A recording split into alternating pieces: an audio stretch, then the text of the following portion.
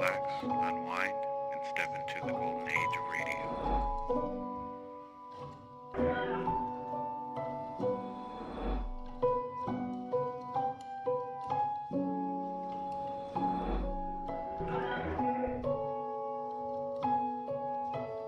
You're now listening to Golden Radio Hour. From Hollywood, it's time now for... Johnny Dollar. Perry Jameson, the Paramount Insurance Adjuster, Johnny. Hi, Perry. It's been a long time. I'd begun to think you're neglecting me. Oh, how you talk. Matter of fact, I've just been waiting for a nasty enough case to come along for you. Yeah, you do have a habit of handing me the dirty ones. What is it this time? 4 states, out in Denver. Oh, yeah, I've heard of them. Well, they're a small outfit. By contract, all their claims are routed through us. Damage appraisals, payment disbursals, and so on. So what's happened? Well, we've had to pay a lot of claims for them recently. Too many. What's more, they've all been big ones and on fairly young policies. Well, Perry, you know as well as I do that things will average out in the long run. Unless something's wrong. $60,000 on one policy, $35,000 on another, $70,000, and a cool $150,000 on one just last week. Shoot. And the beneficiary in each case has been the same man. Then no wonder you... Just leave the door open, Perry. I'll be right over.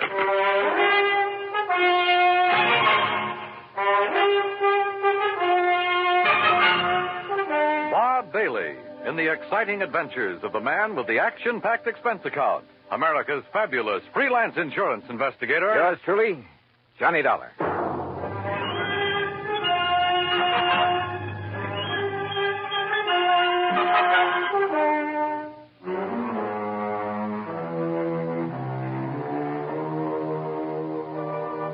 Expense account submitted by Special Investigator Johnny Dollar to Paramount Insurance Adjusters, Home Office, Hartford, Connecticut.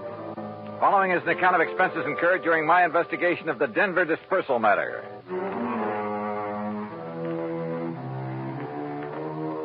Expense account item 1, $1.10 for the cab that took me over to Perry Jameson's office at Paramount. True to form, the door was wide open for me. I kind of thought this thing might get you down here in a hurry, Johnny. Sit down. Yeah, thanks. And I took the liberty of calling TWA and getting you a seat on the plane to Denver. Good idea. When? Well, there's one leaving New York at 6 p.m. Okay. And I'll get you into Denver about, 10:30 Mountain Time. Uh-huh. Think you can make it? Sure. Charge your expenses to us. That's the deal we have with 4 states. All right. And the man to see you out there, it's almost a one-man outfit, his name is William Whitney. Got it. Now, look, Perry, I've been thinking on the way over here. Woo, wonders will never cease. Thanks, pal, but how well do you know this man, Whitney? Maybe he's in cahoots with this big beneficiary, this Don Ricardo? Is that his name? Yeah. Such things have happened. No, Johnny, you're wrong. Poor old Willie Whitney's a mild, timid milquetoast. His wife, an ex-chorus girl who probably thought he had money. Well, you can be sure she's the one who wears the pants in the family. Well, Willie would cringe at the thought of hurting a fly. Well, it was an idea. I don't blame you, but no, forget it. Well, what makes you so sure something's wrong? Well, I didn't say I was, but $215,000 to one beneficiary in a period of only 3 months. Well, I just want to be sure it's okay. And I called you in because I am willing to pay to make sure. No, don't worry, Perry. You will.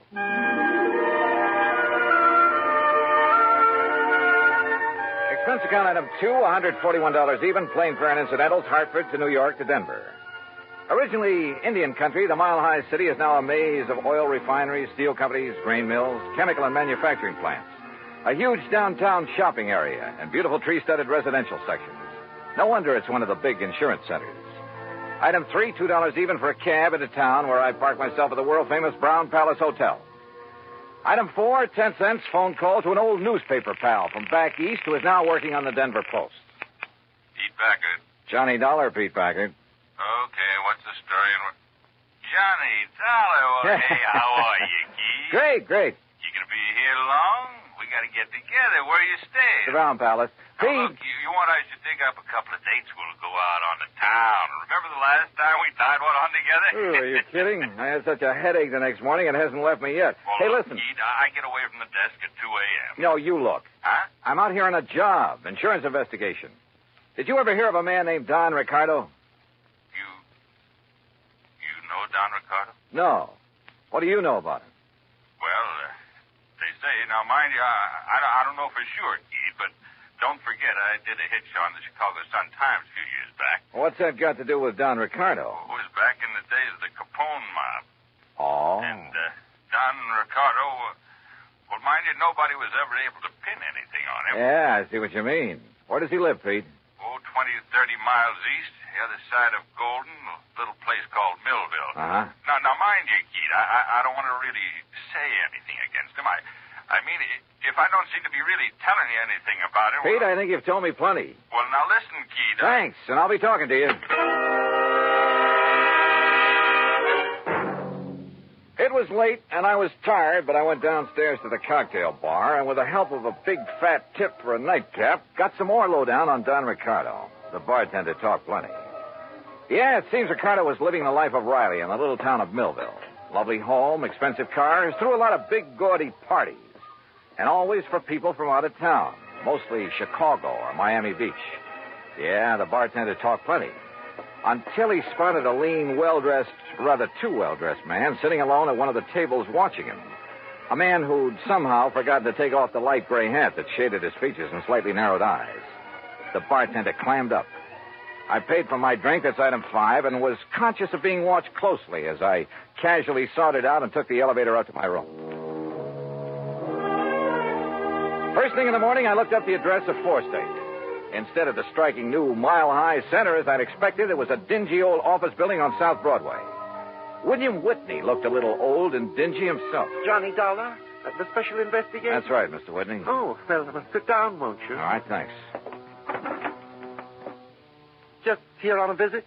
I'm here because the insurance adjusters are concerned about some recent claims they've had to pay on policies issued by you. We've been very unfortunate lately, Mr. Dollar. Yeah.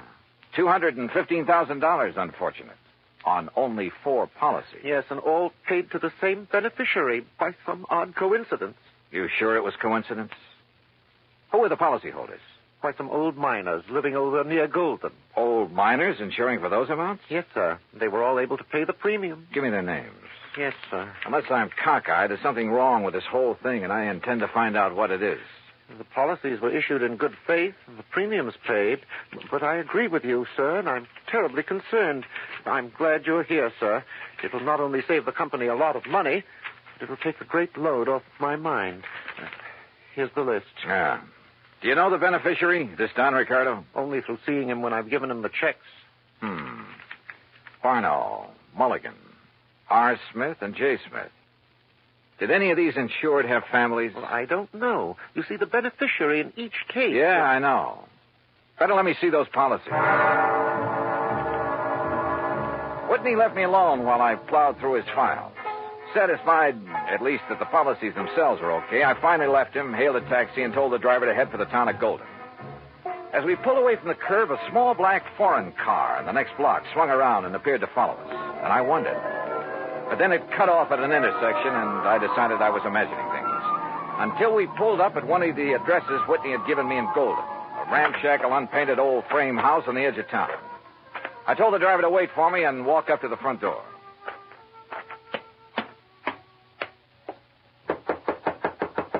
It looks to me like that house is empty, mister. You sure you give me the right address? Yeah, this is the address, all right. But I guess that... Huh? Hey, that door open by itself? I don't know. Hello? Hello? Anybody? No! Mister! Act 2 of yours truly, Johnny Dollar, in a moment. Our flag now numbers 50 stars. And behind each star there stands yet another flag representing one of the 50 states. Vermont's state flag, in its early form, imitated our national flag, uniquely bearing 17 stripes and 17 stars, with only the inscribed word Vermont to distinguish it. The good people of Vermont assumed, as did our national government, that stripes as well as stars would be added as each new state entered the Union. Vermont entered the Union after Tennessee and Ohio, and with Kentucky to join shortly, the Vermonters naturally put 17 stripes on their flag. In 1818, the United States Congress put a stop to this, and since then the stripes have always been at 13, and only stars are added for each new state. Vermont's present flag captures the famous beauty of the Green Mountain State in its coat of arms, and inscribed is the phrase, Vermont, Freedom and Unity. Vermont's state flag, the flag of the 14th state to enter the Union, was adopted on April 26, 1923. And now, Act Two of yours truly, Johnny Dollar and the Denver Disbursal Matter.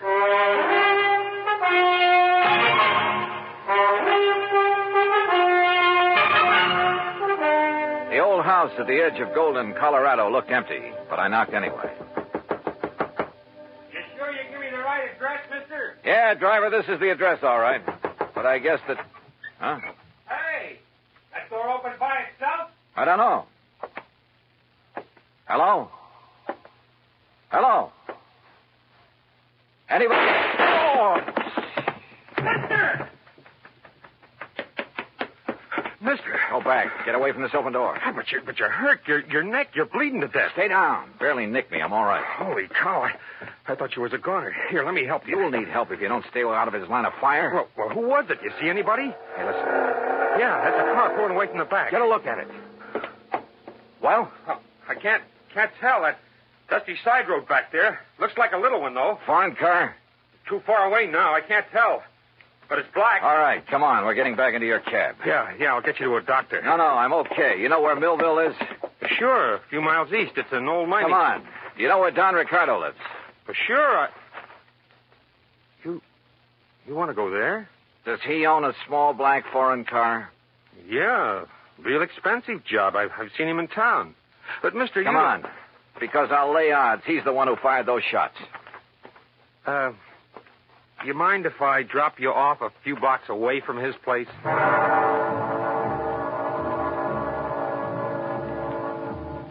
cab driver relented, dropped me off at Ricardo's front door, then hightailed it for other parts.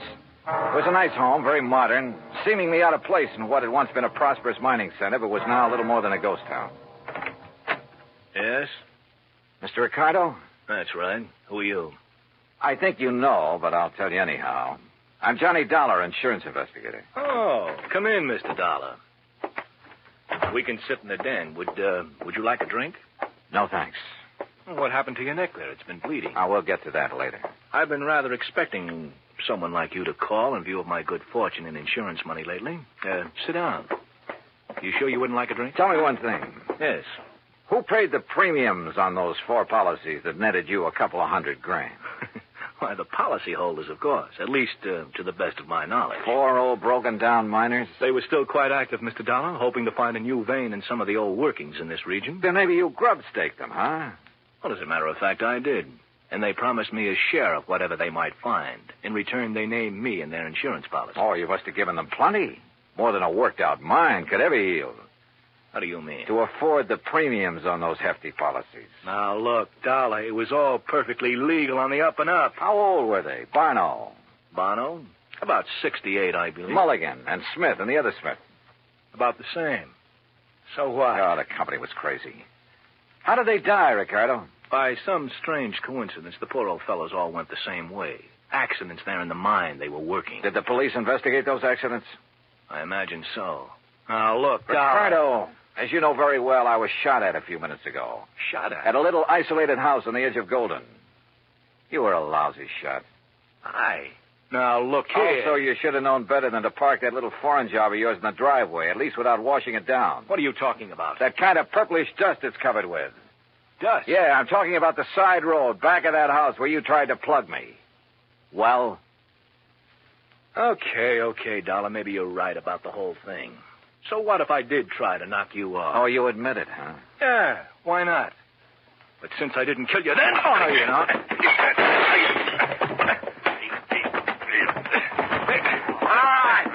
All right. Put him up. Face the wall, Ricardo. Hands off of me. Come on, get your hands Officer, off. I've never seen a prettier uniform in my life. What is this? We've been waiting a long time to nail you, Ricardo. Get him out of here, boys. All right, take it easy.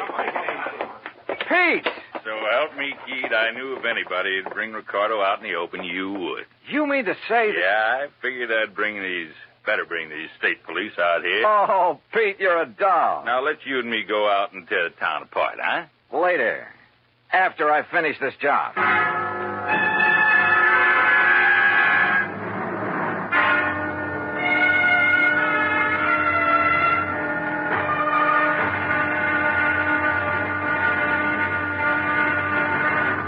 Act 3 of yours truly, Johnny Dollar, in a moment. Over 150 years ago, the Swiss poet Henri Amiel wrote, "Heroism is the brilliant triumph of the soul over fear. Heroism is the dazzling and glorious concentration of courage." During the Korean campaign, Corporal Ronald Rosser was attached to the heavy motor company of the 38th Infantry, 2nd Division, United States Army. Rosser, a veteran of World War II, rejoined the Army and shipped to Korea when he heard that his brother had fallen in the winter assault of the Chinese Communists. One day, Rosser's company moved into enemy territory. At the time, the corporal was a forward observer and carried a radio. Suddenly, in the midst of an enemy attack, Rosser handed his radio to a buddy, slipped the safety off his carbine, and filled his shirt with hand grenades. He charged at the enemy through fierce mortar and artillery fire, shooting from the hip. Straddling a bunker, he riddled its occupants. Still advancing, he accounted for 2 more of the enemy, shooting one through the head and clubbing another to death. Continuing his one-man charge, he jumped into a trench full of enemy soldiers, opened fire, and forced his way relentlessly down the length of the trench, killing right and left with grenades and carbine fire. Out of ammunition, he returned to his company, where he replenished his supply. Then he charged the enemy again and again. Finally, he returned to his own area, and taking the radio back from his friend, he moved out with his company. Corporal Ronald Rosser was awarded the Medal of Honor for his action. Action which had shown the enemy that his personal code of conduct wouldn't let them push around either his kid brother or his country. And now, Act 3 of yours truly, Johnny Dollar, and the Denver Disbursal Matter. It took hours, even with Pete Packard's help, and he finally had to go back to his job at the Denver Post. But there in Don Ricardo's house, carefully hidden away under a drawer lining and a sideboard, I found what I was looking for, a handful of canceled checks. It was well after dark when I appropriated one of Ricardo's fancy cars and drove back to Denver, to a little house at the south end of town, not far from the office of Fourth State Insurance Company. As I pulled to a stop, a big passing truck nearly sideswiped me. Good. It covered the sound of my stopping there. As unobtrusively as possible, I walked up to the front door of the place. Even above the sound of passing traffic, I could hear voices, loud ones, coming from somewhere in the rear of the building. Cautiously, I edged my way around the side to where I could see the lighted window of a bedroom. All right, I hate you. Only why don't you tell me why? Stop asking questions. Get the things back. Make sure it's only enough to put in the car. We're traveling light and fast. All right, Willie. All right already. Boy, you're bossier than Don ever was when you want to be. Forget Don Ricardo and collect your stuff. If it wasn't for me, you'd still be working in one of his nightclubs in Chicago. Lucky you never talked this way down to that insurance office of Oh, yours. stop that. I thought we were going to stay in Denver until you made a lot of dough at the insurance racket, huh? I left this happy domestic scene to walk slowly back to the front door. Yep. My original hunch at the office in Hartford had been right. What's that? Somebody at the front door. Well, why don't you go answer it? Huh? Willie? Oh, Mr. Dollar. That's right. Oh, my, I'm glad you're here, sir. Well, you look upset, Mr. Whitney. I am, sir. I am terribly upset. Handbags, they're in the hall. Yes. Going somewhere? It's that Don Ricardo. Oh? I thought you didn't really know him. I didn't. Oh, if only I'd done it before. I'd never have issued those policies naming him as beneficiary. Done what, Mr. Whitney? Investigated that Ricardo. But I did, after you left me this morning. He's a gangster. An ex-gangster, Mr. Dollar. No. Yes. I suddenly realized that in your investigation, you'd investigate him, and he'd think I'd had you investigate him. He'd think I was trying to make trouble for him. Frightened me terribly. And that's why you decided to leave town, huh? Yes, of course, until this whole thing blows over. He's a dangerous man. He'd stop at nothing. He might even try to kill me. I must leave here immediately. Oh, I wouldn't be too sure of that. Where did you plan to go? Far away, anywhere where he couldn't find me. And where maybe I couldn't find you. Of course. What? Why did you say that? Well, I was just thinking. This morning when I was going through the files at your office, you left me alone for a while. Yes, I recall that I did. Why? To make a phone call, maybe? To Don Ricardo? What? Is that why he just happened to be waiting in his little foreign car a block or so up the street about the time I left your office in a cab? Oh, Mr. Dollar. Pretty good theory, isn't it? Especially when I have these little scraps of paper to back it up. What are those? Some of Don Ricardo's canceled checks. Made out to you. 20% of the take on those big, fat insurance payments. Where did you get those? Funny, too. They're all dated one day after you paid off on each of those big claims. Give me those. You don't. We're going to need these. No, I'll kill you. Mr. Milktoast, huh? You dirty. I'll kill you. Okay, baby.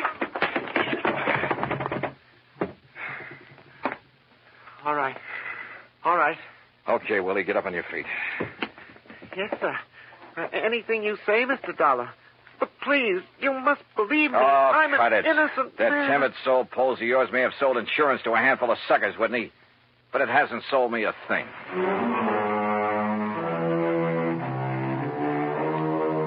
Oh, I suppose you find them in every trade.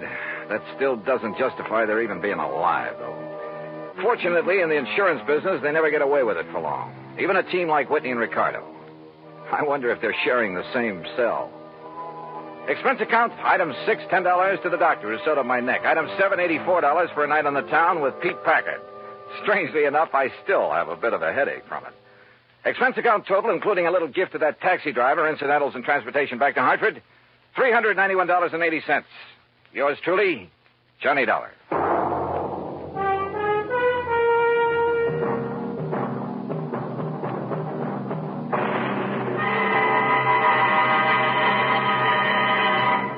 Our star will return in just a moment.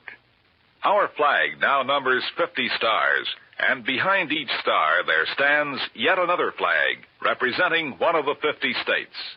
Idaho's state flag depicts the prime industrial pursuit of its citizens, mining. Balanced against this image is a female figure combining the virtues of the goddess of liberty, for she carries the spear and cap of liberty, and the goddess of justice, represented by the scales in her hand. A bright shining star in the heavens is an indication that Idaho has joined the nation. Overall is the motto, Esto Perpetua, may she endure forever. Idaho's state flag, the flag of the 43rd state to enter the Union, was adopted on March 12, 1907. Now, here is our star to tell you about next week's story. Next week, a killer's list. That's right, a list of victims. And guess who's on it? Join us, won't you? Yours truly, Johnny Dollar.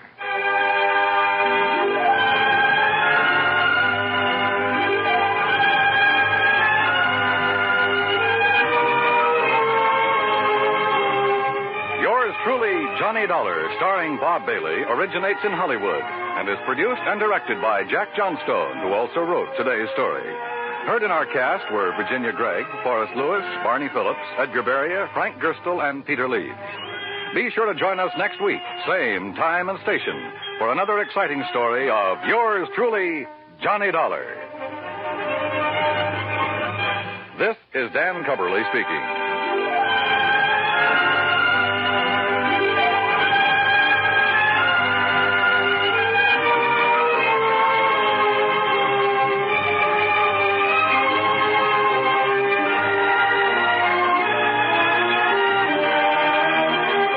This is the United States Armed Forces Radio and Television Service.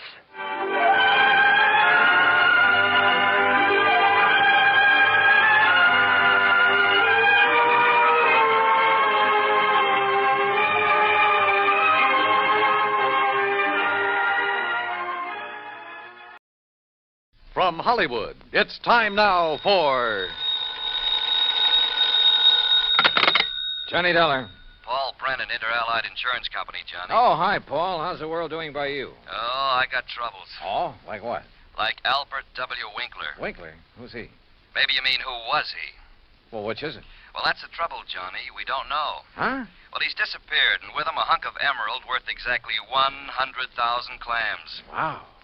Well, Sure.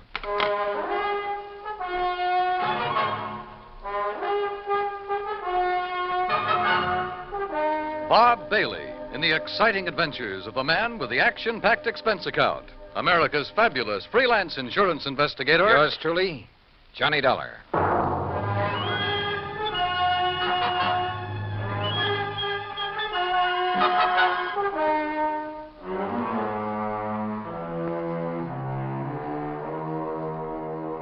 Expense account submitted by Special Investigator Johnny Dollar to the Inter-Allied Insurance Company, Dawson Building, Hartford, Connecticut. Following is an account of expenses incurred during my investigation of the Blooming Blossom matter. Expense account item 1, $1 even. Taxi from my apartment to the offices of Inter-Allied, where Paul Brennan wasted no time in getting to the point. Albert Winkler was a partner in a small jewelry firm down in New York. Real exclusive type place. Blewett and Winkler? Yeah, that's the outfit.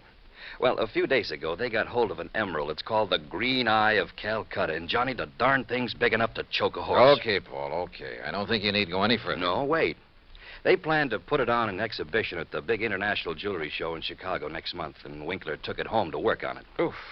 Insured for $100,000, you said. Yeah, and Winkler's insured for 10. Okay, so who killed him and stole the rock? Listen, will you? Go ahead. Well, Sunday morning, his partner Blewett tried to phone him at his apartment. No answer. So Blewett sauntered down to the office thinking he might be there. But no sign of him? Right. Nor of the Green Eye of Calcutta. Only a note Winkler had left the night before saying he was taking the stone home to work on it. Well, that makes it look as though maybe Winkler... Listen. About that time, the phone rang there in the office. It was the police department, also looking for Winkler. Oh? Yeah, they'd been called by Winkler's landlord after a chambermaid had found his apartment completely ransacked and the old boy missing. Uh-oh. Who's working on it? For the NYPD, I mean. Sergeant Randy Singer, 18th Precinct, homicide. Old friend of yours, I believe. Yeah, good man. Has he come up with anything? Nothing. Well, Johnny? Sure, Paul. Now? Now. Item 2, another $1 for a taxi back to my apartment where I slicked the stubble off my face, showered, dressed, and was about to head for New York when the phone rang.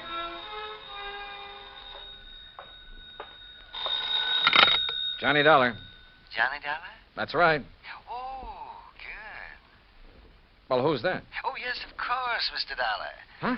I must talk with you, sir. It's important, very important. Well, who are you? Me? Well, this is Wilbert Kenworthy Blossom. Yes, and I must see you right away. Well, what's this all about, Mr. Blossom, did you say? Oh, why, that's right. How did you know that? Oh, is this some kind of a gag? Certainly is not.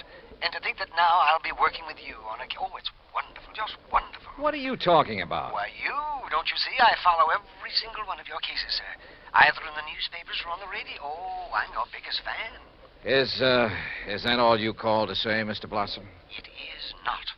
I'm calling about the mysterious disappearance of Mr. Albert Winkler. Winkler? You know something about him, his whereabouts? I certainly do. Where are you, Mr. Blossom? Here at my house in New York, and I'll be waiting for you, sir. Goodbye. No, wait. Give me your address. Oh, yes, of course. How could you know where to come if I hadn't given you that? Yeah. That was silly of me. Well, goodbye. The address, man, the address. Oh, of course. Yeah. It's 825 East 73rd Street.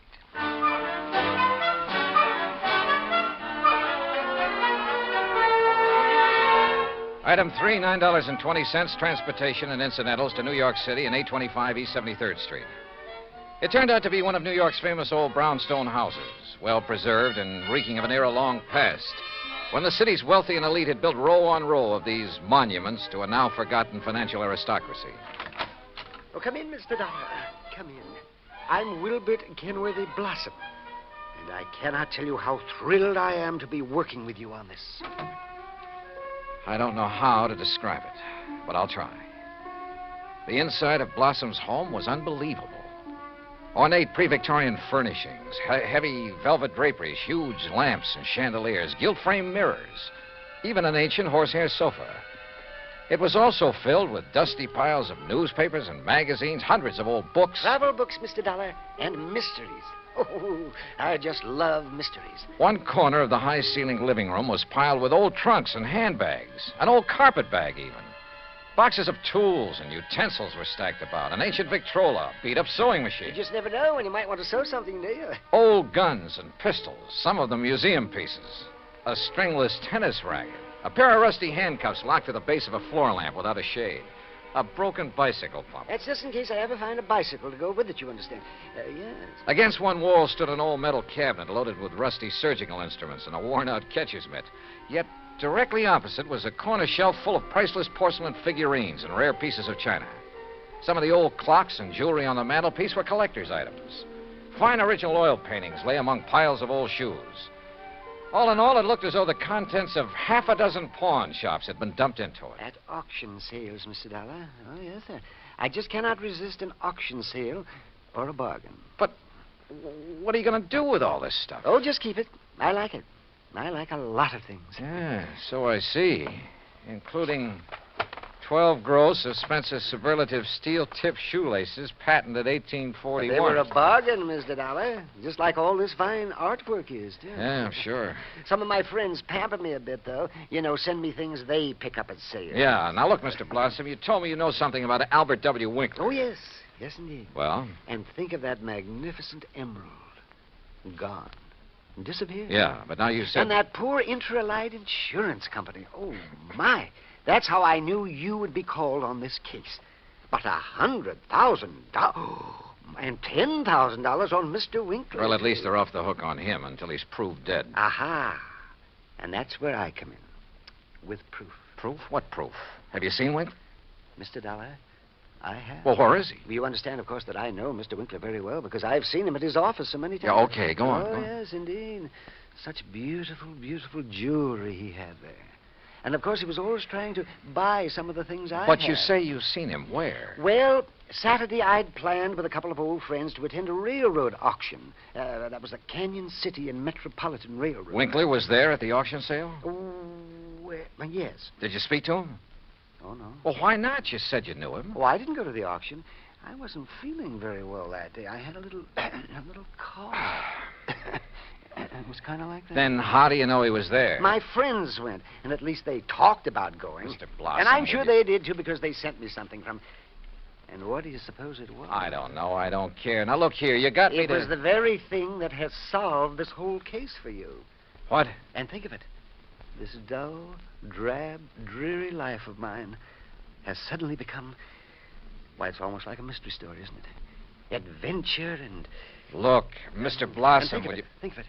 I'm being a detective. I'm working with my idol, the famous Johnny Dollar. Oh, George. Mr. Blossom, what did they send you? What's that? Oh, yes, of course. Here. Here it is, sir. It's right here between the erector set and the golf clubs. This old trunk? That's right. Oh, great Scott, you think you do. But at first, of course, I thought of calling the police. But knowing all about you... Mr. Blossom, let me see that. Excuse me. There are a lot of crumpled newspapers on top. Yeah, I see. As old as the trunk. Good Lord. It isn't pretty, is it?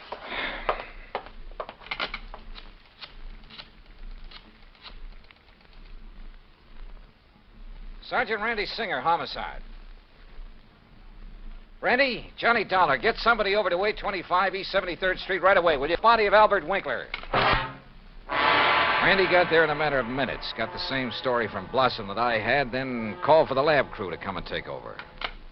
Now, who delivered this trunk, Mr. Blossom? Why, it was just a delivery man. Can you describe him? Would you know him if you saw him? Yeah, well, he was big and strong. He was very strong. Distinguishing features, scars or a limp or a beard or something? Well, I told you, Johnny, he was big and strong. How old? Well, I would say he was somewhere between 25 and, Yeah? 50. Yes, I'm sure. Well, that's a lot of help. Yeah, you better have those thick spectacles changed. But he was big. Yes, we know, and strong. What about his truck? Oh, I didn't see that. He left it outside. No. Now, look. These friends of yours who did attend the auction, who were they? Oh, yes. Now the investigation proceeds. Now the excitement. Who were they, Mr. Blossom?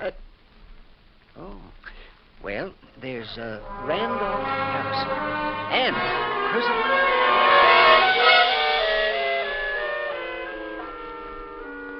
Randy Singer took down the names of Blossom's 3 auction-minded friends.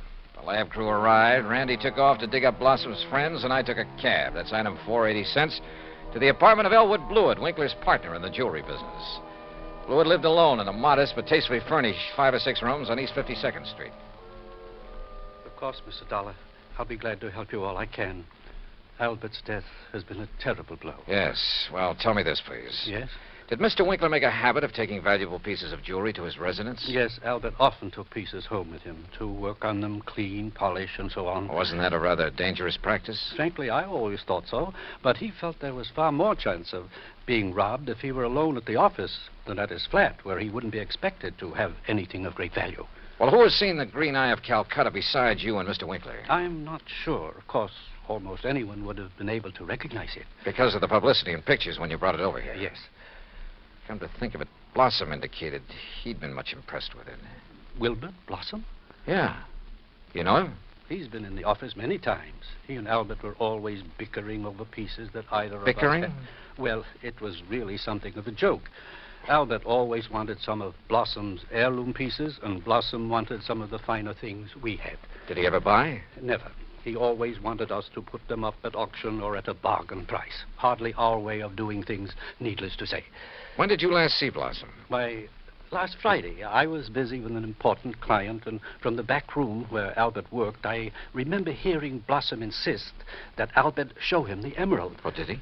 I don't know. The silly argument got so noisy that I closed the door on them. Oh, now, wait. Certainly you aren't thinking that perhaps Wilbur Blossom... I'm not quite certain what I'm thinking, Mr. Blewett. Item 5, 10 cents, phone call to Randy Singer. No, not a thing, Johnny. One of the 3 names on Blossom's list is in Europe. The other 2 did go to the railroad auction, but purchased nothing. Randy, do a couple of things for me, will you? Like what? Phone whoever is stationed at Winkler's place that I want to look it over. Sure, everything is just as it was, including the poker that was used to kill him. Also, I want a copy of the picture of the trunk your lab boys took and the list of Blossom's friends. I'll have them waiting for you. And post a man at Blossom's place. Keep an eye on him. Yes, right away. Johnny, have you learned something? No, just, just for his protection, say. I'll talk to you later. Yeah, but...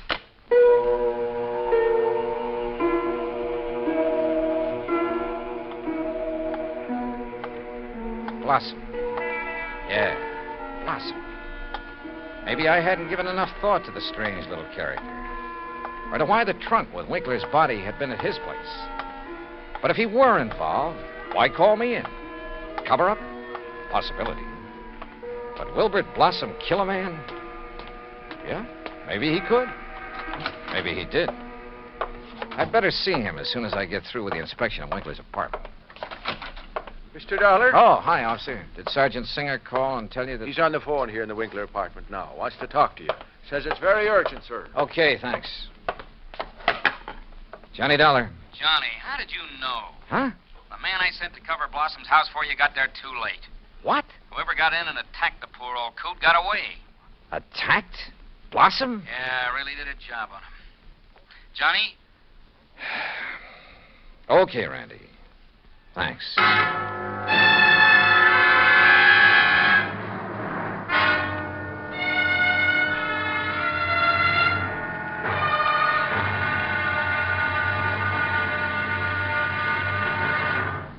Act 2 of yours truly, Johnny Dollar, in just a moment. Democracy. As everyone knows, democracy means many things. Self-rule of the people, a higher standard of living, freedom of speech, press and religion, rights and privileges, liberty. But the most vital promise of democracy is mankind's right to dignity. For it is through the dignity of man that democracy has given mankind its greatest legacy of freedom. Now, Act 2 of yours truly, Johnny Dollar, and the Blooming Blossom Matter.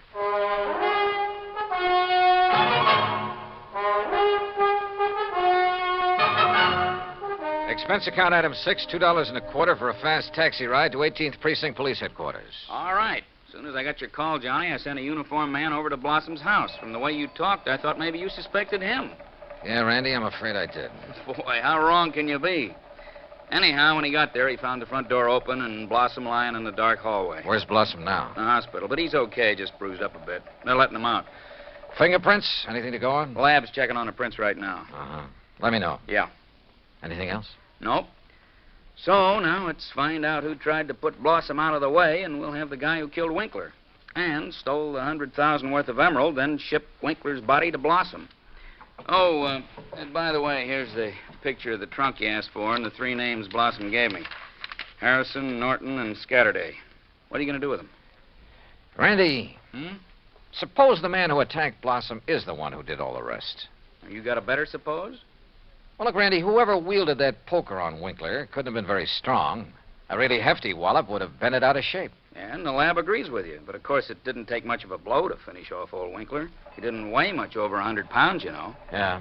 Any strong arm could have finished him off easily and without messing up the whole apartment. And don't forget, whoever did him in also put him in the trunk and delivered it to Blossom's house. But why?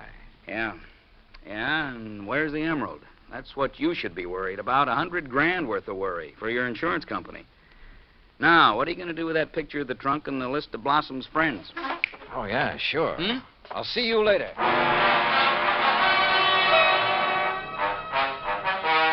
Item 7, $5.50 for a taxi to the warehouse of the Canyon City and Metropolitan Railroad over in Jersey. There I finally managed to track down a man who knew something about their occasional auction sales of unclaimed baggage and stuff. Insurance investigator, eh? That's right, Mr. McKinney. One of those boys with a fancy expense account, eh? Well, that's a matter of opinion. Look, you had an auction sale here last Saturday, didn't you? That's right. Handled it myself. Want to know something about something we sold off? Exactly. Then I'm your man. Always remember all about every single item I sell and who bought it and all about them. That's fine. Because I want to know if any of the names on this list bought from you on Saturday. Yeah? Randolph Harrison. Man by the name of Harrison buy anything? Nope. How about Percival Wentworth Scatterday? Nope. Ellsworth Norton? Nope. You sure, Mr. McKinney? I'm sure. How about Blossom? That a man's name? Yes, Wilbert Blossom. Well? No, sir. Nope, never heard of him. And like I told you, I never forget the stuff I sell or the fellows I sell it to. Wait. This picture of a trunk. Huh? Have you ever seen this trunk? Well, yes. Did you sell this trunk on Saturday? Yes, I did. To whom? Come on, man, it's important. Well, I was real early in the sale. Yeah, before most of the people got here. Bought this trunk and had it sent to his apartment in New York. And his name? Well, it was a funny kind of name. Blinky or Winky or... Oh, no. Winkler. Winkler. That was it. Albert Winkler. Item 8, $2, 2 drinks for myself at the nearest bar. But they didn't help to kill my feeling of utter frustration. Item 9, $5.50 taxi back to 18th Precinct headquarters in New York for want of a better place to go. Oh, it's about time you got here, Johnny. Oh? We matched up the prints we found after Blossom was attacked. You know who made them? Yeah, here's his card. Carlo Bernasconi. Any reckon? Couple of a dozen arrests, only one conviction. Anything to do with jewelry? Better. Accessory to a hijack operation a couple of years ago. He drove the truck. Hey. Sure. Got a mugshot of him? We got him. Downstairs. Come on, I'll take you down. Randy, what's he look like? Like you'd expect the truck driver to look. Big, husky brute. Has he admitted anything? Well, the threat of a murder charge made him talk, all right, but none of it makes any sense. Of course it doesn't. But he's our boy, all right. He killed Winkler, beat up Blossom. I thought your lab decided whoever killed Winkler was a small fella. Yeah. So the theory about the same man killing Winkler and beating up Blossom doesn't work. But, Johnny, holy... Come on down. Let's talk to this Bernasconi. After I make a phone call. Huh? Who to? Yeah? Get me a man named McKinney, Canyon City and Metropolitan Railroad warehouse over in Jersey. Make it fast, please. Yes, sir. Hey, you been over there, Johnny? Just before I got here. Did you find out anything? No, but I'm going to now. Like what? Randy, for the first time, this whole thing is beginning to make sense. Here's your party. Mr. McKinney? That's me. This is Johnny Dollar, remember? Sure do. Good. And say, Now... I've been reading in the paper since you left here about that body found in the trunk over there in New York. Yeah, well, look. Is that the same trunk you was over here asking about? Yes. Now, you told me that trunk was bought by a man who gave his name as Winkler. That's right. Do you remember what he looked like? Sure do. Why, I can give it to you as accurate as if it was in the police files. Well? Height, 5'9", maybe 9.5. Go on. Weight, between 155 and 58. You see, when I was young, I worked with the Carney show, guessing weight and height, and if I didn't guess it right... Yeah, okay. Now, how about the color of the eyes? Well, I noticed them because of the way he squinted through them thick, old-fashioned steel glasses. Thanks, Mac. I'm sending you a 10 spot on the next mail. Well, now... Well, Johnny? Come on, Randy. Let's go down and see this Bernasconi. You find something out new? Yeah, and I don't like it. I don't like it.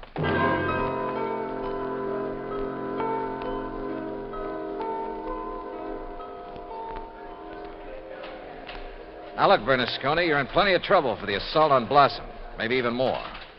But I'm the man who can save you from a murder rap, if you'll answer a couple of questions. Sure. I told the cops. All right. Did you pick up and deliver a trunk yesterday morning? Sure, I told him. For a guy named Winkler. You got the trunk from Winkler? Sure, at his apartment on East... What did he look like? How tall? Maybe 5'8" or 10. What? Johnny... Slight build or heavy or what?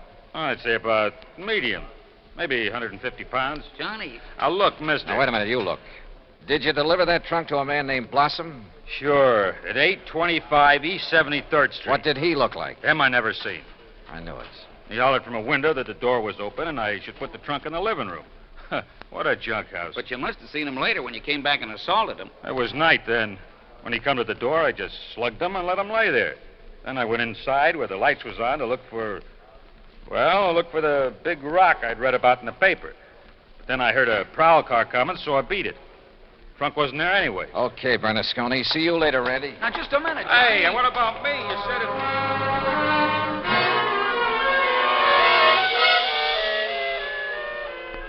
Item 10, 90 cents, taxi to Wilbert Blossom's old brownstone house on East 73rd.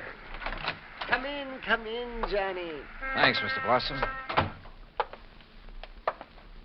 All recovered from your beating? Oh, of course I am. Here, sit down. You said you wanted to help me on this case. Oh, yes, indeed.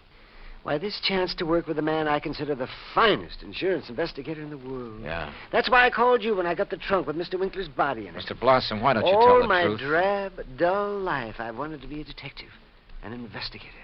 And this was my chance. My chance... Tell the truth, did you say? Mr. Blossom, listen to some facts for a minute and see what conclusions you draw from them. Oh, deductions.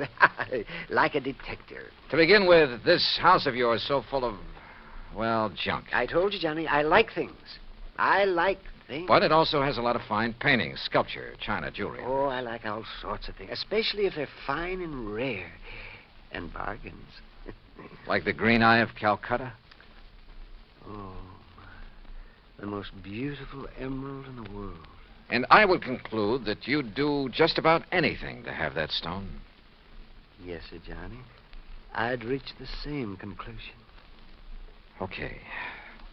Now, when Albert Winkler and the emerald disappeared, it was in the papers that Inter Allied had written policies on them. Conclusion? Yes, sir. I would deduce that you would be called in. Wouldn't it be smart, then, if the killer was afraid I'd eventually get around to him anyway? Wouldn't it be smart for him to call me in and offer to help me? As a cover-up for what he'd done? Oh, yes. Yes, indeed. Or at least he'd think it would. Oh, yes, I guess he thought it would. Another thing, Mr. Blossom. Oh? What is it, Johnny?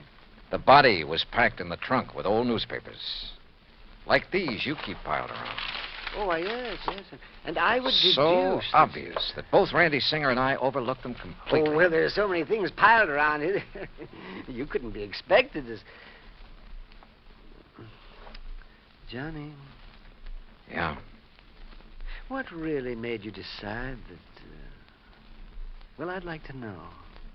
All right.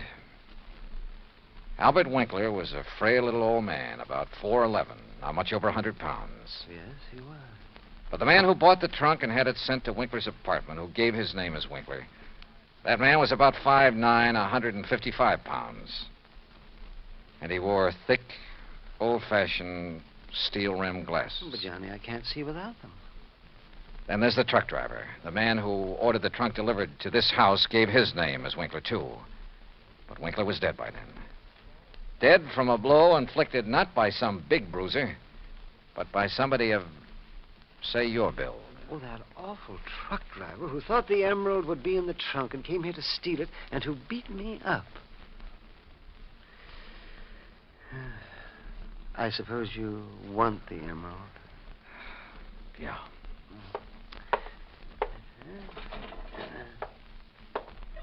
Here, Johnny, I kept it in this old coffee pot that I picked up at an auction sale. Real bargain, too.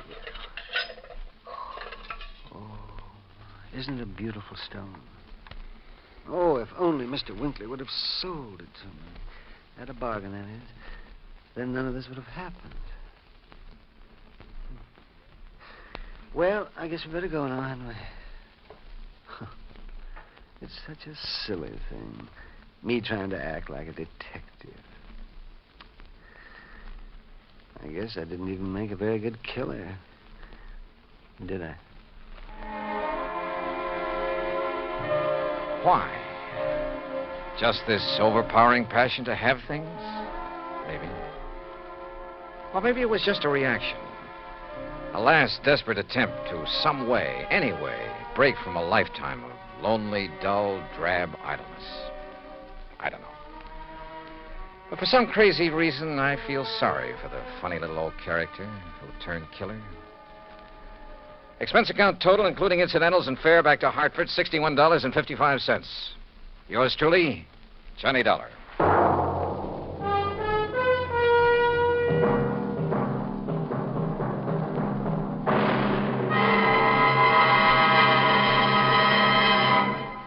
Now, here is our star to tell you about next week's story. Next week, a case so simple, so easy, so obvious, that it proves almost impossible to solve.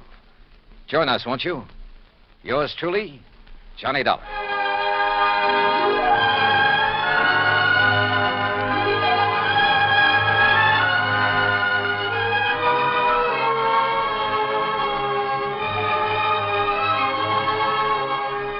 Yours truly, Johnny Dollar, starring Bob Bailey, originates in Hollywood. It is produced and directed by Jack Johnstone, who also wrote tonight's story. Heard in our cast were Howard McNear, Herb Ellis, Herb Vigran, Junius Matthews, Herb Butterfield, Frank Gersel, and Johnny Jacobs. Musical supervision is by Jerry Goldsmith.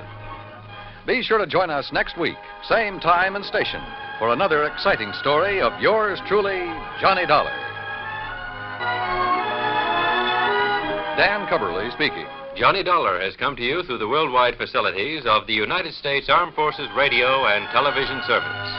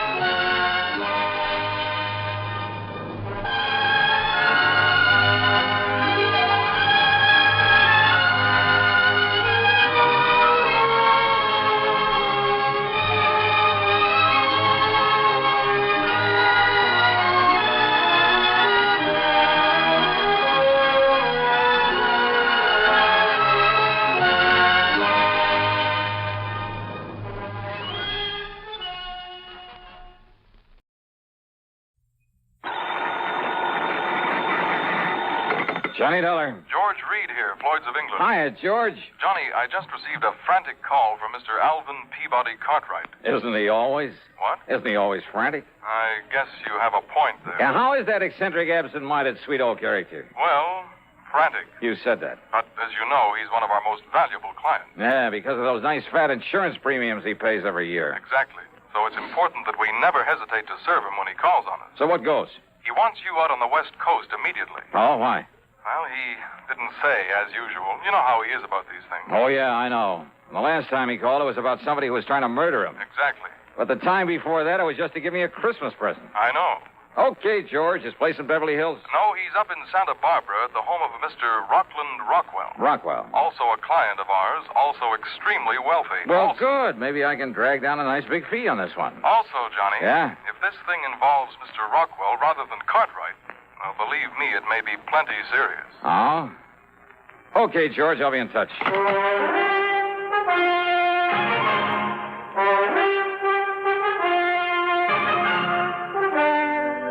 CBS Radio brings you Bob Bailey in the exciting adventures of the man with the action-packed expense account, America's fabulous freelance insurance investigator. Yours truly, Johnny Dollar.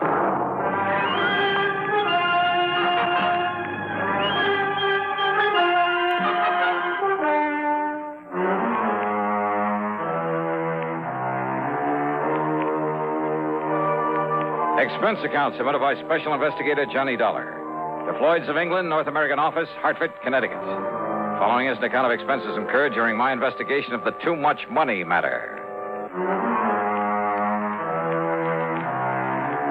Expense account item 1, $171.40 for a plane that got me to Los Angeles early the next morning. Item 2, $50 deposit on a rental car.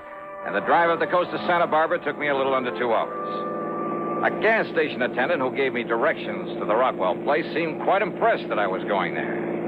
I found out why about 20 minutes later after driving up to the top of a high, densely wooded hill. Yeah, there must have been 10 acres, all of it beautifully landscaped. Broad, sweeping lawns. And on the wide, winding road up to the main house, I must have passed at least a dozen gardeners and nurserymen, tending not only the vast lawns, but the well-ordered shrubbery and the magnificent trees, the myriad flower beds. As for the house itself, well, to call it a castle would almost be an understatement. All of it, built of native stone, with towers, turrets, and parapets. And purely incidentally, there must have been 7 or 8 expensive cars parked in the driveway. Yeah, I felt almost timid about raising the heavy iron knocker. Yeah, real impressive. But, Johnny! Hiya. I knew you wouldn't let me down. Yeah, hi, Mr. Cartwright. You're a good boy, Johnny. Only, I expected nothing less than 3 or 4 uniformed butlers to let me into a joint like this. Isn't it a lovely little place? You call this little? Well, if Rocky Rockwell ever gives in to me and sells me this house, yeah, or if anything happens to him... Oh, you think something may? Oh, now that's a silly question. Why else do you think I'd send all the way to Hartford for you? Oh, this is a terrible situation, Johnny. It's Now, well, you terrible. better tell me all about it, then. Well, then don't just stand here at the door letting in the flies. Oh. Come on inside and I will. Yeah, sure. Johnny, I've thought that I've had reason to think that maybe my life might have been in danger now and then. Oh, I know. But always, thanks to you, that danger's been removed. But in the case of Rocky here, oh, and he's an old friend. Well, Johnny, I honestly don't know what you can do about this whole terrible thing. But you will, won't you? I mean, you'll do everything you can. Well, where is Mr. Rockwell? Brave, brave man that he is. Rocky is going right ahead with his parties, his entertaining, just as though nothing was wrong. Entertaining of whom, Mr. Cartwright? Of anybody, everything. Huh? Oh, now, don't you understand, Johnny? That's all he does. He gives hunts and balls and parties and entertains people. Well, what would you do if you had all his money in this beautiful place and all the time in the world to do it? Well, I don't know. Well, of course you would. So, right now, Rocky and his guests are out riding on a fox hunt. You know, yoinks and tally-ho and suey and all the rest of it. You know. Oh, yeah? Yeah, just as though everything was all right. But it isn't. Oh, no. No, it certainly isn't. And if this thing, this terrible, this tragic... This what, Mr. Cartwright? What? Well, you still haven't told me just what you're so worried about. What's the matter with you, boy? I'm worried about my friend, Rocky Rockwell. But why? Huh? Oh. Well? Yes. Well, of course. Well, because he's going to be murdered. You're sure of that? Yes, Johnny. Murdered.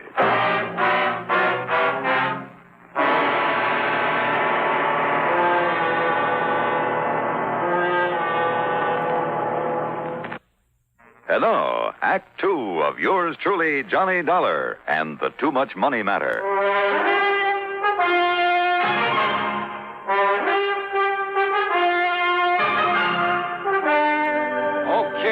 Okay, now, Mr. Cartwright, you'd better tell me exactly what reason you have for thinking Mr. Rockwell may be murdered. Maybe he will be. Unless you can do something about it. Why?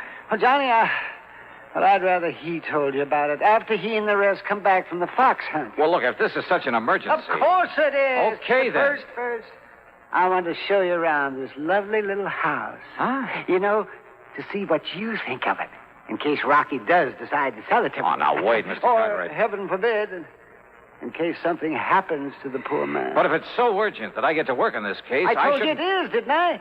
Now come along, and I'll show you the house. Mr. Cartwright. Not another word, Johnny. Come along. Well, I suppose a description of the Rockwell mansion seems out of place in a report of this kind. But it's just too fabulous to pass up with only a word. The reception hall where we started was floored with polished marble. There was heavy oak furniture and huge gilded mirrors, a wrought iron chandelier. On one side, a broad oaken staircase led up to the second floor. The living room, the main salon, well, it must have been 80 feet long with a 15 or 16-foot ceiling, full-length French windows, and a tremendous granite fireplace with a slab of finished oak for a mantelpiece. A thick, lush oriental carpet covered almost the entire floor. And then there was a music room with not only 2 concert grand pianos, but a full pipe organ. The main dining room could have seated at least 100 people. And there was a morning room with walls of patterned silk instead of wallpaper, a couple of private little sitting rooms. The library must have held literally thousands of leather-bound books on mahogany shelves that reached from floor to ceiling. The den, in addition to a study, was paneled in richly green walnut.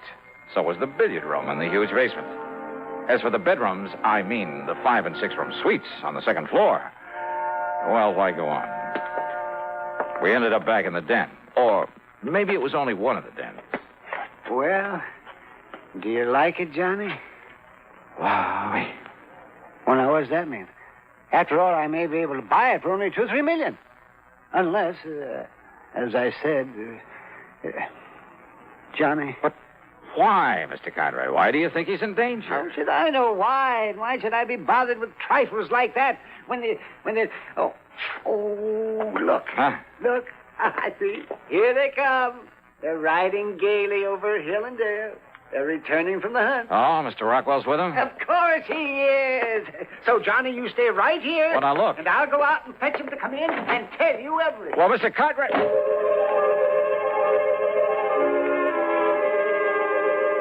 A few minutes later, when Mr. Cartwright brought him into the den, well, Rockland Rockwell was hardly the stately, dignified sort of person you'd expect to be the lord of such a manor.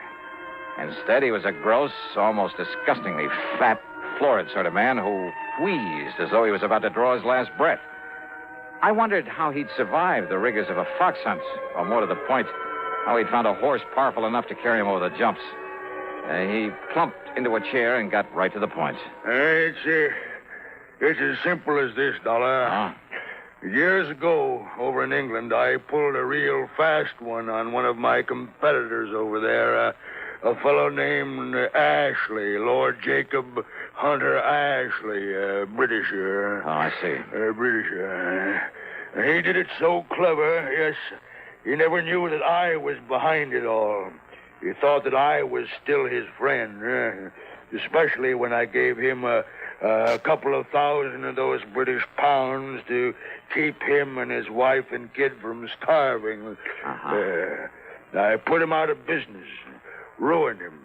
Dollar, it got me all of this. You like my place? It's impressive. Yeah, that's it. It's impressive. Impress anybody. Yes, sir. Yeah. But go on, please. Well, Dollar, I figured I'd been smart enough that nobody would ever know that it was me tricked Ashley, especially when Ashley finally died, not even knowing himself. But now somehow Ashley's son, Marvin, been one of those worthless actors, play actor all his life, and somehow Marvin Ashley has found out. Well, how do you know, Mr. Rockwell? How does he know? Why, Johnny. Well, Mr. Cartwright, how? Huh? But, Well, I don't know, Johnny. Mr. Rockwell?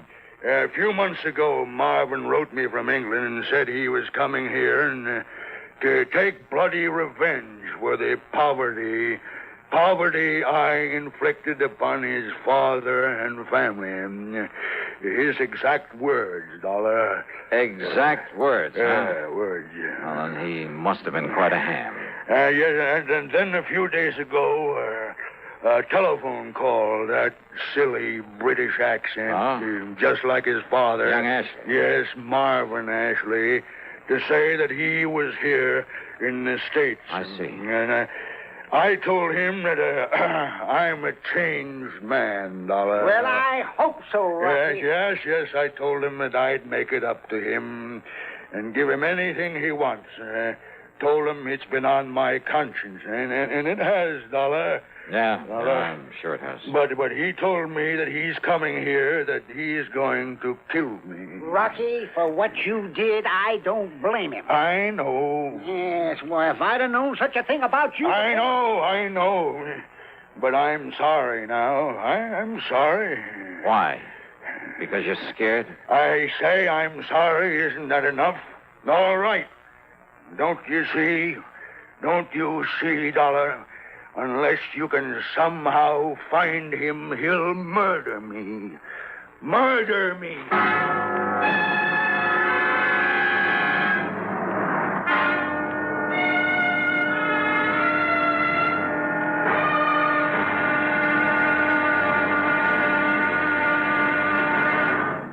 And now, Act 3 of yours truly, Johnny Dollar.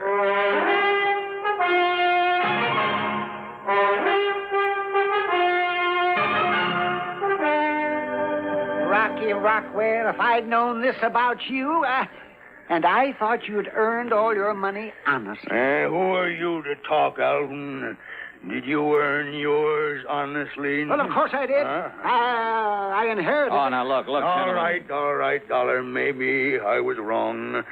Maybe Ashley is right in wanting to kill me, but it's your duty to see that he doesn't, whether you like it or not. Okay, maybe so. At least until I can get the police here. The police? And expose me for what I am? I mean for what I once was? Maybe you were right the first time. Attaboy, Johnny. I'm with you. Why, Rocky... You shut up, Alvin. Now, listen, Dollar. Marvin Ashley could even be one of the people here in my home right now. You mean you don't even know all your house guests? How can I? There must be 20 of them. 20 or more. Sure, some of them are friends, but some are friends of friends, or friends of friends of friends, or I entertain people all the time. Everybody knows it, so anybody comes who wants to. All this so you can show off your wealth. All right. So what if it is, eh? How much do you know about young Ashley? His looks, his build? Nothing. How old is he? Well, he could be 35 or 40 by now. Well, if he hasn't shown his hand, made any attempt to get at you... If he hasn't yet, then he will. And if he's here now, you've got to find him. Well, Dollar? I'll give it some thought. I didn't like this because I didn't like the man Rockwell. But a job's a job, and after all, I was on assignment. There were nearly 30 people at dinner that evening, and Rockwell made a good host, even though he didn't know the names of half of them, and he gave no sign that he suspected any of them. Nor did I. Nor did I see anyone who looked or sounded English, much less like any actor I've ever known. After dinner, Rockwell took me aside. Well, Dollar, is he here? Have you spotted him? No. Well, but you've got to, boy. Because the more I think about it, the more sure I am that he must be here by now. Maybe not. So you've just got to stay with me all the time, every minute. Now, look, Mr. So Rockwell. come along. Gibson, Stratton, Edwards, and Peterson want to play some pool down in the billiard room. Gibson, Stratton? Well, you met them at dinner, so we'll play some pool and get better acquainted with them. Well, look, I'm afraid I'm a little rusty. Come along, Dollar, because don't forget, if Ashley is here under some other name, he's going to stay close to me, too. So I went along with him to the billiard room where the four he'd mentioned were waiting to play. After being reintroduced to them, I was satisfied none of them was an English actor by the name of Marvin Ashley. Needless to say, none of them called himself by that name. Yeah, good shot there, huh? Stratton is in here. That's right. Thanks, Mr. Rockwell. Well, go ahead now and sink that 4-ball. Go ahead. Yeah. It looks like a bank shot's the only way. Well, here goes. It's too bad, Stratton. You might have made that with a massa shot. With a what, Mr. Gibson? Massa. Masse shot, Dollar, is when you hold the cue up vertical and... Oh, yes. I'll show you $1 after this game is over. Dollar? Yeah. Name seems kind of familiar. Oh, does it, Mr. Gibson? Well, I could come be on wrong, now, Edwards. What are you waiting for? See if you can get that 4-ball. Sure, Mr. Rockwell. Sure I can. 4-ball. And the 5 and the 6 and all the rest. You watch this. Tell me, you ever get up San Francisco way, Dollar? Well, not often, Mr. Gibson. Why, are you in business up there? Yeah, in a brokerage office. Oh. Rockwell's one of my accountants. I doubt if he even knows it, though. I had to introduce myself like a perfect stranger when I came down here for the weekend. Yeah, I can understand that, all right. Okay, now, Peterson, see how you can do. 5-ball, eh? Well, I certainly missed that time. I got the 4-ball and nothing else. Edwards, is it? That's right, Sam Edwards. And your name again? Dollar. You look familiar, Edwards. Do I? Yeah, haven't I seen your face or picture somewhere before? Excuse me, will you? I want to get myself another drink. Yeah, sure. That was funny. Oh, but as I was about to say, Dollar, when you come up to San Francisco again, look me up. I'll show you the town, give you the grand tour. Fine. Good. Drive you down the coast to Cliff House, perhaps, for lunch. To where? The Cliff House. It's a place to eat there at the... Yes, I've heard of the place. All right, come on now, Dollar. We're waiting for you. Oh, well, maybe I'd better skip this turn, Mr. Rockwell. No, you don't. You got to see if you can sink the 8-ball. Well, maybe Mr. Gibson here would like to get that one out of the way, huh? What? Here now, take your cue and show us how it's done. Well, okay, Mr. Rockwell. You mean... like this? Well, now that's just fine, Dollar. You ripped the cover, and that's the end of this game. Yeah, the game is over. It sure is. And I guess I could be corny and say the play is over, too. The play, Dollar? For Mr. Gibson here. Only that isn't his name. What was that, Dollar? Well, a couple of minutes ago, you talked about making a massa shot. Well? Well, only a Britisher calls it that. We call it masse. Dollar. Well, I'm afraid I don't understand. But I suppose even an actor might make that slip. Actor? Yeah, your real slip, though, Ashley, was in naming that restaurant up the coast. Ashley? Are you addressing me said as... Cliff House, didn't you? Are you talking about Cliff House, this side of Frisco? Oh, now, look, Yeah, that's here. right, Mr. Edwards. Cliff House. But you said Cliff House, didn't you, Ashley? The way only an Englishman would. Did you say Ashley again? That's right. Marvin Ashley, the actor who came here to murder Mr. Rockwell. Gibson, broker from San Francisco, huh? Well, not a bad act, Marvin, but I'm afraid your acting days are over. Well, I'm sorry, old boy. But that's where you are quite wrong. Wait a minute. That's a gun. Because I assure you that I am not finished until I kill this despicable... He has a gun! And I have a pool cue.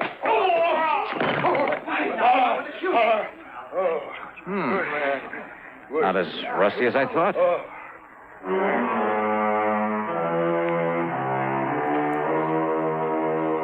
Hey, you know something?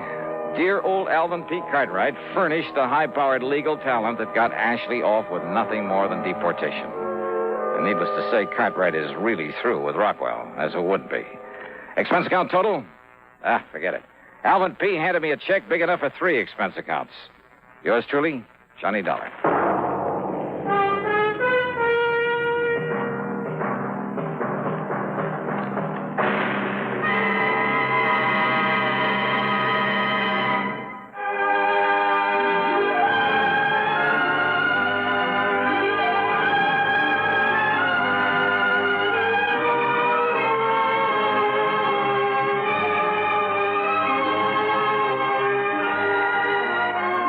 truly, Johnny Dollar, starring Bob Bailey, originates in Hollywood and is written, produced, and directed by Jack Johnstone. Heard in our cast were G. Stanley Jones, Howard McNear, Chet Stratton, Marvin Miller, and Sam Edwards. Be sure to join us next week, same time and station, for another exciting story of yours truly, Johnny Dollar.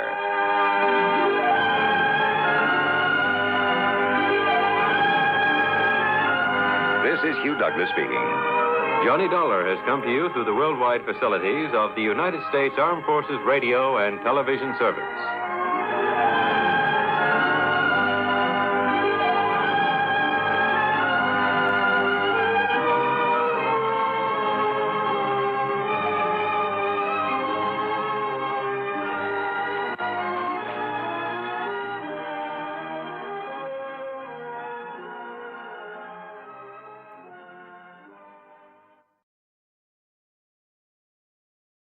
From Hollywood, it's time now for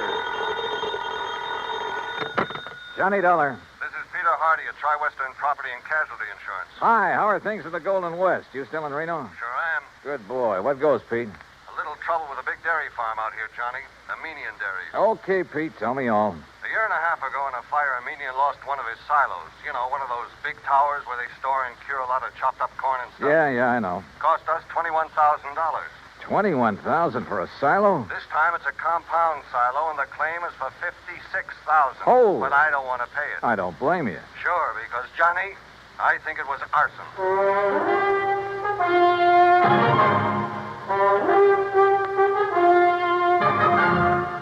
Bob Bailey in the exciting adventures of the man with the action-packed expense account. America's fabulous freelance insurance investigator. Yours truly, Johnny Dollar. And now, Act One of yours truly, Johnny Dollar.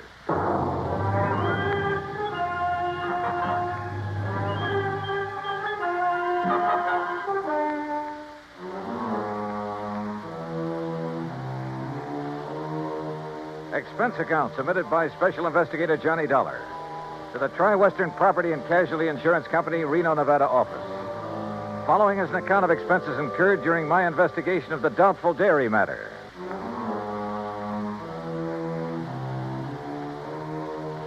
Expense account item 1, $141.20. Transportation and incidentals, Hartford to Reno, Nevada. It was about 9 a.m. when I arrived, so I checked into the Mapes Hotel, then walked over to Pete Hardy's office. Armenian Dairies is just north of here, Johnny, in Warm Springs Valley off Route 33. Well, then I'd better rent me a car. Or you can use mine. Now, Pete. How can I run up my expense account unless I have something to run it up with? Johnny, for once... Uh-uh. Anyhow, the reason why these silos Armenian has are so expensive... Is that the owner's name, by the way? Yes, Aram Armenian. And I take it he's Armenian? Strangely enough, no. Now, he's had all his silos very specially built. Oh, how specially can you build a silo? Just a concrete base, a lot of long wooden staves to get the circular shape, and a good roof on top. Well, he has some trick with them inside. Like what? That's his deep, dark secret. But he claims it makes better silage for his cattle than is possible anywhere else in the world. And one of these things burned up a year and a half ago. The word exploded best describes it. Yeah. And as I said, cost us $21,000. And now the replacement has gone up in flames. Yes, day before yesterday. He filed the claim the same day. Well, why do you suspect arson? Did the local authorities find anything suspicious? No. But you go out and talk with Armenian, Johnny. And if you don't end up with the same kind of feeling I have, well, I'll leave my shirt. Expense account item 2, $50. Deposit on a drive-your-own car. Finding the Armenian dairy and ranch some 20 miles north of the city was easy. It was spread out all over the countryside. Hundreds of acres of well-irrigated, lush green pastures. Square in the middle of the ranch sat one of the cleanest, most modern dairies I ever saw. Aram Armenian gave me the grand tour, and I must say I was impressed. There was close to 200 well-kept Guernseys in the main barn, which was clean as a whistle. The milking machines, coolers, separators, clarifiers, and so on were the same. Yep, a prosperous-looking setup. Finally, Mr. Armenian took me out to where a small group of workmen were cleaning up what was left of his compound silo. As you can see, Mr. Dollar, only the concrete base is left. That must have been a pretty big silo, Mr. Armenian. Yes, the largest and most efficient in the entire West. Still, $56,000. Oh, the size had nothing to do with that.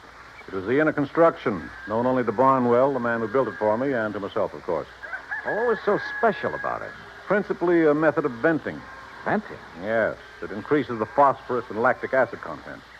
Well, I thought the point in the silo was to keep it pretty well sealed up. Venting within, Mr. Dollar. But that's all I'll tell you about it. It cost me $56,000 to have Barnwell build it. And I wish the company to pay my claim as quickly as possible, because I'm starting construction on a new one immediately. Of the same type? Oh, vastly improved type.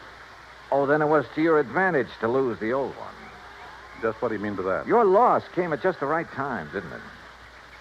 Now, just a minute, Dollar. With the insurance money, you can build a new and better one. And when it gets out of date, I suppose you'll have another fire. Oh, I see. You think perhaps these last two were deliberately set? Were they? Ridiculous. Is it? But if they were... Yeah? If they were, I certainly wouldn't know it. Oh, come on now. After what you've just said. And what's more, Mr. Dollar, I'm sure you'll never be able to prove it.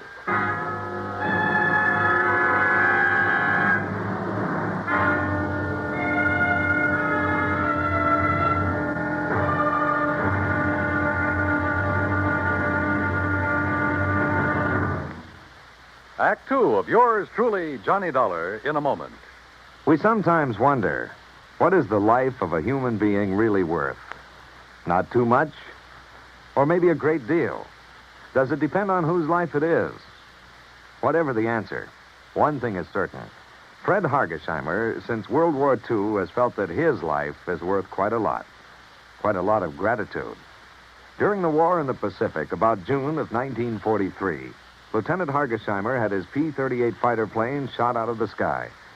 Badly wounded, he bailed out over a tiny island, New Britain. It looked pretty small from where he hit the silk, but he found it much bigger when he hit the ground.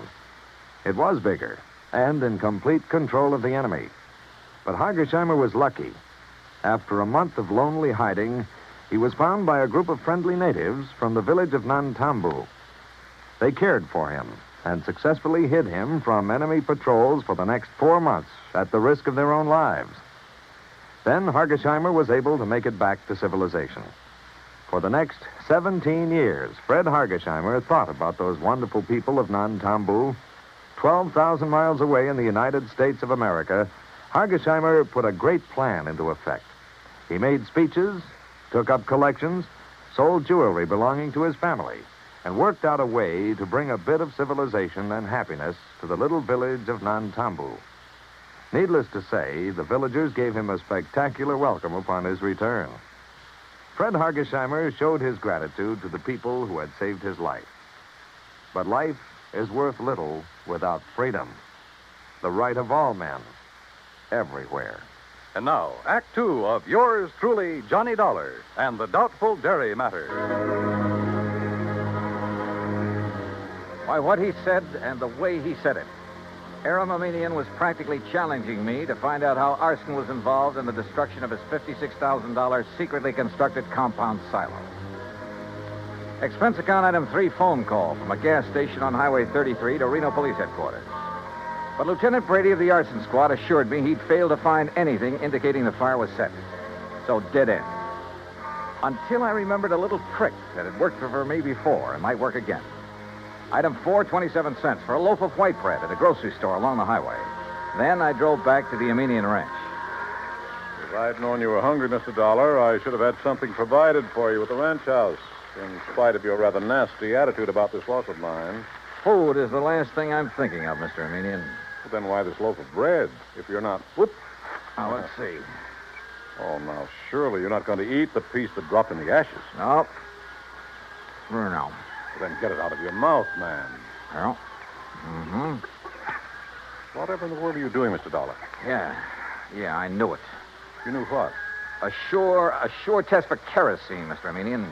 What? Yeah, fresh bread dropped in the ashes of a fire even days after the fire is out. I don't understand. I can still taste the kerosene. And, mister, it makes things look pretty bad for you. Me? Oh, good heavens, man, you can't... Dollar, I resent this completely unfounded accusation. Go right ahead and resent. Or better still, let me get hold of a stenographer and you can dictate a confession. Get out of here. Want to do it the hard way, huh? Get off this ranch, Dollar. Now leave. Immediately. Sure. I warn you, don't come back. Because if you do... Better be careful, Mr. Armenian. The kind of a threat you're about to make wouldn't sound very good in court. Get out. Get out.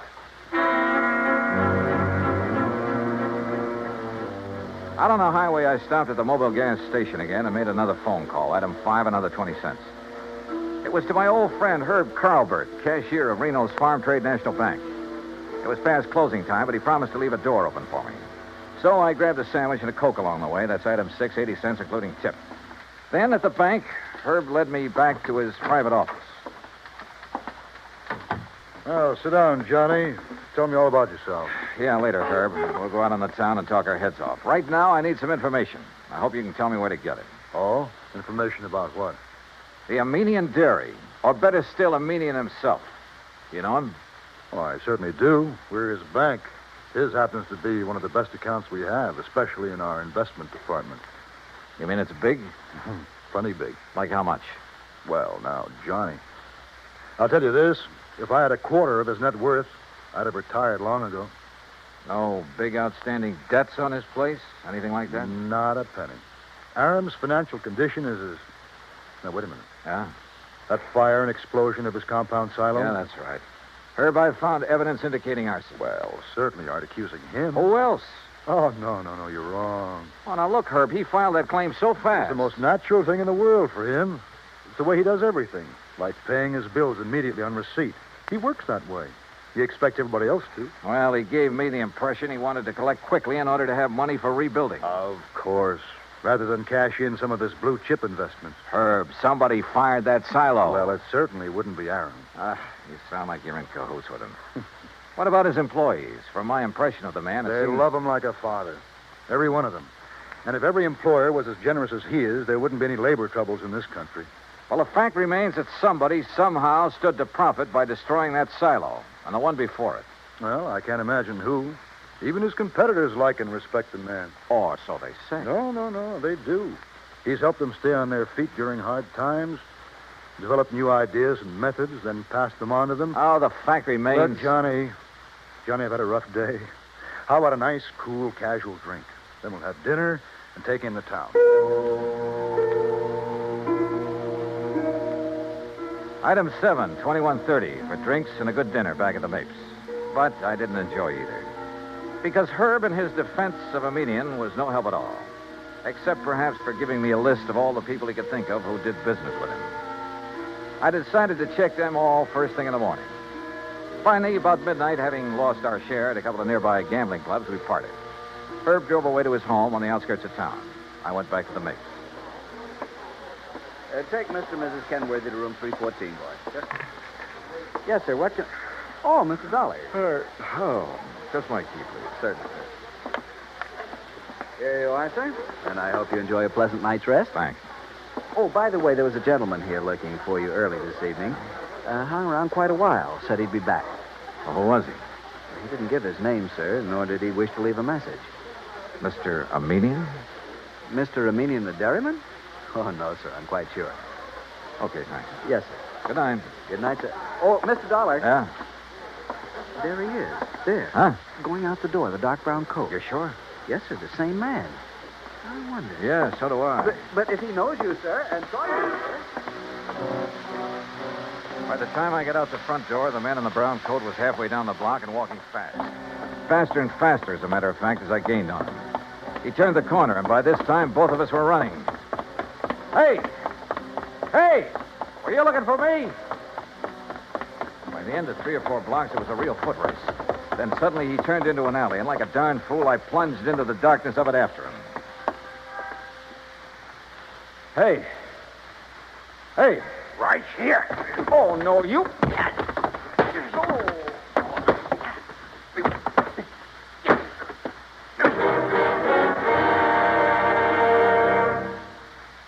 Act 3 of yours truly, Johnny Dollar, in a moment. Our flag now numbers 50 stars, and behind each star there stands yet another flag representing one of the 50 states. New Hampshire state flag carries its state seal on a field of dark blue. The seal is surrounded by a wreath of laurel leaves, the symbol of peace, interspersed with 9 stars because New Hampshire was the 9th state to join the Union. The heart of the state seal is a representation of the frigate Raleigh, recalling the glory of the early days of sail. New Hampshire state flag, the flag of the 9th state to enter the Union, was adopted on April 29, 1931. And now, Act 3 of yours truly, Johnny Dollar, and the Doubtful Dairy Matters.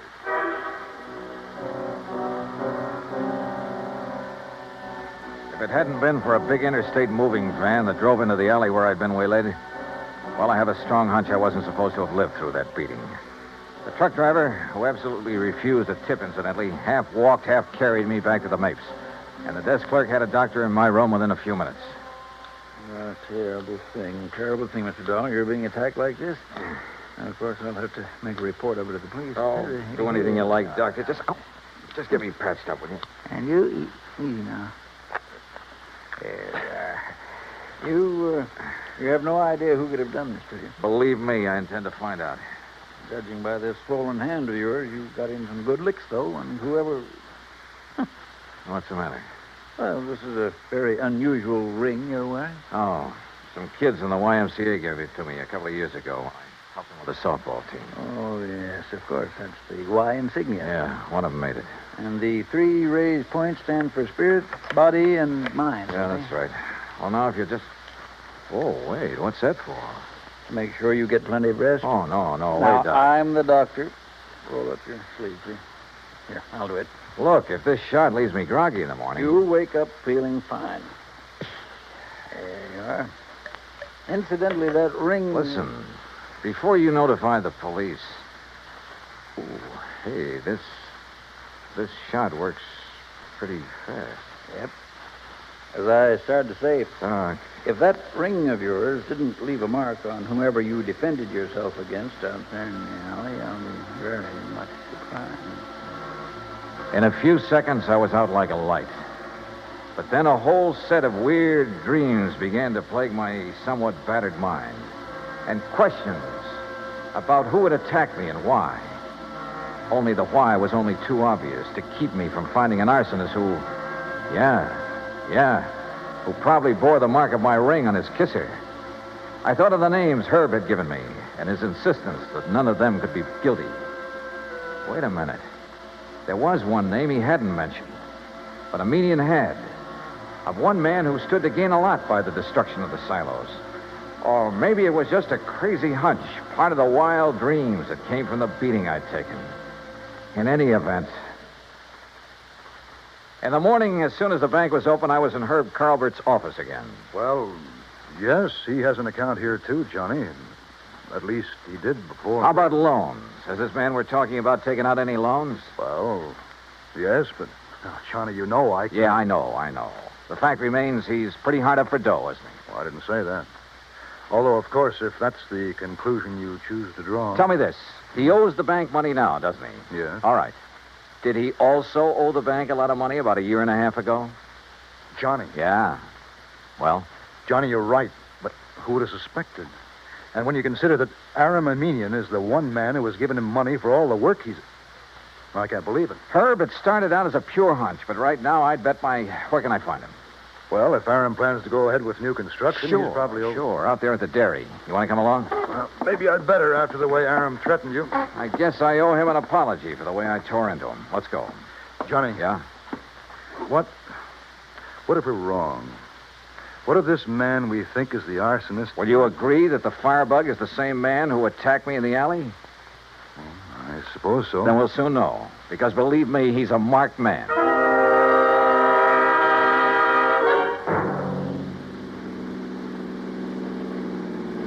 We made the Armenian dairy in 30 minutes flat, and we're told at the gate that Aram Armenian was in the pasteurizing plant.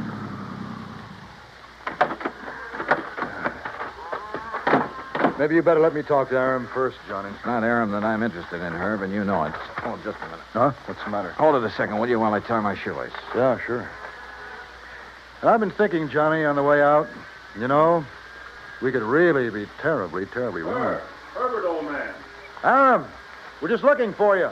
Well, when I heard the car pull up, I thought it was Joe Barnwell. He's due here to show me final plans for the new silo he's going to. Well, Mr. Dollar. Yeah, that's right, Mr. Armenian. I want to apologize for... Well, what's the matter? That dressing on your cheek. What about it? Just what is that little bandage hiding? Johnny. Well, Armenian? As a matter of fact, I cut myself shaving this morning. Well, I'm sorry, mister, but that bandage is going to have to come off. Look, Johnny. Now, just a minute, Dollar. Ah, here you are, Aram. Here's the final blueprint for it. Why, what's wrong, Joe? Oh, gentlemen, this is Mr. Joseph Barnwell, Herb Carlbert. We know each other. And Mr. Johnny Dollar. Yeah. I think we know each other, too, Barnwell. Oh, do we? Joe, did you have an accident of some sort? Your face. What's going to happen to him now won't be any accident, Mr. Armenian. And I apologize for doubting that you cut yourself with a razor. What? I'm afraid I don't understand. But that bandage on your face doesn't hide any razor cut, does it, Barnwell? Well, I don't know what you're talking about. All right, then let's rip it off. You certainly won't. Good heavens, Johnny. Yeah, look. The mark from the ring on my hand where I struck him last night. Okay, Barnwell. Now stop. Don't touch me. Start talking. Tell Armenian how you burned up his fancy, expensive silo so you could build another one. How you burned the other one up. Talk. I swear I... Talk. Talk. Talk.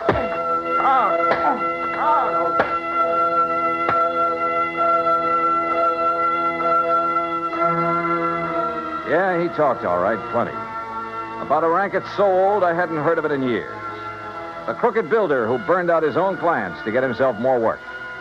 And in this case, a natural, because he was the only one who shared Aram's secret construction plans. And by the time I was through with him, he blabbed about some of the other clients he'd taken the same way. Expense account total, including incidentals and the trip back to Hartford, $418 even. Yours truly, Johnny Dollar.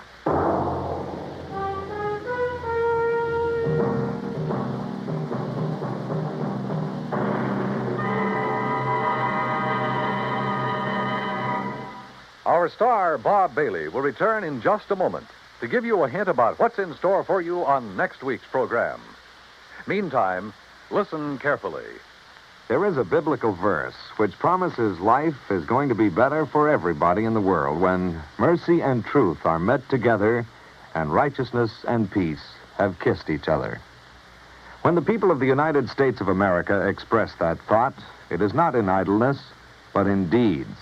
Today, it is common knowledge that when the gigantic earthquakes and tidal waves struck the Republic of Chile in South America not too long ago, thousands of lives were lost and tens of thousands were left homeless, hungry, and suffering.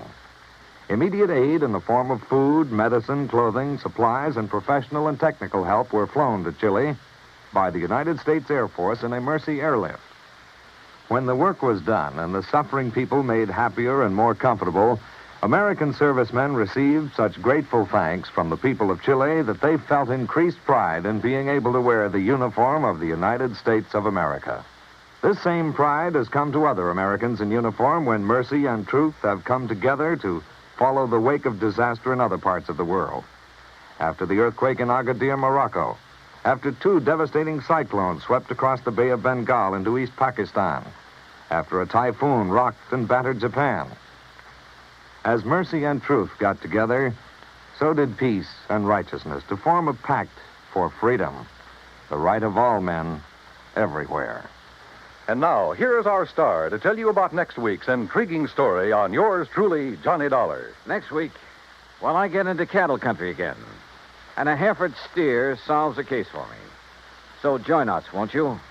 Yours truly, Johnny Dollar.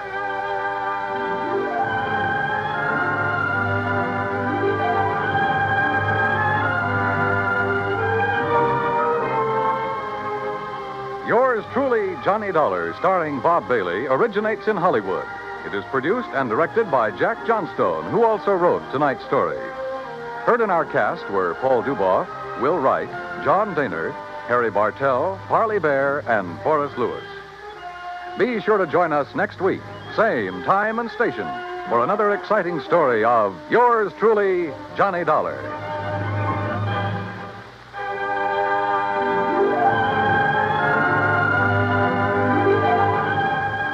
This is Dan Cubberly speaking.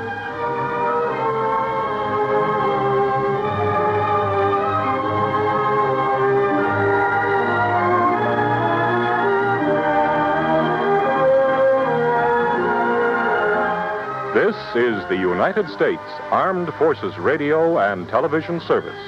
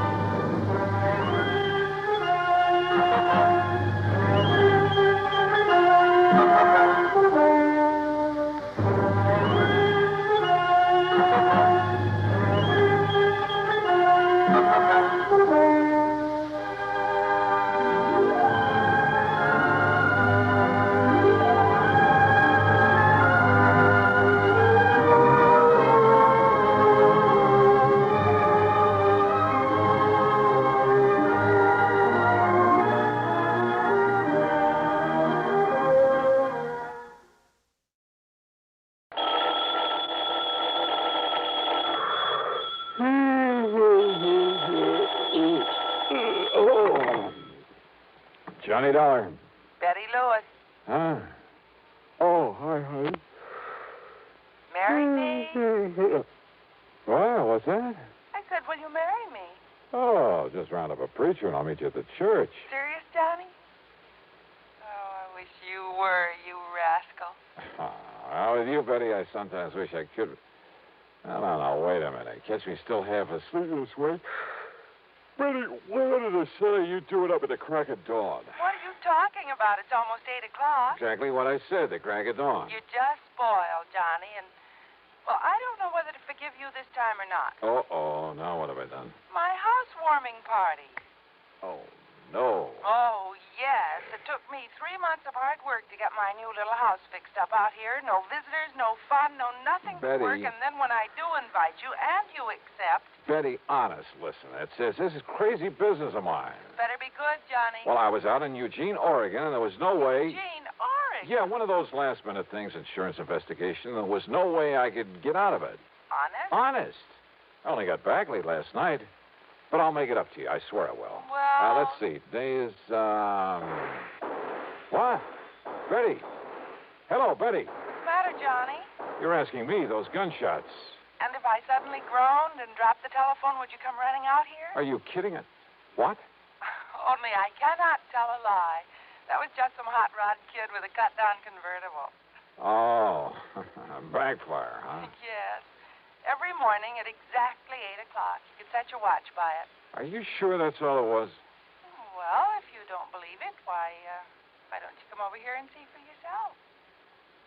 Tomorrow, maybe? At 8 o'clock in the morning? Sure.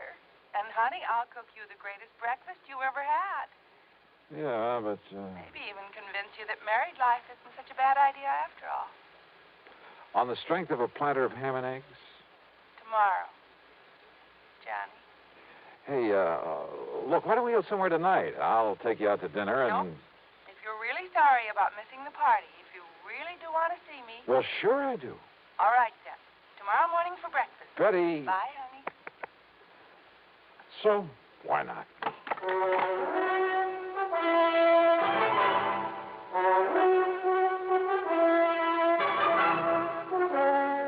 CBS Radio brings you Bob Bailey in the exciting adventures of the man with the action-packed expense account. America's fabulous freelance insurance investigator. Yours truly, Johnny Dollar.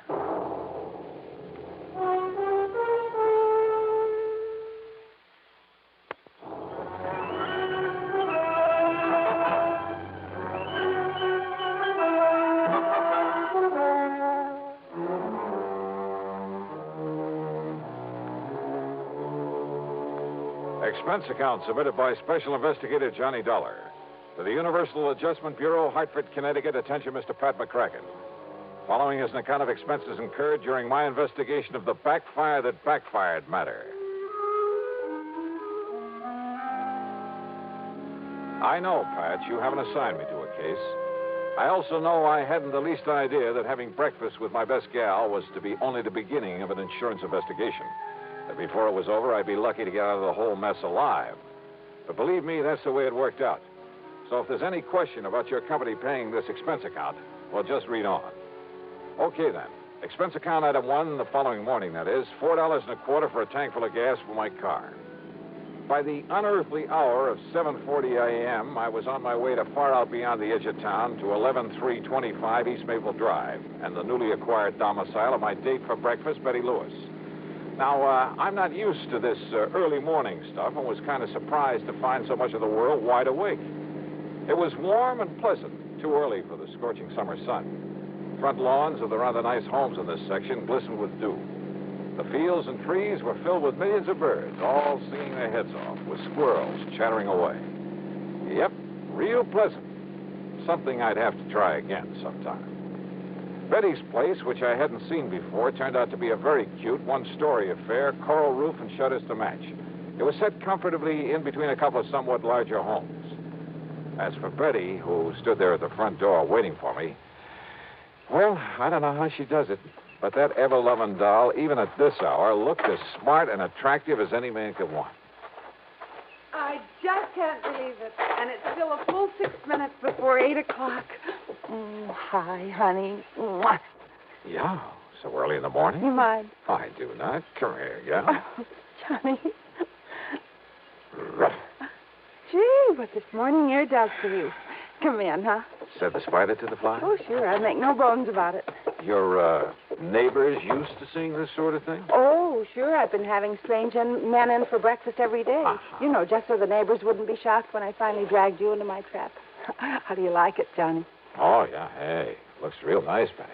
Of course, if I had some nice guy to share it with. If you had any sense, you'd marry me, you know. Yeah. And if I had any sense, I'd get out of this crazy business of mine. Then maybe I could settle down to something like a normal life. 9 to 5 in some air-conditioned office, a nice home to come home to, maybe raise a family. Johnny, you know darn well you'd never be happy with that kind of a routine, humdrum existence. Oh, no? You know it as well as I do. And I guess a gal could get pretty miserable wondering where you are, if you're getting slugged or shot at, maybe dead somewhere. But we do have fun together. And I'm all for it. That is, when you're not standing me up for some glamorous redhead on an excuse you're working an insurance case. Betty, so help me. On a stack of Bibles. Oh, sure. But come on, or your eggs will be overcooked. Now, you sit right there when you can look out the window and drink your juice. Yes, ma'am. You really like my country estate? Yeah. Hey, who lives in that big house across the road? Oh, Mr. Barton J. Robinson. Used to be an attorney. Robinson, sure. He's the one who prosecuted that big insurance fraud a few years ago for one of the companies I served. See him there eating his breakfast? Bachelor, isn't he? Yes, he lives all alone. I think I'd better warn him to stay away from you, that you're my property. He's the most punctual man I've ever seen. If he isn't there when I'm eating my breakfast, I know I've overslept. Here, now. And if you want some toast... Got it. Hey, Betty, I've been thinking. Yes? Well, maybe it's just my crazy criminal mind, but... Thinking about what, Johnny? About that. Holy smoke. No, I've got so used to it morning after morning. Two of them. No, crazy kids. You know who they are? Oh, somebody had the police come out here a couple of mornings, but of course they didn't show up then. And I guess everybody else has just got used to them the way I have. Now, let's eat. Funny, though. What? A crazy backfire. Once they get past here, they stop it. Well, don't worry about it.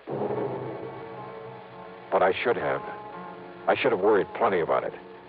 Perhaps if I'd been a mystery writer instead of insurance investigator who's used to solving mysteries after they've happened, well, I would have had sense enough to act right then, immediately. Or maybe... Yeah. Maybe there was still time.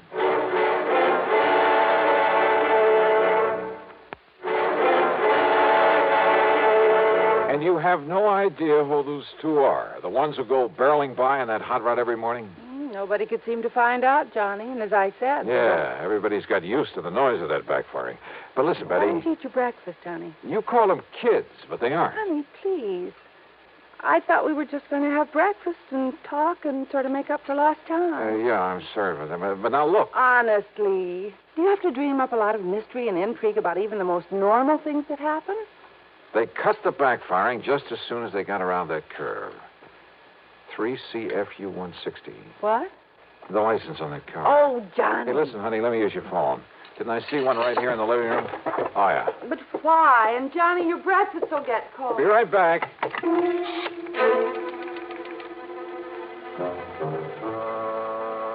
My phone call was to Jerry Wilson, who worked in the Department of Motor Vehicles. It took him a few minutes to dig into the files for me, but when he came back to the phone, his answer was short and to the point. Sorry, Johnny, but you must have made a mistake. You're sure about that? Absolutely. But what happened? Why do you want to know? Well, I'm just curious, that's all. Oh, now, Johnny, I know you better than that. Back, Jerry, and thanks. Thanks a lot. Now, Johnny...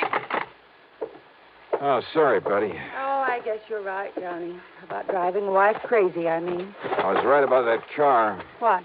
That license on it is a phony.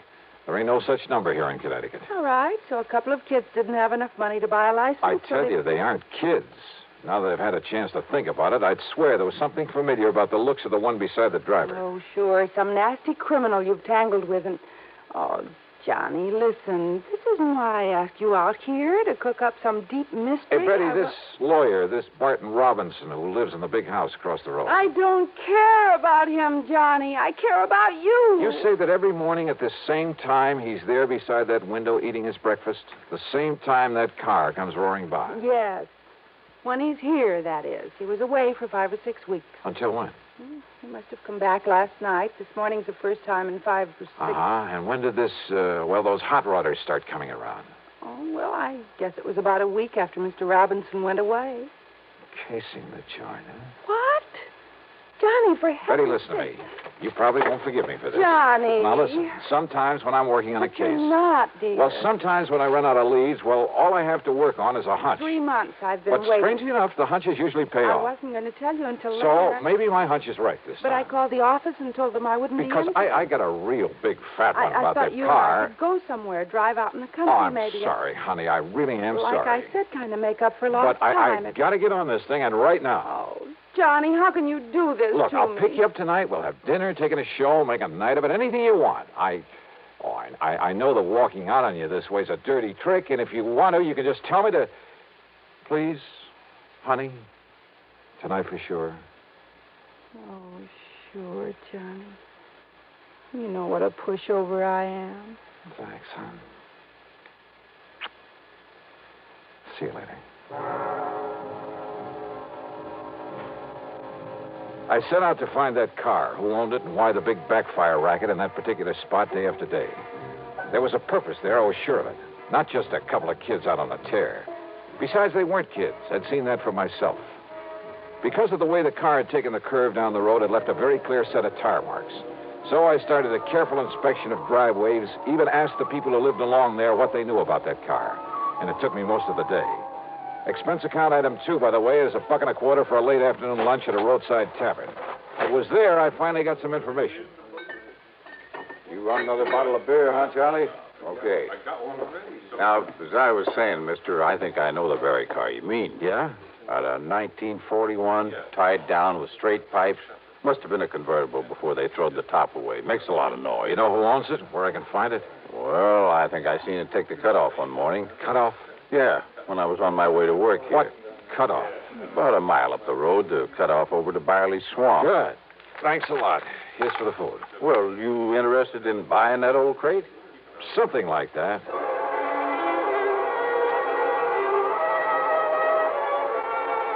The cutoff to Barley Swamp wasn't much more than a pair of wagon tracks through the woods. But the tire marks I was looking for stuck out like a sore thumb. And they finally led off to an old shack half hidden by a heavy thicket. Behind it, sure enough, was the car I'd been looking for. The windows of the shack were boarded up. No sign of life about it. Slowly and carefully, I circled the place. Then I walked over to the door, turned the knob, opened it. And you know something? I'd been awfully wrong about there being nobody around. Okay, mister. Oh, no, you kill him. You asked for it. Clip him, Ringer, clip him. Yeah. Oh.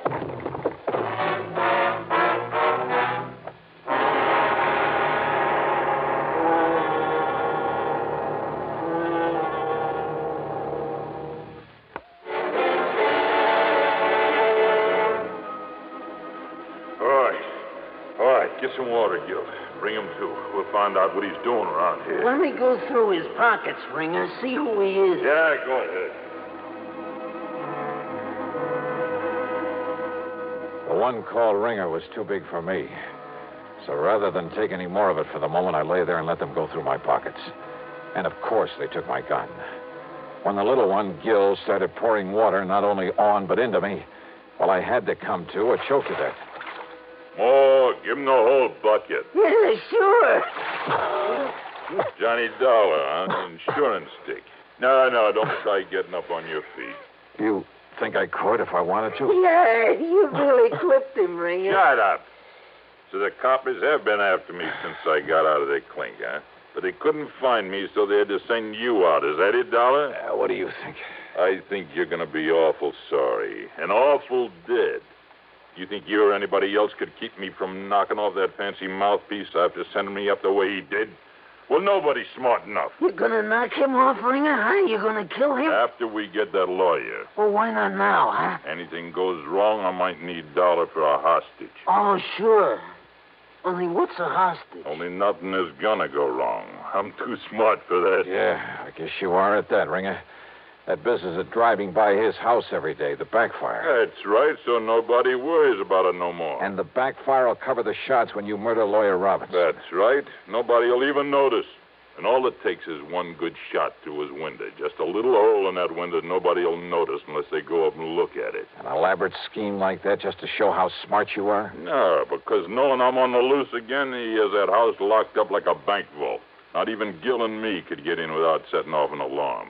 And he keeps the blinds down at night. Can't even see him in there. But every morning at the same time, he's there at the window. So now that he's home, we get him. Tomorrow morning... Shut up, Gil. Soak up some of that rawhide so we can tie him up and get out of here. Yeah, sure, Ringer. I want to get some food and some sleep. Then, Dollar, we'll be back to see you in the morning. And after we do, you won't see anything anywhere anymore.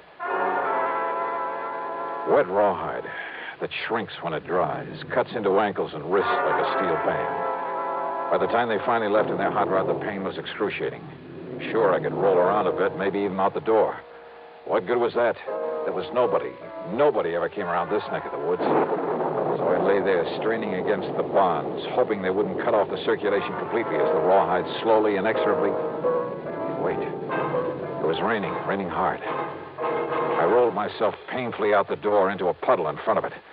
It seemed like hours. It was hours. It was long after daylight before the rawhide finally stretched enough for me to get a hand free and take off the rest of the thongs that bound me. I looked at my watch. 8:15, which meant they'd done their job. And yeah, now they'd come back here to...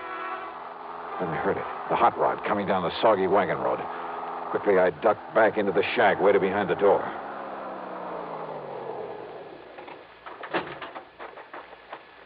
So he wasn't there. We had the storm to cover us, too. I don't get it, Ringer. So he wasn't there at that window means somebody warned him. Means that Johnny Dollar warned him. That means we're taking care of Dollar right now. Hey, no, wait. Listen. What? That car coming down the road. Yeah, I see it. It's a girl that lives across the street from that mouthpiece. What's she doing out here? I don't know. If she pulls in here, we start shooting first and find out afterwards. Hey, she is. Here she comes. Look out. Shoot. Let her have it. Yeah. Oh, no, you don't, baby. Dollar, I'll kill you. I'll blast you. Oh, no. Betty. Johnny, if I hadn't run into him, he would have killed me. That's okay, honey. You did the right thing. Johnny, when you didn't come last night, and this morning when the man at the roadhouse told me where he'd sent you to find that hot rod. Honey, now. So I told Mr. Robinson to stay away from his window, and I came as fast as... Oh, are you all right, honey? Are you all right? Yeah, sure. A little wet and tired. Johnny, I was so worried. I was so worried about you. I'm sure glad you were. Thanks, honey. Oh, do that again. That's the sweetest kiss. Run over me. Try to shoot me. Shut up, Ringer. You think I'm gonna... Yeah. Oh. Can't you see I'm busy? Yes. More, Johnny.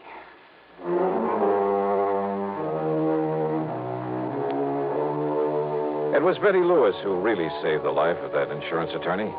So most of this expense account covers some well-earned entertainment, plus a little gift for her. No, not an engagement ring, but a big jug of my sin. But I must admit, she certainly makes me think about the merits of... Yeah. Expense account total $450 even. Yours truly, Johnny Dollar.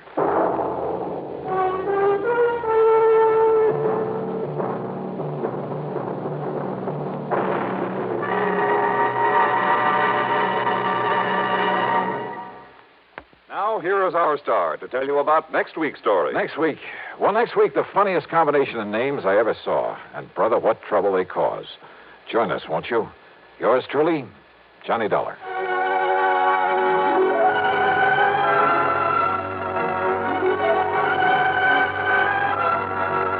truly, Johnny Dollar, starring Bob Bailey, originates in Hollywood and is written, produced, and directed by Jack Johnstone. Heard in our cast were Virginia Gregg, Forrest Lewis, Barney Phillips, and Tom Holland. This is Jim Matthews speaking. From Hollywood, it's time now for Johnny Dollar. Earl Poorman here. Foreman?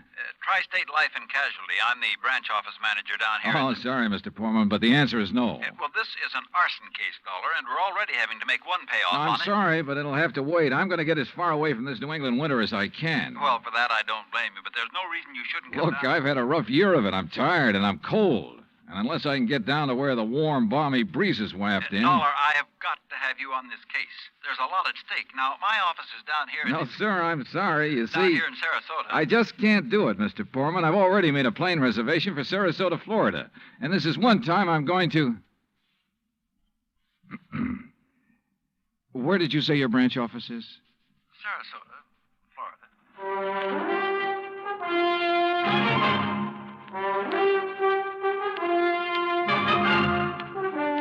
Bob Bailey in the exciting adventures of the man with the action-packed expense account. America's fabulous freelance insurance investigator. Yours truly, Johnny Dollar.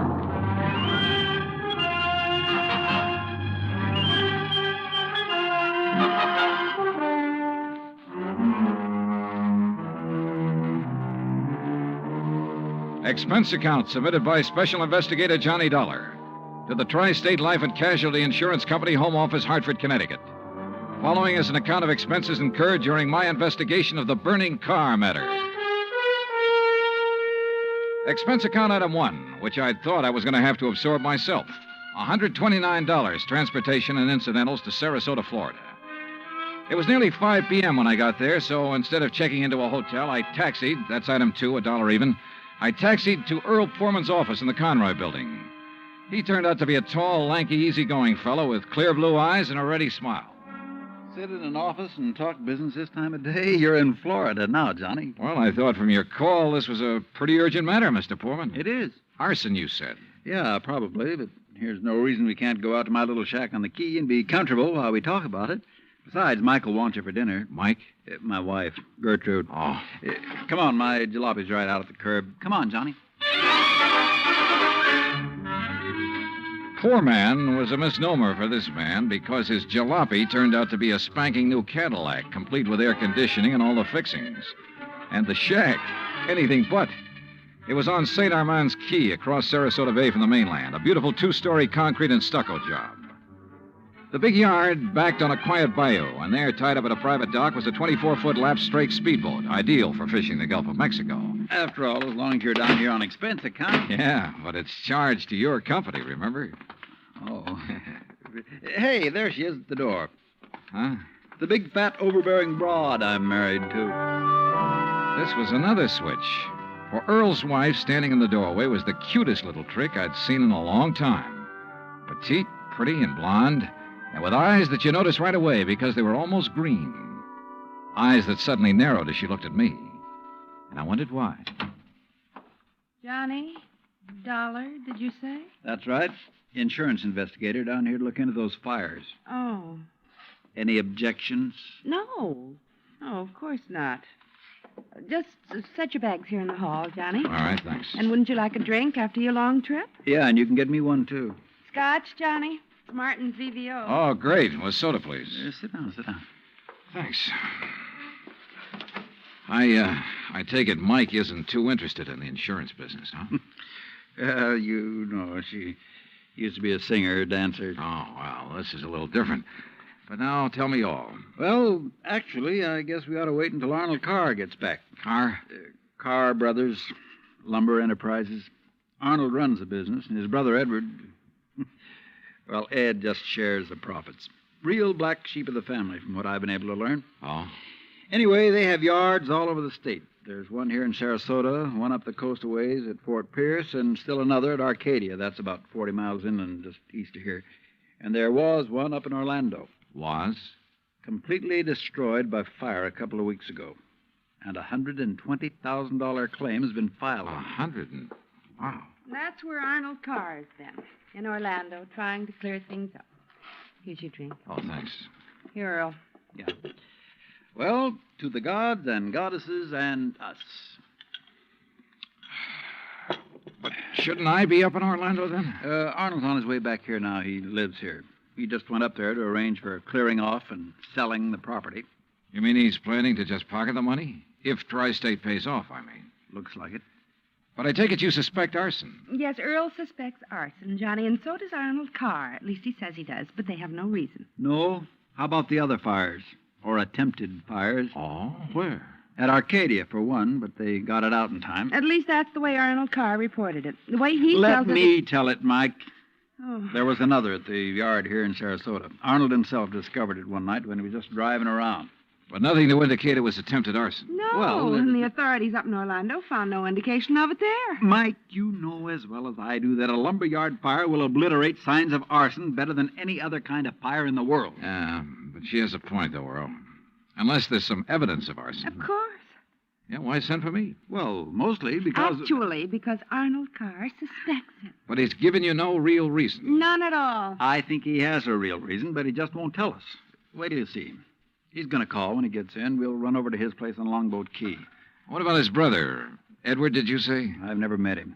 He's always stayed in Orlando. I was wondering if he might tell things that Arnold is holding back.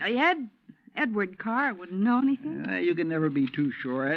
Look, why can't you agree with me for a... that must be Arnie now. Excuse me. Hello. This is Arnold Carr. Oh, hi, Arnie. Johnny Dollar arrived, so we'll be... Well, here, I'll let you talk to him. Here, Johnny. No. Okay. No, Earl, listen. What? I told you before it was arson. It was arson again tonight. Tonight? What's that? Arcadia just went up in flames. The whole yard. Good Lord. Did you hear that, Johnny? Yeah, I heard it. Well, can you prove it was arson tonight in Arcadia and before in Orlando? I have proof. Well, Arnie, we'll be over just as fast as... No. What? No. Wait for me there at your home. Well, but look now. You mustn't come here. And I mustn't stay here because I... Now, listen, man. You... Arnie? Well, I guess he's ready to tell us now.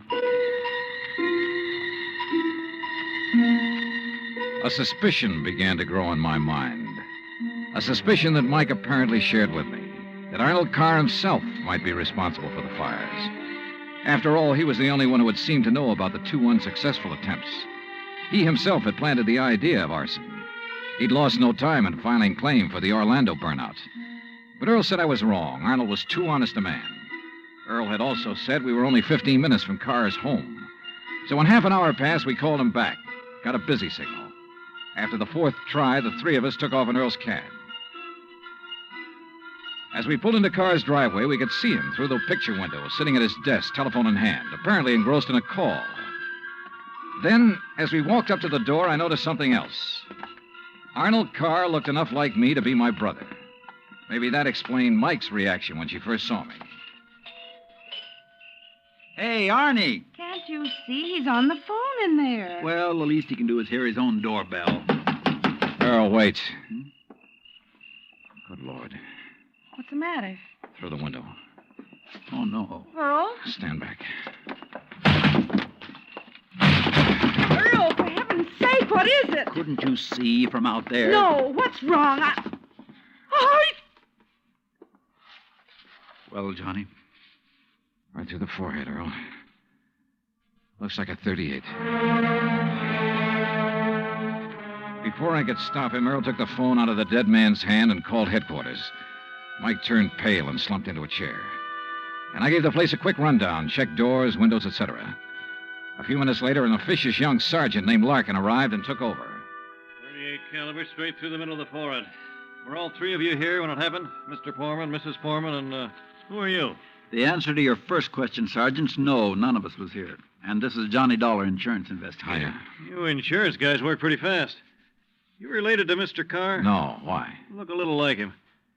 Who busted in the front door? The killer? I did. When we drove up, we saw Mr. Carr sitting there at his desk. We rang the doorbell and knocked, but... When he didn't move, you took things in your own hands and busted in, huh? That's right. You haven't moved anything, have you? No. Except I took the phone out of his hand to call you. Dollar, if you're any kind of investigator, you should have known better than let him touch anything. Now, let's see. The shot must have come from somewhere near this window by the fire. Sure, here we are. Bullet hole right through the pane. Bullet was fired from outside. You're sure, Sergeant? Sure, I'm sure. Look for yourself. You call yourself an investigator? Hey, Cummings, Woolway, check the area around that window beside the chimney out there for footprints. Maybe an empty cartridge case. Now, you folks get out of here so I can call Doc Hanley over and get on with my investigation. And no, Dollar, I don't need any of your help. Well, thank you, Sergeant. Your job is fires, not... Hey, where did Mrs. Foreman go? Out to the car. Why? Who told her she could leave? Who told her she had to sit here looking at a corpse? All right, Dollar, all right. Just be sure the three of you stick around town in case I decide to question you further. Oh, of course, Sergeant. Yeah.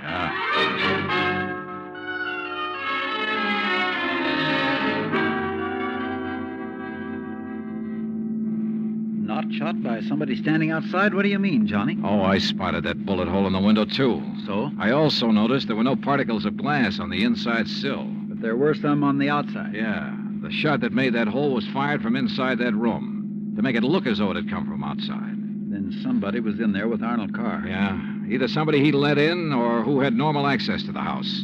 And he had to stop Arnold from talking about the fire in Arcadia. Hey, how much do you know about his brother, Edward? Well, nothing really outside of what Arnold told me. Was either of them married?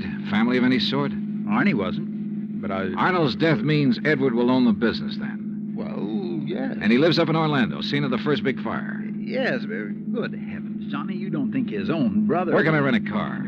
Take Mike's Chevy. It's in the carport at the house. But what are you going to do? Drive up to Orlando by way of Arcadia.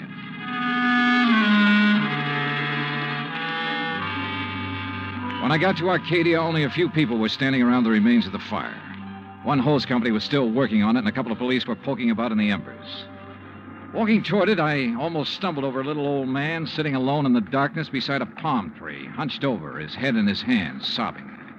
He didn't even look up when I stopped beside him. It's like losing part of my own life, it is.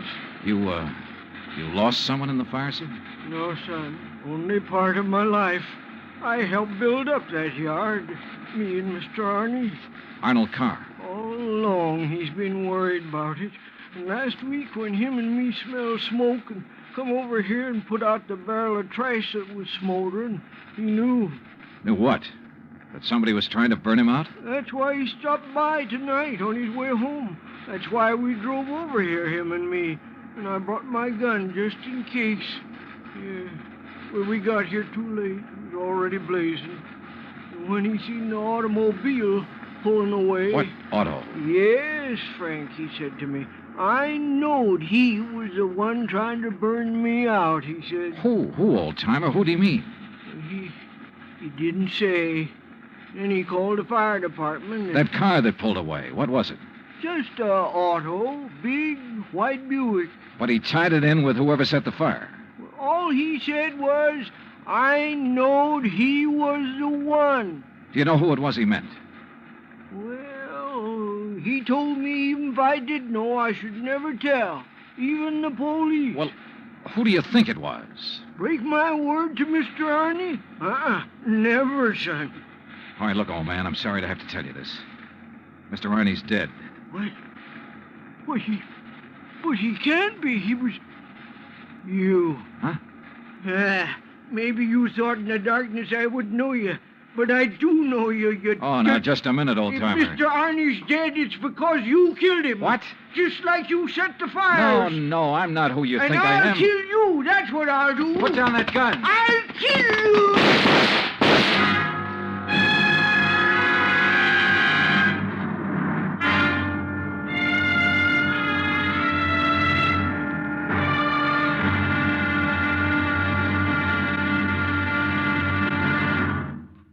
Act 2 of yours truly, Johnny Dollar, in just a moment. Back in the old days, the very old days, that is, a girl named Cassandra had a corner on the oracle market. But nowadays, you can do some foretelling yourself. On Jukebox Jury, for example, you can help decide which of Tin Pan Alley's new recordings are destined for the hit brackets and which ones are likely to spiral all the way down to oblivion. Remember, Jukebox Jury is yours to hear on most of these same stations every Sunday. Now, Act Two of yours truly, Johnny Dollar, and the Burning Carr Matter.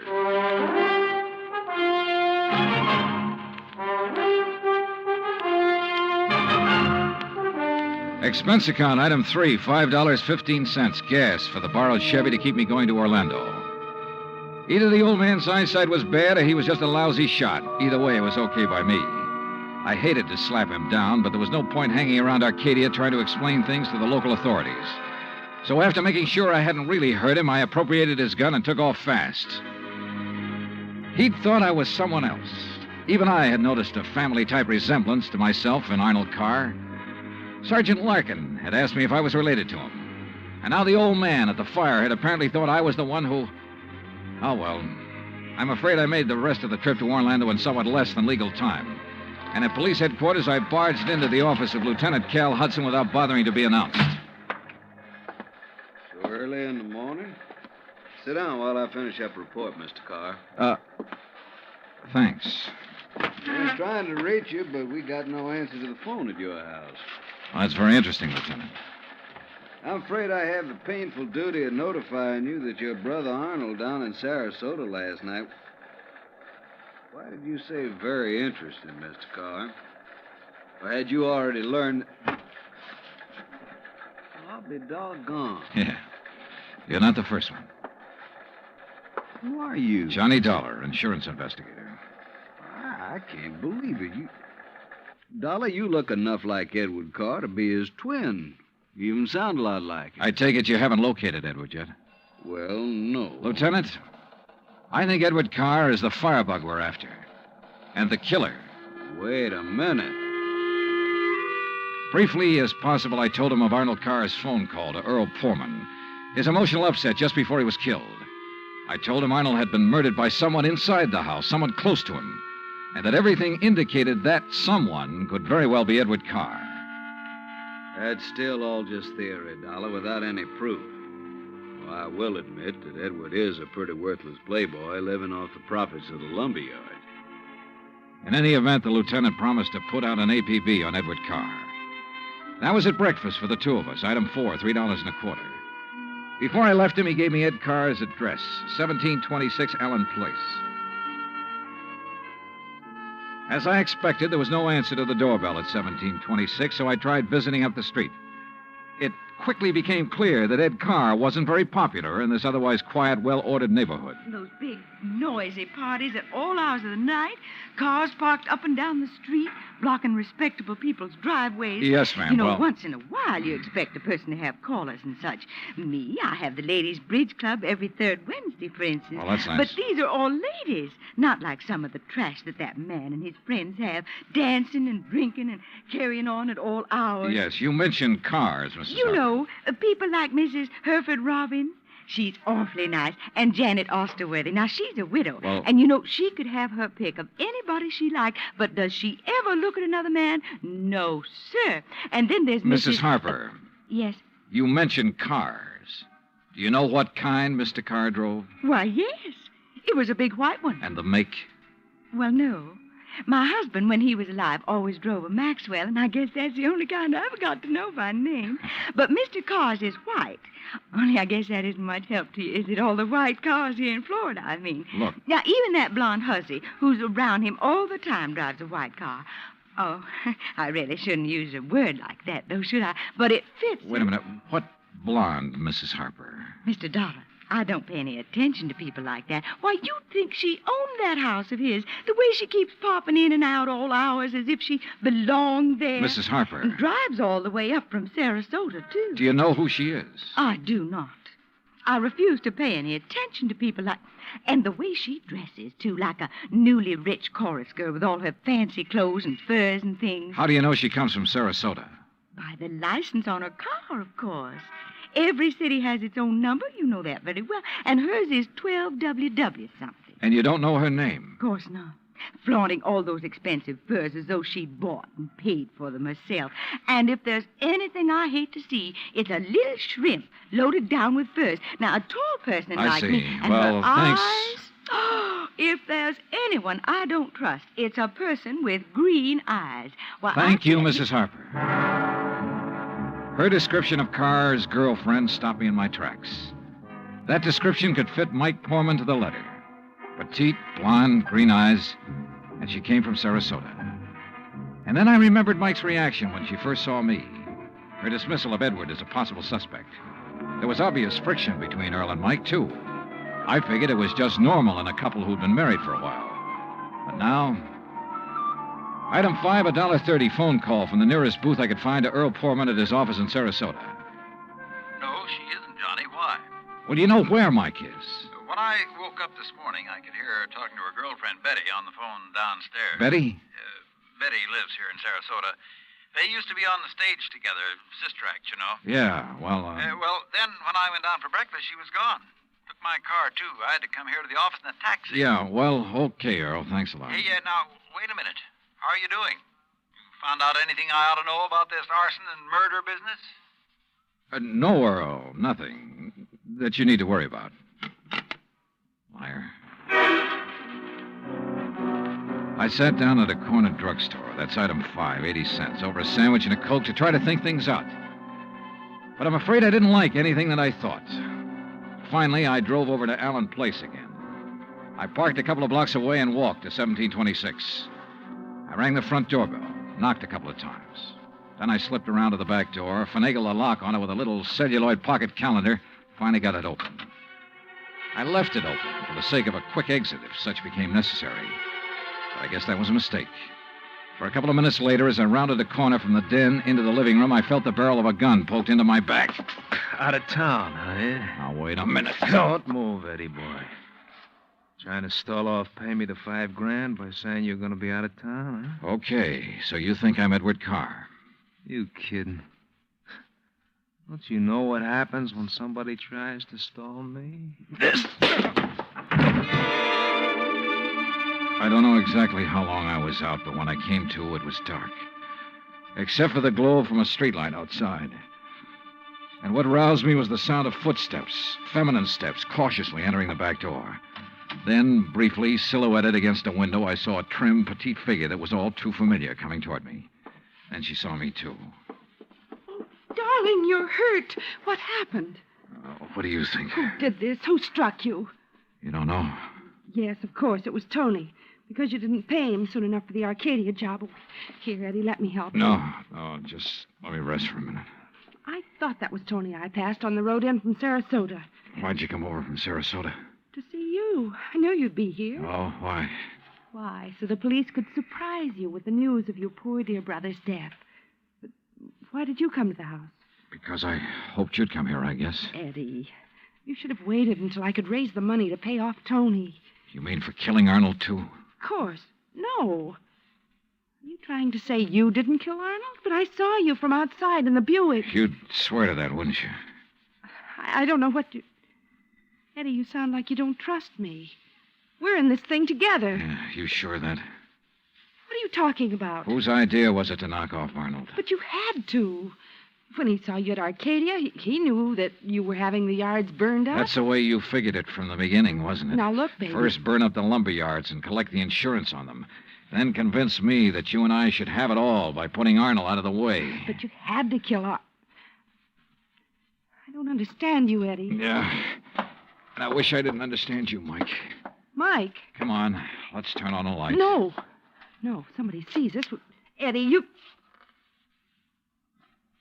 Who are you? Are you kidding, Mike? Wait a minute. Who are you? You're that insurance investigator, Johnny Dollar, that Mike told me. Let me out here. Oh, no, you don't. You're staying right here. Mike Poorman's sister, aren't you? Well? Oh, sister. So we once did a sister act before she married that Poorman guy. Now, let me go. Not by a long shot. You may as well, Dollar. What? Eddie.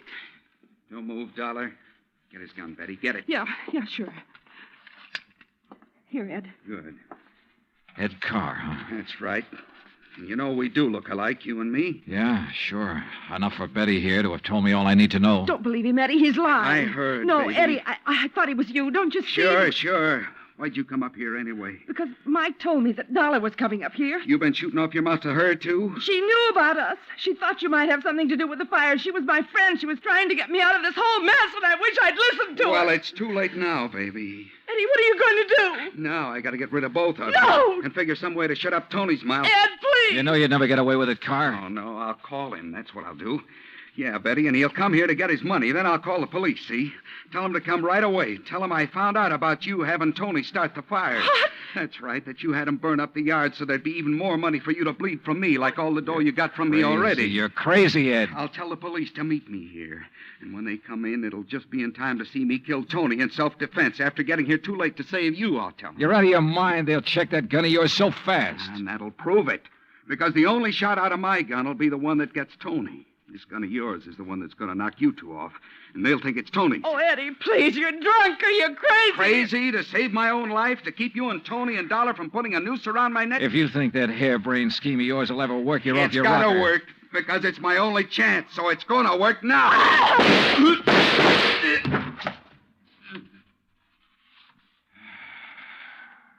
Thanks, Lieutenant. I'm afraid I was too late to save her, Johnny. Mm-hmm. Yeah. But Eddie Carr will live to face a jury. What brought you here, anyhow? I did, Johnny. Mike, stay there.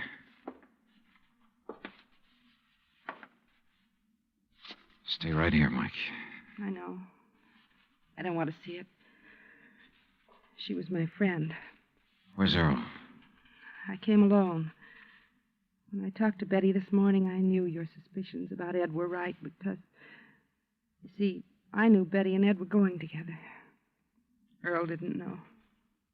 Yeah. Maybe you better call him.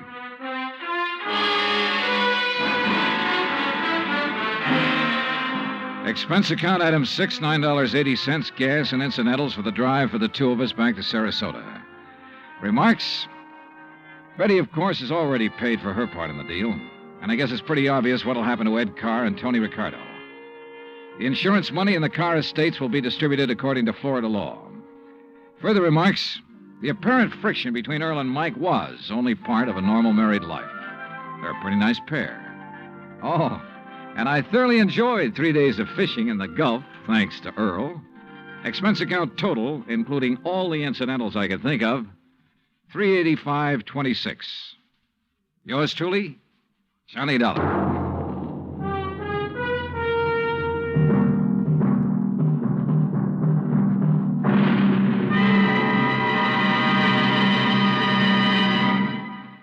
Our star will return in just a moment. You don't have to be an efficiency expert to figure out that it's easier to lend your support to several worthwhile fundraising campaigns all at once than it would be helping one campaign at a time. That kind of efficiency is yours to enjoy through the United Community Campaigns. CBS Radio hopes that when the United Community Campaigns are underway in your town, that you'll remember how much good you can accomplish with one gesture of support. Now, here is our star to tell you about next week's story. Next week, a case with a real twist. One that I think will just about tear your heart out. Join us, won't you? Yours truly, Johnny Dollar.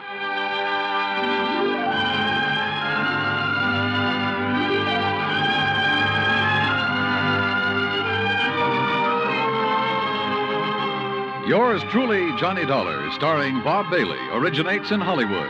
It is produced and directed by Jack Johnstone, who also wrote tonight's story. Heard in our cast were Virginia Gregg, Harley Bear, Victor Perrin, Bob Bruce, Harry Bartell, Vivi Janis, Tony Barrett, and Junius Matthews.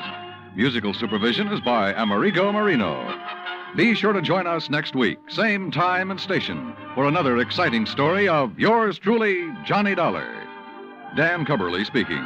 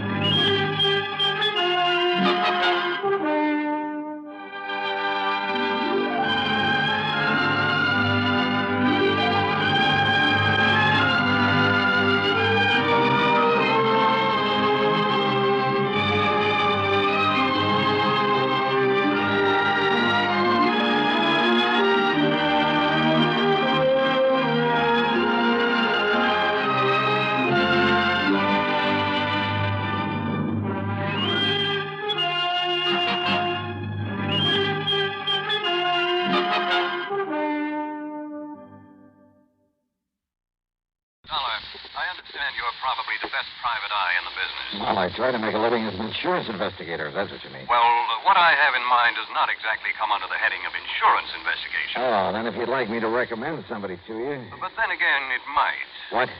Does the name of Sarah Balderston Barling mean anything to you? Yeah, wait a minute. The old dowager who owns about half of the Southern Connecticut Water and Power Company? That's right. She's a very important client of ours. I thought you said this matter doesn't involve insurance. It doesn't. Yet. I hope you can keep it from doing so. Oh, now look, if this is one of those bodyguard assignments... No, it isn't. And incidentally, in addition to your expense account, there'll be a sizable fee for your services. Oh? Well, why didn't you say so in the first place? How much? $5,000. $5,000? But if you think perhaps I'd better get... Don't even think of it, Mr. Wakely. I'll be right over.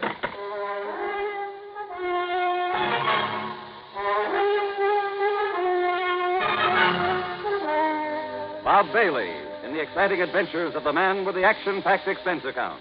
America's fabulous freelance insurance investigator. Yours truly, Johnny Dollar.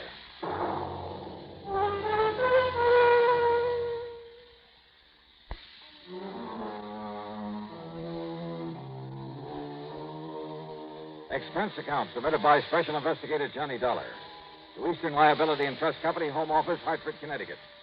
Following is an account of expenses incurred during my investigation of the only one but matter.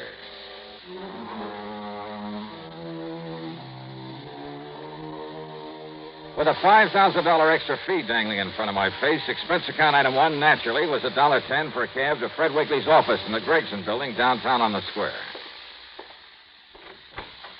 Glad you decided to take this on, Doc, after I mentioned the fee to you. Yeah.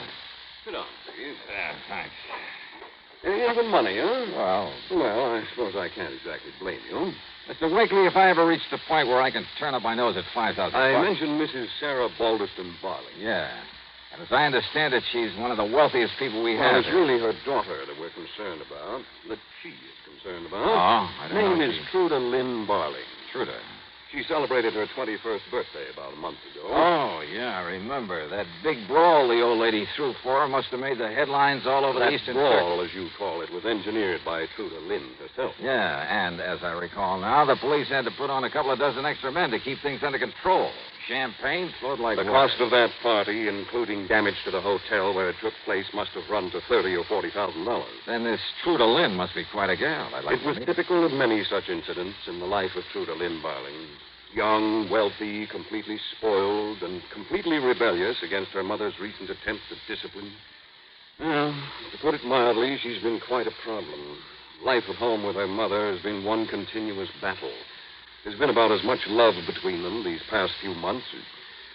And believe me, Dollar, it's been as much her mother's fault as it has been Truda Lynn. You mean for spoiling her so badly in the first place?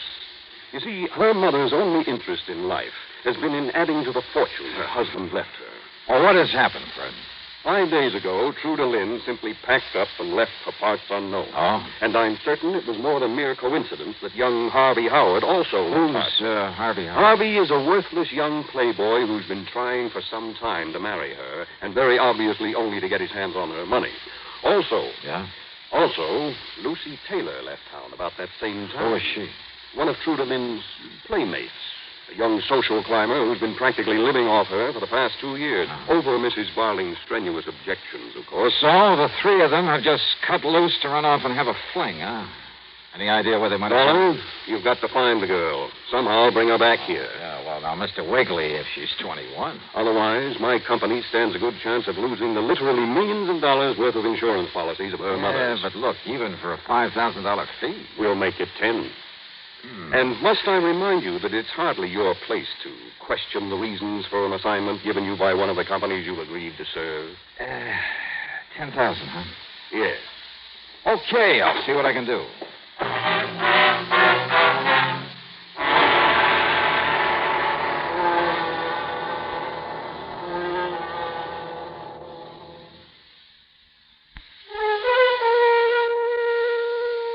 No trouble at all, I found the taxi driver who'd taken the missing girl down to the railroad station the morning she'd left home. Item 2 on the expense account, a $5 tip to him for the information that she'd been met there by young Lucy Taylor and Harvey Howard. Loaded with luggage, they'd all climbed aboard a train for New York. Item 3, 45 cents for a phone call to my old pal, Lieutenant Randy Singer at the 18th Precinct, New York Police Department. What do you mean, do I know who Truda Lynn Barling is. Well, do you, Randy? Listen, she and a couple of her little buddies blew into town less than a week ago. And they've been raising so much cane around the nightclub circuit. Well, for a while there, we were thinking of putting on a flock of extra men. Well, do you know where she's staying? Yeah, Johnny. An expensive little apartment house over at 727 East 51st Street. Thanks, Randy. When I get down there, I'll buy you a drink.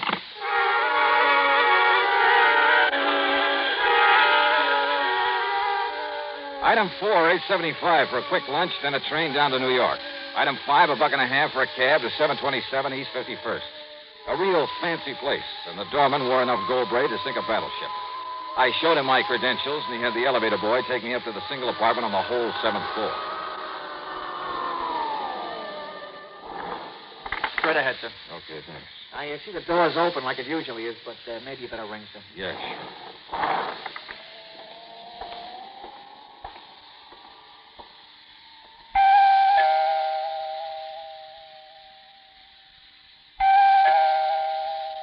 Miss Barling? Miss Barling? Hello? Anybody?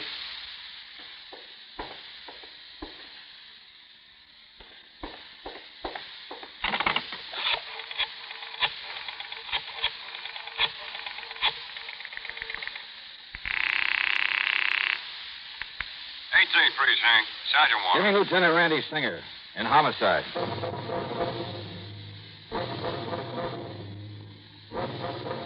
I told Randy what I'd found. Yeah, it was the body of Trudel Lynn Barling, lying there in the middle of the floor. She may have been very pretty once, but the blows from a heavy bronze candlestick had changed all that. A half-finished cigarette with a touch of lipstick on it was still smoking in an ashtray, so it must have happened within the past few minutes. Quickly, I searched the apartment. I found nothing. Then, purely on a hunch, hoping he hadn't yet left headquarters, I made another call to Randy Singer. I was just about to grab Doc Winters and hop into a prowl car. Now, be sure you don't touch anything, Yeah, Johnny. sure. Now, listen, Randy. Yeah? Trudel Lynn came down here from Hartford with a couple of playmates. Yeah, Harvey Howard and a washed-out blonde named Lucy Taylor. You know where they're staying? Yeah? Then if I were you, I'd pick them up and bring them along with you. You think one of them did it? Just a hunch. Uh-oh. One of your famous hunches, huh? Just bring them along, will you? Okay, Johnny, okay.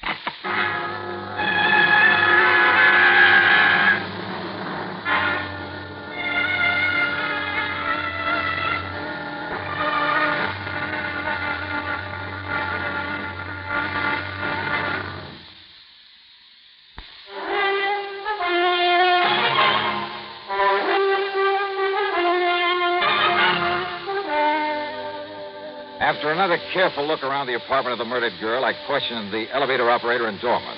That is, after they calmed down a bit. Well, I still think I better notify the management, Mr. Dollar. And if the cops is coming in... Save it till later. Is there any way to get up to that apartment besides the elevator? Only the service entrance at the back of it. But the only way anybody could get in there is if I let them in the service entrance downstairs here. Ain't that right, Willie? That's right. Did anybody come here to see Miss Barling today? Yes, sir. 2 people. Yes, sir. Who? Well, you see, about 2 hours ago, Miss Barling went over to see a doctor in that building across the street. Ain't that right, Willie? Yeah, that's right.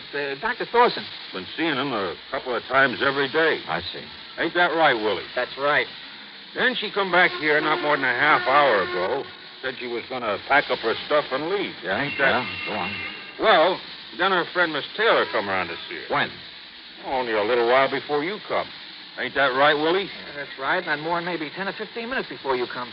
How long did she stay? Oh, maybe 5, 6 minutes. Yeah, maybe less. Maybe less. Yeah, it seemed to me I no sooner come down and got settled, and I had to go up there when she rung the buzzer again. You said that 2 people were up here to see Miss Barling. Who was the other? It was a man. Yeah, Him and Miss Taylor both been here a lot of times. You know his name? Well, sure. Nobody ever gets in this building without giving their name unless we know him. Ain't that right, Willie? That's right. Well, who was he? Name is Mr. Harvey Howard. When was this? Right after Miss Taylor left. And they didn't come together? No, sir. By the time her cab got down the street, his come rolling up. How long did he stay? Well, not any longer than the lady had. Ain't that... That's right. Then listen. I'm going across the street to see this Dr. Thorson. If I'm not back by the time the police get here, tell them where to reach me. Send for me. Yes, sir. Yes, sir.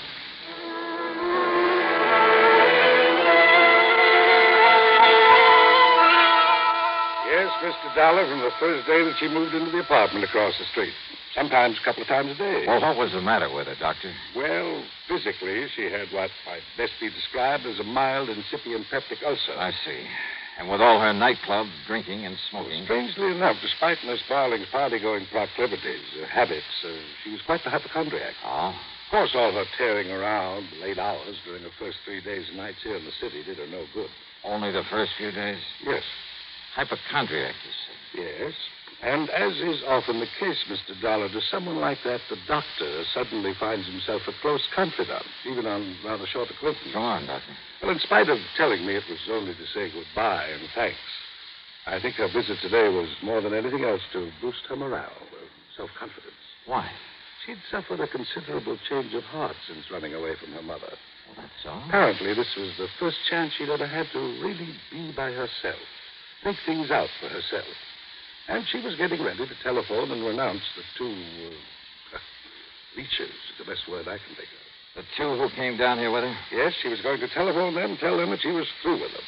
And then go back to Hartford, square things with her mother, and then possibly get a job, do something to make up for all the time she'd wasted just playing around. Maybe you don't know it, Doctor, but what you just told me indicates that if she did suddenly throw them over, either Harvey Howard or Lucy Taylor, either one of them may have killed her. Mr. Dollar, I believe you're right. But which one? And how to prove it?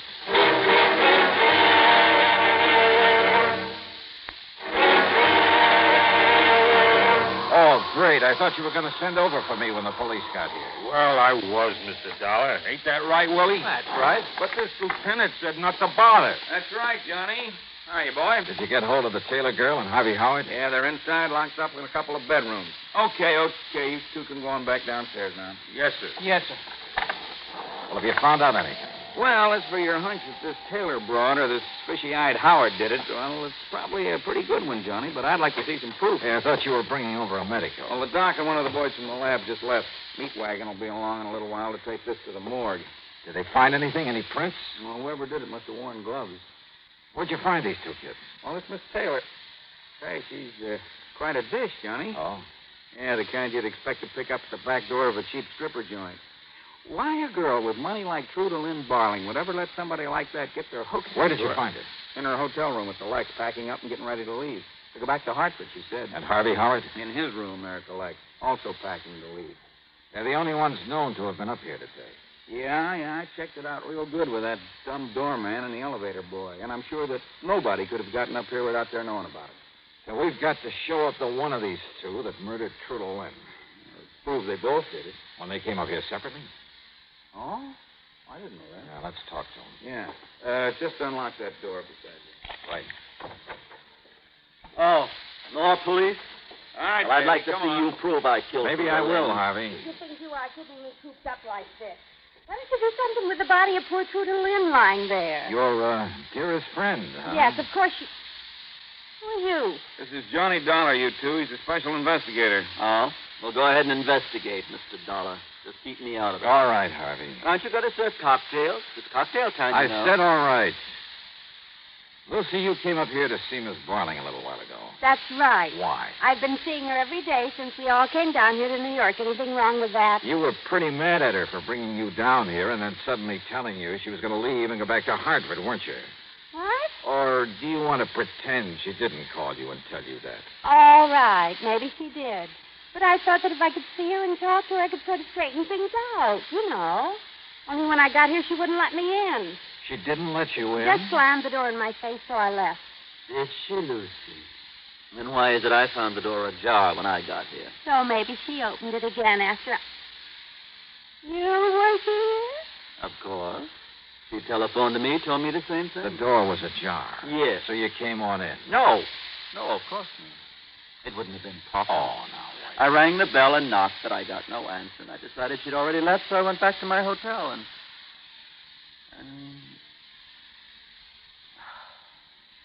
why lie about it?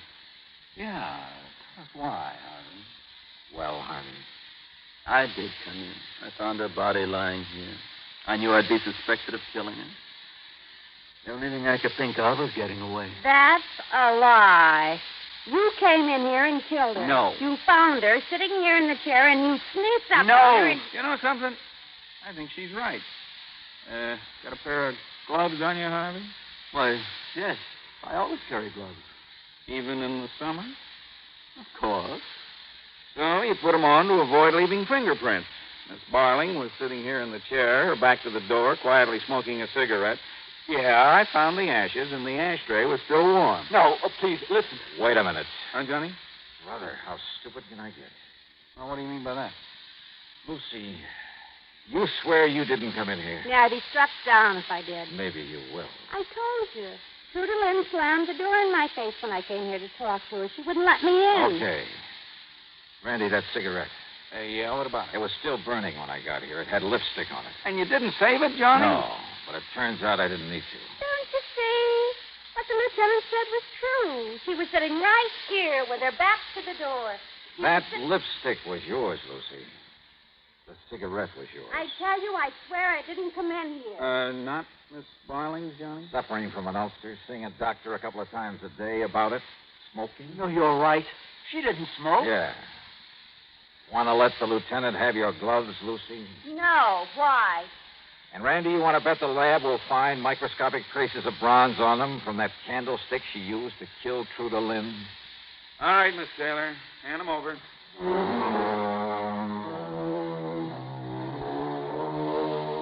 Yeah, guilty as sin. But you know something? If that pretty boy Harvey had found her alive when he'd arrived, I'm not so sure he wouldn't have done her in. There are times when I'm glad I'm not rich with a bunch of these leeches hanging around grabbing it by dough. Which reminds me, that nice extra fee you promised me in this case.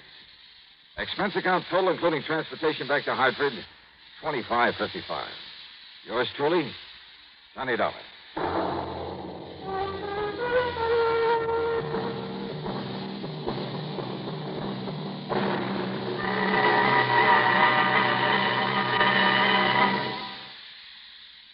Our star to tell you about next week's story. Next week, a frantic fisherman who proves to be the key to a murder.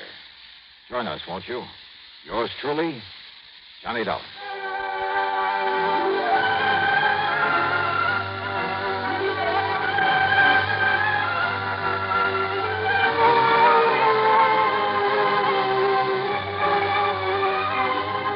Yours truly, Johnny Dollar, starring Bob Bailey. Originates in Hollywood and is written, produced, and directed by Jack Johnstone. Heard in our cast were Virginia Gregg, Les Tremaine, Herb Vigran, Alan Reed, Frank Gersel, Jack Edwards, and Jack Grimes. Be sure to join us next week, same time and station, for another exciting story of Yours truly, Johnny Dollar. This is Jim Matthews speaking.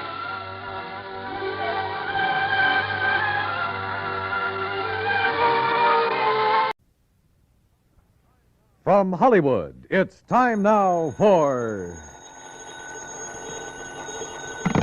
Johnny Dollar. I love you. Hello? I said I love you. Yeah. That does not please you? Oh, pleases me fine. Now, why don't you and I get together and we'll be able... That would be nice. Well, just name the time and the place and, Hey, wait a minute. Who are you? Carmela Jocares, Johnny. Oh, well, let's get down to earth. Carmela? Yes, Johnny. Well, Well, usually when my phone rings this way on a Sunday night, well... I know. You expect some dull insurance agent to be calling you. Yeah. With a dull insurance matter for you to worry about, no? Yeah, that's usually the case. But this one does not need to be dull. You mean you have an insurance problem on your mind? Of course. So maybe you will help me? Well, just name the company, any company, and I'm on my way. The Universal Adjustment Bureau would be interested. So who cares if they're interested? Come on, Carmela, get to the point, huh? Come see me, Johnny. Tell your friend, Pat McCracken at the Universal. Yeah, sure. Tell him what? That I called you. Will you, Johnny? Are you kidding? Goodbye. Yeah, well, where can I... Hello? Hello? Huh?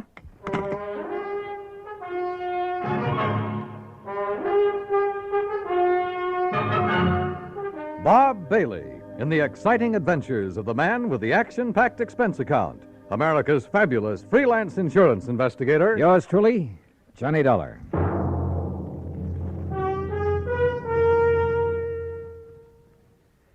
Now that the holiday season is with us, there are 3 different reasons why you should have several packages of Chef Boyardee Pizza Pie Mix handy in the house.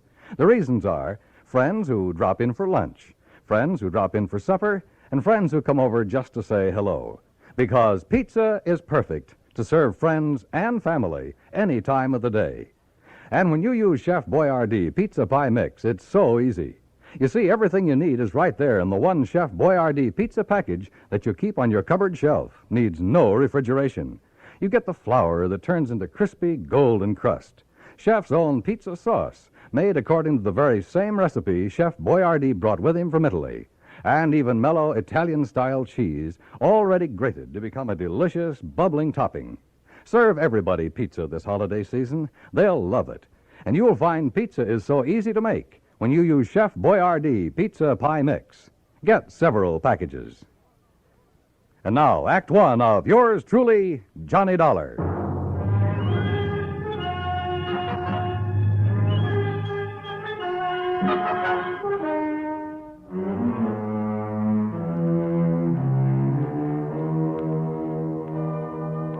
Expense account submitted by Special Investigator Johnny Dollar to the Home Office, Universal Adjustment Bureau, Hartford, Connecticut.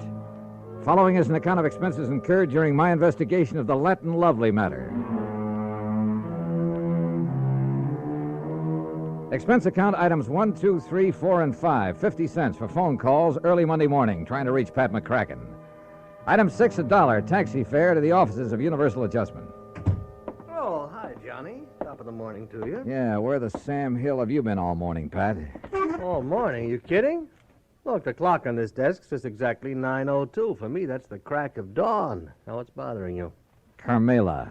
Oh, Carmela Jocares. Yeah, only it's Jocares. Oh, well. Might have known she'd call you direct. I should have warned you, Johnny. You know her, Pat? She's threatened to come down here and camp on my doorstep any minute. Oh, can you think of a nicer ornament to have around? If she's anything like she sounds on the phone. She is, Johnny, yeah. That's why I should have suggested that Special Investigator Martha Mayberry Balderdale help her. Balderdale? Now, how could an old battle axe like her know how to deal with a young, charming, beautiful... dancer like Carmela? Dancer? Is that what she is? Yes, yes. Not very good, but she's just as beautiful and seductive. No, maybe I better stick old Lady Balderdale on. All right, Pat, quit the kidding and tell me what it's all about. Who's kidding? Well, where do I find Carmela, her address? Now, you see, you're already emotionally involved with her. You haven't even met her. Emotionally? Client relationship in our business should be entirely objective, Johnny. How can I possibly expect you to look at Carmela's insurance problem with an unbiased mind? Pat, All she'd have to do is bat those lovely big brown eyes at you a couple of Look, times. will you stop baiting me and tell me what this is all about? Emotion. All right. I got involved with this little Latin lovely as a favor to the company that issued her the policy, Surety Mutual and Trust. What kind of a policy? Retirement. Pays her $50,000 when she's 45. Meantime, if she dies, her beneficiary gets the $50,000. So what's the matter with it? Well, like I told you, Johnny, she's a dancer. Nightclubs. Always has a partner. Some good young kid who can make up for her shortcomings. Only a different partner every month or so. Well, what's that have to do with her insurance? Well, she has the company name her partner as beneficiary. Oh, I see. And if she keeps changing her policy... Right. And by now it has so many riders attached to it, the company's running out of filing space. And what's more important, the cost of servicing this one lousy policy and the time that's been wasted on it. And the last time...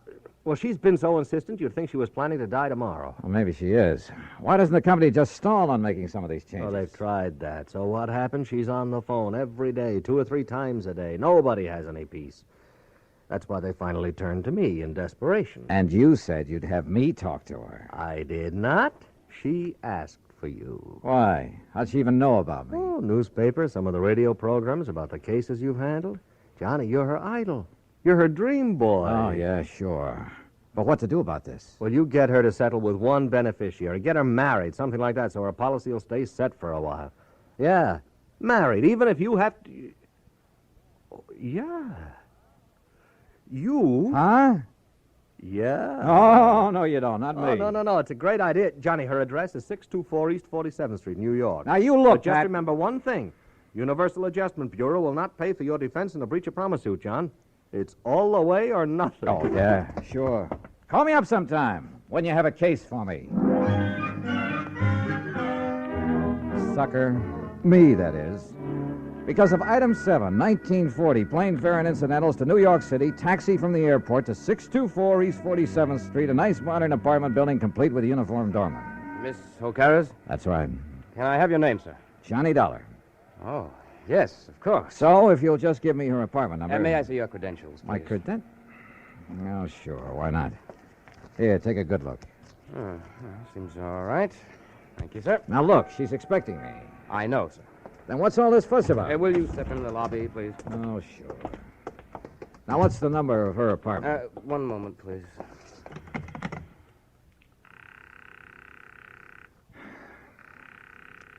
She is in, isn't she? Yes, sir, she is. I don't understand about answering the house phone, though. You're certain that she's in? Absolutely, sir. But why she doesn't answer... Where's her apartment? It's number 7 up the stairs. Come on, show me the way. Yes, sir. She only came in a few minutes ago. And nobody else has called on her? No, sir. Were all those precautions of yours on her orders? Yes, sir. She seemed to be fearful of something lately. Fearful? Right here, sir, number 7.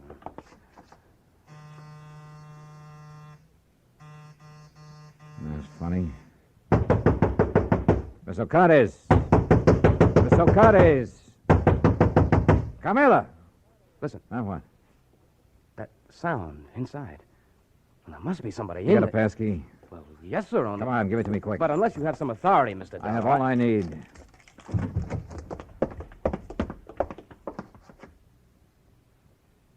Carmela.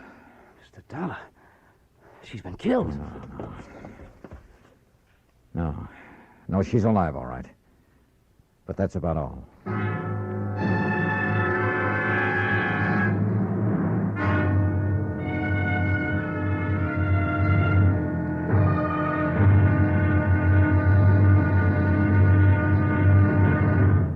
Act Two of yours truly, Johnny Dollar, in a moment.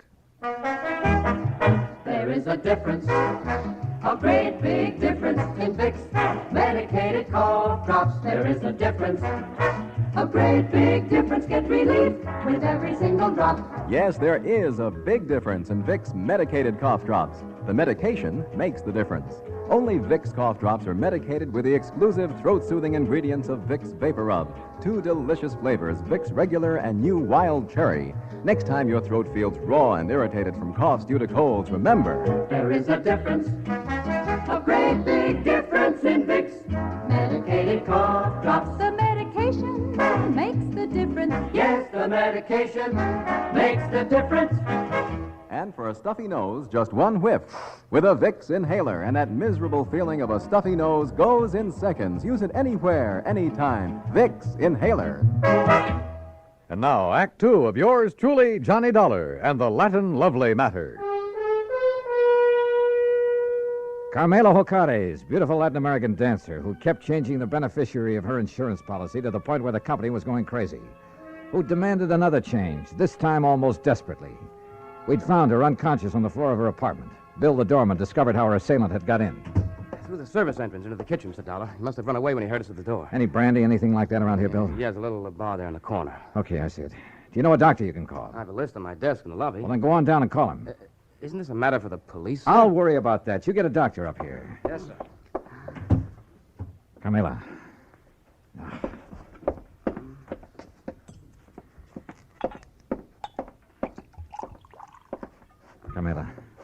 Camila, here. See if you can drink this. What?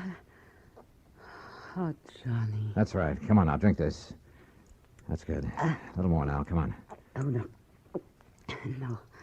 I'm all right now. Help me to the sofa. Yeah, sure. Here now. There you are. All right, how's that? Oh, thank you, Johnny, darling. Are you badly hurt? What happened? He struck me. Who? He knocked on the back door. I thought it was Billy to deliver something. So I opened the door, and he struck me before I could... Oh, Johnny, it was terrible. Well, who was he? Do you know? No, darling. I'm still so afraid. Hold me, please, in your arms. Carmela, do you know who it was? No. It was then he heard you and Billy at the front door. And you have no idea who it could have been? Well, he was short and dark and... Johnny. Yeah? The man who has been calling me. First from Mexico, and then from here in New York. Threatening me. Well, who? I do not know, darling. Threatening about what? You have done it once too many, he would say. Now you will be sorry. Then he would hang up. Done what once too many, or too often, or whatever he meant? I do not know, Johnny. Well, I know darn well the insurance company would never carry things this far. The insurance? Oh, Johnny, you can't do it for me, can't you, darling? Do what? I only ask them to make a little change. But all they do is delay. Oh, now look, we have more important things to think about now. More important than the insurance? Oh, you do not understand. Please, my sweetheart. How can I work unless Armando is... First, we find out who attacked you and why. Oh, Billy, darling. The doctor says he'll be here in 15 to 20 minutes. No, not the doctor. I love you, Billy, but you're a nice boy, but not the doctor. Why not? Because I am all right now. You're sure about that? Carmela? Oh, yes, I am all right. You know, you recovered pretty fast. No marks on you. What do you mean? I wonder just how much of a beating you really took. Johnny, my darling, my love. Surely you do not think... No, I'm not sure what I think. Okay, Billy. Call off the doctor until I can find out what's what. Oh, thank you, my sweet. You do care about me. I love you. Oh, yeah, sure. And, Billy boy, you stay here until I get back. Yes, sir. My Juanito, where are you going? You know something, Carmela? I wish I knew.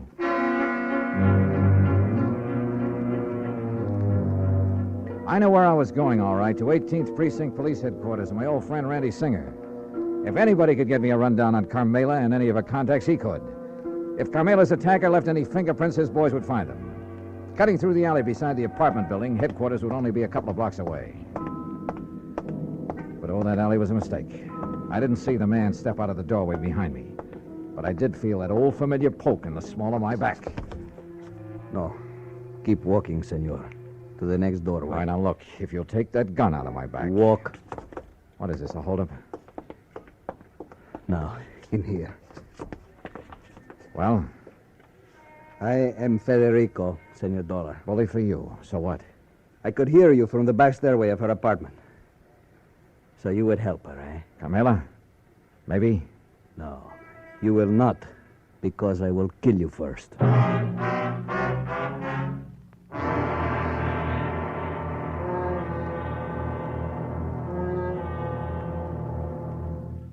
Act 3 of yours truly, Johnny Dollar, in a moment. Smoke Kent, Smoke Kent, Smoke Kent with the micronite filter. Remember this, Kent filters best of all the leading filter cigarettes. So get the mild Kent cigarette. Smoke Kent with the micronite filter.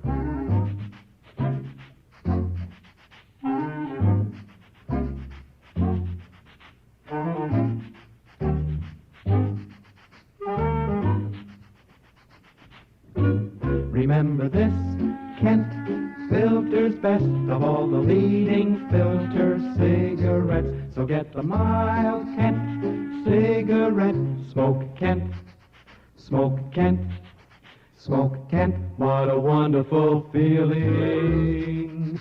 Smoke Kent. And now, Act 3 of yours truly, Johnny Dollar, and the Latin Lovely Matter.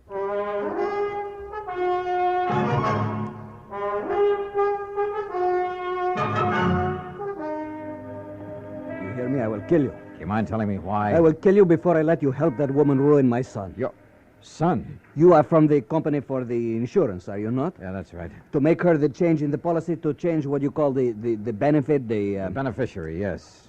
That's what she's asked for. But I will not let you. Well, I haven't said I... Oh, look, put away that gun, will you? No. Okay, Chief. What? But be careful, this man is armed. What are you calling? The policia? Just diverting your attention. No. Give me that gun. No, I...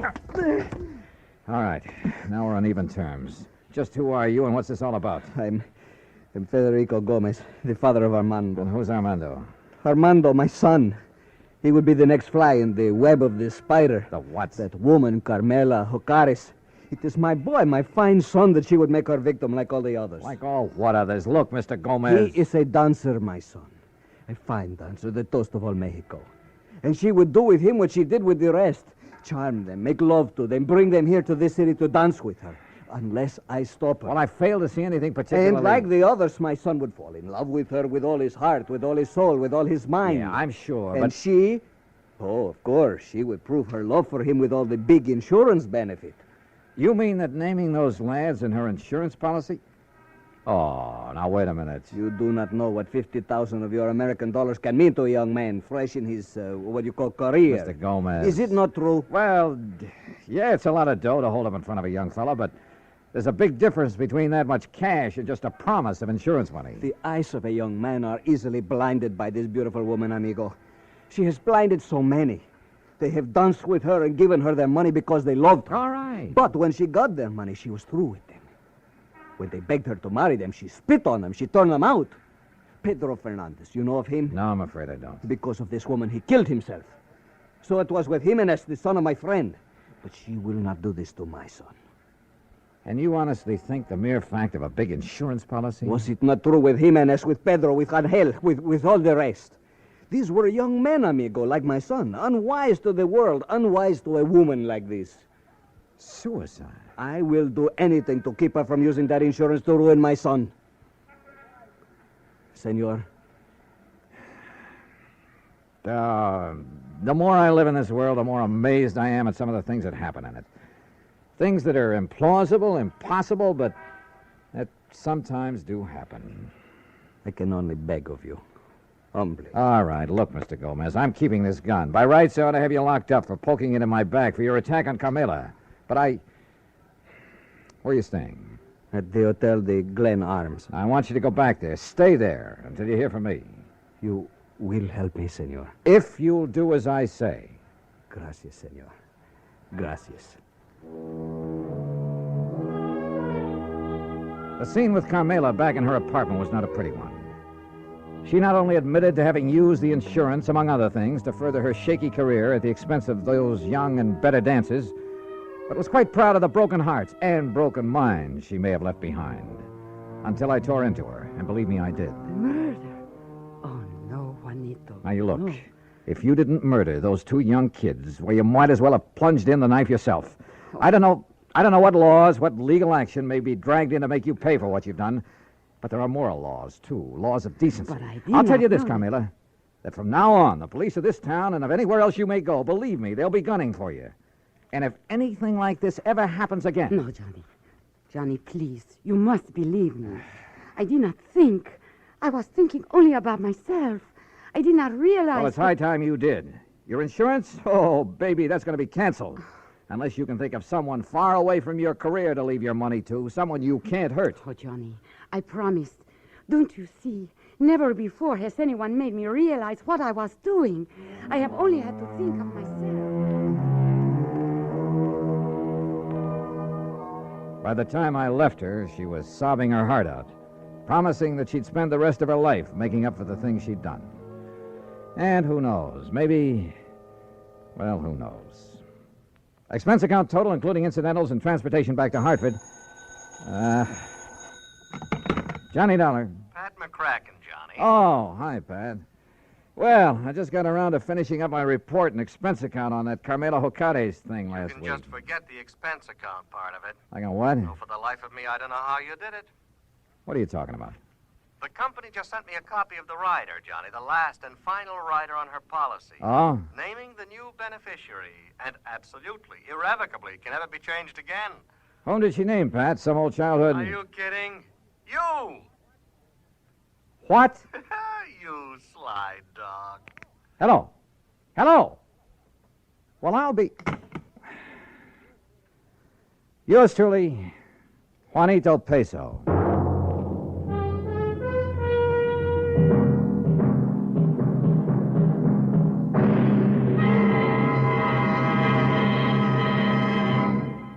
Our star will return in just a moment. Meet movie star Dorothy Lamour. Actresses can't perform with a rotten cold, so I take 4-Way, the fastest way to stop terrible cold distress and feel better quick. Right.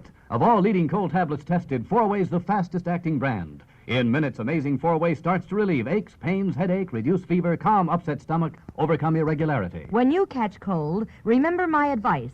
Take 4-Way, fastest way to stop these awful cold miseries. 4-Way, 29 cents. Now let me tell you about another fine product of Grove Laboratories. Imagine a shampoo so effective it gets rid of embarrassing dandruff with one lathering, but won't dry hair, won't split ends, won't leave a medicinal odor. It's wonderful new Fitch Dandruff Remover Shampoo. One lathering with Fitch removes dandruff, can brighten hair up to 35% too, without harsh medication.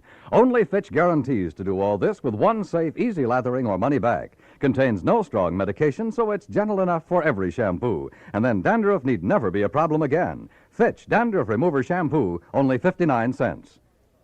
Now, here is our star to tell you about next week's story. Next week, some priceless jewelry, a beautiful girl, and believe me, they add up to trouble. Join us, won't you? Yours truly, Johnny Dollar. Yours truly, Johnny Dollar, starring Bob Bailey, originates in Hollywood and is produced and directed by Jack Johnstone, who also wrote today's story. Heard in our cast were Lucille Meredith, Larry Dobkin, Jimmy McCallion, and Harry Bartell. Be sure to join us next week, same time and station, for another exciting story of yours truly, Johnny Dollar. This is Dan Cubberly speaking.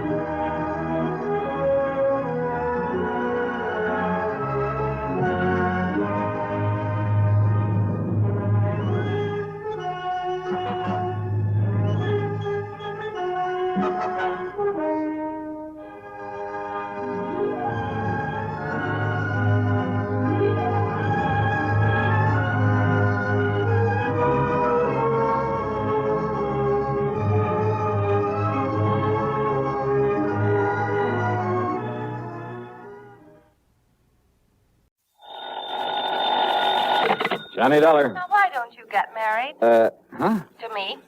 Well, Johnny Dollar. Well, will you marry me? Well, sure. Why not? Anytime you say. Janet?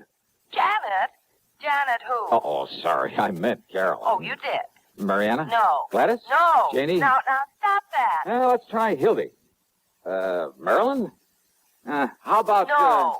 This is Betty. Betty Lewis. No. Yes.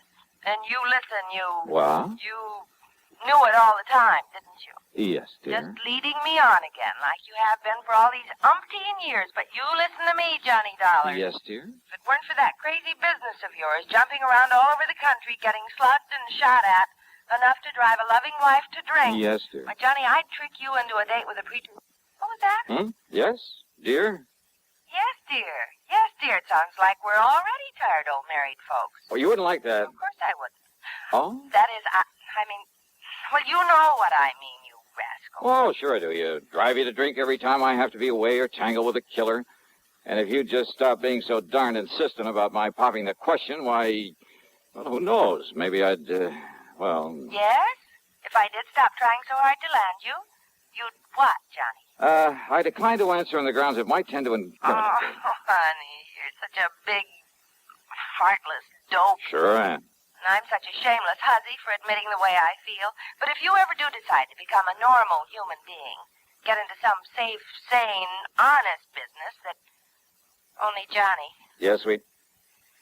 I'm afraid it's about business that I really called you. I mean insurance business. Oh, my entire ego just flew out the window. Well, what is it, hon? I've got to see you right away. Betty, I'll be out there at 13325 East Maple No, Drive. no, honey, I'm not at home. Okay, at the office then. No, dear, I'm not at the office either. Well, tell me where you are, where you want me to meet you. Just, stay right there and wait until I call you again. Will you, please, honey? Well, now, look, I just hung up on a frantic phone call from Fritz Melchior over at Continental Insurance and Trust, apparently the usual sort of emergency. I know. Huh? No, I mean, I'm sorry, but this is so important, honey, and since it concerns me, And if anything were to happen... Happen to you? Betty. Johnny, dear, I can't talk anymore right now, but wait. Wait until I call you and tell you where to meet me. Hey, now listen, Betty. I'll call you. No, listen. Something very funny about this.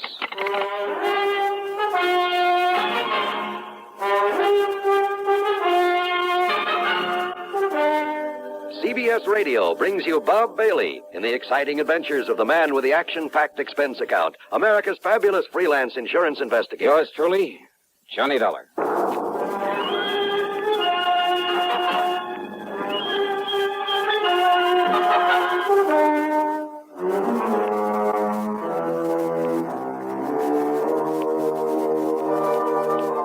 Expense account submitted by Special Investigator Johnny Dollar to the Continental Insurance and Trust Company, Home Office, Hartford, Connecticut. Following is an account of expenses incurred during my investigation of the Mystery Gal matter. There was something very strange about that call from Betty Lewis. Except for the end of it, I'd almost exactly the same conversation with her only a couple of days before, almost word for word. Oh, sure, the marriage talk has been going on for a long time. And why kid about it? If it weren't for this crazy, sometimes risky job of mine, I'd ask that girl to marry me in a second. And maybe someday.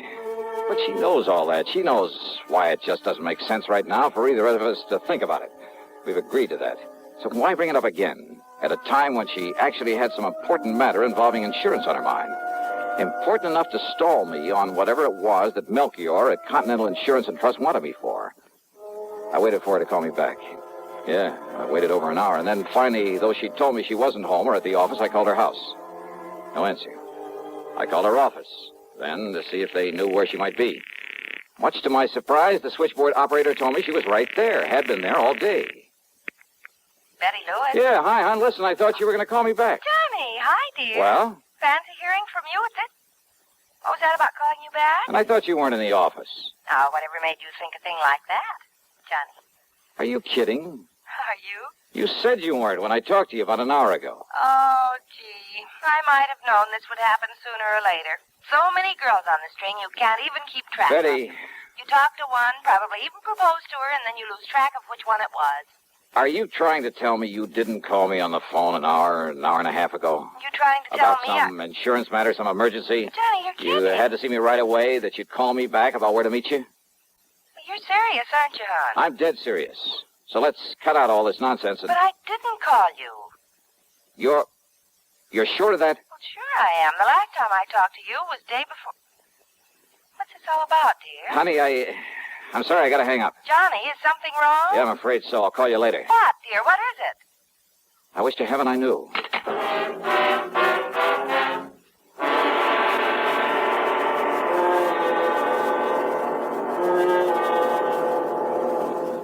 Pepsi-Cola refreshes without filling. Why? Because it's truly light. Charlie, you're forgetting something. Wait, Kay, there's more. Yes, ice-cold Pepsi is the delicious refreshment that goes great at a picnic or a party. But, Charlie... And Pepsi goes fast. People like it, so keep plenty handy.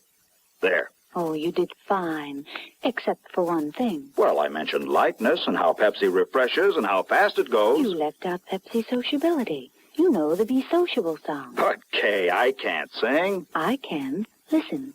Be sociable, look smart, keep up to date with Pepsi. Drink light, refreshing Pepsi.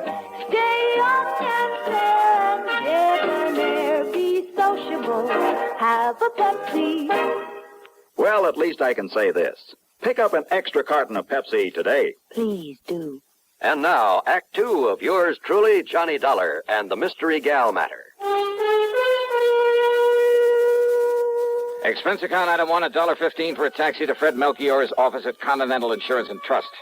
I didn't bother phoning ahead to tell him why I was so late in responding to his call for help. I found him literally pacing the floor. Oh, Johnny, thank goodness. Yeah, hiya, Fritz. Only I didn't expect you in here so soon. Sit down. Is everything all right? So soon, did you say? What? And here I was, all set to apologize for not having got here when I was supposed to, nearly 2 hours ago. Well, as long as you called me back and asked if you might go right on over. I called you back? Why, yes, of course. And I agreed with you it was best not to waste time coming here for the facts of the case. No, wait a minute, Fritz. So I told you all about it. Though I still think it shouldn't have been gone into on the telephone. Tell me about what? But since time was so important, and since you're going out there right away might... Johnny, what did you say? I didn't, but I will. Now listen to me, Fritz. There's something very screwy going on around here. Oh? What do you mean? You called me on the phone about an hour and a half, maybe 2 hours ago. Yes, you that's asked right. me if I'd come on over here and see you. Yes. Now, you said you were still in bed, but that as soon as you could get shaved and dressed and a cup of coffee, you'd come on over here. Okay, so far so good. And then? Well, naturally, I waited for you. Yeah? But then after half or 3/4 of an hour when you didn't show up, oh, and believe me, this matter is so urgent, so pressing, so important. What matter? No, wait, let's not go into that just yet. So what happened when I didn't appear? Well, I decided I'd better call you again, but I didn't have a chance. Why not? Why not? Well, you know why not. Because you called me back. I did, huh? Well, yes. And as I reminded you a moment ago, you suggested that instead of wasting time coming here to the office... Only Fritz. Yes? I didn't call you back. Now, why do you say a thing like that? Of course you... Didn't? No. But Johnny... But it's pretty obvious somebody did. Oh, but I'm Yeah, sure... somebody who tried to make you think it was me, who must have succeeded pretty well. But that's Johnny, I hope you're not joking. I am not. Because I'm certain, absolutely certain, I mean, well, how could I mistake your voice after all these years? It looks like you did, though, doesn't it?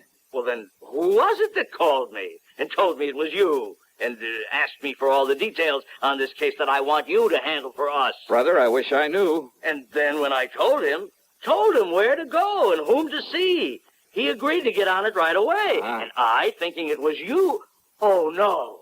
No. Oh, good heavens. Now what?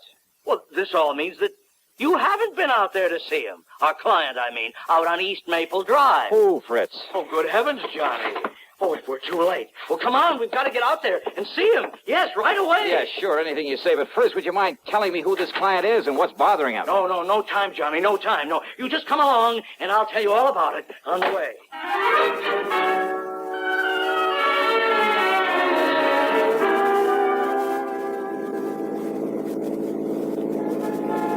I hope you don't mind my driving so fast, Johnny, but time, time is of the essence. Time for what, Fritz? Now, why don't you just start from the beginning? Yes, I will. Now, when I called and I talked to you the first time... The only time, Fritz. Oh, all right, yes. It must have been somebody else who knew I'd called you before, who found out from me that... Well, now listen. I'm listening. Anyhow, when I talked to you, I told you I'd had a call from one of our clients. Yeah, only you didn't say who. Now, the call was from Mr. John Marshall Sawyer out there on East Maple Drive. Sawyer, the attorney? Yes, retired. Lives right across the street from a very good friend of mine. I don't know about that. I don't care. The point is that Mr. Sawyer, before he retired and came up here to live... Yeah, sure, the DA's office down in New York. That's right. Probably sent more hoodlums up the river than anybody else in the big town's history. Exactly.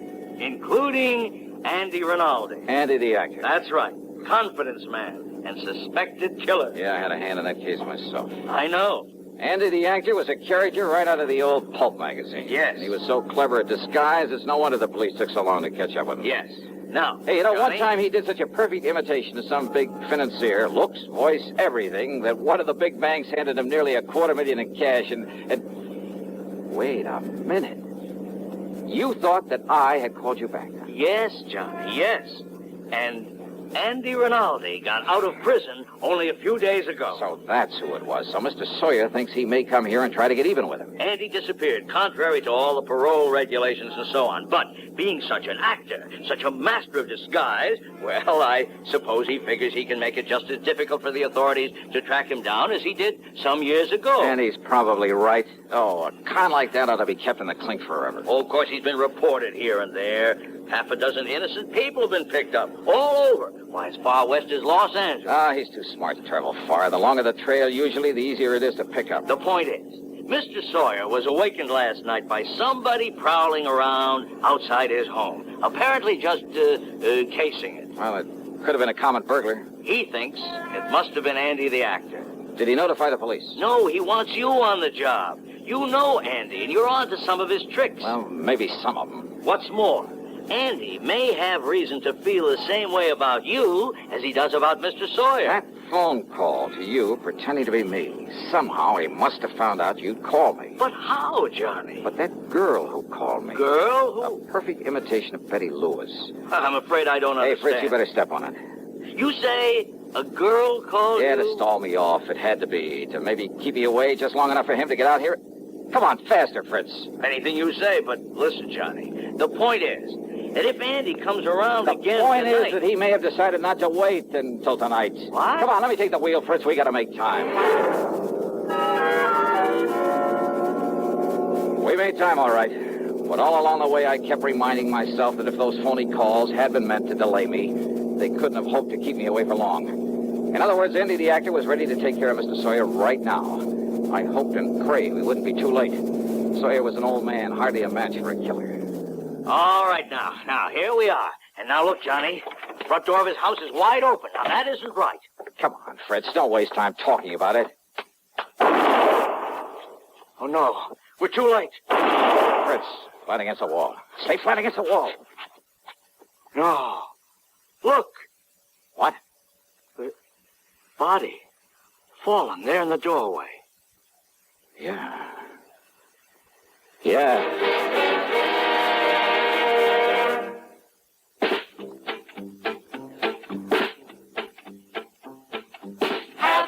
A real cigarette. Have a Camel. Have a Camel cigarette. Have a real cigarette. Have a Camel. Have a Camel cigarette. Best tobacco makes the best smoke. Have a Camel cigarette. Best tobacco makes the best smoke. Have a Camel cigarette. If you're smoking more these days, but enjoying it less, change to Camels.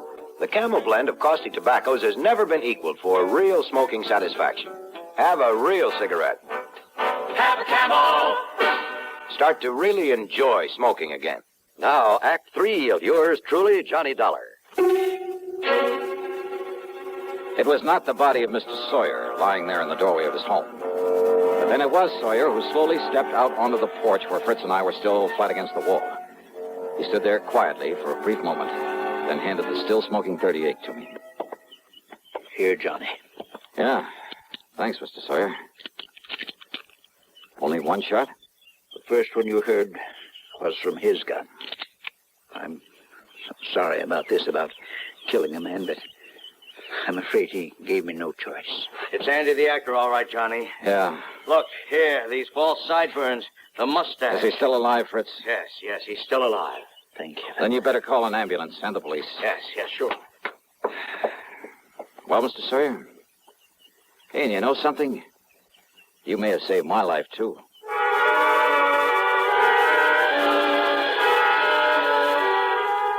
I followed the ambulance into the hospital in the hope Andy the actor would come too. There were some things I wanted to ask him about the girl, the actress, who'd call me on the phone to hold me at my apartment until he could carry out his plan against Mr. Sawyer. But Rinaldi stayed unconscious, so I took a cab back to my place. That's item 3, $1.50. As I walked up to the door, a man from the phone company came around the side of the building. Hey, excuse me, aren't you Mr. Johnny Dollar? Yeah, that's right. Oh, I've been hoping you'd come home. You want to check your phone for me now? Oh, something the matter with my phone? Oh, there sure was. Huh? Yeah, somebody put a tap on that line of yours. You wouldn't have any way of knowing it, but So that's we it. have ways of knowing down at the phone company. Yeah, so that's how Andy and the girl, whoever she is, got to know our voices. Yeah, a lot of people think they can get away with tapping a phone line, Yeah, but sure. believe me, Mr. Dollar, they can't get away with it for long. They took off the line in the basement. You have any idea who might have done it? Yeah, and no. What? Well, Andy the actor, for one. What's But that? who the girl is? Hey, Mr. Dollar, what are you talking about? Oh, nothing you need to worry about. Oh, sure, whatever you say. But now, if you'll go inside and dial somebody and see if you get them okay. You see, I got a handset still hooked up to it. Yeah, I'll do that. Oh, and the cops have already been notified, so if they come around asking questions... Okay, thanks.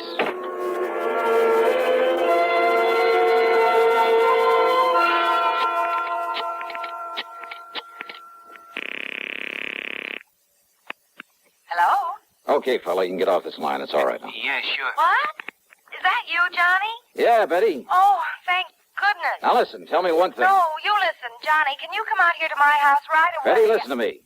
Night before last, we went to the movies. I know, but Johnny... We got there in the middle of the picture. I know. What part of the picture? What? If it was you with me, you know what part of the picture. Well, it was right when Jimmy Stewart walked up to the front of the courtroom to the judge. Okay, you're you, all right. Oh, Johnny, I haven't the least idea what this is all about, but can you come out here and see me right away? I've got a surprise for you, and honest, honey, it's a really important one. Betty. I mean, she's a really important one. She? Yes, dear. Well, you don't mean to say that you... I'm on my way.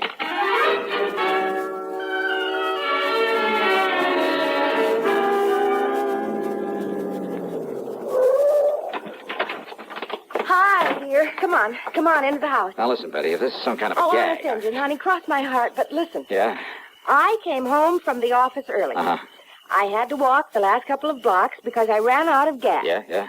All of a sudden, you and somebody else came charging up in a car to that house across the street. You were here where then? that nice old Mr. Sawyer. You were right here? Yes, but I suddenly got too busy to call at you or anything. You see, I was just letting myself in through the back door. Okay, now, this surprise you talked see, about. I'd forgotten my key to the front door, so I had to sneak in the back one. I always leave that key under the mat. Honey, will you get to the point? But the key wasn't there. And the back door was already open. Oh, go on. I started in quietly, and then I heard a couple of shots over there at Mr. Sawyer's house. Yeah? And Johnny. Yeah. There in my living room, standing behind the drapes of the front window and with a gun in her hand was this girl. The girl. Standing there watching across the street so intently that she didn't hear me come in. She started aiming the gun over at you and that man who was with you and Mr. Sawyer who'd come to the door. Yeah, well, listen, look, so let's go I sneaked inside. up behind her and... Well, I'm afraid I kind of ruined one of my nicest vases on her head. And you've got her? You've got her inside? All tied up with all the clothesline I could find. Oh, honey, I love you dearly. Where is she? Here. Right here in the living room. Oh, great. What a girl. Holy, you must have really clouded her. Well, I did. But when she came to and started talking, well, honey, this burglar, or whatever she is, well, she started talking her head off, trying to tell me I didn't understand. Well, how could she with that gag? And you know something? She sounded so much like me, and I got so tired of listening to that voice. Well, that's the reason I put that gag in her mouth. Well, are you proud of me? Don't you agree? She must have had something to do with it. Oh, Johnny. You know something? I love you, gal. Oh, no, that's what I like to. Oh, honey. Why don't you and I just... And you preach to me about getting mixed up with people like this? Any sense I'd turn you over my knee and I'd... Yeah, rascal. This is much more fun, isn't it? Mwah.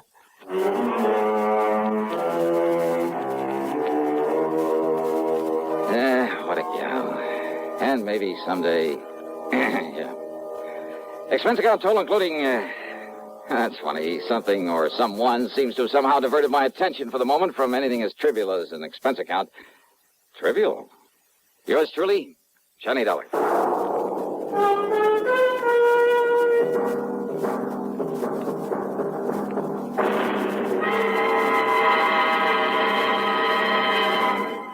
Hi. Maybe you'll recall this tuneful reminder of times past.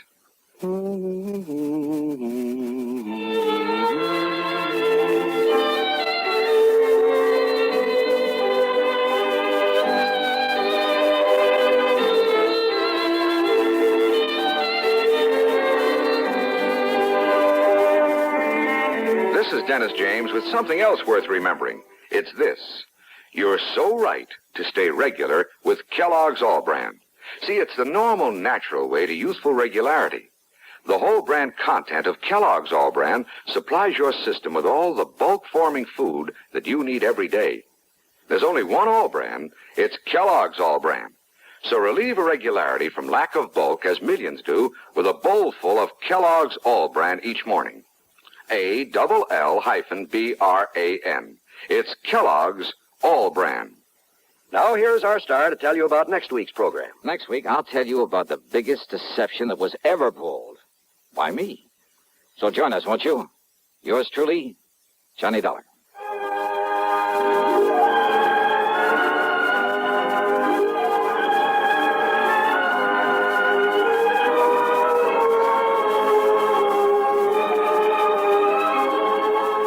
Yours truly, Johnny Dollar, starring Bob Bailey, originates in Hollywood and is written, produced, and directed by Jack Johnstone.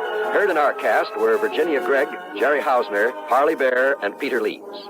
Be sure to join us next week, same time and station, for another exciting story of yours truly, Johnny Dollar.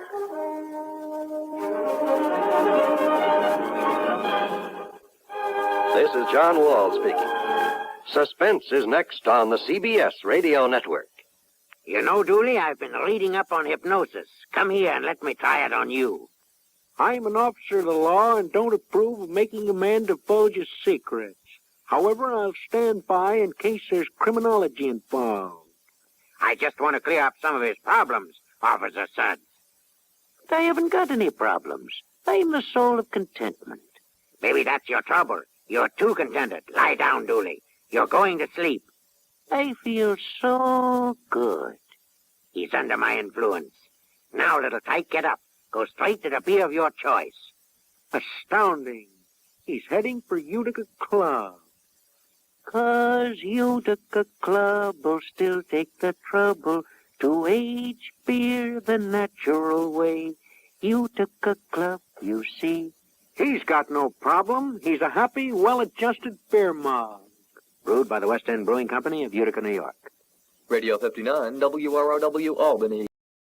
From Hollywood, it's time now for...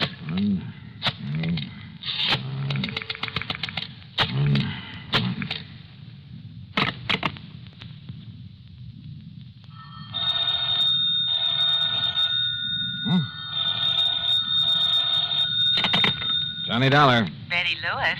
Hey, it worked. Sure it does. So hang up that extension. Come on back here in the living room. We'll finish up our cocktails and be on our way. Yes, sir. How about that, Johnny?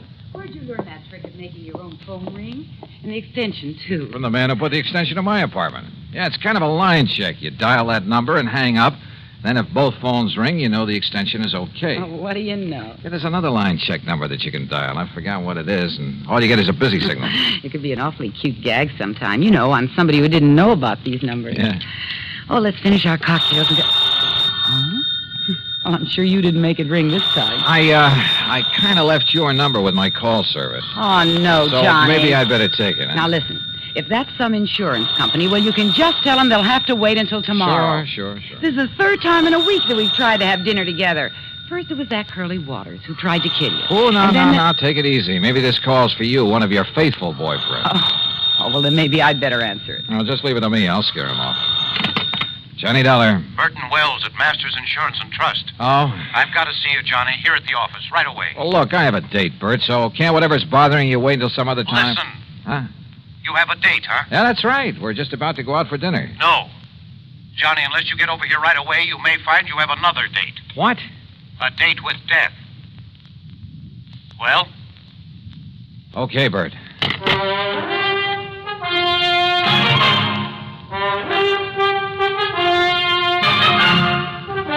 Bob Bailey in the exciting adventures of the man with the action-packed expense account. America's fabulous freelance insurance investigator. Yours truly, Johnny Dollar.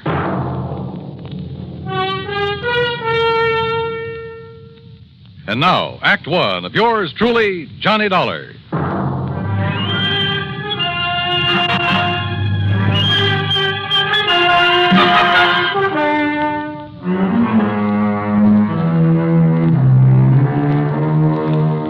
Expense account submitted by Special Investigator Johnny Dollar to the Masters Insurance and Trust Company, Home Office, Hartford, Connecticut. Following is an account of expenses incurred during my investigation of the date with death matter.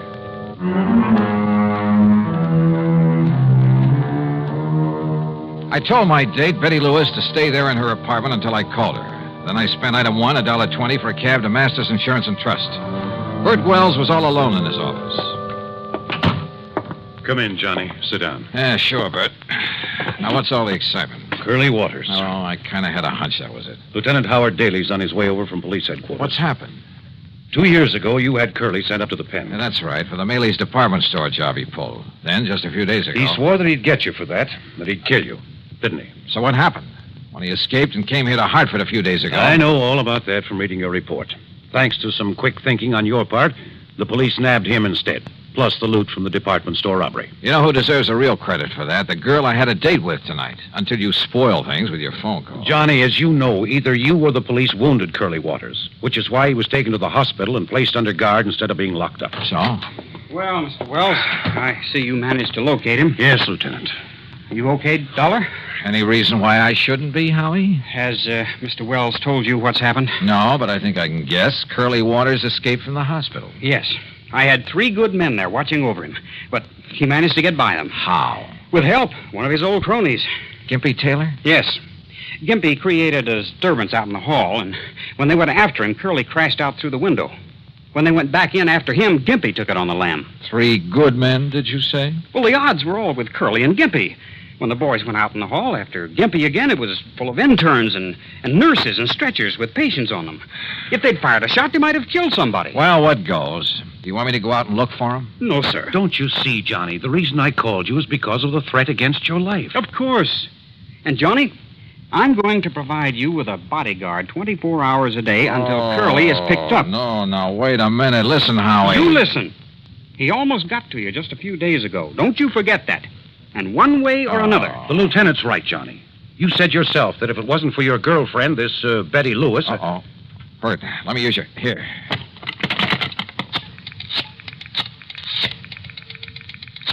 You said one way or another, Howie. That's right. And, yeah, maybe through your girl. Is that who you're calling? Yes. Are you sure she's at home, Johnny? That's where I just left her. And I told her to stay there, not to move until she heard from me.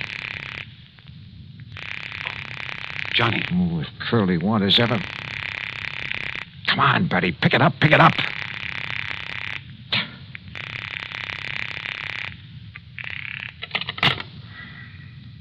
No answer.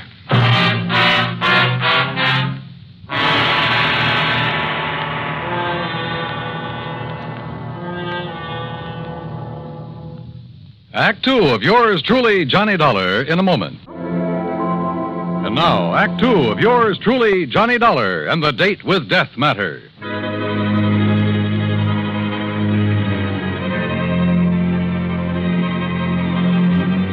Curly Waters, killer, on the loose again. I left Betty in her apartment. I told her to stay there. But when I tried to call her on the phone, no answer. Lieutenant Howard Daly and I took the elevator down to the street to his prowl car.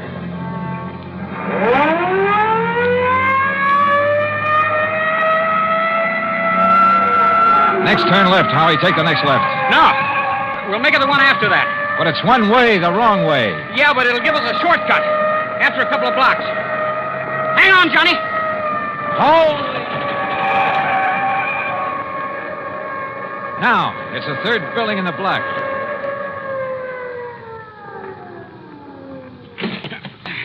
Lead the way, Johnny. Where's the elevator? Come on, forget it. The stairs are quicker. Johnny, if Curly has got to her... Don't say it. Haven't you got a key? I have not. Stand back, Johnny. I'll see if I can smash it open. Wait a minute. Betty. Wait, look, it's open. Betty, are you...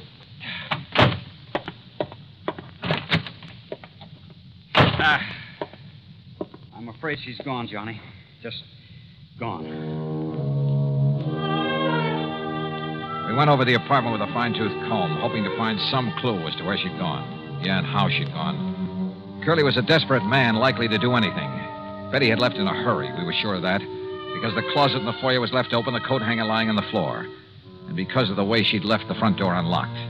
But that was all we knew. At least there was no sign of a struggle. Because he probably had a gun. And your girlfriend probably knows he's one of the best shots in the country. All right, Howie, now listen. Huh? No, let me take it, Johnny. But it may be. I'll get it. Hello?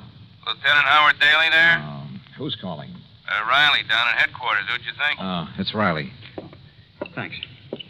Yeah? We got one of them, Lieutenant. Gimpy Taylor. What's that? Where? About 11 miles up North Road. Yeah? He wrapped a stolen car around a big elm tree, up at Dead Man's Cave. Did it kill him? I managed to crawl a couple of 100 yards into the brush before he conked out. Was Curly Waters with him? Riley. Was Curly Waters with him? There was no sign of him, but the man they stole the car from said there was two of them. There was two of them then. Ask him. Any sign of Betty there? Riley, any sign of a passenger, a girl? No, sir, Lieutenant. Okay, I'll keep checking with you. You hear it all, Johnny? Yeah. 2 men stole the car. So the other one must have been Curly. Yeah, but whether they were both on the rack and Curly was able to get away. After all, if Gimpy was able to crawl a couple of 100 yards... Yeah. Curly may be a couple of 100 miles away by now. Or maybe not. Howie, I don't think he left town with Gimpy. Helped him steal the car, yeah, to make it look as though he was leaving. Why do you say that, Johnny? Because of Betty. Because I think he's holding Betty to get me to him. Then maybe you'll agree to a 24-hour-a-day bodyguard after all, huh? No, absolutely not. Johnny, You think that Curly's a jerk? I Well, he know. isn't. He's smart. He's smart enough to smell a cop a mile away. Just the no, same, Howie, no. There's only one thing to do. Only one way to flush him out. Johnny. Betty. Betty, what happened? Where have you been? What happened to you? Well, I got a phone call. Yeah? From the hospital. At least they said it was the hospital. Yeah? They said you were down there. That you'd been shot by Curly Waters. See, I told you he's clever, Howie. Oh, Betty, thank heaven he isn't out to get you. Oh, this is Lieutenant Daly from headquarters. Hi, Lieutenant. Hello. What were you going to say, Johnny? I say he's clever. This means that Curly's still in town, still gunning for me. He called Betty to get her away from this apartment, knowing that I'd come here. Johnny. Yeah. And he might have been here waiting for me if you hadn't come, too. But he's smart enough to want to catch me alone. So, Howie, it means there's only one bait in the world that'll bring him out in the open. What's that, Johnny? Me. Alone. Johnny. All right. Betty, you're staying here. Howie, you're going back to headquarters. Me, I'm going to my apartment. I'm going to sit there and wait for him. Oh, Johnny, no. Okay. Sure, Johnny, you go right ahead. But I'll have enough men hidden away surrounding that place of yours. No, then you'll never get him. Then he'll have to skip out. Maybe skip the country. I'd like to see him try it. Howie, he's an actor, a good one. If that costume of a priest he was going to use before, he can... Well, in that, he could have walked right by you or me or anybody else and never have been recognized. And with a phony passport, which he already has, he'll skip the country, all right. But when he comes back, I won't know. I won't be ready for him. Right now, I am. Oh, but please, Johnny. Yeah, don't you listen. keep- No, Howie. But you'd be a sitting duck for him. Sorry. It's the only way. Act 3 of yours truly, Johnny Dollar, in a moment. Now, Act 3 of yours truly, Johnny Dollar. Johnny Dollar. Pigeon. Maybe soon to be a dead one. But the only way to bring Curly Waters out in the open was for me to wait for him. Wait for him to come and try to kill me. So after making Betty promise to stay in her apartment and Lieutenant Daly to go back to headquarters, I went over to my own apartment. And I waited. Believe me, I felt anything but brave. But I'd rather take my chances on having it out with him now than spend the rest of my life knowing he was still alive, somewhere, still gunning for me. That sooner or later he'd catch me off guard. 11 p.m., 12, 12:30. Huh? My impulse was to raise my gun and pull off a couple of shots right through that door. Yeah? Who was it? It's Howie. Open up. Oh. Oh, Howie, what the devil are you doing here? Just checking up, Johnny. Checking up. You got a bunch of your boys scattered around out there? No. Those bodyguards you were talking about? No, Johnny, but listen, will you? Sitting here alone, waiting for him, you're taking too much of a chance. Can't you get it through that thick skull of yours? I tell you, it's the only way to make him show himself. And I tell you, it's the surest way in the world to get murdered. You don't think I'm able to take care of myself, huh? I didn't say that. Well, then? I'm a cop, Johnny. I just can't let you do this. Oh? You mean you're worried that maybe you'll be set down to pounding a beat again? Oh, no, you crazy fool. I'm worried about you. Won't you change your mind? No. Now, you better leave, Howie, and for heaven's sake, don't come back again. But unless I do, how can I tell... How will I know? Oh, you'll know. If he does come, and I'm sure he will, if you don't scare him off. I hope and pray he doesn't. Well, when it's all over, I'll call you. Johnny, if he kills Oh, go you... on, Howie, will you? You're just holding things up. And don't tell me he doesn't know you've come here. So go on, baby, beat it. Okay. And you give me your word that you won't come back until I call you. But what if he gets you? Your word on it? Okay, Johnny.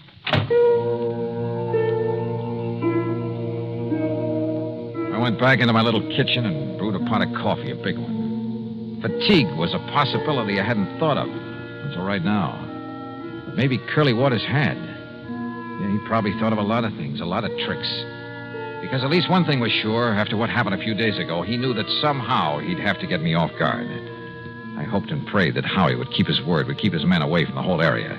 That he himself would stay away, not even call until this whole thing had come to a head. Then I heard it. It was at the back door of my apartment, the kitchen door that led to a fire escape. Fortunately, I'd turned the light off in the kitchen. I could sneak in without being seen. Johnny. Oh. Johnny. Betty, get in here quick. Oh, why did you come here? Oh, Johnny, I've been crazy with worry. Didn't the lieutenant have brains enough to put some men around your place to keep an eye on you? I threw an old tin can out the window, and when they went to investigate, I sneaked out the back way through the alley. Betty, you're insane to have come here. Don't you see? If Curly comes and there's a lot of shooting... You think I could just sit there knowing what might happen here any minute? Knowing that if Curly got lucky or something... honey, I don't know what to tell you. And I can't send you back without a police guide. And if the police come around, it'll only keep Curly away. I've just been sitting here hoping that Howie will have sense enough not to come back again. Again? Oh, yeah, he got worried about me, too. And... Wait a minute. Johnny, it's Curly. Oh, Johnny. Yeah, maybe it is. All right. Go on into the bedroom here. Come on, Betty. Johnny. Now, stay there. No matter what happens, stay there. You understand? Stay there. Please, dear. Yeah, who is it? It's Howie. Open up. Oh. I told you, Howie, you idiot. You... Just don't try to raise that gun, Dollar.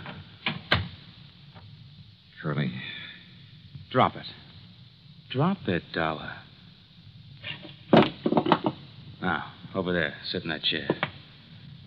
Yeah, I guessed right. You sent the cops away so I'd come after you, but I had to be sure. That's why I've been sitting in an empty apartment across the hall all afternoon, all night, to make sure.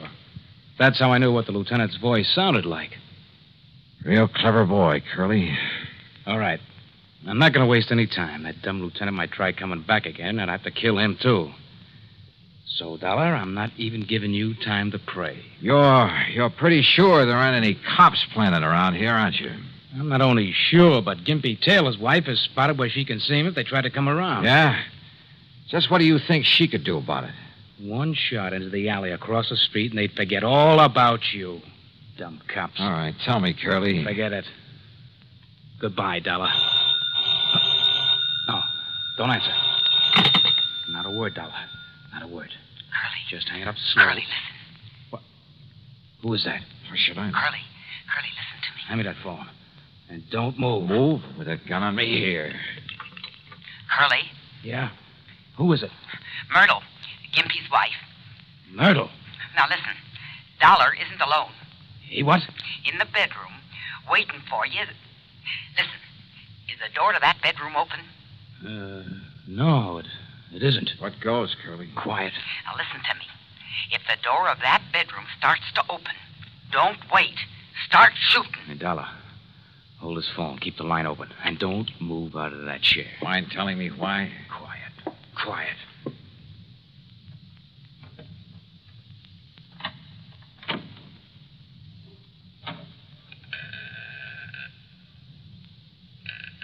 No, you don't. But I do.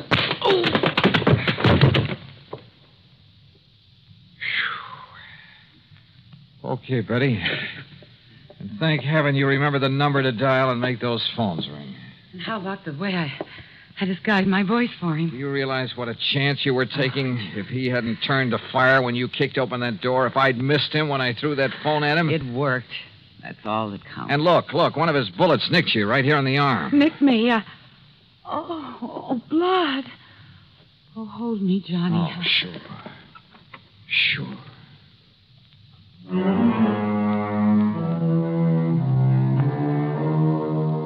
Yeah, Curly's back in the clink, and this time to stay. When the necessary papers were signed, I hauled him over to the state pen myself.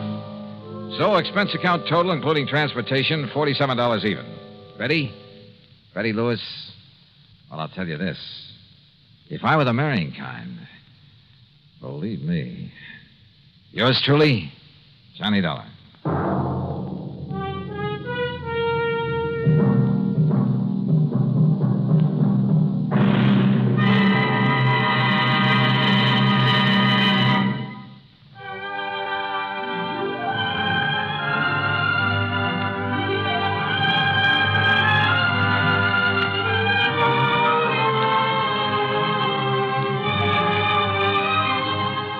Yours truly, Johnny Dollar, starring Bob Bailey, originates in Hollywood and is written, produced, and directed by Jack Johnstone. Heard in our cast were Lucille Meredith, James McCallion, Russ Thorson, Sam Edwards, and Herb Vigran. Be sure to join us next week, same time and station, for another exciting story of yours truly, Johnny Dollar. This is Dan Coverly speaking.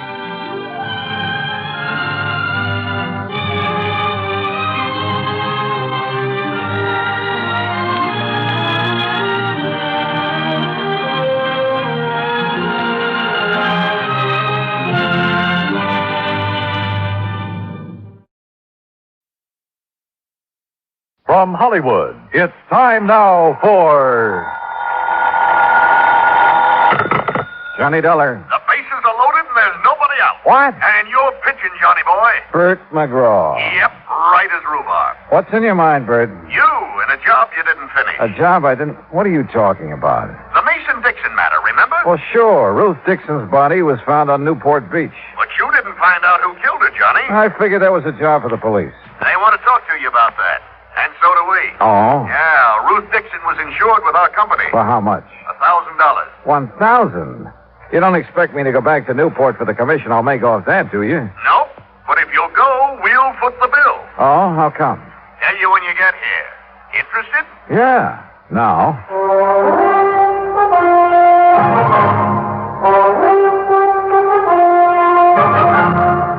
Bob Bailey in the exciting adventures of the man with the action-packed expense account. America's fabulous freelance insurance investigator. Yours truly, Johnny Dollar.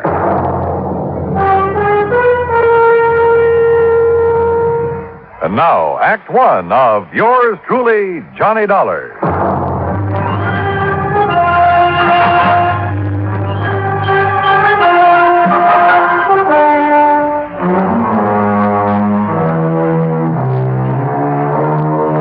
Expense account submitted by Special Investigator Johnny Dollar to the Providential Assurance Company, 393 Dewey Avenue, Hartford, Connecticut.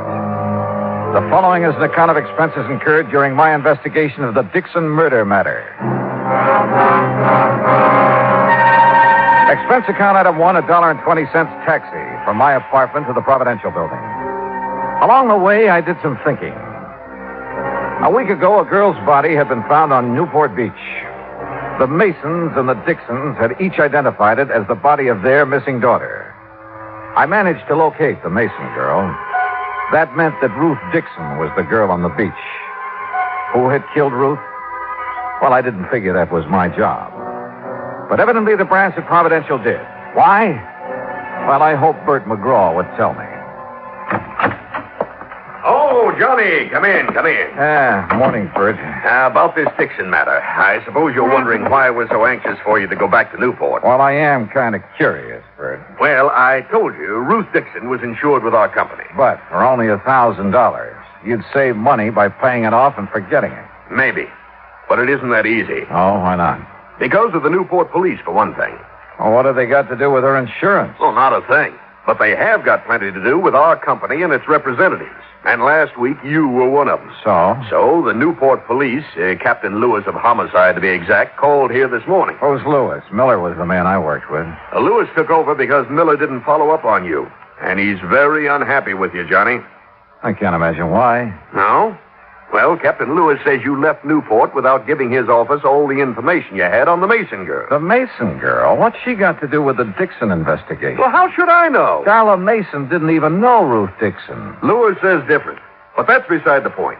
We can't afford to have any police department in this country feeling the way the Newport boys do about our investigator. Oh, come on now, Bert. It isn't at all that serious. Johnny, we have to have police cooperation. And we can't force them to cooperate, so we try to build up a sufficient amount of goodwill. But, Bert, No, it's too late to apologize. Who's apologizing? Captain Lewis chewed out my boss. My boss did it to me, and I have orders to do it to you. Okay, so get it over with.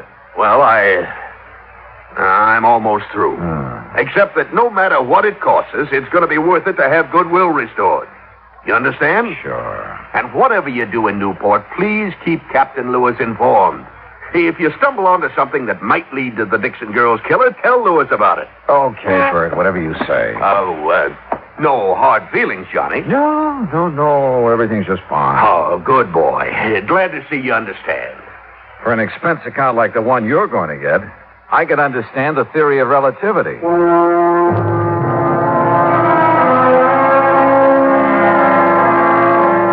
I took a cab back to my apartment. That's item 2. Item 3, $18.50, transportation to Newport, Rhode Island. After checking into the Ogden Hotel, I called headquarters. Captain Lewis wasn't in, so I left a message asking him to call me. Then I called the girl in question, Darla Mason. Johnny, hi. What are you doing back in Newport? Oh, just winding up a little unfinished business. Nothing to do with me, I hope. No, not a thing. Darla. Yes? If you're not busy tonight, why don't you meet me for dinner? Why, Johnny, I'd love to. Fine. You say where? Well, how about the yacht club at 8? Good. I can take the cruiser from our dock. And after dinner, we can go for a ride on the bay. Sounds great. See you at 8:10, Johnny. Bye. Bye. Expense account item 4, $15 worth of American Beauty roses for Ruth Dixon's mother. I rented a car and drove out to the Dixon home. The moment I stepped into the house, I could smell the heavy, sweet odor of oriental incense. While Mrs. Dixon put the flowers in water, I located the source of the incense. It came from an ornate burner on the mantel in the living room. Behind the burner, draped in black, was a large photograph of Ruth Dixon. And on each side of the photograph were 2 lighted candles. Oh, Mr. Dollar, these are the most beautiful roses I've ever seen. Well, I'm glad you like them, Mrs. Dixon. Oh, yes. Ruth will, too. Beg your pardon? I said Ruth will like them, too. I'll take them to her in the morning. That is, if you don't mind. Oh, no, not at all. Mr. Dollar, I don't know how you feel about such things, but I believe those who have passed on never really leave us. What do you think? Well, I haven't given much thought to the subject. But you should. Ruth will appreciate these roses as much or more than she ever would have. Do you believe that? Well, I didn't know Ruth when she was alive. When she was here, Mrs. Dixon. Oh, that's right. You didn't. Well, she's still here. And if there's any doubt in your mind, why, you just come with me and visit Madame Desalles. Madame Desalles? Yes. She's been such a help and comfort to me these past few days. Well, without her and her teaching, I'd have been completely lost. This Madame Desalles, what is she? She's just an ordinary person, but she has wonderful occult powers. She can see beyond the veil, Mr. Dollar. And she's promised to let me speak to Ruth as soon as the conditions are right. Do you know when that will be? Lucille? In here, Henry. Oh, excuse me, Mr. Dollar. I have to put out these candles. Henry doesn't believe like we do. My, you've been at it again, haven't you, woman? Now, Henry. Open the windows. Get the smoke and the smell out of... Oh, Mr. Dollar. Afternoon, Mr. Dixon.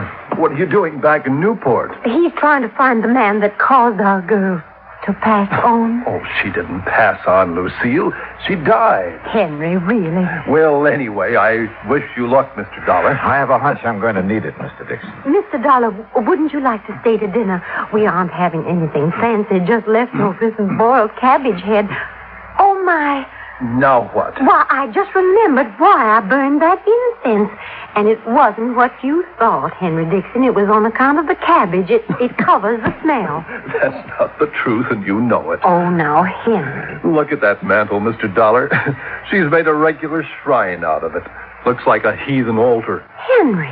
Well, it's the truth. And I wouldn't blame Mr. Dollar if he was afraid to stay to dinner with a woman like you around. You aren't afraid to stay, are you, Mr. Dollar? No, of course not, but I do have another engagement. Oh, well, anytime you can come, you just let us know. Yes, thanks. I'll remember. Well, now, if you men will excuse me. You will. And you open the windows in the back. Yes, Henry. Oh, Mr. Dollar. Yes? When Madame Desalles arranges... That fraud. When Madame Desalles arranges for me to talk to Ruth, I'll let you know what she says. Good evening. Poor dear. She hasn't been the same since Ruth's body was found on the beach. Mr. Dixon, according to the medical examiner, Ruth's body was in the ocean for approximately 6 weeks. That's right. Do you remember if Ruth was going with anyone in particular just before the time she disappeared? The police asked me the same question. I couldn't answer it. You mean you don't remember? I mean that Ruth wasn't a girl to be tied down to one man, and any more than she's content to live like she had to after my health failed.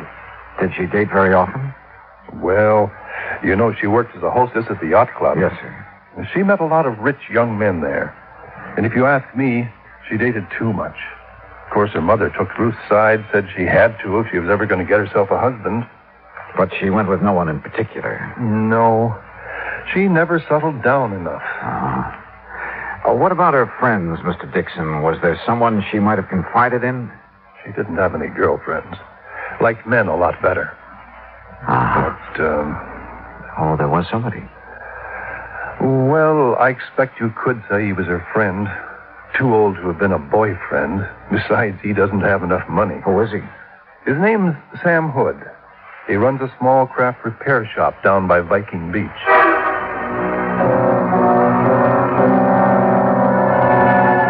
Viking Beach is on the Atlantic side of Newport, approximately a mile from Land's End, where the Dixon girl's body had been washed ashore. Once there, I didn't have any trouble locating Sam Hood's repair shop. It was on the end of a large wharf. For a moment, I thought the wharf was deserted. Then I heard it.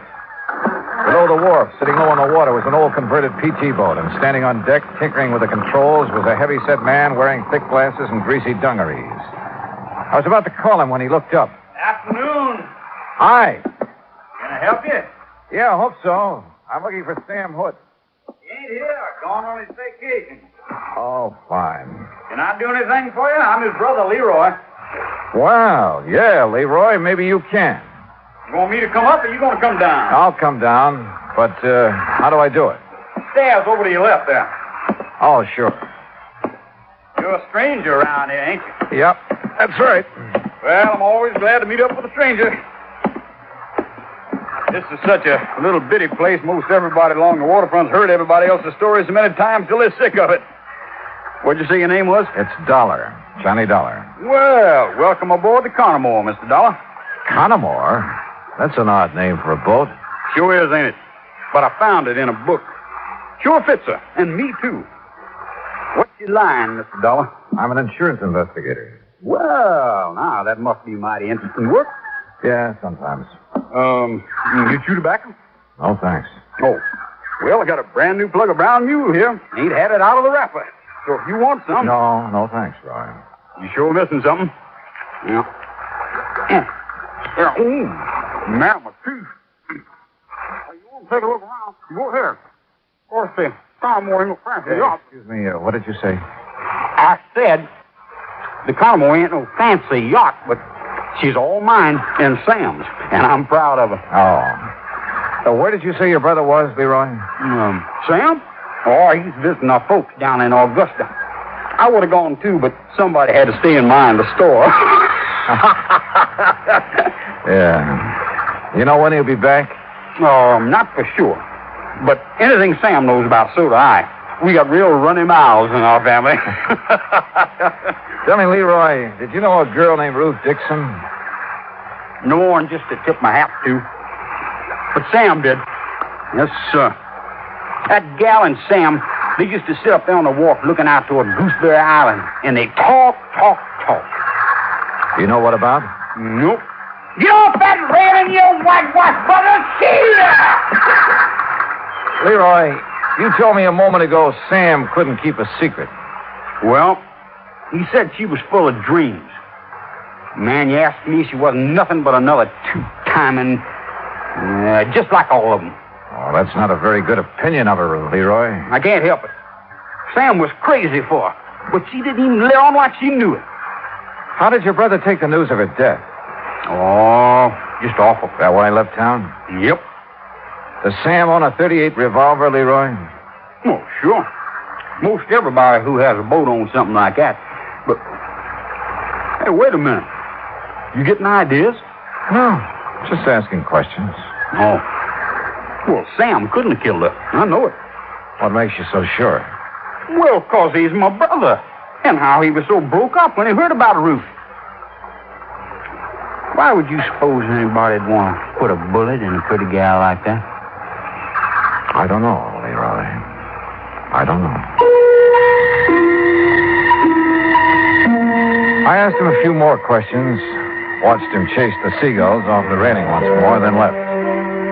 At 7:45, I was sitting in the yacht club bar waiting for Darla Mason. At 8:30, I was still waiting. And at 9:30, I gave up and went back to my hotel. I hadn't been in my room 10 minutes before someone started pounding on the door. Darla! Darla, you in there? Yeah, who is it? Captain Lewis, open up. Well, good evening, Captain. Nothing good about it. Huh? Fine thing you pulled. You come over here to help, then you go gallivanting off where nobody can find you. I called your office as soon as I hit town. Because the people you're working for in Hartford told you to. Now, look, that insurance agent said you were skeptical about there being a connection between the Mason and the Dixon. I still am. You won't be when I tell you what happened early this evening. Okay, so what happened? Darla Mason was shot, and the bullet came from the same gun that killed Ruth Dixon.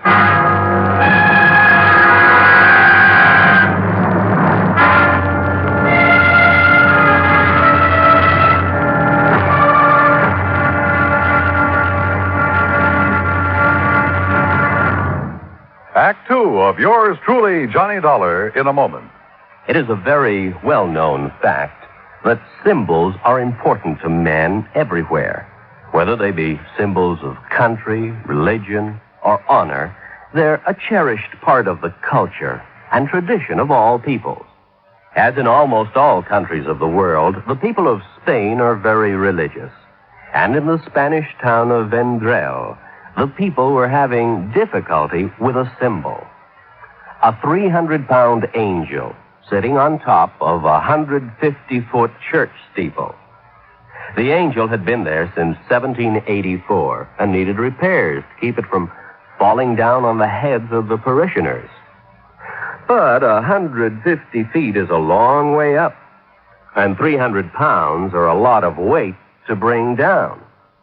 Now, there was a great deal of head-scratching over the problem until someone casually mentioned the problem to someone else who happened to be stationed at the United States Air Force Base in Zaragoza, Spain. It wasn't long before visions of a helicopter came to mind. Because Americans like to help other people everywhere, the Air Force whirlybird lifted the angel from the church steeple, brought it down for repairs, and later returned it to its perch. So grateful were the people of Vendrell for this act of friendly cooperation that they held a mass celebration of American Day to show their appreciation. Television and newsreels carried the story of kindness. So did the newspapers and magazines throughout Spain. This gesture on the part of the United States Air Force created a new symbol, a symbol of friendship and understanding. It became a symbol of freedom, the right of all men everywhere. Now, Act two of yours truly, Johnny Dollar, and the Dixon Murder Matter.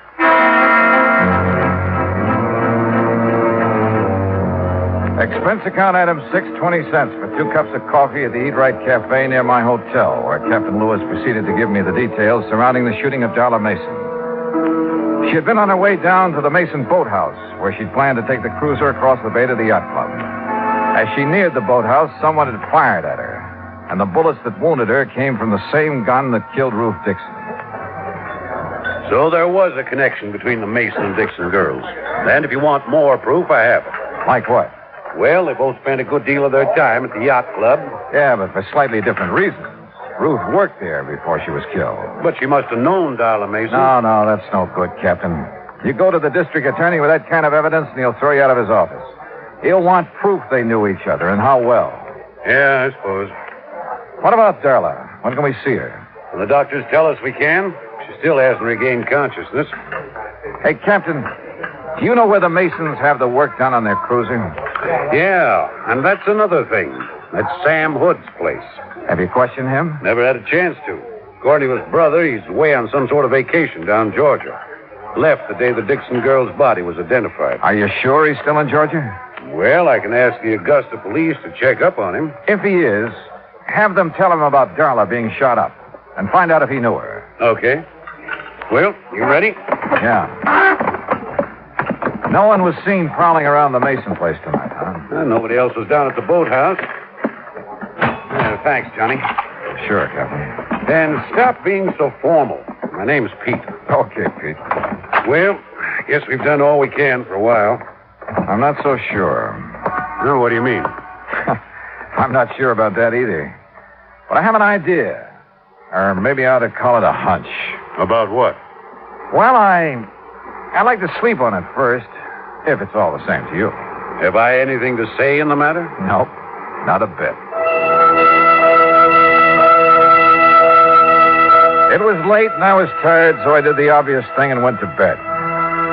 Early the next morning, I called the hospital. Darla Mason had regained consciousness and would recover. But she couldn't be questioned for another 2 or 3 days. So I finished dressing and went down for breakfast. I was crossing the lobby when someone called me. Mr. Dollar. Mr. Dollar. Oh, Mrs. Dixon. I've been waiting to see you. Well, you should have called. I'd have come right down. Oh, no, I was afraid I'd wake you up, and I didn't want to do that. Oh, that's very thoughtful of you. Mr. Dollar, is there some place we can go and talk? Well, there's my room. Oh, no, I mean, well, it wouldn't look right, you know. Oh, yeah, well, then, how about over here?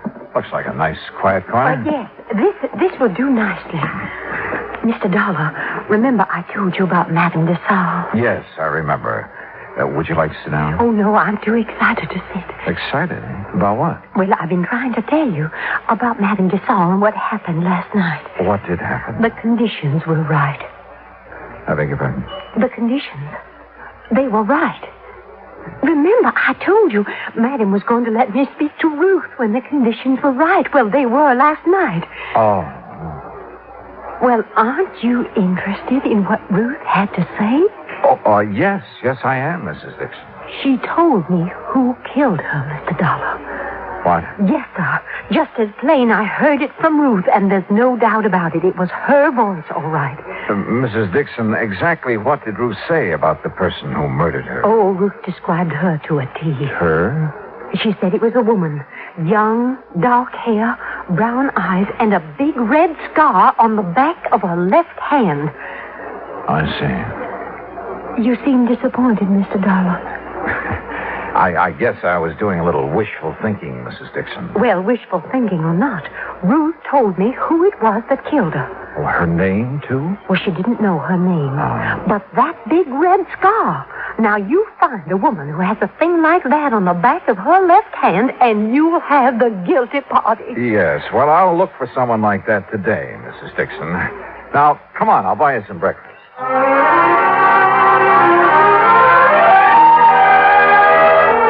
An hour later, back in my room, I put in a call to Captain Lewis. Morning, Johnny. Morning, Pete. Anything new? Well, we heard from the Augusta police. Yeah? Sam Hood's in Augusta, all right. Been there for over a week. Uh-huh. Did they ask him if he knew the Mason girl? I said he did. Said the Masons used to let him and his brother service their cruiser. Uh-huh. Johnny, when are you going to stop playing games and tell me your idea? Hunch, you mean, Pete. And I'll tell you just as soon as I get back from the library. The library? Oh, and while you're waiting, call back the Augusta police. Have them get hold of Sam Hood again. What for? Ask him who named his boat. What? Yeah, ask him if it was his idea to name it the Connemore or his brother's. Johnny, are you feeling all right? Never felt better, and I'll see you in about an hour. I found what I was looking for in the library. Then went back to Captain Lewis's office and told him what I was now beginning to believe. While I was there, Sam Hood called from Augusta with the answer to the question the police had asked him. Then I went alone down to the wharf on Viking Beach. Leroy Hood was sprawled lazily over the deck of the Connemore, trying to sleep and at the same time keep an eye on a fishing line he tossed over the side. I started down the steps toward the boat. Well, doggone. Hi there, Mr. Dollar. Ah, morning, Leroy. Man, I sure didn't think you'd be back down here so soon. You know, Sam ain't back yet. Yeah, I know. You having any luck? No, just making believe. For real fishing, you got to go out beyond Gooseberry Island. Oh, how about taking me someday? Why, sure. Man, you just say the word and we'll go right now. Well, no. I'm afraid I couldn't do that this morning, Leroy. Well, you just let me know anytime. Yeah. How fast this boat cruise? 25 knots. Now, ain't that something? Fastest boat between here and the Navy station. How long would it take you to get over to the Mason home and back again? Why, it wouldn't take no time at all. How come you asked that? Did you know Darla Mason was shot last night? Heard something about it, yeah. Do you know Darla Mason, Leroy? How could I know somebody like that? I don't know. But if you didn't know her, why did you try to kill her last night? You joking? No, not a bit. Oh, come on now, man. What you mean I tried to kill her last night? Just what I said. That ain't funny. That ain't one bit funny. But it's the truth, isn't it? The truth? Now, who told you that? Darla. What? What, she couldn't have? No, why not? Because the papers say she's still unconscious. Besides, she couldn't see nobody around that boathouse last night. It was too dark. Dark as it was the night you killed Ruth Dixon. You know, you beginning to get me riled, Dollar. That's so. It sure is so. Coming around here with all kinds of lies saying I killed Ruth Dixon. I didn't say it. Your brother did. Sam? Oh, man, now you really lying. Sam's in Augusta. You ain't seen him. We talked to him on the phone this morning. He told us about you and Ruth Dixon and the Mason girl and every other woman who comes around here. Well, just because I try to make a little time with him, that don't mean I killed nobody. Sam told us differently, Roy. He told us that you can't stand to have a woman laugh at you. Every time a girl has, you've tried your best to make her sorry for it. You really did talk to Sam? What do you think? But why would he tell on me?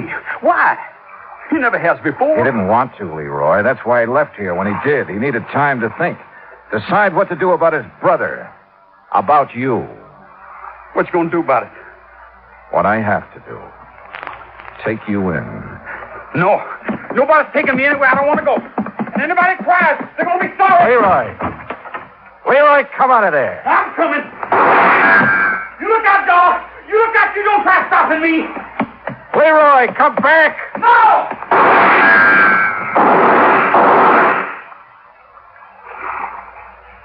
Johnny? You all right? Oh, yeah. I'm just fine. Come on up. All over. Yeah, Captain. I know.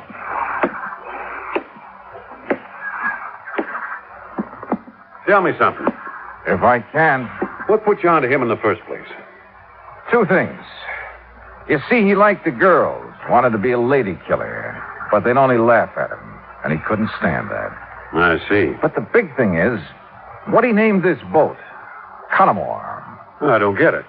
Well, a man like Leroy, not much education, he'd have to have a real reason for wanting to name it that. But why? What's so special about that? You ever hear of Bluebeard? A lady killer? Sure, who hasn't? Well, Connemore was his real name.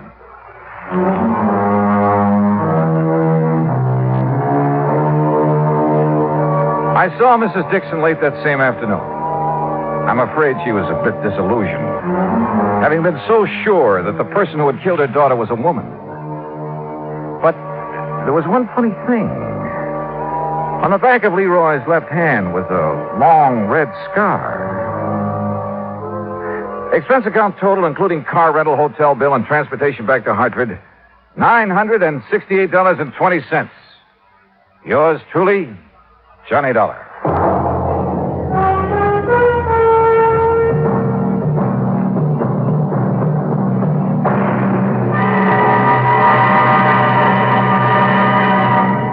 Now, here is our star to tell you about next week's story. Next week, a case that couldn't be solved because there was no solution. And yet, well, join us, won't you? Yours truly, Johnny Dollar.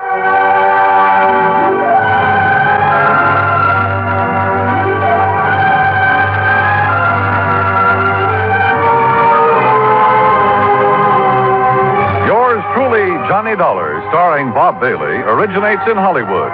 Written by Charles B. Smith, it is produced and directed by Jack Johnstone. Heard in our cast were Gene Tatum, Jeanette Nolan, Frank Nelson, Russell Thorson, Sam Edwards, and Austin Green. Musical supervision is by Amerigo Marino. Be sure to join us next week, same time and station, for another exciting story of yours truly, Johnny Dollar. This is Dan Cubberly speaking.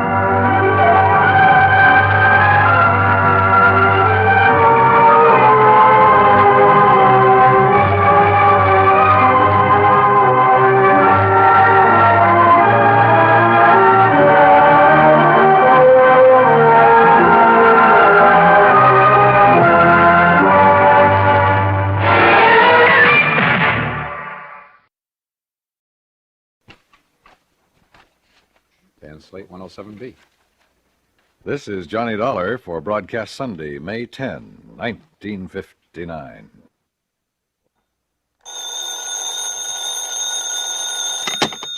Johnny Dollar. Johnny, this is Ray Connolly. Oh, yeah, over at Continental Insurance Company. That's right, yeah. Oh, what's the problem, Ray? Problem? Well, no problem at all, actually. Huh? Are you busy tonight, Johnny? No, no plans at all.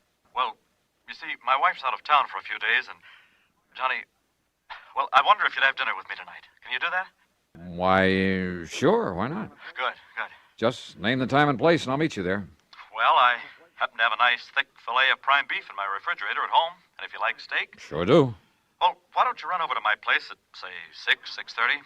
I'll pour you a couple of cocktails, and we'll tackle that steak. Okay, Johnny? Ray. Yeah? You're sure there isn't something that's bothering you? 6:30, Johnny? Yeah, okay, but now listen. Good. I'll see you then. But why don't you...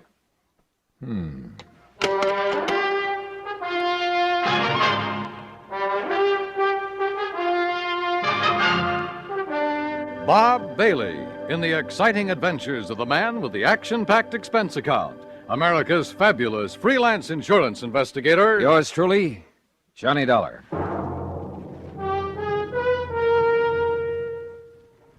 Each weekday on CBS Radio, there's a bright package of lively entertainment that goes by the modest title, Just Entertainment. It's where to find Pat Buttram, his cohorts, and his warm humor. Mr. Buttram is ably aided by lovely Marion Morgan and that singing foursome called the Halloran Quartet. Just for entertainment, sample Just Entertainment with Pat Buttram tomorrow on CBS Radio. Also on the recommended list, a fascinating fact-filled 10 minutes each weeknight with Ron Cochran. Recently, he's given the Answer Please treatment to listener queries on such topics as the Chesapeake Bay's Oyster War, the Irish Sweepstakes, Spring Fever, and underseas exploration of the Arctic. Be listening tomorrow night. Discover how you can ask Ron Cochran to give your question the answer, please. Just Entertainment and Answer Please. One for facts, one for fun. Leave your dial set right where it is now to enjoy both these entertaining programs each Monday through Friday on CBS Radio. And now, Act One of yours truly, Johnny Dollar.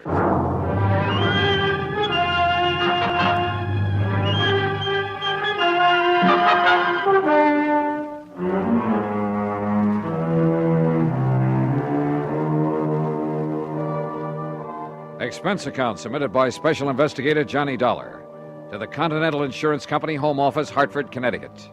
Following is an account of expenses incurred during my investigation of the fatal Filet matter. There was something very funny about Ray Connolly's sudden invitation to have dinner with him, much less cocktails. I'd been at his office far too many times, had seen the bottles of pills that he kept in his desk, watched his secretary bring him a glass of milk at precisely 10:30 a.m. and exactly 3:15 p.m., had listened to the dull details of his ulcer-free diet more times than I can remember. So when Ray said cocktails, come on now, Dollar, stop trying to build up a case out of nothing. And yet, for reasons that will be made clear later in this report, everything goes on expense account. Item 1, $1.40 for a cab to Ray's apartment. It was 6:30 on the nose when I pushed the doorbell. Oh, and I decided that if he did have something bothering him, I'd let him get around to it in his own sweet time. I wished later that I hadn't. Johnny, I'm glad to see you. Come in. Yeah, how are you, Ray? Well, you know how it is. Those ulcers been kicking up on you again? Yeah, a little. Sit down, Johnny, sit down. Sure, thanks. Now, what would you like? Martini, Manhattan? Got a plain old scotch and soda lying around? I certainly have. Have it for you in a second. Never touch it myself anymore, of course. You mean you're not drinking with me? Maybe I'll have a glass of milk and... Let's see. Yeah. It's time for me to take one of my pills. There you are, Johnny. Thanks. But did it ever occur to you, Ray, that if you'd stop worrying so much about that gut of yours, you might not have so much trouble with it? Johnny, it's easy to see you never had an ulcer. No, sir, and I don't ever intend to. Well, So- if you were in my end of the business, there's something just happened that I want to tell you about. Oh?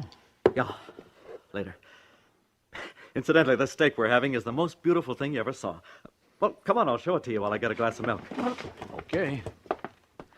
I guess my wife ordered some groceries sent over from Morris Baines Market before she left. I told you she's away. Yes, she did. Yeah, left yesterday.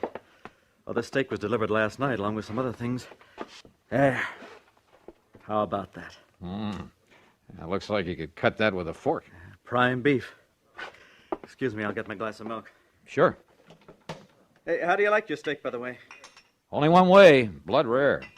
Well, of course, I'll have to have mine rather well done. So I'll just cut the fillet in half, and it'll be no problem at all. Ray, what about this thing that happened in the office you were going to tell me about? Later, Johnny. Later.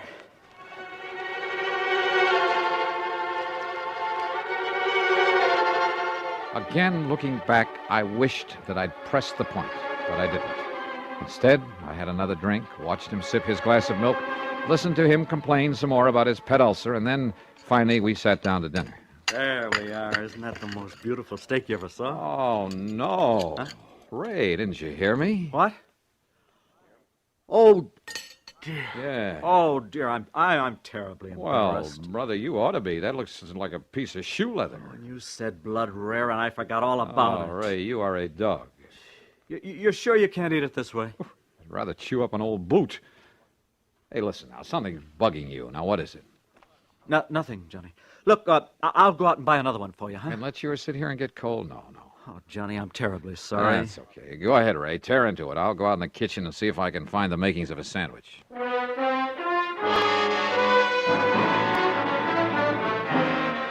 I could have killed him overcooking a perfectly good steak that way. But instead, I made myself a sandwich and stuck around. Because I knew that sooner or later he'd tell me his real purpose in having me come over. And later he did. At least he started to. We had washed the dishes, then gone back into the living room. I had settled down with a third cup of coffee and a cigarette, and he was sipping at another glass of milk. It's just that I don't like being threatened, Johnny. Threatened? Heaven knows I have enough trouble keeping this ulcer under control with just the daily run of problems I have to face at the office. Oh, what do you mean by You know, people demanding more from their insurance than they deserve. People filing claims when they aren't entitled to any insurance at all, and then trying to... Oh! What? Nothing, Johnny. I just... I'll be all right. You forget to take one of your pills, Ray? No, but maybe I better take another. Oh, yes, me. You're taking too many of them. But what was this talk about being threatened? Well, Johnny, this fella by the name of... Oh, no. Ray. Johnny! Ray, what's the matter? This pain in my stomach, it's killing me. Easy now. Here, let me get you on the sofa. Oh, medicine, quick, please. There you are. Now, what medicine? Anything to stop this, Johnny.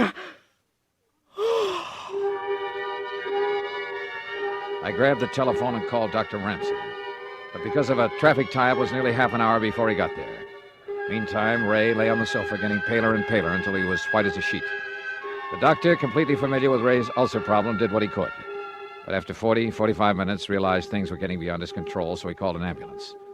Another half hour.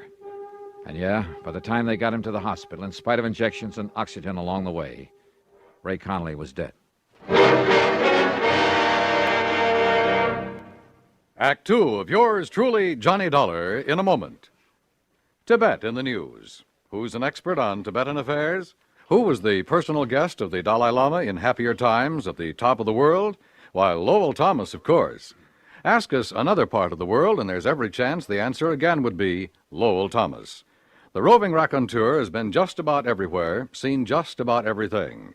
So when a story breaks, he has that extra edge of intimate first-hand experience to give extra dimension to his reporting. One of the most colorful men in the industry, one of the most striking different sounds on the CBS radio network is Lowell Thomas, heard every Monday through Friday evening with his fascinating reporting. Only a network could bring you a Lowell Thomas. Only the CBS radio network does. Remember, the keen mind and formidable experience of this noted world traveler, lecturer, raconteur, and CBS newsman is an exclusive with the affiliated stations of CBS Radio. Monday through Friday evenings, don't miss Lowell Thomas. And now, Act Two of yours truly, Johnny Dollar and the Fatal Filet Matter.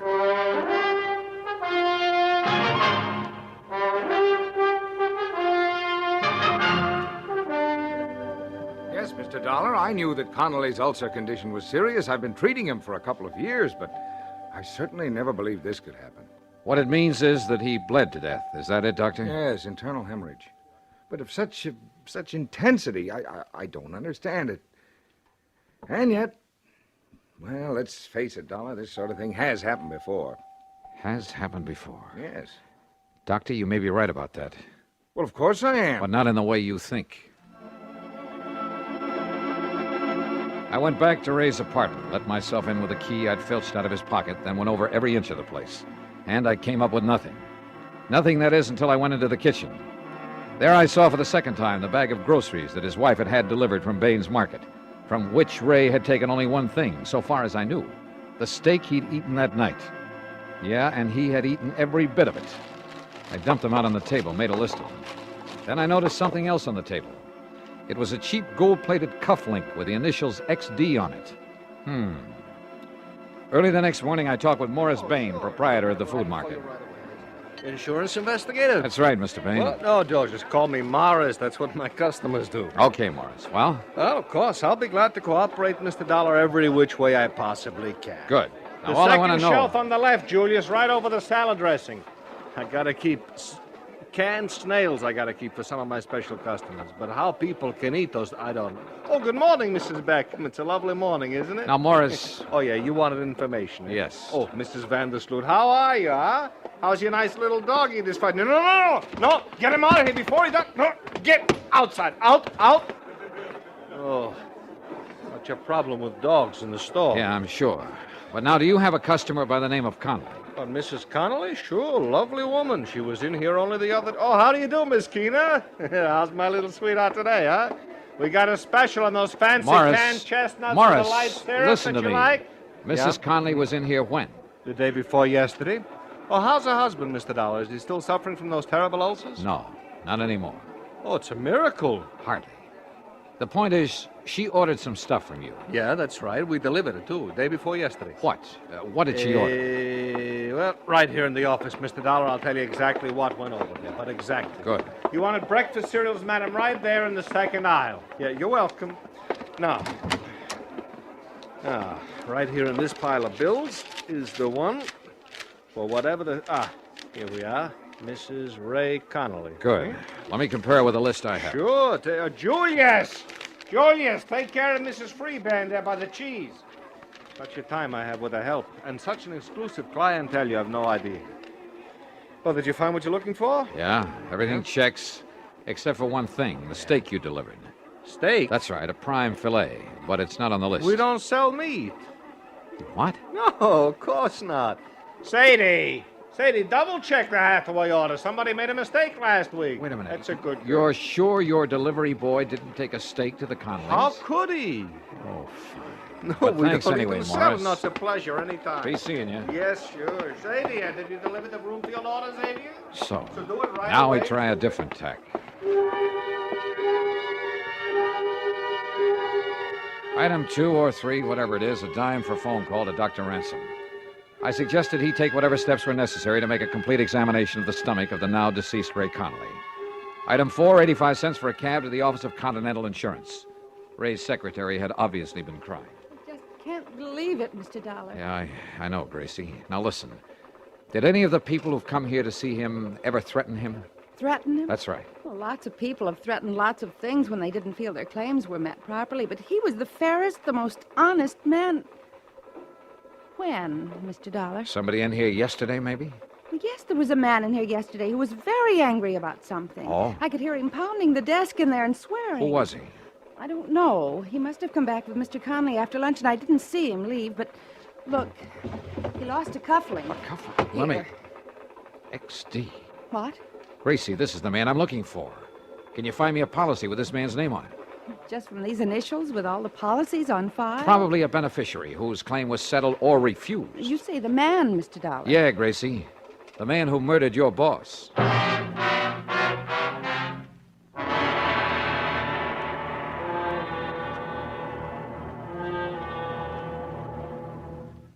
Act 3 of yours truly, Johnny Dollar, in a moment. Be sociable, look smart, keep up to date with Pepsi, drink light, refreshing Pepsi, stay young and fair and debonair, be sociable, have a Pepsi. When friends drop in, let your hospitality show you're sociable in the modern manner. Pepsi, you know, is the favorite of the smart and young at heart. Be sociable, look smart, keep up to date with Pepsi, drink light, refreshing Pepsi, stay young and fair and debonair, be sociable, have a Pepsi. Have you tried a Pepsi lately? And now, Act 3 of yours truly, Johnny Dollar. Expense account item 5, another dime for another call to Dr. Ransom. Yes, the autopsy had been made. And yes, they had found enough ground glass in the stomach of Ray Connolly to kill 3 men. That's why Ray, with his ulcer condition, had gone so fast. While he was with you, Johnny, the police would like very much to talk to you. Well, certainly they don't think I did it. Well, of course not. At least, Yeah? Well, well, after all, you were with him at the time when he ate that filet. okay, Doc. I'll get in touch with him. Item 6, 10 cents for another call to Ray's secretary at Continental Insurance.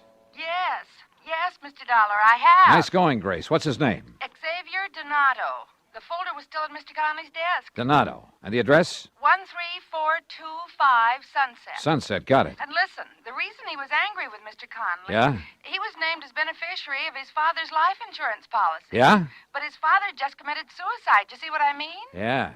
Donato couldn't collect. Yes. I mean, no, he couldn't. So... Gracie, you're a doll. Item 7, $2.50 for a taxi to the address far out on Sunset Avenue. It turned out to be an old ramshackle rooming house in a pretty lousy neighborhood.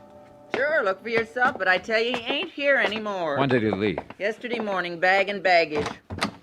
There you are, see for yourself. Now, don't tell me he's still living here. Well, I can't say that I blame him. What's that? Have you any idea where he might have gone? If I did, I'd send the cops to get the rent he owes me. The cops will want him for a lot more than your rent, lady. Yeah? What's more than that? Murder. Item 8, another phone call to police headquarters. I talked with Sergeant Jimmy Maxwell in homicide. Only I listened more than I talked. Cufflinks, huh? With the initials XD on them? That's right. What's the idea of not telling us before? As if you didn't know it, that's withholding evidence. And in a murder case... Hey, look, that's another thing, Dollar. If you suspected murder, why didn't you call us in instead of having that doctor order the autopsy? You trying to hide something? Are you kidding? Where are you, anyway? We've been combing the city for you.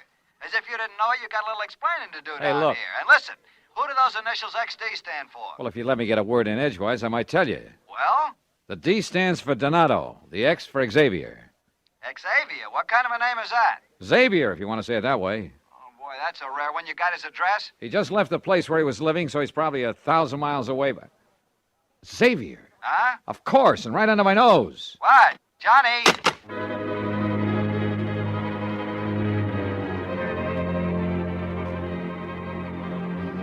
Maybe I should have told him more, everything I knew. But I didn't want to have to wait for the police or anybody else.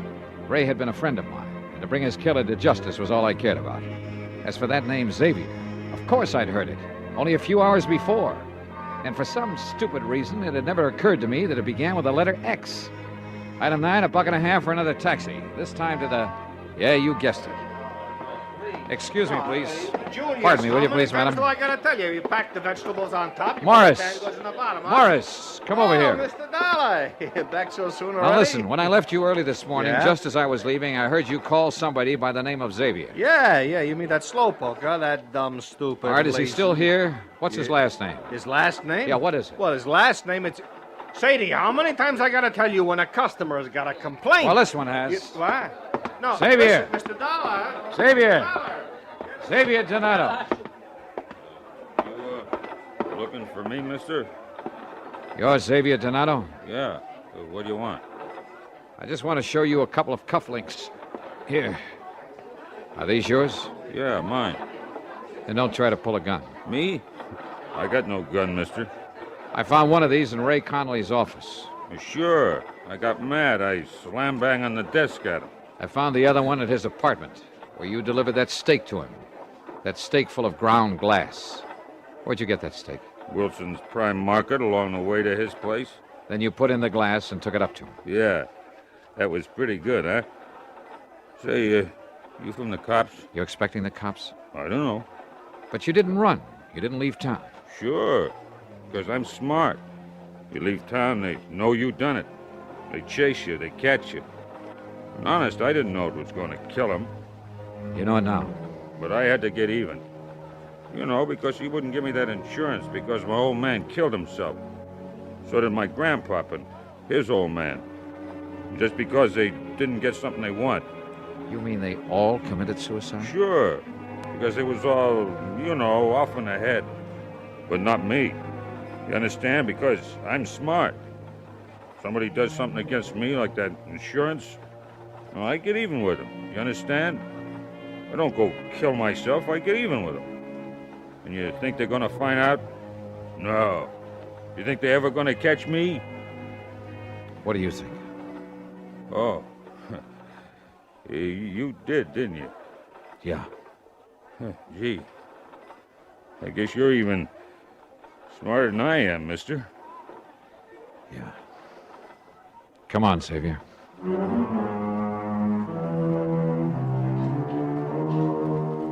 Prison? I doubt it. Not with a family history like that. But there are institutions for his kind.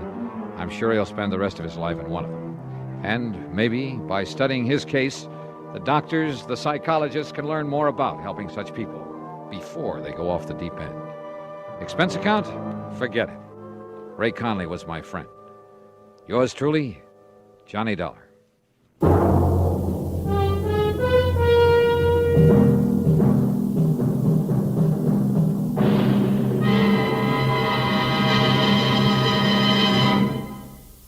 Our star will return in just a moment. A good college education has a lot to do with your future. Whether you're a student, a parent, a college alumnus, a prospective employer, or just an average citizen, you have a stake in the future health of our colleges. The future security and well-being of our nation depends on them. Now is the time to help by contributing to the college of your choice. Just as our elementary and high schools have become overcrowded, so now our colleges are threatened by the increased school population. Funds must be forthcoming now to expand college facilities and hire more professors. Otherwise, our colleges will be unable to handle the millions of future students seeking entrance. If we are to keep pace with the Russians in scientific developments, if we're to improve our standard of living and maintain our free way of life, we must have greater college facilities and have them now. For more information, write for a free explanatory booklet to Higher Education, Box 36, Times Square Station, New York 36. Now, here is our star to tell you about next week's story. Next week, a pair of twins. And believe me, they bring me a double dose of trouble. Join us, won't you? Yours truly, Johnny Dollar.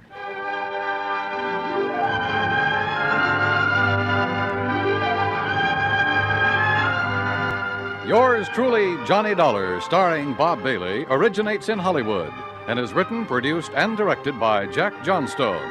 Heard in our cast were Virginia Gregg, D.J. Thompson, Jack Edwards, Marvin Miller, Larry Dobkin, Harry Bartell, and Frank Gerstle. This is Dan Cubberly speaking.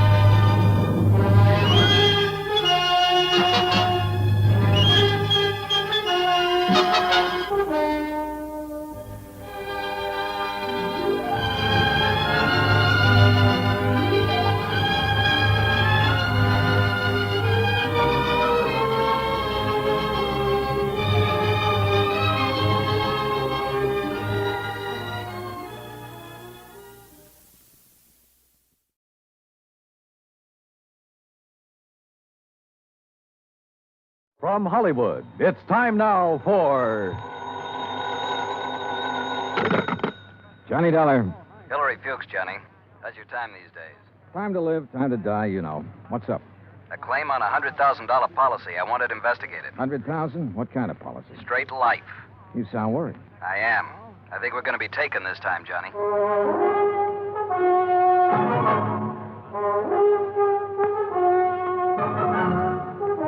Bob Bailey in the exciting adventures of the man with the action-packed expense account, America's fabulous freelance insurance investigator. Yours truly, Johnny Dollar.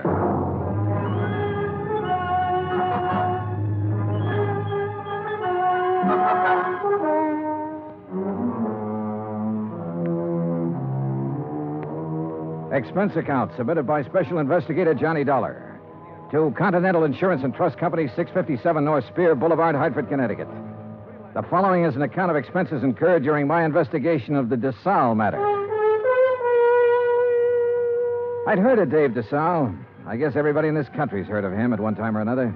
Desalles Television, Desalles Radio, Desalles Electronics, Desalles Appliances, racetracks, theaters, Desalles this and that. But up until the time I talked to Hillary Fuchs about the case, I had never put a man behind the name. Expense account item 1, $2, 2 drinks for Hillary Fuchs and myself. We had them in his office out of my bottle over his desk. Just plain worn out with it. Stuck. Ooh, have some water. Oh. But I'll tell you this. I'm not going to make a present of $100,000 of stockholders' money to anybody. I wouldn't do that either. Drink your drink. Here's to war. Salute. Now, while that's settling, maybe you'll settle down and tell me what it's all about. Dave Desalles. Know him? I've heard the name, yeah. Well, he's dead. Drowned 4 days ago out on the coast. So? Did you ever see our K policy series? I've heard of it.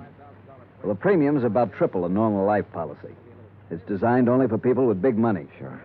But it's got a feature that makes those people with money look at it a long time. Uh-huh. This clause isn't anything more or less than the old accident clause paying double indemnity. Broken down, we aren't taking much of a chance. The incident statistics are with us. All right, I'll look it up if I need it. Okay. 3 months ago, we insured Dave Desalles on one of those K policies. 4 days ago, he fell off the back of a yacht and drowned, and we're hooked for $100,000. Well, accidents happen. You betcha, all the time. But I'm not sure it was an accident. At least there's not enough proof in this coroner's report to convince me. You say it happened 4 days ago? Yes. Has a claim been filed yet? Yes, and the beneficiary is the deceased's widow. Inquest? Inquest, burial, everything. Was there an autopsy? No, there was not. Investigation? Yes, it was handled by the local police in San Ladillo. San what? Oh. San Ladillo, a little place about 30 miles south of Los Angeles. 4 days ago. Why didn't you put someone on it then? I did. Bert Kenyon. Here's his last report. No evidence available to dispute coroner's verdict of accidental drowning. Recommend claim be honored. Kenyon. Sounds like cold turkey to me. It may sound that way to you, but I still don't like it. I want it warmed up. Now, look, Bert Kenyon knows his way around. And he can miss like anyone else. I want you to go out there and work with him. Cover it all again. Get at Desalles' widow. She stands to gain most by his death. Maybe the two of you can come up with something. Well, what do you do about the claim? Deny liability on the grounds that the accident is not proven. Hillary, you will be sued. I'll take that chance. Fuchs was an old chance taker who had been raised in the insurance business. The kind of man who gave a claim every kind of test, and if it still passed, he sat down and smelled the paper it was written on.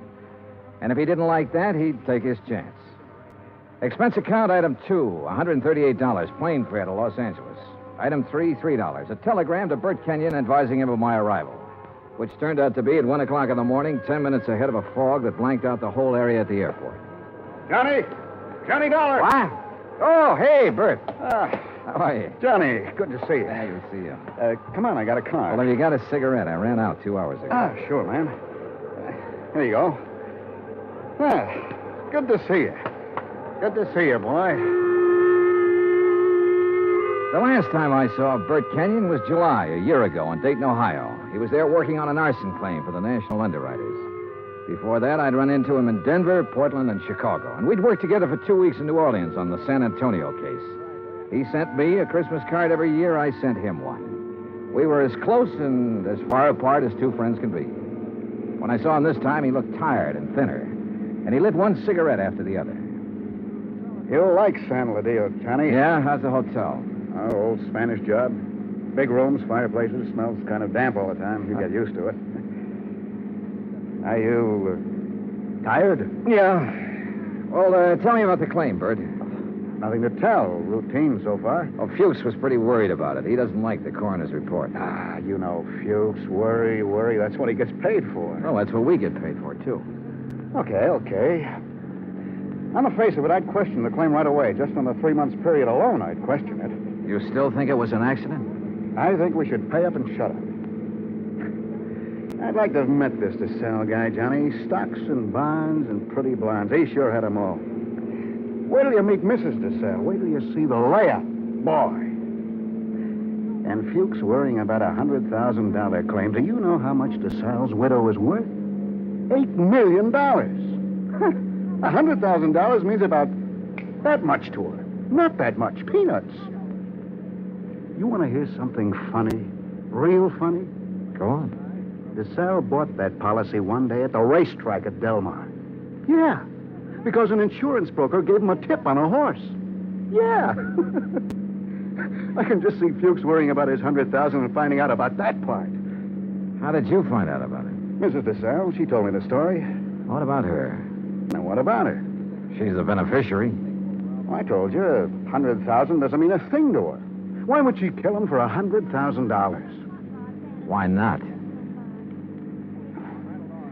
Fuchs sent you out here to take over because he thinks I lost stuff, didn't he, Johnny? He sent me out to see if I could give you a hand. He wants us to cover the whole thing again. Wouldn't kid an old pal, would you? I'd never try, Bert. I bet you wouldn't.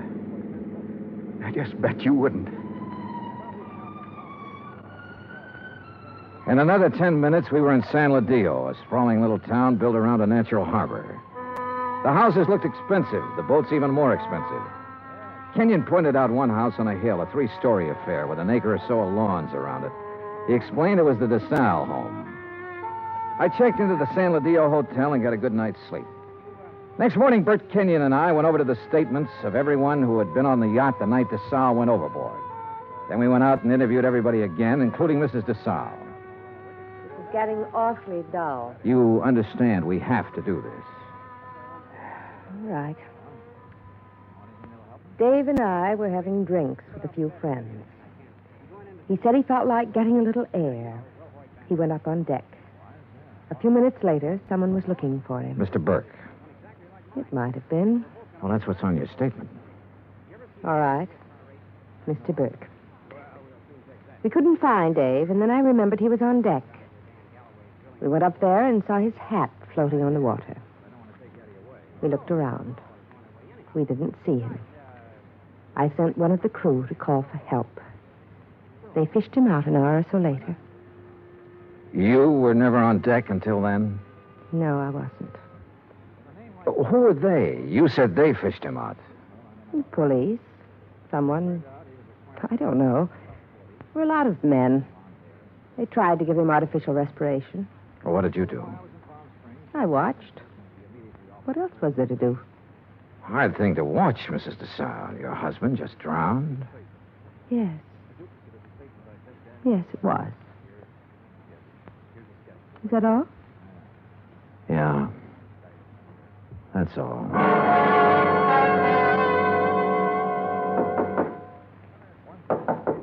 Come in. Hi. What's all this? Thought you'd be in bed. Just going over the reports again. Well, what do you think? Oh, I don't know. I'm trying to make up my mind, Bert. About Mrs. Desalles, the way she looks, the way she acts. I told you she was something. Yeah, sure. 50 men would sell their souls to be tied up with her one way or another. She had help, Bert. What? She had to have help to kill him. A dozen people swear she was below drinking martinis with him, so someone was up on deck waiting for Desalles. What have you got to go on? Desalles swam the English Channel 20 years ago. He should have been able to swim 20 feet to a gangplank. Drunk or sober, he should have been able to do that. I knew about that swimming business. Expert swimmers drown all the time. We both know that. What else? Well, why didn't somebody hear him yell? Maybe he didn't. Everybody lets out a yell in a situation like that, falling or in the water. There were a dozen people aboard. One of them should have heard him yell. Yeah, I guess you're right. All right, suppose he didn't yell. But suppose this coroner made a mistake about the bruises on the side of his head. Suppose they happened before he went over the side. It'd be hard to prove now, Johnny. Oh, look, she's got a boyfriend somewhere, Bert. She had to have one. The servants can be gone over. Somebody at the house has seen him. He's called her, sent her messages. He's our boy. We can bring him out in the open. We'll get help from Los Angeles. We'll call the legal department and get them busy. Get permission to exhume the body and have an autopsy. We'll bring... What? Let this one go, huh? What? Drop it.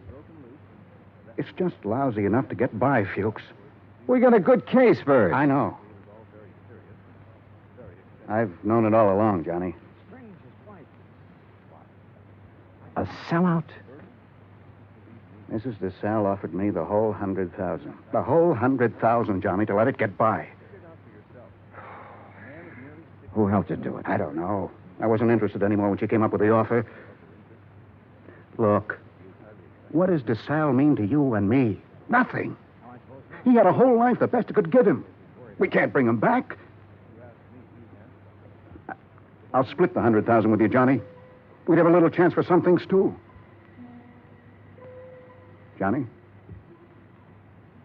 Bert. No deal? No deal. You're a good dick, Johnny.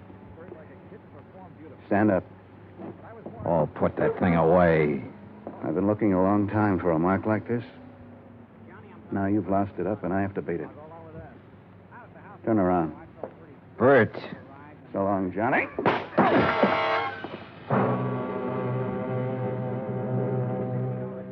I went down to my knees trying to hold onto the desk. I saw him stand there a minute, like he might want to help me. And then he was gone. I did everything I could to make my feet, but my legs wouldn't work. And then it was all over.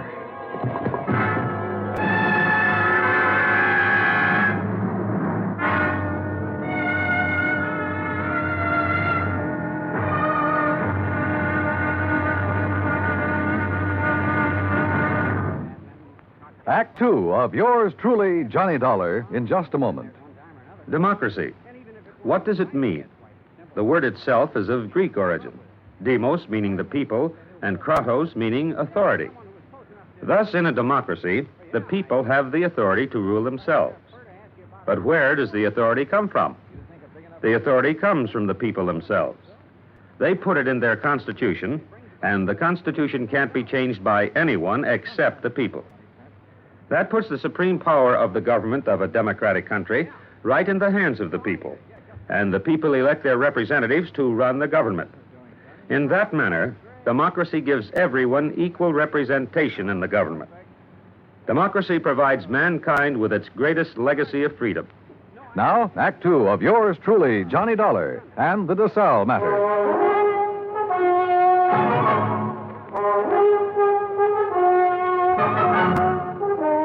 The light on the desk was the first thing I saw. It was still on. The window was still open. The room was the way it had been before. I kept thinking about every man having a price and how Britt Kenyon had settled for $100,000. It seemed like a fair price. It also seemed too bad there was no way for him to collect it. There were two of them, a heavy-set man about 50 years old and a tall, lean-faced man with dark eyes. They looked me over. Your name, Dollar? Yeah. Police. We want to talk to you. My name's Blair. This is Sergeant LaFrida. You sick or something? I bumped my head. How? Never mind. Well, what do you want? We'll ask the questions. What are you doing in San Ladillo? I'm standing around in a hotel room talking to a couple of cops. Just answer up. Don't be funny, fella. I don't feel even a little bit funny. You got a license to carry this gun? Hey, what is this? Have you? Yes. Your meat-handed friend ought to put it down or it might go off. Been fired, Tom? Meat-handed, huh? That's what I said. I'll remember that. Okay. Tell us about it. Tell us what you're doing here. And don't waste a lot of time doing it. I'm an insurance investigator. Tell this goon to back away and undouble his fist or I'll break a chair over his head. Are you going to try to be tough, baby? I'm going to try to find out what this is all about. You want me to pop him open to see if he's as tough as he sounds? Behave yourself, Tom. Let's see something that says you're an insurance dick. Top of the dresser. Bring it over, Tom. Sure.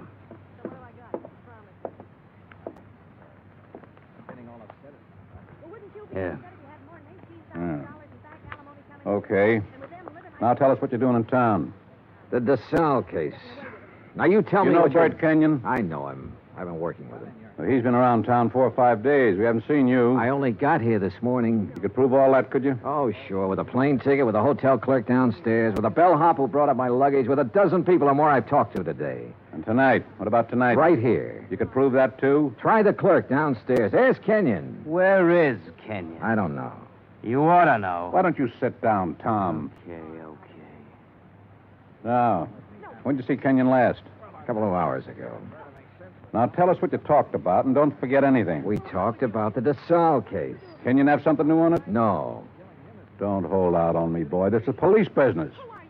Tom here's pretty edgy for a cop, but I'll turn him loose on you if I have to because I haven't got a whole lot of time to waste being sweet. Tom worries me to death. One more minute.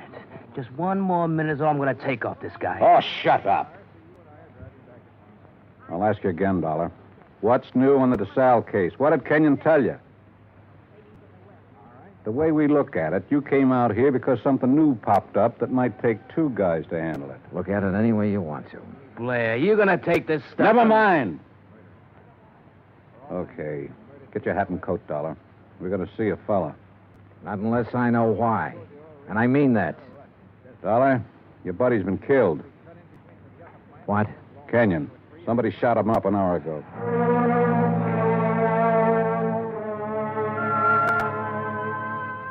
I put on my clothes and we went downstairs and climbed into a battered-looking police car.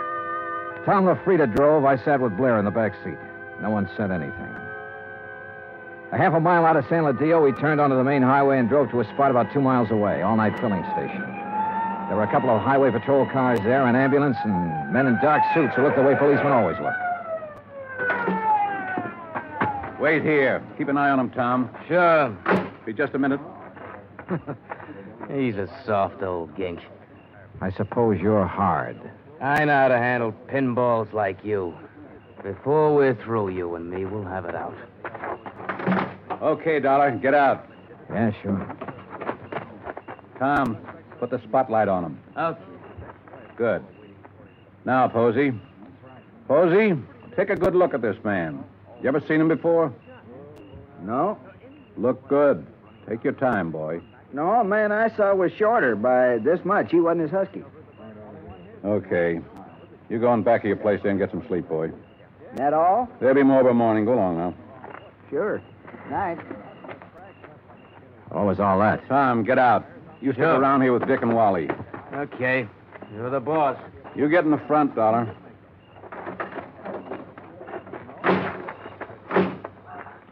You're lucky Posey didn't recognize you. I suppose I am. Why? An hour ago, Posey's pumping gas. He hears 3 or 4 shots off in the dark. Then a car starts up and gets out of there real fast. Then Posey sees your pal Kenyon stagger out across the highway, full of lead. Kenyon drops dead right in front of the station. That's him they're mopping up now.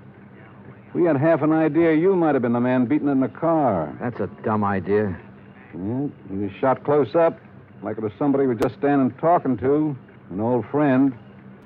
You're an old friend of his. Blair, you got it all wrong. Huh? We haven't been friends for 3 hours. His full name was George Blair. He'd been on the Los Angeles force 12 years. Then they retired him at half pay when a holdup man shot off part of his right foot. He'd taken the San Ladillo job because it was the only police force he could find that would take a man who limped more than a little. Expense account item 4, 20 cents coffee for Lieutenant Blair and myself. I don't know. Maybe we went at you the wrong way in that hotel room. That's my fault. But a man's been murdered, and I get excited about things like that. I don't blame you. No hard feelings. No. As long as I don't have to do business with your boy, Tom. Yeah, I got Tom LaFrida and 3 other boys. None of them worth the press in their pants. I need help, darling. What? This town's popping open tonight. Your buddy got it, and it's tied in with this Desalles thing somewhere. You're sure he didn't have anything new for you? No. You wouldn't want to tell me about that bump in your head, would you? Not right now, no. My boys are so green, they tromped all over the boat the night Desalles drowned. They loused up anything that might have helped me to find out how he went over the side. They banged his head against the dock a few times, bringing him in. I couldn't tell if the bruises were there before or after he was in the water. You don't think Desalles was accidental? I was murdered. She had somebody do it. Well, why didn't any of that come out in the coroner's report? My coroner runs a drugstore when he isn't being a coroner. If you feed him enough scotch, he'll tell you whether somebody's dead or not. He don't know from nothing. You know, the thing that kind of got me was this Kenyon. He went along with that coroner's report. I know that. We both know that. All right, I'll lay it on the line. I need help, Dollar. If I'm going to get anything done, find out who killed Kenyon, and get at this Desalles thing, I need help. All right, I'll help you. I was hoping you'd say that. More coffee? No. Dollar. What? You can start by telling me about that bruise in your head. Kenyon. He sold out, did he? Yeah. To Mrs. Desalles. He covered up for her in the reports he sent in.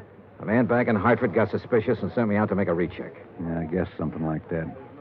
No dummies, those claims men.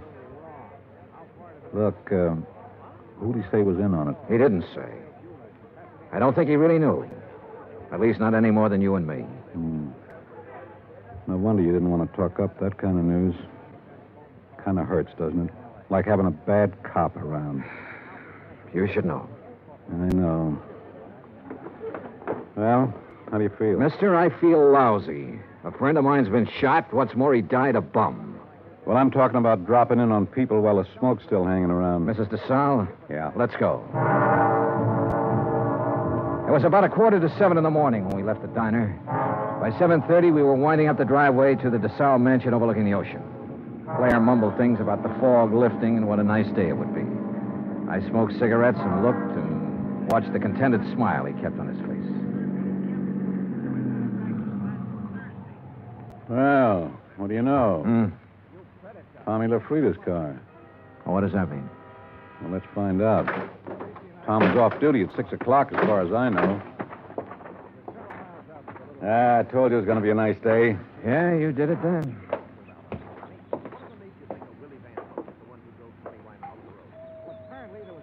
Nice place. The only thing nicer is Buckingham Palace. Mrs. Desalles picks up all these little knickknacks when they probate that will. The boat down there, everything. Nice. Yes? Mrs. Desalles, please. At this hour of the morning. She's still asleep. We kind of guessed she might be in bed. You tell her the police are here and want to talk to her. Police? Now, you got it. Yes, sir. Just a moment. That's you, Blair? Hello, Tom. I'm waiting to see her, too. Thought she might have a little something to say that'd help in that Kenyon killing and be willing... You remember Mr. Dollar? Mister? That's what I said, Tom. What is this? He's giving me a hand. You trust him. Better than I do you. What kind of a crack is that? No crack. Just that you're always talking when you ought to be listening. Besides that, you've been drinking again. Go on, get your hat and get out of here. Don't I just gave you an order. Beat it. Okay. He'd like to kill somebody, that bird. I'm not so sure he didn't. You got a gun in that coat? No. Take mine. What? I don't like him being here. It just came to me. He was the first one down at the dock the night Desalles got it. The first one. Her boyfriend? Could be.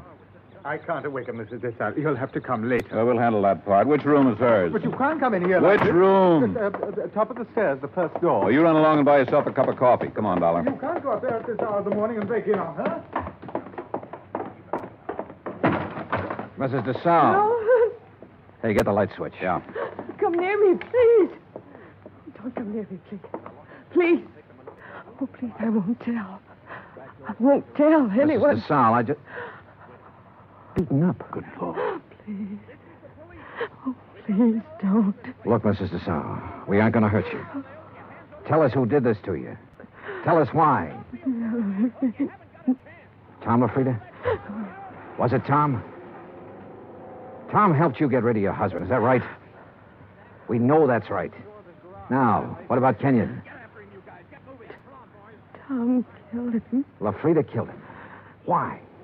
He wanted money to get away. Tom said it'd be easier to kill him off than let him go. Tom did this. Why?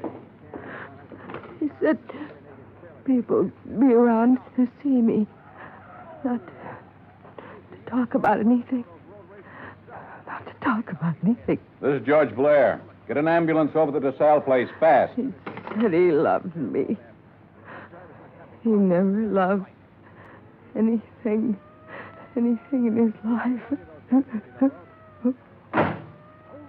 You big, fat pig.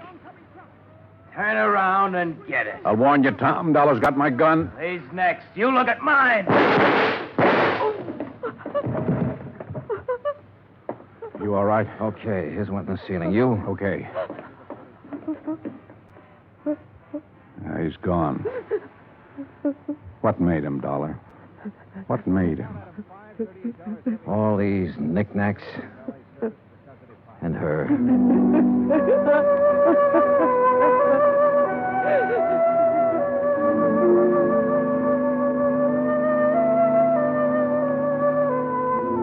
Expense account item 5, $25. One phone call to Hartford.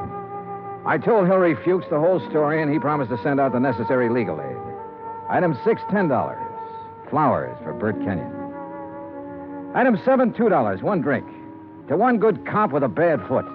The drink cost $1. The glass cost $1. The drink for the good. The smashed glass for the bad. Oh, yeah, it was hammy, but it made me feel... Expense account total, $416. Remarks, none. Yours truly, Johnny Dollar.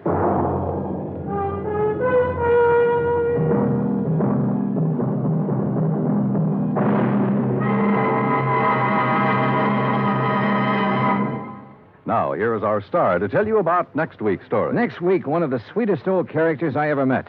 And with him, one of the cleverest killers. Join us, won't you? Yours truly, Johnny Dollar.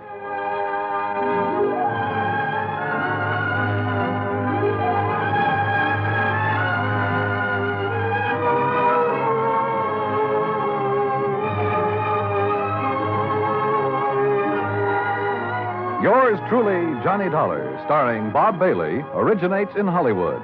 It is written by John Dawson and is produced and directed by Jack Johnstone. Heard in our cast were Virginia Gregg, Harry Bartell, John Stevenson, Will Wright, James McCallion, and Ben Wright. Musical supervision is by Amerigo Marino.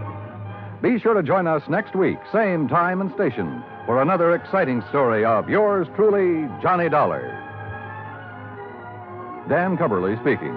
Johnny Dollar has come to you through the worldwide facilities of the United States Armed Forces Radio and Television Service.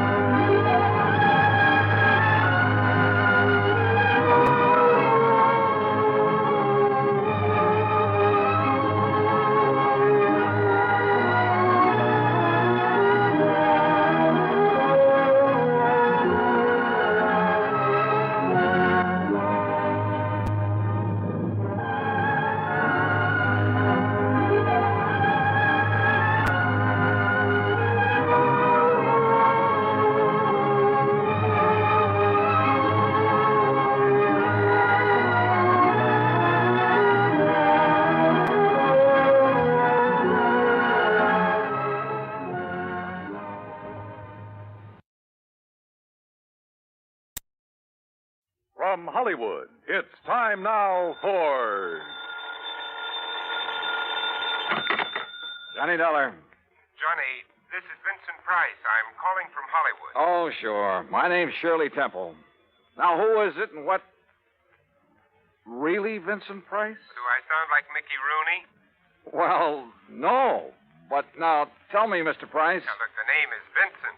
Okay, Vincent. What can I do for you? Johnny, I have a little problem in connection with one of my paintings insured for $100,000. $100,000? You call that a little problem? This painting has suddenly disappeared. Oh, I see. What's the insurance company? State Mutual. Oh, well, they have a small branch office right there in Los Angeles. Yeah, I know, but Bert Parker, the man who sold me the policy and should take care of this matter, well, every time I've called him, he's been out. And I learned just this morning that nobody knows where he is. Okay, Vincent, I'll grab the first plane.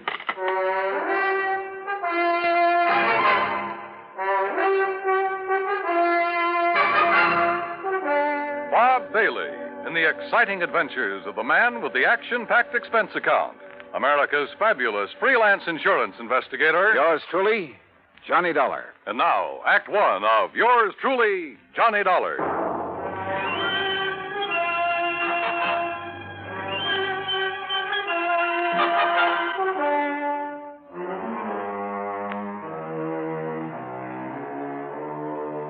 Expense account submitted by Special Investigator Johnny Dollar to the Four-State Mutual Insurance Company, Home Office, Hartford, Connecticut. Following is an account of expenses incurred during my investigation of the Price of Fame matter.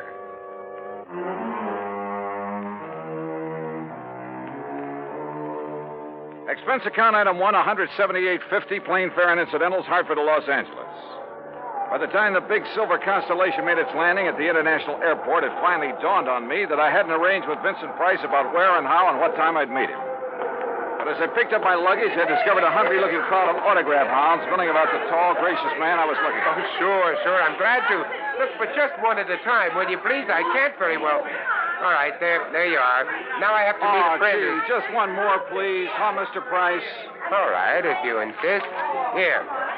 Best wishes from T. Willie Rocking Horse. Huh?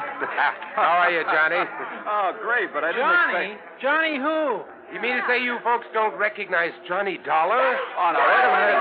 Attaboy, Johnny. Give 'em all. I'll wait for you in my car. It's right over here at the curb. Yeah, but look, will you? Hey. Right here, Mr. No, Price. no, you don't. I'm nobody. Please. By the time I got away from that mob, I felt as though I'd been run through a ringer. But we finally took off in Vincent's car and drove to his beautiful home up in one of the canyons west of Beverly Hills. Nestled among the trees with spacious lawns and well-kept gardens, it's furnished in the most excellent taste. I'm no expert, but to say that I was impressed by the extraordinary works of art in that home would be the understatement of the week. Engravings, prints, fine sculptures, but most of all, paintings. And even to my unpracticed eye, all of them were, well, magnificent. Here's a little thing I picked up in London, Johnny. It's called The Old Man in Red by Goya. Wow. Yeah, I thought original oils by him were found only in the big museum. Well, I've been pretty lucky in getting hold of some of these. Yeah, you've known what you were doing, too. You like this one? It's called Fright. It was painted by Kenneth McManus. Beautiful. Beautiful. Like all the rest of them. Thanks. How about this one here at the end? Night Wind by, I'm sorry, Vincent, I can't make out that name. You don't have this one lighted like the rest. No, that's to maintain its somber mood, Johnny. Oh. And that's what made it possible for the substitution of this copy to go undetected. That's a copy? Yeah, and that's my problem. The $100,000 Night Wind by Jean-Baptiste has been stolen. This was left in its place. Oh, I see. It's not a bad copy, probably worth a couple of $100, but it's hardly a genuine Baptiste. Well, when did you discover this substitution, Vincent? When I returned from a lecture tour early last week. Oh, that's right. You've been traveling all over the country lecturing on art, Well, haven't let's you? call it talking about art, huh? Tell me, have you notified the police about this? I suppose I should have. Well, I felt that was Bert Parker's job. And you haven't been able to reach him over at Fourth State Mutual? As I told you on the phone, he hasn't been in his office for some time. Vincent, have you any theories about who might have done this? Yes, I'm afraid I have. Why do you say it that way? Very few people knew I'd gotten hold of this Baptiste, only some close friends and a couple of art experts. So? And the place was not broken into during the time I was away. Of that I'm sure. Well, go on. Well, the family and servants kept very close track of anyone who entered the house while I was gone. You have a list? Yes, I do have a list. Here. Good. Alfred R. Hawkinson. That's an electrician who came to do some wiring. He wouldn't know a Rembrandt from a Mickey Mouse. Ann M. Schumann. A music teacher. Loves music, hates paintings. What about delivery boys, people like that? Oh, they never get beyond the back door. Go on, read on. That next one is Ben, the gardener. You can forget about him. And Bert L. Huh? Yeah, Bert Parker. He was here twice. What for? Well, ostensibly to check on some of the paintings he'd insured. The first time, on the 11th, Mrs. Price was with him while he poked around. On the 15th, she had to leave to keep an appointment. And just when he left the house, nobody seems to know. Oh, brother. Are you thinking the same thing I am? Now, look, Johnny, I haven't known Bert very long, and, well, he seemed like such a harmless little old fuddy-duddy. As for his knowledge of art... Yeah, I wondered about that. Well, he was perfectly satisfied to take my evaluation on the 2 or 3 things he'd insured. So, well, Johnny, I may be all wrong. Vincent, a thing like this may only happen once in 1,000 years. In any event, the company will certainly make good your loss. Well, with a work of art, it isn't really the money that counts. And, Johnny, listen. Look, I may have jumped to a completely unjustified conclusion about Bert Parker. Oh, yeah? Sure. Well, let's go down to his office and see. We'll return to Johnny Dollar and the Price of Fame Matter. That's Vincent Price in just a moment. And now, Act 2 of yours truly, Johnny Dollar and the Price of Fame Matter. A priceless original oil painting, stolen from the home of Vincent Price, famous radio and picture star. One of the few people who'd had the opportunity was the man who'd sold him the insurance on it, Bert Parker. Together, we went to Parker's office at 4 State Mutual in downtown Los Angeles. It was on the 16th that Mr. Parker phoned in to say he wasn't feeling very good and wouldn't be in for a day or two. Hey, it was on the 15th that he was at your house, Vincent. Yes, that's over 2 weeks ago. And you haven't heard from him since, Miss Pritt? No, Mr. Dollar. We've tried calling his apartment, but since there hasn't been anything really pressing here at the office... What's the address of his apartment, please? Well, it's out in Westwood, 1308 Pandora Avenue. Look, Vincent, I'm going out there. I'll call you if I find You're going to need transportation, aren't you, Johnny? By the highest price chauffeur in the country? Sure, why not? Oh, before you go, Mr. Price, I wonder if... if I could have your autograph. Well, why didn't you get Johnny Dollars, Miss Pritt? He loves to give them. Oh, yes. Oh, no. No, you don't, Vincent. Let's go. It took a little persuading, but the landlord at Bert's apartment finally let us into his 4-room suite. It was empty, except for a few old clothes, and it was obvious that he'd packed and left in a hurry. I rummaged around in the closets, tables, bureau, for a clue as to where he might have gone, and came up with nothing. You give up, Johnny? Yeah, Vincent, I'm afraid so. I poked around that desk some more after you'd finished with it and found this wedged in behind a drawer. Oh? Travel folder. Paris. Yeah, it looks real fresh, too. Minor Travel Agency, Beverly Hills. Well, what do you think? Pretty much of a long shot, Vincent. But they do pay off sometimes, don't they?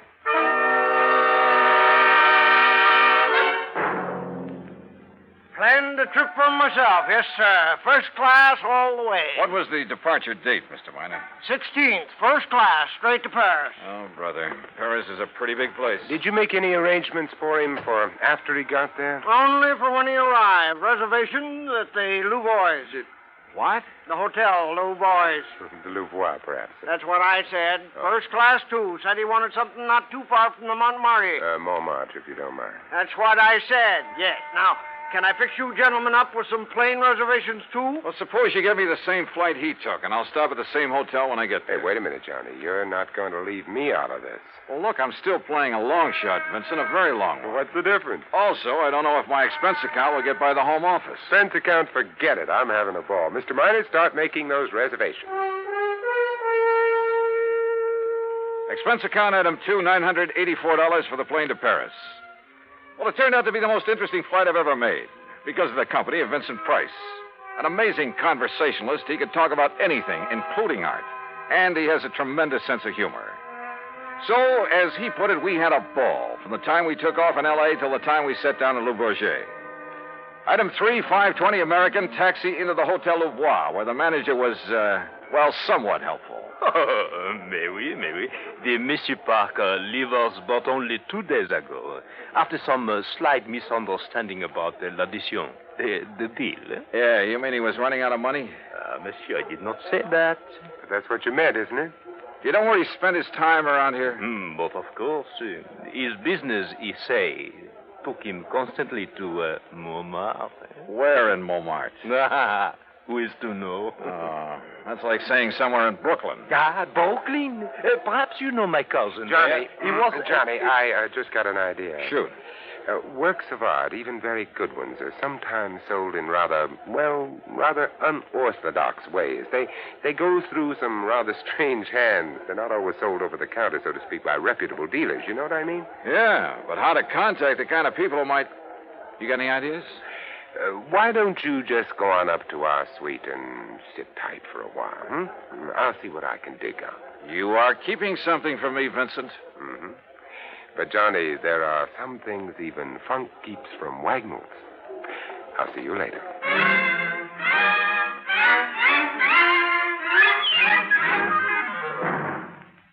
Act 3 of yours truly, Johnny Dollar, in a moment.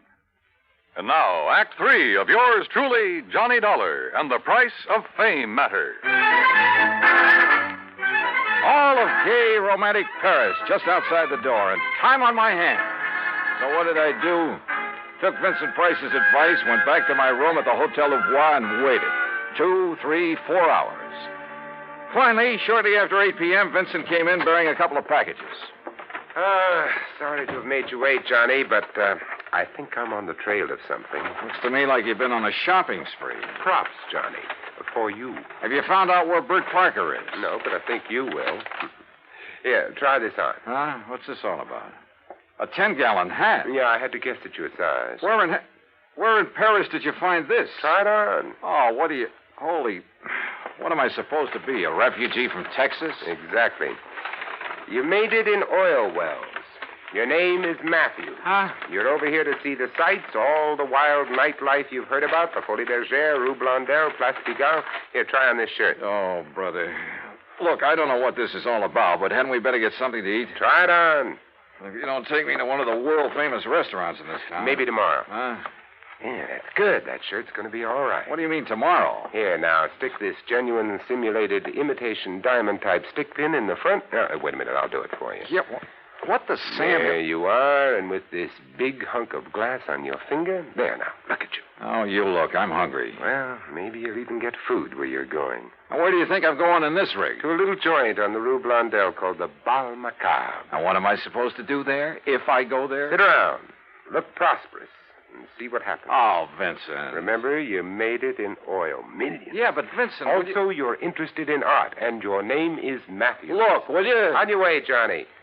The taxi that's waiting for you out front knows exactly where to take you. The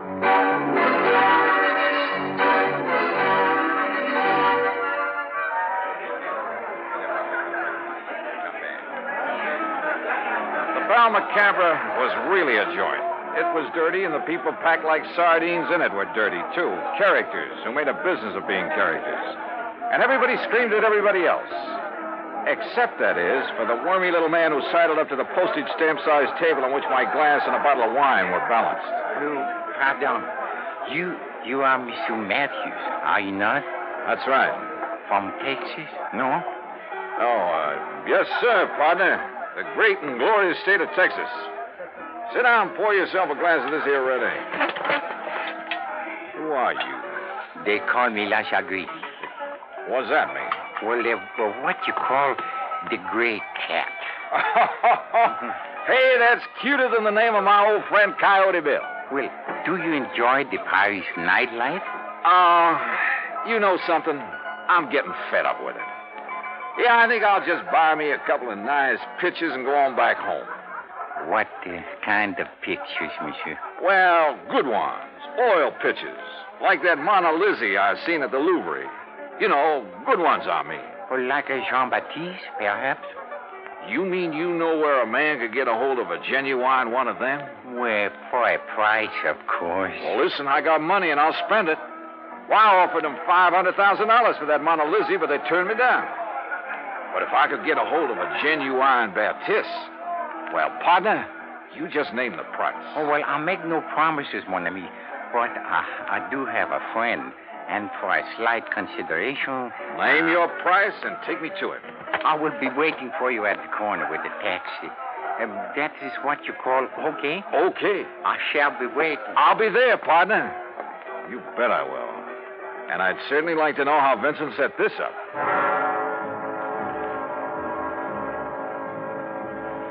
The taxi dropped us off at one of the most disreputable-looking apartments in the whole of Paris. My friend, who called himself the Gray Cat, looked carefully around before entering the front door.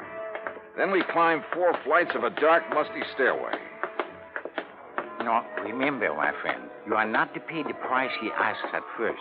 If you like, I will make the arrangements for you. Now, that would be right friendly of you, partner.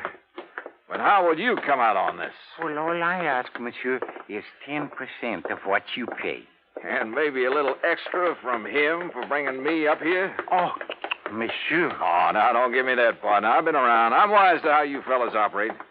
But if I can get a hold of a real, genuine Baptiste... You will see.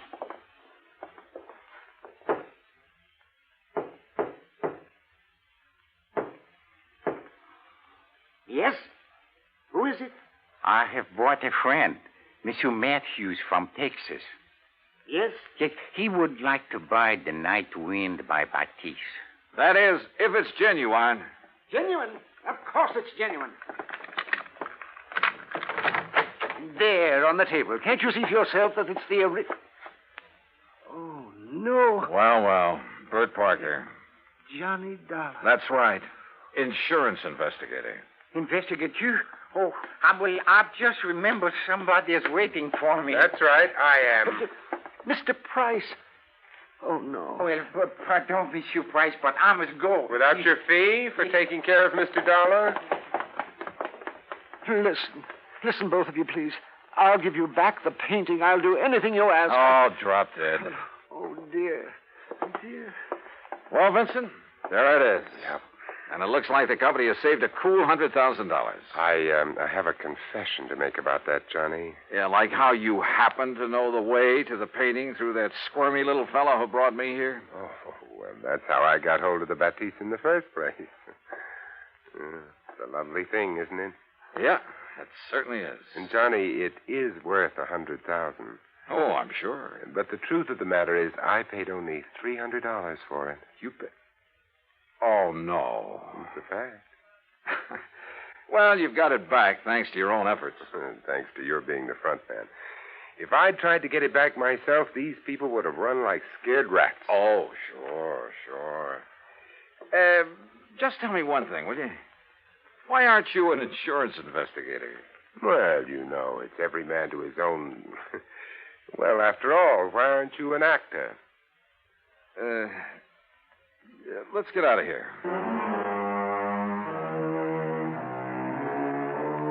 Disposition of Bert Parker? Well, that's entirely up to the company. Vincent, now that he has the painting back, doesn't care one way or the other. However, from the company's standpoint, well, it's not the kind of black eye that's good for you.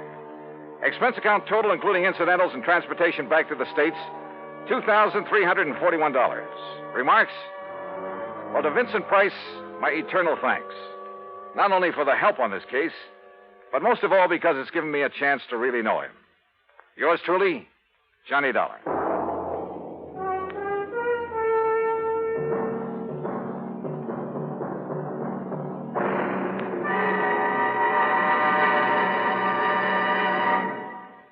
Our star will return in just a moment. Now, here's our star to tell you about next week's story. Next week, the heart of sunny southern Jersey, and a case that took a very sudden, very strange twist.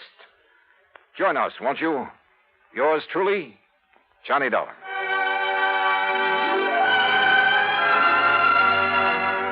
Yours truly, Johnny Dollar, starring Bob Bailey, originates in Hollywood and is produced and directed by Jack Johnstone, who also wrote today's story.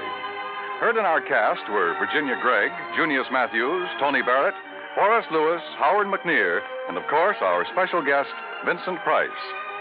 Be sure to join us next week, same time and station, for another exciting story of yours truly, Johnny Dollar. This is Dan Cubberly speaking.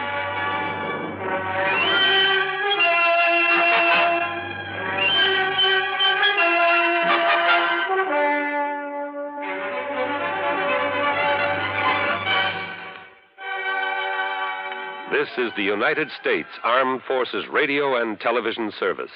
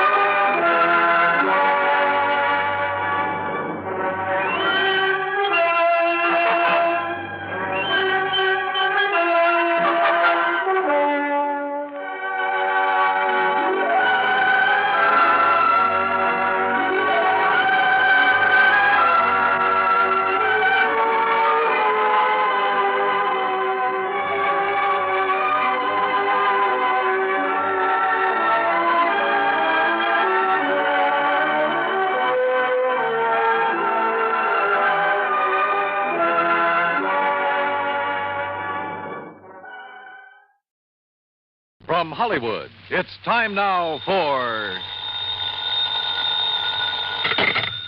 Johnny Dollar. Hi there, Johnny. This is Buster. Buster? Buster Favor, Lake Mojave Resort over on the Colorado River. Oh, well, Buster, how are things? Oh, you never really did get in the fishing we promised you over here. No, but so help me, I'm going to one of these days. Is that what you called me about? No. Johnny, you remember old Mike Kirbey? Kirbey. Oh, sure. The sweet old fella I met down at your boat dock. Guide or something? That's the one. Oh, sure, I remember him. How is he? Well, that's what I'm calling about. He isn't. What? And, Johnny, I think it was murder.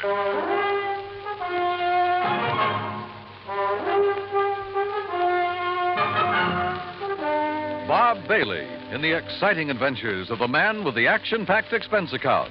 America's fabulous freelance insurance investigator. Yours truly, Johnny Dollar.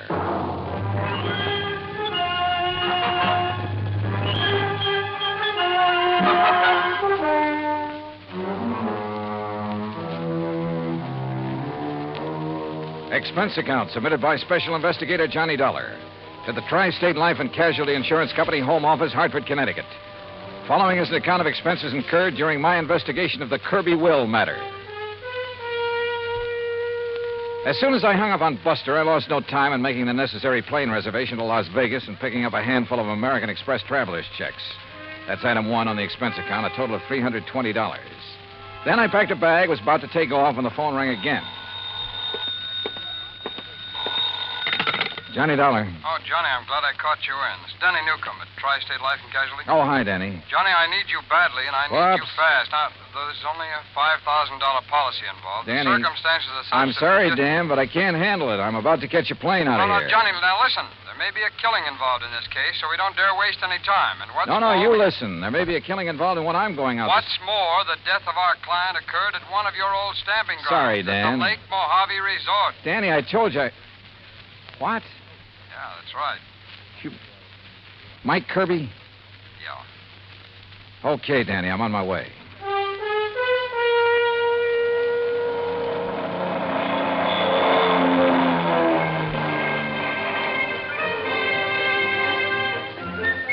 It was 7:30 a.m. when the plane dropped me off in Las Vegas, Nevada, smack in the middle of the Mojave Desert. Even at that hour of the morning, the otherwise clear, clean air was filled with the cacophony of this city of chance. The stuttering clicks of the ball on the roulette wheels, the rattle and gallop of the ivories on the dice table, the endless drone of the croupiers, the flat clank of the chuck-a-luck cages, the snap of cards by the blackjack dealers, the never-ending click of poker chips and silver dollars. And over it all, the interminable chunk and whir of the slot machines, day and night from one end of the town to the other. Fabulous. I grabbed breakfast, that's item 2, then rented a car and headed south and east on Route 93 toward Kingman, Arizona. Then, just 5 miles short of that town, I swung right on 68 down toward Davis Dam, down to Lake Mojave Resort. Mile after mile of nothing but sun-baked rock and sand, sagebrush and Joshua trees, tumbleweed and cactus. And right in the middle of it, the clear blue waters of Lake Mojave. Buster Favor, who's general factotum of the resort, was waiting for me. After a hearty greeting, he led me into the office, and we sat down and got to work. Yeah, it was murder, all right, Johnny. Sure. Yeah. And by the way, I don't know how much you knew about Mike Kirbey. Well, only that he seemed to be one of the fixtures around here. Was obviously well-liked. Well, he'd been a businessman back east, owned a string of restaurants, made a fortune. Uh-huh. And about 10 years ago, he retired. Did a lot of traveling, all over the world, I guess. Oh, lucky man. Did he have any relatives, Buster? Oh, only some nephews and nieces. I see. Anyhow, a little over 3 years ago, he settled down here to spend the rest of his life just fishing, taking it easy. Can't think of a better place or way to retire. How old was he, Buster? 61. Didn't look it, though. No. Well, if I remember right, he was pretty fit. He was. Well, I had the impression when I was here before that he was just a hired fishing guide, something like that. Oh, he used that as an excuse to meet folks. Half the time, he clean forgot to charge for his guide services. Accidentally on purpose, no doubt. Well, now you said... Now, don't rush me, Johnny. I got to give you the background. Okay, shoot. He kept saying over and over and over again how glad he was to be out from under a lot of responsibilities. And one day, about 6 or 7 months ago, he suddenly transferred title to his boat, his motor, his fishing tackle, and his old beat-up Ford to us. Oh? I know. I asked him at the time if he wanted to get him off his personal inventory, why not give him to his relatives? Well, what'd he say to that? Said he didn't like him. Felt they were just waiting around for him to die so they could get their hands on his money. Oh. Said he just wanted to make sure that if anything happened to him, the stuff would end up with us on account of we'd use it and appreciate it. Also, Johnny, he plunked down $10,000 in cash and insisted that we take that, too. $10,000? What for? His rent on his cabin for as long as he lived. Oh. Buster, did he leave a will of any kind? Well, now I'm getting to that. Anyhow, last Friday afternoon, he went out fishing alone like he often did. And just before dark, one of the rental boats came in with 2 young kids. Yeah. They'd seen old Mike's boat up on the beach in that big cove just above the power line crossing. They found Mike laying on the sand beside it, as still as death. Well, they came tearing in to report it, scared half out of their wits. Well, I sure hope you... Oh, sure. I grabbed Ham Pratt and a big flashlight. You remember Ham. Oh, yeah, the manager of the resort. Yeah. Well? Well, we found him there. And he was gone, the poor old fella. Go on, Buster. Well, Ham took one look at him, and rattlesnake, he said. A rattlesnake did it. Mm-hmm. You could tell by the way Mike looked, laying there. Fang marks? Yeah, on his right leg, just above the ankle. And a big bruise on his head, like he'd hit a rock when he fell. But on the phone, you said you thought it was murder. And a minute ago, you said you're sure of it. Well, we put him in our boat, hitched his on behind, and brought him back here. We phoned Tad Harding of the Kingman Police Department. I remember him. Good man. Yeah, well, Chief Harding took one look, and he agreed with Ham. Poison from a rattler. Well, they took him into Kingman, and I telegraphed the relatives. But, Buster, now look, you... Then I got to thinking. There was something wrong. What do you mean? Well, there are very few rattlers in this part of the country because of the heat. They can't take it. If anybody'd know better than to fool with one, it'd be old Mike. And they always sound a warning before they strike anyhow, don't they? Sure. So early next morning, I went back to the cove. And? Number one, there was no sign of any rock that Mike might have hit his head on when he fell. Go on, Buster, go on. There was no trail from any kind of a snake anywhere around. Well, the sand could have drifted over them. No, sir. The footprints Ham and I and the kids had made were clear as crystal, but no tracks of a snake. All right, go on. Well, then I noticed it, where another boat had been beached. Strange one, not from our landing. It was right next to where Mike's had been, right alongside. Any footprints from it? Well, if there were, we and the kids had mashed them all out. And I remembered the way Mike had been laying there, as though he could have been rolled out of his boat or thrown out right on the sand. Then it looks as though somebody met him out on the lake, banged him over the head, made the fang marks, which isn't hard, then lashed the 2 boats together, dumped him off at the cove, and left. It sure does, Johnny. I want to see that place. Yeah, and all the excitement, I might have overlooked a lot of things. Oh, that I doubt. Now, Buster, if there's no sign of rattlesnake poison in old Mike's body... Well, right after I called you, I phoned Chief Harding. Coroner's making his autopsy today. He'll call me. Well, now, look. These nephews and nieces of Mike's, How much do you know about them? Oh, I never met them. But according to their answering telegrams, they're going to descend on us like a swarm of locusts. There are a lot of them? Well, no, I was thinking of the way that they... Well, one, there's a woman named of Martha Woodbury who... Excuse me. Mr. Faber? Yeah, I'm Buster Faber. I am Miss Martha Woodbury. Oh, well, Miss Woodbury, we were just at... this is Mr. Johnny Dollar. How do you do? Mr. Faber, I'm a niece of Michael Jonathan Kirbey, and probably the major beneficiary of his estate. I wired you that I would be here, and I am. You got here kind of fast, too, didn't you? I also wired Uncle Michael's attorney in Kingman that I saw no reason why he should delay the reading of Uncle Michael's will. Lawyer Guilford phoned me about that, and I guess you weren't the only one. You should be here late this afternoon. I also wish to make funeral arrangements befitting one of his financial status. Won't you sit down? Now, please tell me the circumstances of his death. And, of course, I wish to see the poor darling's body. Miss Woodbury. Yes? What do you do for a living? Why, if it's of any concern to you, I teach at Armand College. Toxicology. Toxicology, huh? Yes. Poison. Very interesting. Is it? Why? Who are you, Mr. Dollar? Well, I'm a special investigator for your uncle's insurance company. What? Yes, you see, we have good reason to believe your uncle was murdered. Murdered? Murdered? Who said that? Hello, Martha. You said murdered. Are you talking about Uncle Michael? Well, that's right. Who are you? I am Chester Kirbey, and as far as I know, the heir to my uncle's fortune. Who are you, sir? Chester, Mr. Dollar is an insurance investigator. Oh? Investigator, huh? Dollar, I'm Hank Kirbey, family black sheep, also Uncle Mike's nephew. What's this talk about murder? Are you three his only relatives? That's right, Dollar, except for Lita. Lita? Lolita Laverne. Though we sometimes try to forget that. Oh, come off of that. Why, Miss Woodbury? My sister is a cheap nightclub dancer. We prefer to forget it. And the silly stage name she uses. Now, take it easy, teacher. Of course, Martha. This is hardly the time or place. What do you do for a living, Mr. Kirbey? Chester? Play the stock market a bit, that sort of thing. He's a playboy, Mr. Dollar, and a gambler, and I suspect not a very honest one. Martha, my dear girl, I resent that. You've never done a lick of honest work in your life. And if you think Uncle Michael didn't know it, would let his money ever get into those soft pickpocket fingers of yours... You don't think you're the well, one let doing me it. tell you something, Oh, my shut dear. up, both of you. Pair of money grabbing. If you had to work for a living... Like what, Hank? What do you do? Yes. Tell him, Henry. Oh, I told you I was the black sheep of the family, but I work.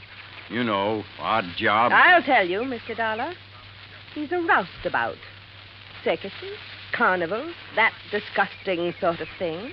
Where are you working now, Hank? Well, there's a sort of a scientific exhibit. Sideshow is more like it. All right. Along the highway over near Victorville. A lot of rare animals, reptiles, and things on display. And Henry, dear boy, when he's off the bottle, is appropriately enough in charge of the snake pit. Oh. Well, we do scientific work, too. You know, like what, Henry? Like milking the venom from the snakes to sell to laboratories? Yeah. Well, that is... Excuse me. Hello? What? You sure? Well, what? Mr. Dollar, Now, I wait a think it's second. about time you tell us Hey, what you Johnny. meant when... Yeah, Buster. I want you to hear this. It's Chief Harding. Go ahead, Chief. Well, as I said, Buster, there was evidence of rattlesnake venom in the body, all right. But it didn't enter at the fang marks on the leg. What do you mean, Chief? Well, the coroner says those marks were fakes. The venom was injected with a needle up near the armpit where it wouldn't be noticed. Chief, this is Johnny Dollar. Oh, hi there, Mr. Dollar. Haven't seen you since you were out here Listen, working on the... was the venom injected into his body before or after old Mike received the blow on the head? Was the coroner able to check that? I don't think he's tried, Mr. Dollar. Well, have him do it, will you please, if he can? Well, sure. Also, I'll do me a favor and check with Lawyer Guilford. I'd like to know when he's coming out here with a will. Oh, I saw him just a few minutes ago, and he asked me to tell Buster. Sometime this afternoon, if he can get away. Good, thanks. I'll talk to you later. Well, sure, Mr.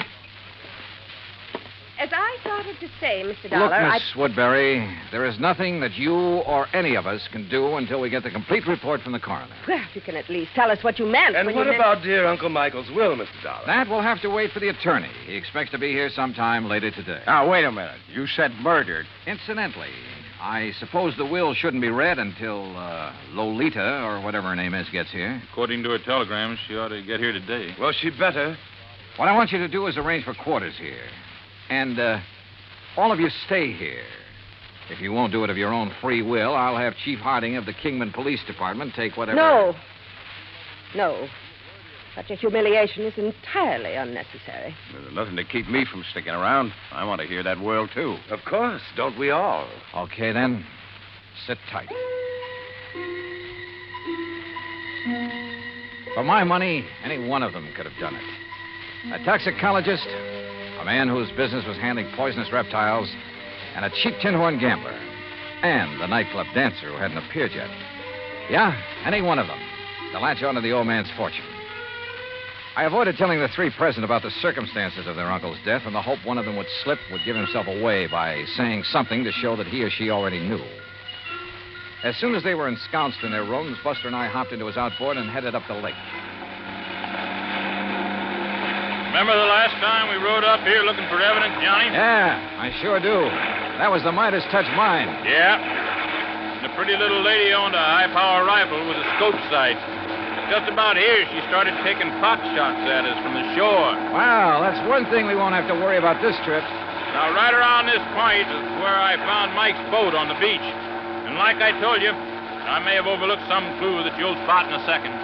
Buster. Yeah? Tell me, did old Mike earn enough as a fishing guide to make a living? Well, just about enough to buy food and a few odds and ends and... Well, like I told you, most of the time he deliberately forgot to charge, not needing the money and all. Hey, Johnny, there in the cove. What? A boat, right where Mike's was. Whose is it, do you know? Isn't out of our landing by...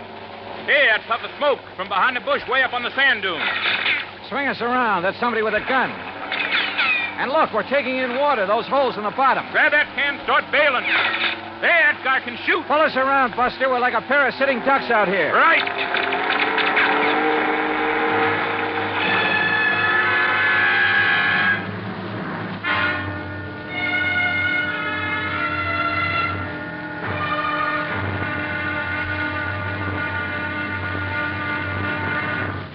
Act Two of yours truly, Johnny Dollar, in just a moment. Democracy. It takes an awareness of life and a respect for mankind to make democracy work. But when this happens, democracy works in mysterious ways to better the lives of everyone. Why? Because democracy is concerned with everyone. One could say that democracy is people. For the people rule themselves in a democracy. No tyrant stands a chance. No dictator can get a foothold. The systems of laws and justice in a democratic government is made and operated by the people, for the people. And people like to be free. That's why democracy gives mankind its finest legacy of freedom. Now, Act Two of yours truly, Johnny Dollar, and the Kirbey Will Matter.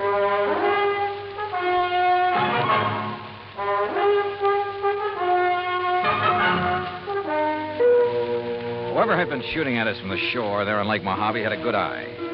But a 30-mile-an-hour outboard at over 200 yards and swerving like mad can be a pretty tough target. With a hull full of holes, we had no choice but to go back to the landing. There, I made a quick check of the three I suspected of having killed old Mike Kirbey. First, his nephew, Chester. Right here in my room, Mr. Dollar, reading. Then a brief walk in the hills. Why? And when is that lawyer coming to read Uncle Michael's will?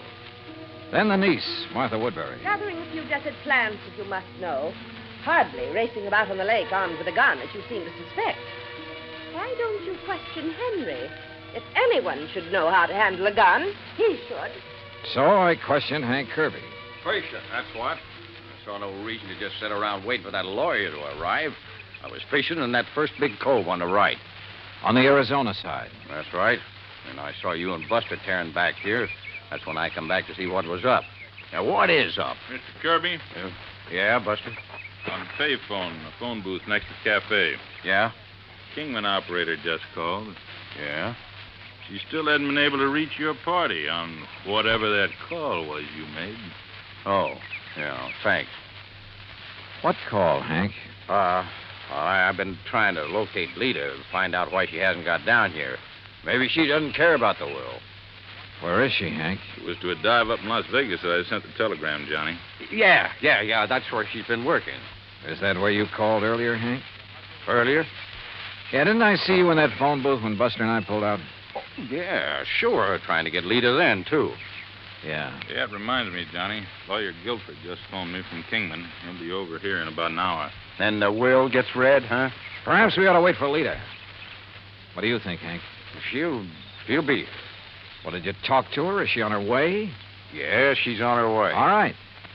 If Buster's willing, we'll use the office when Guilford gets here. Sure. So, Hank, you tell the others to be ready and waiting. Yeah, sure thing. Come on, Buster. Right, Johnny. What's on your mind? Well, maybe it's just a hunch, nothing more. But I want to get on that phone in the office. I called Armont College first. Yes, Miss Martha Woodbury had left there only last night.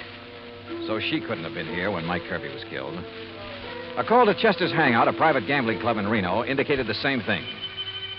Call number 3 was to the so-called museum where Hank Kirbey worked with the Snakes, a place within easy driving distance of Lake Mojave. But the records showed he hadn't left the place in 2 weeks until this present trip to be here. Lolita?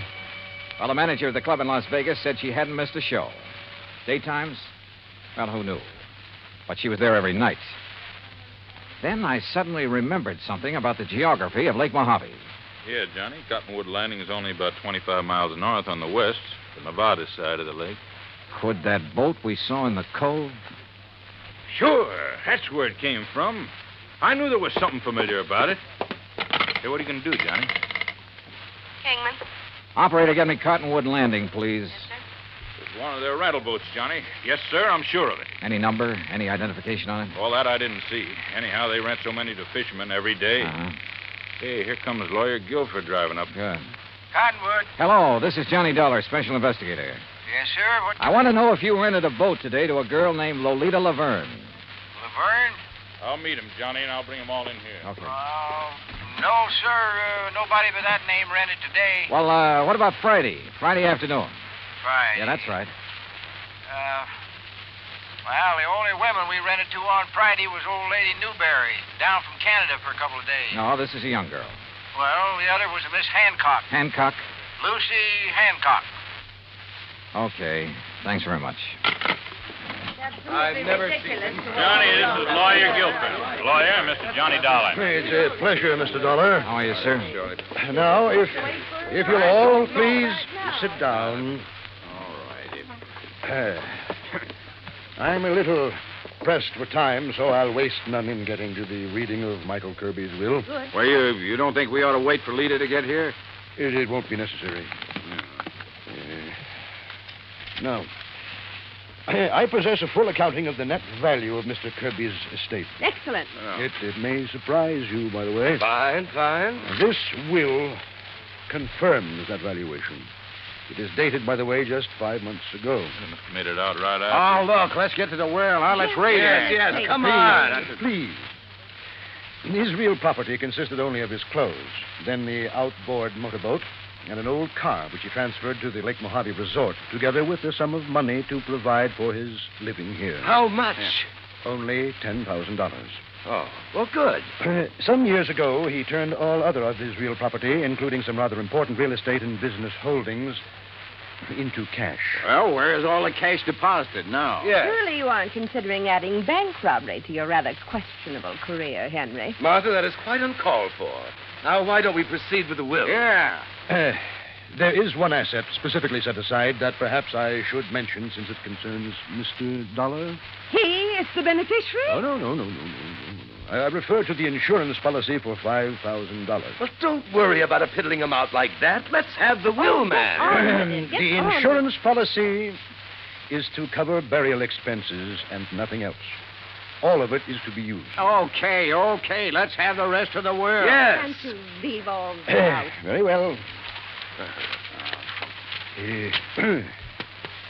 I, Michael Jonathan Kirbey, do make, ordain, and declare this instrument to be my last will and testament. Oh, why don't you skip that stuff? Please. Being of sound mind and body, determined to enjoy the fruits of an industrious life to the fullest. The bequests, man. Life to the fullest. And rather than burden others with the responsibility that money demands. What? For these and other reasons, I have carefully spent every dollar I ever owned. What? No, he was out of his mind. He couldn't do that. That is the will of Michael Jonathan Kirbey in its entirety. Good day. Good day.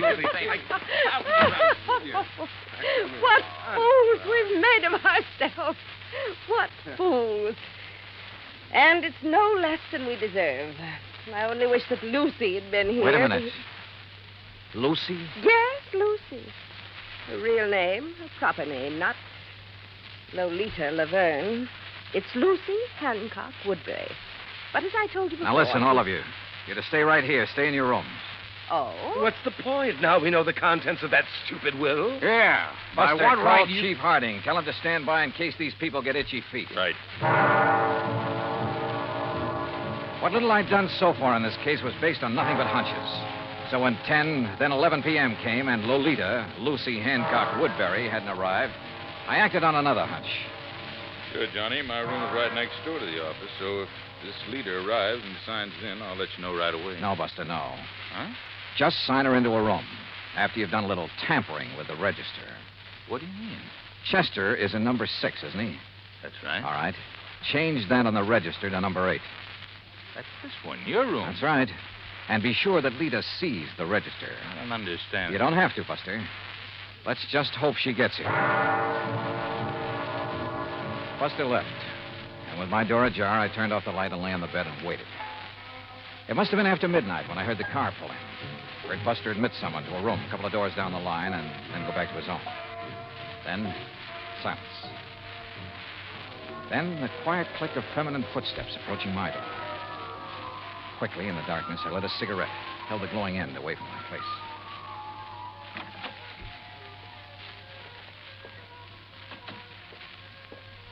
Well, darling. Yeah, about time. About time you got some sense, Chet.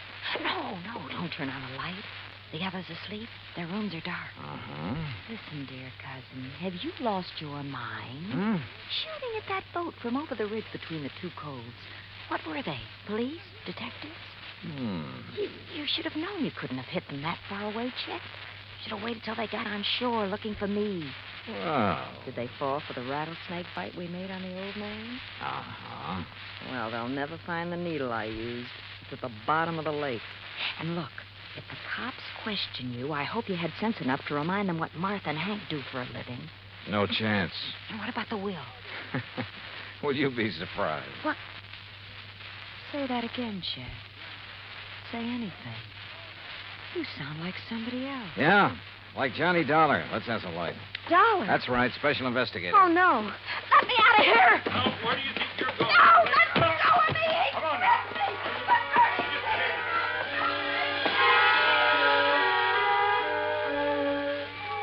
Yeah, all 4 of them had wanted to see old Mike dead. But Hank, the only honest working man of the lot, didn't have the brains. Martha wouldn't have used the means that tied in with her toxicology work, and probably didn't have the nerve. So Chet, who lived by his wits, and Lita, who was a real cheap, no-account... Well, the courts will take good care of them. And I still have to chuckle over poor old Mike's will. Being of sound mind, I have spent all my money. Which reminds me, expense account total, including transportation back to Hartford, $331.25. Yours truly, Johnny Dollar.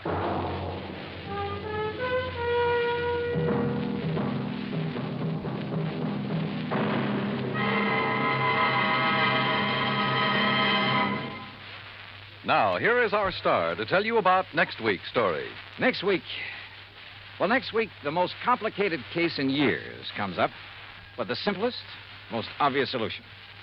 Join us, won't you? Yours truly, Johnny Dollar.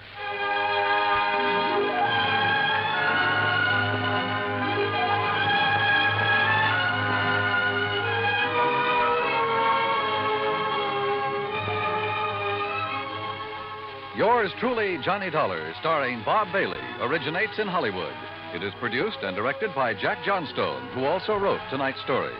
Heard in our cast were Virginia Gregg, Barney Phillips, Shirley Mitchell, Stacey Harris, Carlton Young, Forrest Lewis, Frank Nelson, and John Boehner. Musical supervision is by Amerigo Marino. Be sure to join us next week, same time and station, for another exciting story of yours truly, Johnny Dollar. Johnny Dollar has come to you through the worldwide facilities of the United States Armed Forces Radio and Television Service.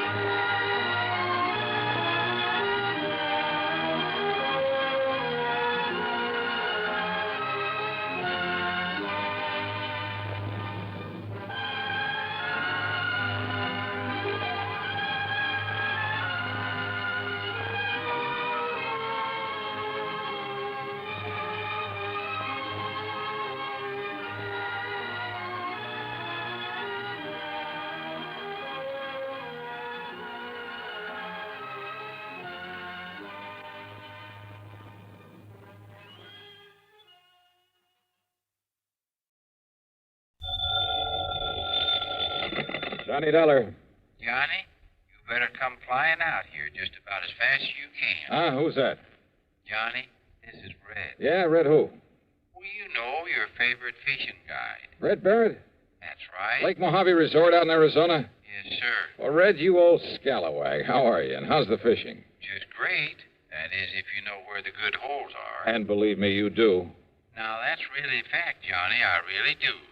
I guess I'm the best fishing guide this country ever saw. Yeah, and I suppose you think it's time I made another trip out there and tangle with some of those beautiful lunker bass. Well, now, Johnny. It's no good, Red. I just can't do it. Now, you listen. The way the work is piled up on me, I'm just about going crazy. I've been trying to get away for some kind of a vacation for weeks now, but I just can't do it. Sounds to me like you need it, too. Yeah, it's been a tough year, no let up at all. Pat McCracken over at Universal Adjustment Bureau, half a dozen of my other contacts. They've been begging me to take some time off, but I just can't, Red. I'm not on a regular payroll. I'm a freelance, so I have to take on every assignment that's handed me, whether I like it or not. Look, you mentioned Mr. No use, Red, so don't make me feel any worse by talking about it. Me? That was your idea. Huh? Did I say anything about fishing until you did? Oh, now, wait. You mean there's some insurance matter I ought to look into out there? It was this Pat McCracken you mentioned that said I better call you. Oh, great. And he's the one who's been after me to take a rest. So, what's happened out there? That's the thing. It ain't what has, but what's going to happen. Yeah? Like what? Come on, get to the point, Red. Well, Johnny, when it does happen, well, it's going to be pretty tragic for Lake Mojave Resort. You mean somebody's trying to wreck the place? Something like that? Much worse, Johnny. Much worse. Well, what is it? Well, I just don't think I ought to tell you over the phone. But, Red, unless I know... And if somebody was to hear me talking to you this way... Red, look. And anyhow, you'll find out soon enough when you get here, Johnny. And you won't like it. No, sir. Red, quit stalling, will you? Of course, if you just want to sit around up there in Hartford and let a terrible thing like this happen without even raising a finger... Well, I just can't believe you'd do that. Look, will you stop beating around the bush and... Red? Red? I can't tell you over the phone. It's too awful. Now listen, you old goat. But, Johnny, they say there's an airplane leaves New York City just about 12 o'clock noon. So what? So it'll get you in Las Vegas about 9:45 tonight. Okay? What do you mean, okay? I mean, just you be sure and be on it. And I know you will. Oh, now look, I can't... Goodbye, Johnny. Red! Oh, if that crazy old coot thinks I'm going to fly all the way out there just because he... And yet, if he was serious...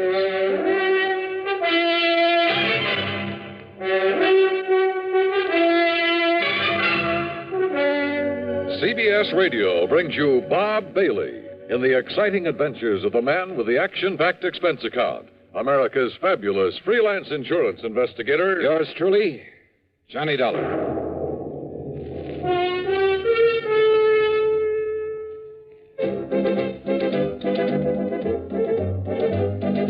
Winston tastes good like a cigarette should. Winston tastes good like a cigarette should. Winston gives you real flavorful, rich tobacco flavor. Winston's easy drawing too. The flavor comes right through to you. Winston tastes good like a cigarette should. A modern filter? Sure, Winston has it. But that's only the beginning of a Winston. Up front, up where it really counts, Winston packs exclusive filter blend. Light, flavorful tobaccos, specially selected and specially processed for filter smoking. Filter blend. That's why it's fun to smoke Winston, America's best-selling filter cigarette. Winston tastes good like a cigarette should. And now, Act One of yours truly, Johnny Dollar.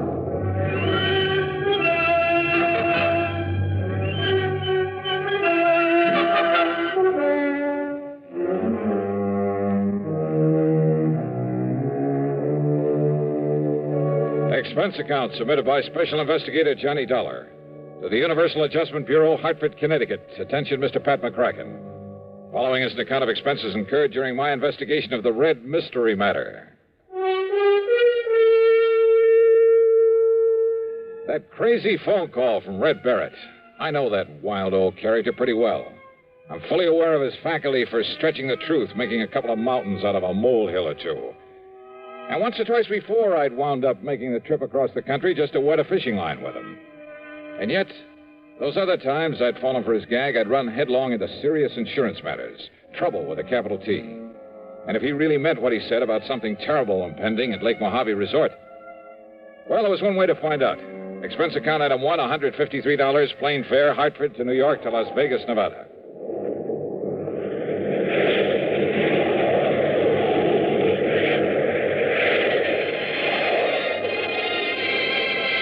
The awesome beauty of the clear night sky over the desert, with its billions of stars twinkling in the black sky above, is something I'll never tire of. The stars seem close enough to reach out and touch them. As the plane hit the glide path down to the landing strip at the south end of Las Vegas, the myriad many-colored lights of the city winked and sparkled like the lights on a gigantic Christmas tree. Yeah, from the air, Las Vegas, the fabulous city of chance, is just plain beautiful. I'd like to have stuck around Vegas for a while and tried my hand at some of the casinos and clubs along the gambler's alley they call the Strip, but I had other things to do. So, item 2 was $50 deposited on a rental car. And within minutes after the plane landed, I was heading south and east across the desert, down toward Davis Dam, down to Lake Mojave Resort.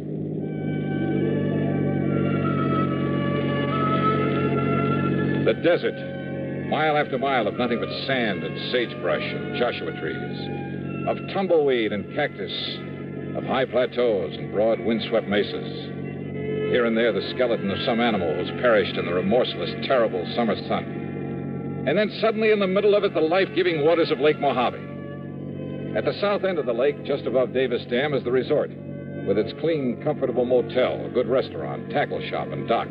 Everything to warm the heart of a fisherman. Yeah, and in the bright light of the moon, I could see the lake itself, calm as a mill pond. That meant that unlike the cold and snow I'd left back east, here it was warm and perfect weather for fishing. It took a bit of self-control to keep from driving right on down to the dock. Instead, I circled the driveway to the office. As I pulled up to a stop, in spite of the hour, someone came out to greet me. It was my old friend Buster Favor, general factotum at the resort. Yes, sir? Can I help you? Yeah, Buster, I think you can. What? Why, it's Johnny Dollar. Yeah, none other. Hiya, Buster. Johnny, it's a miracle. I don't see why. When I get word there's trouble around here. Oh, then you know, huh? Buster, I only know that something is about Even the police haven't had a chance to get over here yet. The police? Johnny, I sure hope he's all right, that you can find him. Yeah, find who? Why, Red. Red Barrett? You mean you didn't know? Buster, what's happened to him? Johnny, Red has... Well, he's disappeared. Oh? And I could be awfully wrong, but from the looks of things, Johnny... Wait a minute. You think somebody could have murdered him? Come on. Take you over to his room. You can see for yourself. Well, look, Red phoned me in Hartford, Buster. He told me that... Think he had some premonition that something was going to happen to him? Well, that's just it. He didn't seem worried about himself. All he would say Well, was... it sure looks like he should have been worried, Johnny. Here now. Holy. Yeah.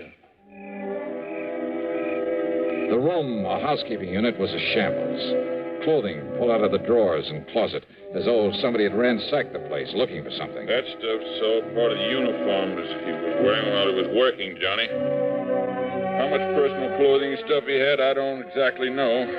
So, if anything... The furniture, though none of it was actually broken, was overturned, cluttering up the floor. On the electric range in the kitchenette were the pots and pans he'd apparently used to cook his dinner. Some fish bones lay on a plate on the table. Probably one of the bass he caught this afternoon. Poor old fellow went out fishing as usual, not realizing what was going to happen to him after he came back here and had his supper. Now, wait a minute, Buster. Yeah, Johnny? That he left here in a hurry is pretty obvious. Or his body was hauled out of here. But I still don't see anything to indicate he was murdered, or even badly hurt. Well, look here, then. Look, Buster, you know as well as I do how unpredictable Red is. Well, I know, always but... getting restless, always talking about going somewhere else, doing something else. I know, Johnny, Look, he's told me a dozen times about a gold mine he hoped to go to back there and work someday, 50 or 60 miles north of here, up near Lake Mead. He's told me about offers to work as a guide for other fishing spots. Johnny... So what makes you think he didn't just pack up and leave for some other place, some other job? Without letting us know? And leaving things this way? Red? Sure he would. So unless you can show me some good... Oh. Yeah, Johnny. It's blood there on the floor. I'm sure of it. Yeah, it's blood, all right. It still hasn't even dried either. Yeah, I see. All right. When did you find he was missing?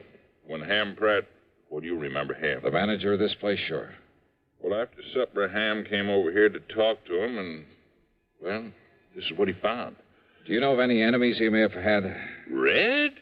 Oh, no, sir. Of course, all of us used to get out of patience with him now and then. Some of the crazy things he'd do, the wild stories he'd tell, but there wasn't one of us didn't love the crusty old coot. Same thing applied to everybody else who knew him. Then why? Why would anybody want to do him in? I don't know. I can't figure it out. But it sure looks like somebody did, Johnny. You can see the evidence yourself. Yeah, maybe. What do you mean by that? Red's phone call that brought me out here. If he'd thought that he himself was in danger, don't you think he would have said so? Yeah, I guess Red would have built it up, too. Would have made it sound real dramatic. Sure he would. But instead he told me something tragic was going to happen to the resort. Like what, Buster? Like nothing I can possibly think of. But now, Johnny, this blood on the floor. Yeah. Hey, did Red have a car? Yeah. Where is it? It's gone, Johnny. Whoever did whatever they did to him must have used it to carry away his body. The poor old... Buster! I've just got a lead on it. Oh, Ham, come in. You see, I phoned everybody up and down the lake to look out for... Johnny! Ham, how are you?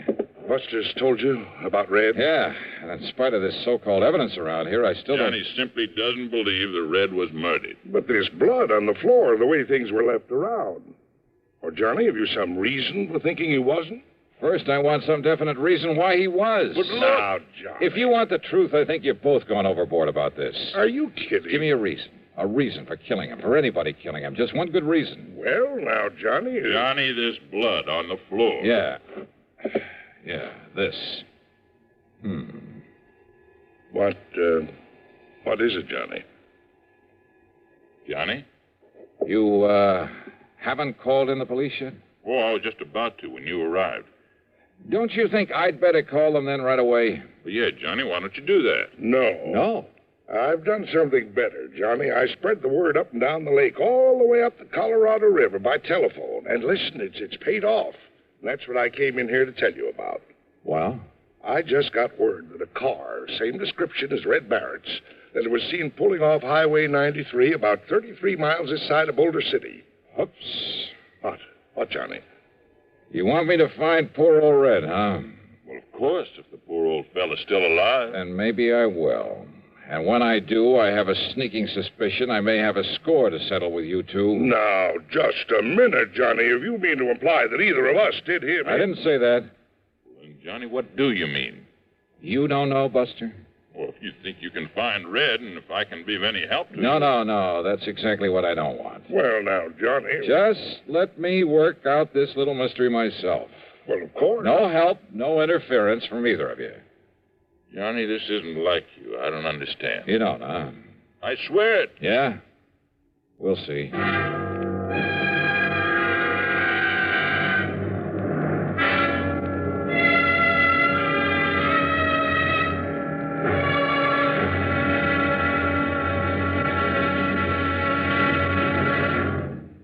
Act two of yours truly, Johnny Dollar, in a moment. Welcome, recording star Mel Torme. It's terrible trying to sing with a bad cold. So I always take 4-way cold tablets to relieve cold miseries fast. Good idea. Tests of all the leading cold tablets proved 4-way fastest acting.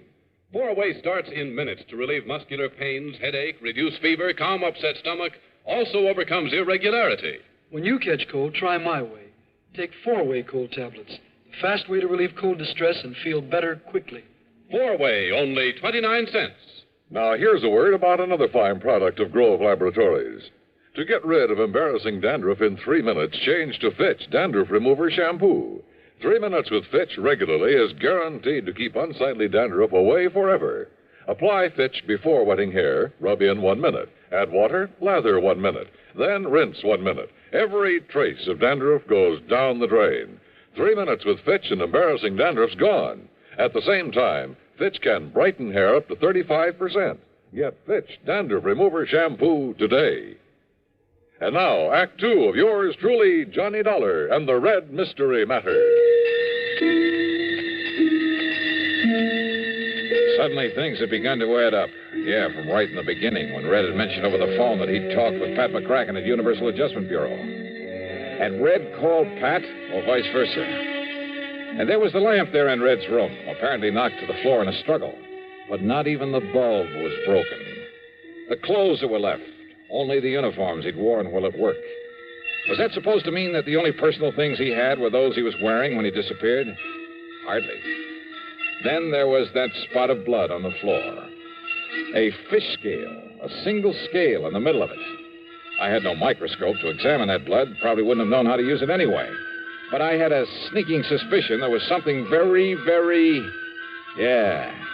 And knowing Red and Ham and Buster and Pat McCracken pretty well. Okay. The first thing I did after Ham and Buster left me alone was to look over the room again. And yes, one parcel of equipment that should have been there was conspicuously absent. I went down to the boat dock and found the old Arkansas Traveler that Red had always used to fish in.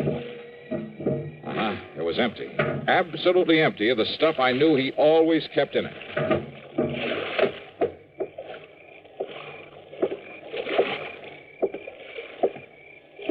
Johnny?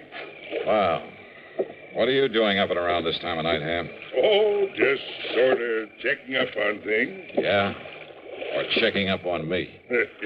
Oh, now, Johnny. You hoping to find some lead on Red there and his boat? I found exactly what I expected, Ham. Nothing. I don't understand. Don't you? Johnny, what goes with you? You've certainly been acting kind of feisty this trip. Yeah, well, I'm sorry. Now, if you feel you have some lead on Red, on what may have happened to him, well... Yeah, I think I have. And you helped to give it to me. I did. But there's no point in following it up till morning. What is the lead? No help, no interference, remember? Okay, Johnny, whatever you say. No use doing anything till morning, eh? That's right. Then you, Well, what? Oh, I was just thinking. Remember a couple of moonlight nights like this when you were here before, how you and I took the workboat and a couple of fishing rods How we plugged those deep coves just above the dam? Yeah. Yeah, we took some nice fish out of there, didn't we? Yeah. I'm going to be blunt with you, Johnny. You aren't yourself. You're a bundle of nerves. Been working too hard? Yeah, much too hard. Well, one great cure for that. Why don't we go out there and pick us up a couple of nice bass? Okay. Why not? Unless, of course, you feel you ought to do something more about finding Red. I told you, no more until morning. I also told you I'm sorry. Let's go fishing. Sure, Johnny. I understand. Yeah, I guess you do.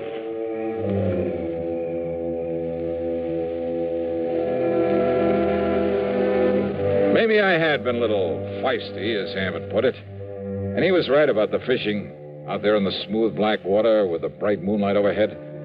When those 2 6-pounders hit my lure and I carefully played them into the boat, believe me, they did more to bring me back to normal than anything else in the world could have. That night, for the first time in weeks, I slept like a baby. Then, first thing in the morning, well, the whole thing really wasn't too hard to figure out. Red was a fisherman every day of his life. But I'd found no sign of his tackle there in the room or in the boat he'd always used. In other words, no matter how or why he'd left, he himself must have taken those things with him. Also his personal clothes and stuff, but naturally not the uniforms that belonged to the resort. The blood on the floor from one of the bass he'd had for dinner, carefully put there after he'd turned the room inside out. As for his whereabouts, Ham had given me the clue when he told me Red's car had been seen at the highway turnoff 33 miles south of Boulder City. That turnoff led to only one place, a fishing camp at the lower end of Lake Mead, known as Temple Bar. And when I got there, sure enough, waiting for me in his outboard beside the dock, Red Barrett. All ready for you, Johnny. Why, Red, you rascal. Got an extra rod and reel and a bucket of live bait. You and me'll go out there and slay him. Get in, Johnny. Get in. Sure, Red, why not? That's a boy. Here we go. Yeah, I just knew a smart man like you could track me down. Hey, you're working here now, huh? Well, I got kind of restless and thought maybe I'd make a change. And as long as Ham Pratt was willing... Then Ham was in on this plot to get me out here. Why, sure he was. And the terrible things to happen at Lake Mojave? Why, of course, Johnny. They've lost me, haven't they? Ah, you old son of a gun. Hey, Buster in on it, too? No, Ham's probably telling him about it right now. Probably showing him the letter he got from Mr. McCracken. McCracken? Pat McCracken? Yeah. Now, maybe you better read this one that he wrote to me. First part's just the usual howdy-do's, but here. And Red, I'm convinced a man can take only so much, even Johnny Dollar. And I'm afraid that unless he gets some rest and relaxation, he'll crack up one of these days. So if you and Ham Pratt can somehow contrive to get him out there for some of that fishing he loves so much, go to it. If he catches on, if he starts worrying about the expense, tell him it's on the house. Tell him... tell him Merry Christmas. Sincerely yours. Well, God bless Pat McCracken. As for you, Red, you old reprobate... Johnny, there's a hole over near the gyp beds where there's an old 10-pounder laying under a rock, just waiting for you and me. Brother, let's go.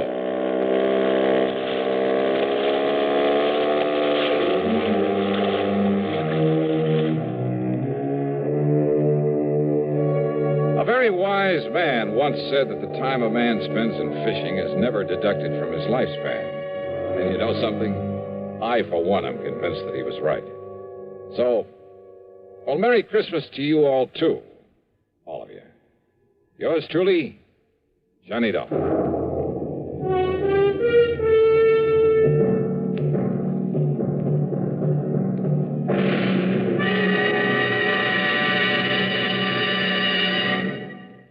Our star will return in just a moment. Every year, some Christmas celebrations are ruined by fire. A little precaution can prevent a Christmas fire from happening in your home. First of all, make sure your tree is on a firm foundation so it can't fall over. Then be sure to use only approved lighting. Wiring that's frayed may be dangerous. Replace it. Never use lighted candles. Let all the glow of Christmas come from within, not from fire. With a safe Christmas planned, here's an idea for Christmas giving. Almost Christmas, no time to lose. Lots and lots of gifts to choose. Give him, Give her a gift set by Yardley. For her, an array of all new Yardley gifts, $1.50 to $13.50. A Yardley Red Roses Spray Mist and Soap Set, $3.50. All prices plus tax. Yardley. Give him, Give her a gift set by Yardley.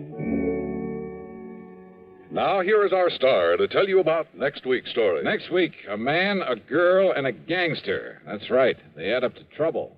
For me. Join us, won't you? Yours truly, Johnny Dollar.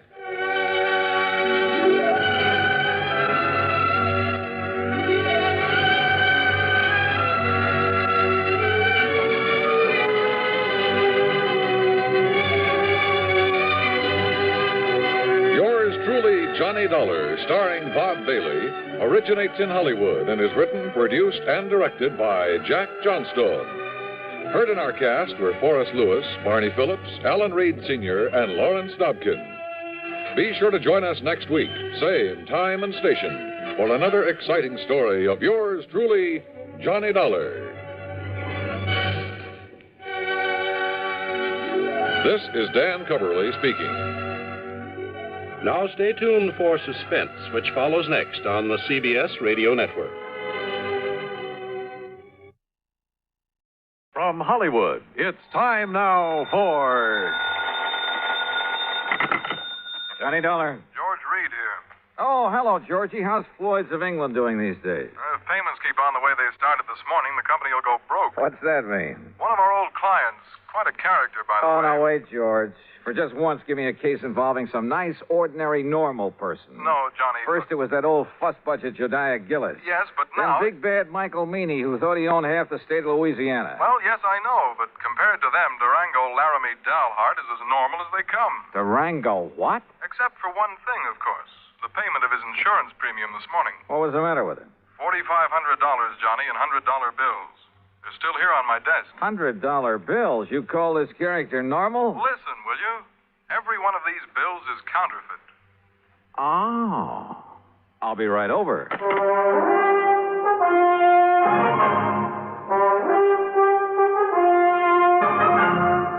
Bob Bailey in the exciting adventures of the man with the action-packed expense account.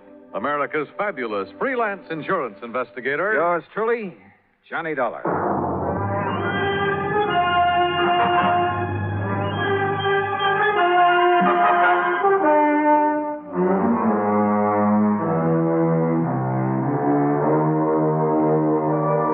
Expense account submitted by Special Investigator Johnny Dollar to Floyd's of England, North American offices, Hartford, Connecticut. Following is an account of expenses incurred during my investigation of the funny money matter. Expense account item 1, $1 even, taxi from my apartment to George Reed's office. I found him sitting, staring grimly at a pile of paper money spread around on the top of his desk. Well, there they are, Johnny. 45 $100 bills, and every one of them as phony as I've ever seen. Look at them. Yeah, I see what you mean. Whoever turned these out didn't even have sense enough to use the proper kind of ink. Yeah, it looks like he must have diluted it. Yeah. Have you ever seen such washed-out-looking money in all your life? Good tough paper, though, just like the real McCoy. Yeah, it's real crisp and new. But, Johnny, look at those colors. Even the black isn't really black. Yeah. You'd think they'd at least have tried to wrinkle them up a bit and dirty them. Yeah. This is the most obviously flagrant... What are you looking at, Johnny? Well, this is unusual. For counterfeit, that is. What? Well, they've all been printed up with different serial numbers. See? Here. And here. Huh? How about that? Pretty smart. Funny, isn't it? The thing that usually makes this stuff easy to spot is the same number on all the bills. Sure. And whoever made these was clever enough to think of that. Had sense enough to use good paper, too. Uh-huh. But he certainly slipped up when it came to the color and quality of the ink. As for the press work... Well, I don't pretend to know much about phony money, George. Who needs to? Heavens knows I don't see too many $100 bills. But to me, this engraving looks just about perfect. That's just what I'm saying. Perfect plates, sense enough to change the numbers, good paper. Yet look at the result. Yeah. Has he ever tried anything like this before? What? Durango? Yeah. And just for the sake of the record, what is his real name? That's it. Durango Laramie Dalhart. Oh, I can't believe it. And the answer to your first question is no. Durango is as honest as the day is long. Well, maybe you mean he was. Well, maybe. But if so, I want to know why. There'd have to be a mighty good reason, believe me. Running out of dough is the best one I can think of. But he's always had plenty. After all, $4,500 to spend on insurance year after year. Well, just who is he? And where is he? He lives on a ranch in Oklahoma. What kind of a ranch? I don't know. But it must be awfully big. Where in Oklahoma? A place called Bum Spung. Bum Spung? Yes. Oh, now, look, George. This whole thing is beginning to get a little too thick. Durango, Bum Spung, Laramie Dalhart, whatever it is. Look, counterfeit money is for the Secret Service, so why don't you just put in a phone call to them and let them carry the ball? No. Why? Because of Durango. I simply can't believe he'd deliberately hand over a lot of phony money. He's been paying on that policy for years. Always in cash? Always in cash. Crisp, new, legitimate $100 bills. Up till now.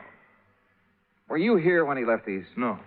Now, look, Johnny, if somebody is trying to take him, it's up to us to protect him. Well, that's a big if, George, from where I stand. Johnny, we've always tried to give more personal service to our clients than some of the other companies. Look, I want you to investigate this thing for us, without Durango's knowing, of course, on a fee plus expense account basis. Oh, an extra fee? That's not usual, George. With you, it is. You know as well as I do, the padding that goes on your expense account is plenty fee for anybody. Oh, George, you cut me to the quick. All right, where is where is Mr. Dalhart now? Back in Bum Spung, Oklahoma, or at least on the way. But I thought he just left this money this morning. Every year he follows the same pattern. Comes east for a fling. You know, New York and all the nightclubs, that sort of thing. Then, just before leaving, he drops in here, makes his premium payment, and is gone. So? George, I still think you should have called in the Secret Service. But I'll take this on for just one reason. What's that? I want to find out what kind of a place could ever deserve the name of Bum Spung. Since George had already arranged for plane travel as far as Enid, Oklahoma, item 2 is a mere $8.55 for incidentals along the way. I arrived in Enid shortly after noon. Item 3, $2.60 for lunch. Item 4, $50 deposit on a rental car. And the owner of the drive-your-own agency wore a silly little smile as he gave me the directions to Bum Spung. Anyway, I headed due north on Highway 81 across the Oklahoma flatland. Some 26 miles or so further on, after passing through Pond Creek and crossing the Salt Fork of the Arkansas River, I spotted a rather crude, weather-beaten sign indicating that the place I was looking for was somewhere up a dirt road to the left. Road? That's a laugh. And it twisted and turned for seemingly endless rough miles along the riverbank. I just about decided that Bum Spung was a bum steer when suddenly I almost ran into the gate of an old wooden fence, surrounding some 2 or 3 acres of sandy ground.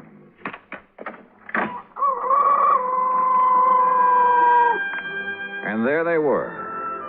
A huge, ramshackle, unpainted building that passed for a house. An even more dilapidated affair, propped up with timbers that probably served as a barn. There were a couple of broken-down outbuildings, too. And on a small irrigated plot in the back, 2 cows. Steers? Well, anyway, 2 rather sad-looking bovines munched on the faded grass. There were some decrepit-looking chickens, a mangy old dog. There was a horse of sorts in a small corral. The windmill? Its whole tower sagged with fatigue, and the rudder on it slapped idly against the broken vanes. But right next to it, in complete contrast, stood a spanking new Cadillac convertible. And on the other side of the house, hanging some flimsy pretties on a clothesline, she was maybe 23 or 4, a brunette, and wearing a pair of well-tailored white riding breeches and a tight flowered silk blouse. She was slim, and she was pretty, and had a couple of rosebuds tucked in her hair. Hi. And about as out of place as anything I ever saw. I said hi. It was like seeing the vision of a goddess. And... Come on in. Just swing aside that post that you left. It's what Durango called the gate. Oh, yeah. Durango, did you say? Don't tell me this is Bum Spunk. It sure is. Didn't you see the sign down the road? The vast acreage within this broken-down fence is the cattle ranch of Durango, Laramie Dahlhart, who happens to be my uncle. I'm Carol Dahlhart. Who are you? Why, my name's Johnny Dollar. Dollar? That seems to me I've heard that somewhere. Oh? What are you doing out here? Oh, just driving around, summer vacation. You look like a city man. I was intrigued by that sign down the road. Curious about what Bum Spunk could mean. Bad water. Bad spring, so the Indians called it Bum Spunk. Ah. Durango liked the name, so he bought up these 2 acres and settled here. And this is all there is to his ranch? What's the matter with it? He likes it. But I'd had an idea. Well, Yeah? nothing. From what you've told me, I think I'd like to meet Durango. Is he around? You trying to kid me or something? I haven't told you anything about him. Now look, Johnny Dollar. Yeah, look! Suddenly she turned, drew an old Colt 45, and as I ducked, she let go with it. Holy! I got him, see? She got him all right. A small snake that had poked up out of a hole in the ground some 25 feet away. And she got him right through the head with both shots.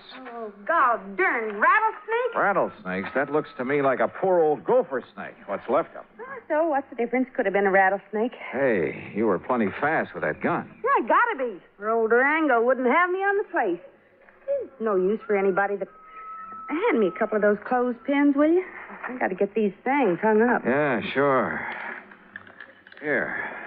You said you're his niece. That's right. Only one left to take care of the old buzzard. You live here with him? Part of the time. Well, enough to look after him, make sure he don't get lonely, that he's got enough food in the house, that kind of thing. And I stick around when he goes out on the West Coast or back east for a fling. That's where he is now. Yeah, and he's due back. Hand me that slip out of the laundromat. Sure. Here you are. I take it that convertible's yours, huh? Yeah, that was my birthday present. Oh, your family must be pretty well heeled. Family. Me and Durango, we're all that's left. Give me them stockings now. Sure. But certainly Durango. Why not? He gives me a new one every year. And this ranch is all he owns? Except for his money. Says he has a barrel of it. Well, he must have. Or else, Or else, what? nothing. Go on with what you were saying. More clothespins. Yeah, here. And when he kicks off, I get it all. And I can give up the filling station. Filling station? Well, you must have passed it, just the side of Enid. Durango says a woman's no good unless she's got a job, so I got a filling station. Let somebody else run it for me, though, and Durango don't know the difference. Or at least he don't care. The main thing is I'm around to keep him happy and give him somebody to cuss at now and then. And say, why am I shooting off my face to you this way? I don't know, but don't stop. There. Them clothes will be dry in an hour, and if you're still here, you can help me take them down again. Okay. Carry that basket for me, and I'll give you a cool drink in the house. Hey, great. You say Durango is due back here, huh? Mm-hmm. Why, don't save yourself time traveling by plane instead of train, I'll never... Johnny, if you're just around here on vacation, I'll eat my shirt. Why'd you come here? And don't give me any guff. All right, come on. Pour me that drink and I'll tell you. Now, I'll tell you. If you're here to pull something on... Oh! What's it? Son of a dog blasted gopher. Oh, Easy now. Easy. Don't you easy now, me. I busted my ankle. Oh, it's just a little sprain. Here, arm over my shoulder. Okay. Dang fool that I was to kill that gopher snake back there. Oh, Johnny, it hurts. Then I'll carry you. Here now. Oh, that's better. And hey, boy, you got muscles. Here now. Huh? What the? Well, take me over to the sofa. What's the matter, Johnny? What stopped me was the inside of the ramshackle old house. Clean, modern, well-furnished. Even the kitchen with its gleaming porcelain, electric range, huge refrigerator and freezer. Modern in every way. Well, don't just stand there staring. Get some water, hot and cold for this ankle. While you're at it, pour us a drink at the bar over there in the corner. I could use a good, stiff snort.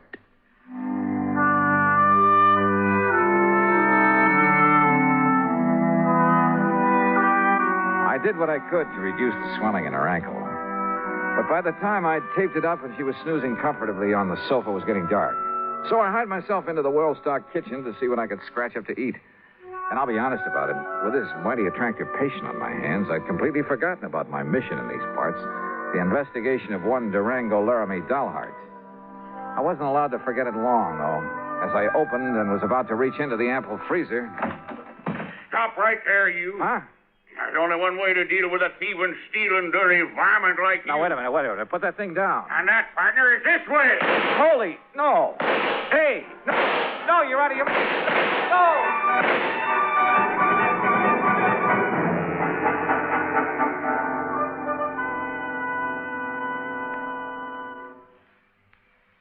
Act Two of yours truly, Johnny Dollar, in a moment. A number of years ago, it was said that, in spite of the large population of this planet, men and women remain the most inaccessible things on it. Today, we see this lack of understanding among peoples of the world reflected in headline stories. But it isn't because the people of the world are enemies. All people want to be friends.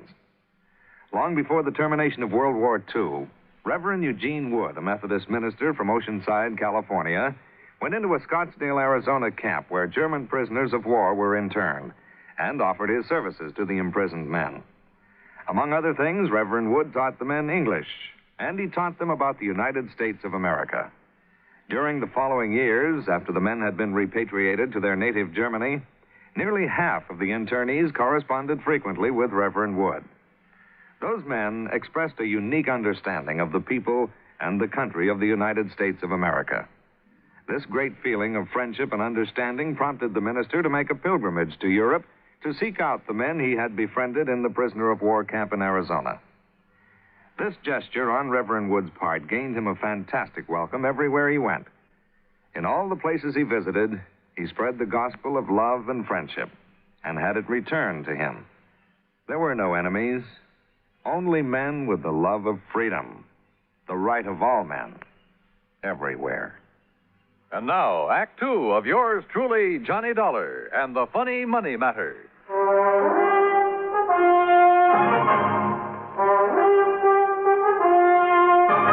Robbing my house, here, you No. thief. Now, wait a minute. Not while old Durango's around. Durango, you old maverick! Watch it! Cut out that shooting while I'm trying to sleep. Ain't had a chance like this in years. Will you cut it out? Quit it! Cut it out, I say! Now, me too. Take a swing at me, will you? Right. Holy Moses. Okay. Yeah, and here's your gun. Keep it in your pocket where it belongs. Sure. Now, what was the big idea? Well, whenever you bring one of these fancy boyfriends of yours around to my house, I got a right to have a little fun with them, ain't it? Fun? Is this your idea of fun? Crazy gall darn fun. Look what you did to the stove. You blowed it full of holes. An old wood stove would have held up. Here, buy yourself another one. There's $500 nice new dollars. Hey, wait, let me Now, see what about those. that window and the jars on the shelf? Okay, here.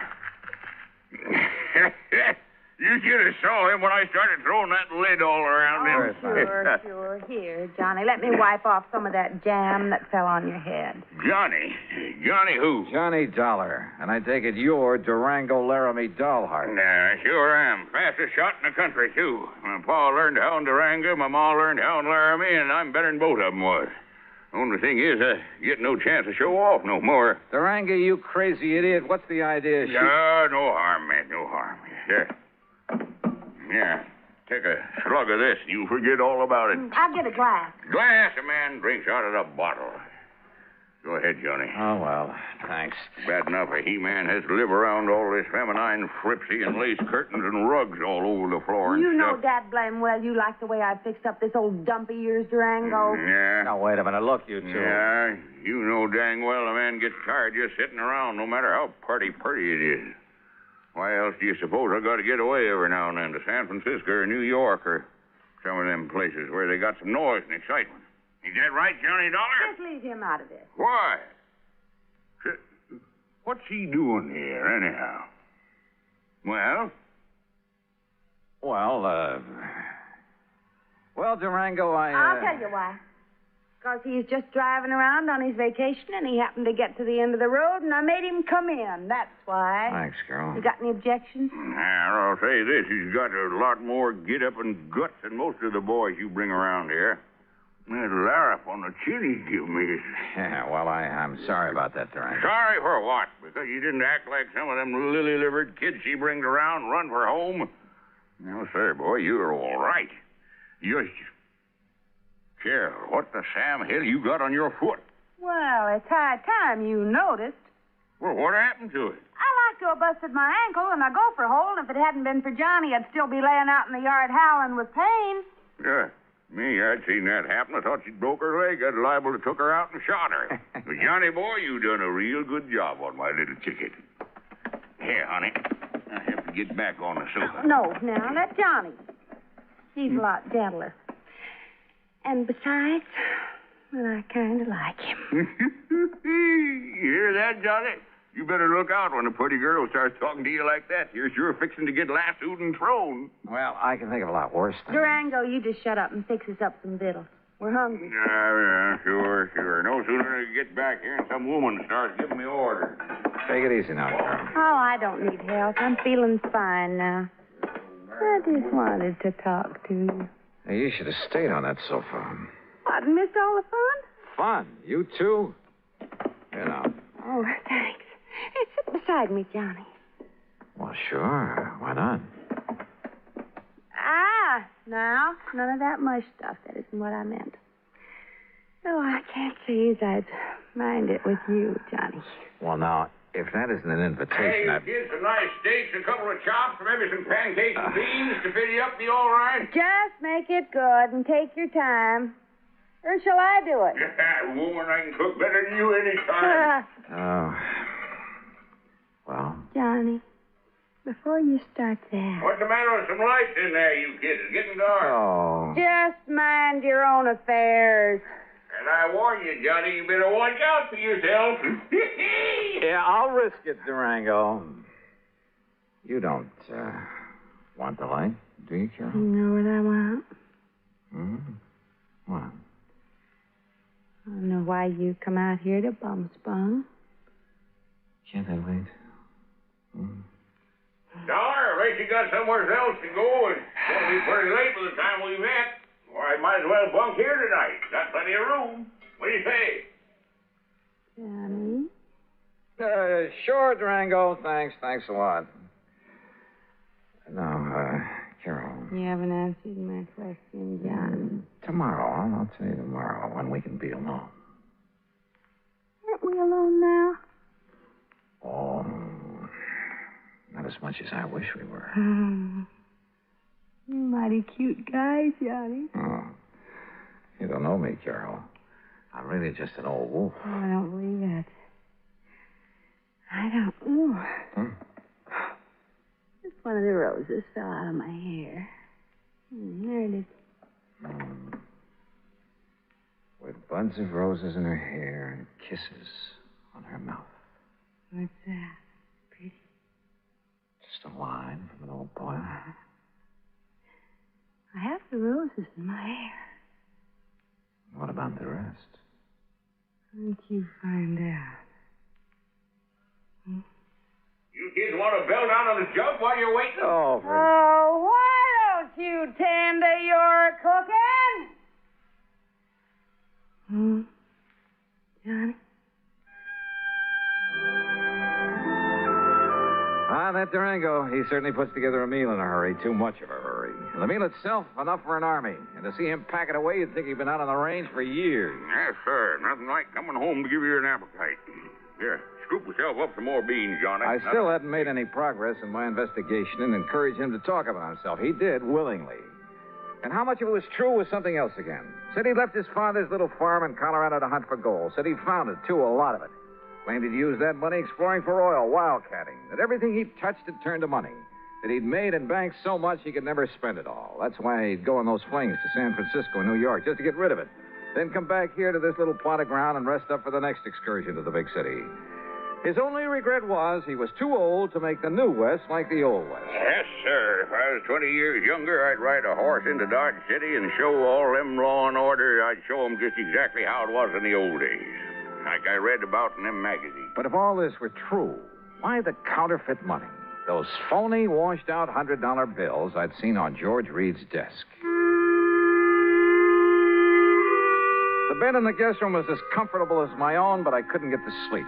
Fortunately, for long after the house was dark, it must have been close to midnight, I heard the door of Durango's room open, heard him sneak out of the house the back way.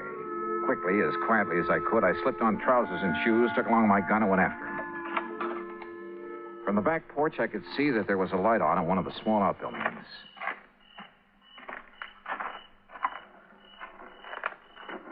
With my ear pressed tightly to the side of the little shack, I could hear it only too plainly. The printing press on which Durango was turning out the phony money. No question about it. And I was sorry. Kind of begun to like the old character. To say nothing of his beautiful... Johnny. Huh? Carol. What are you doing out here? If it's a walk in the moonlight you want, why didn't you ask me to come with you? Carol, listen. I'll lay my cards right on the table. What I really came to this place for was to find out... Well, it was right here inside this little shack. Oh, no. And now that I've found out, I've... Johnny, you'll break his heart. He thinks nobody knows about this. Oh, of course he does. He's been doing it ever since... And he thinks that even I don't know about I'll it. bet. Oh, Johnny, please, you'll spoil everything. Why not? It's about time, isn't it? And he means no harm to anybody. What do you mean, no harm? Are you kidding? Or maybe you're in this whole thing with him. Are you? Oh, no, but I don't see what difference it would make. Johnny, baby, Oh, don't pull that stuff. It's time for a showdown. Hey, what's the racket? What's going on? Oh. Snooping, huh? Why, you ornery, low-down, sneaking coyote. All right, Durango. Just cut it and stand where you are. Well, what are you doing with that gun? I only hope you won't make it necessary for me to use it. Johnny. Open up that door, Durango. I want to see what you've got inside there. Go ahead now, open it. Yeah. Now, look, son, there ain't no harm in what I'm doing in there. No harm? That seems to be a pat phrase around here. Well, it's just that well, ever since I made my pile, everywhere I'd go, I'd spend a lot of money. So you told me at great length. Always, maybe it was sort of showing off a bit, but when I'd draw it out of the bank, I'd make them give me brand new money. You know, to impress the folks, like a big shot up in Hartford where I pay my insurance for Carol here every year. In brand new $100 bills, supposedly. That's right, and no supposedly. But this last insurance payment to Georgia. Yeah, I know. But, Johnny, it wasn't my fault. The bank didn't have some nice new ones for me, and they couldn't get them in time either, so I had to...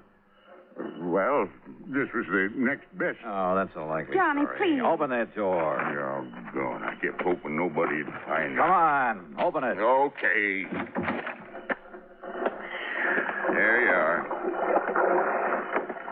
What under the... That's the washing machine there, and that's the soap, and plenty of strong bleach, and the starch to make them nice and crisp. Oh, no. And that there's the ironing board where I press them out real nice and flat. They'll never believe it. But it does make them look real pretty and new. Honest, Johnny, I didn't think there was no harm in it.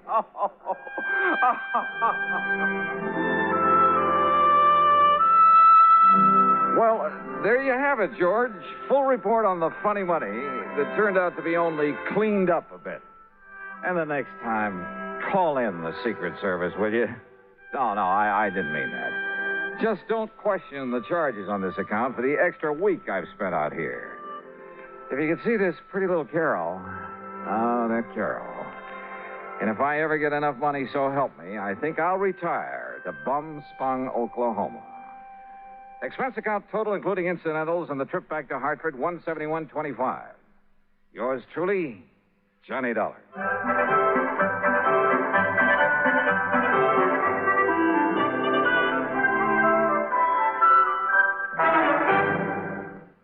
Now, here is our star to tell you about next week's story. Next week, well, just remember one thing. That old saying about a cat having 9 lives. And be sure to join us, won't you? Yours truly, Johnny Dollar.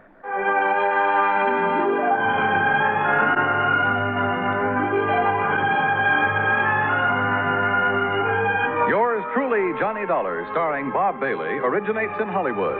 It is produced and directed by Jack Johnstone, who also wrote tonight's story. Heard in our cast were Virginia Gregg, G. Stanley Jones, and John McIntyre. Be sure to join us next week, same time and station, for another exciting story of yours truly, Johnny Dollar. This is Dan Cubberly speaking.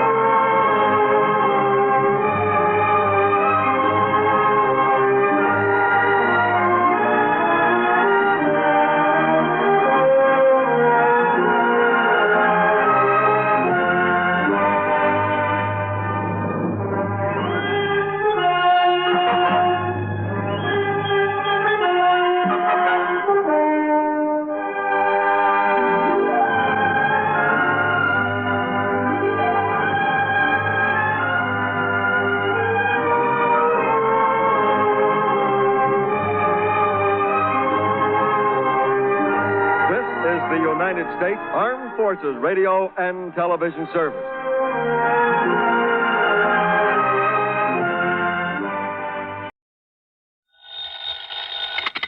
Johnny Dollar. Johnny, this is Pat McCracken at Universal Adjustment Bureau. Well, hiya, Pat. How you doing this bright and sunny afternoon?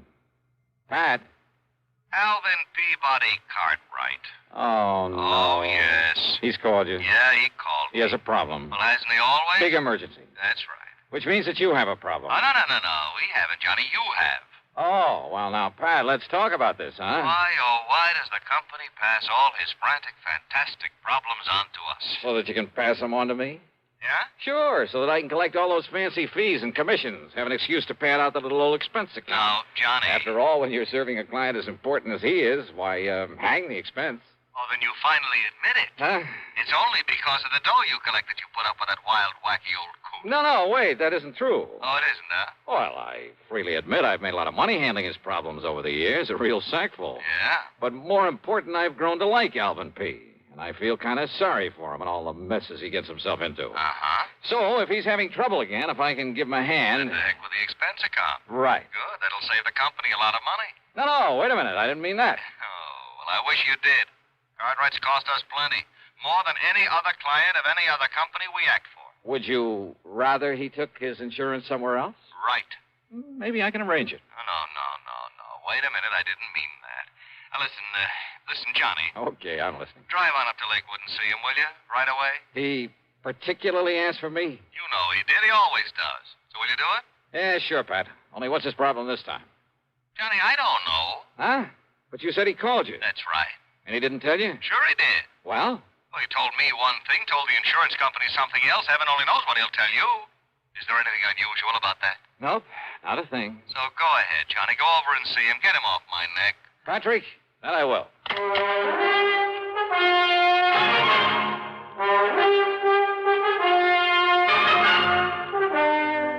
CBS Radio brings you Bob Bailey in the intriguing adventures of the man with the action-packed expense account, America's fabulous freelance insurance investigator. Yours truly, Johnny Dollar.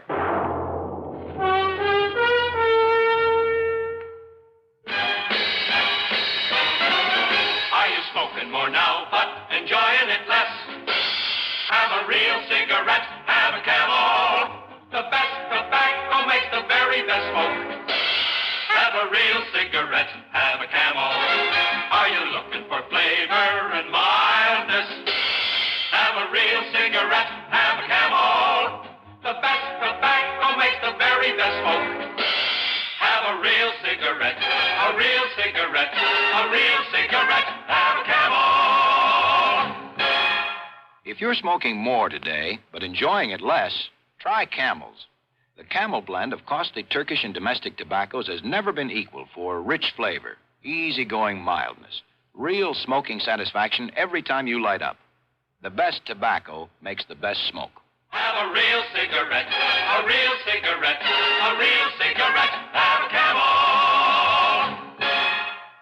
now Act One of yours truly, Johnny Dollar.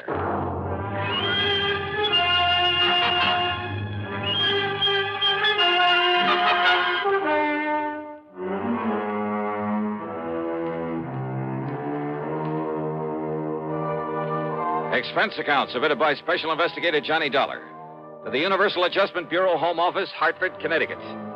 The following is an account of expenses incurred during my investigation of the merry-go-round matter.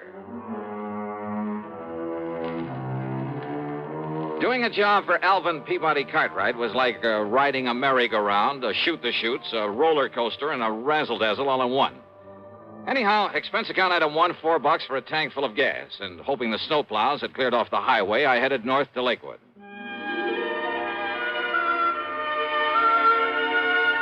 In my humble estimation, Lakewood is one of the prettiest little towns in all of New England, especially in the wintertime. The Cartwright place where the old man lives by himself is on top of a low hill beside the lake. 3 or 4 acres, I'd say, with plenty of elms and towering oak trees guarding the sprawling old mansion. And now, at dusk, with a soft blanket of snow on everything, a group of skaters gliding gracefully over the frozen lake, and a horse-drawn sleigh loaded with happy kids circling around the edge of the lake. Well, it was mighty nice. Peaceful, too. Yeah, it was good being out here in the country again, breathing deep of the crisp, cold air. I felt real good. And I hoped the problem at hand would be no more serious than most of those that were handed to me by Mr. Cartwright. Hiya. Well, don't just stand there letting in the cold. Don't you know it costs a lot of money to heat a place like this? Yeah, I'll bet it does. Well, how are you? And did you stop the snow off your feet? Yeah, I think I Don't did. want you tracking up the house. Now, what can I do for you, Mr. What? What? Huh? Why, it's Johnny Dollar. Oh, and I know it's a little late, but Merry Christmas, Johnny. Merry Christmas to you. Well, thanks, Mr. Cartwright. The same to you. I knew you wouldn't let me down, boy. Just throw your things here in the hall rack, will you? Yeah. Yes, sir, I knew you'd come. And so I saved it for you. Right in here, Johnny. Yeah, save what, sir? Saved what? Saved what? Why, your Christmas present, of course. You mean to say that's why you... Here you are, Johnny. Oh, well, now, listen. Go ahead. Open it up and see if you like it. Oh, okay, but now you shouldn't... Holy smoke. Well, do you? These are diamonds on this Of thing? course they are. What do you think it is, a piece of junk? Oh, well, no, this is too much, Mr. I Cartwright. don't see why, Johnny. Everybody should carry his money in a bill clip. Everybody. And just think how it will impress the folks. But a bill clip studded with genuine diamonds. Well, do you like it? Well, sure. Well, I don't know how to thank you, You sir. don't need to, boy. You don't need to. If you like it, that's all that counts. So, Merry Christmas. Use it in good health. And, before you go, yes, let me wish you a Happy New Year, too. Belatedly. Yeah, well, thanks. You mean this is the only reason you call me up here? Of course not, Johnny. Can't you see I'm in trouble? Terrible problem. Terrible. Better tell me all about it, then. Come, Johnny, and I'll show you. And I hope to heaven you can help me with this.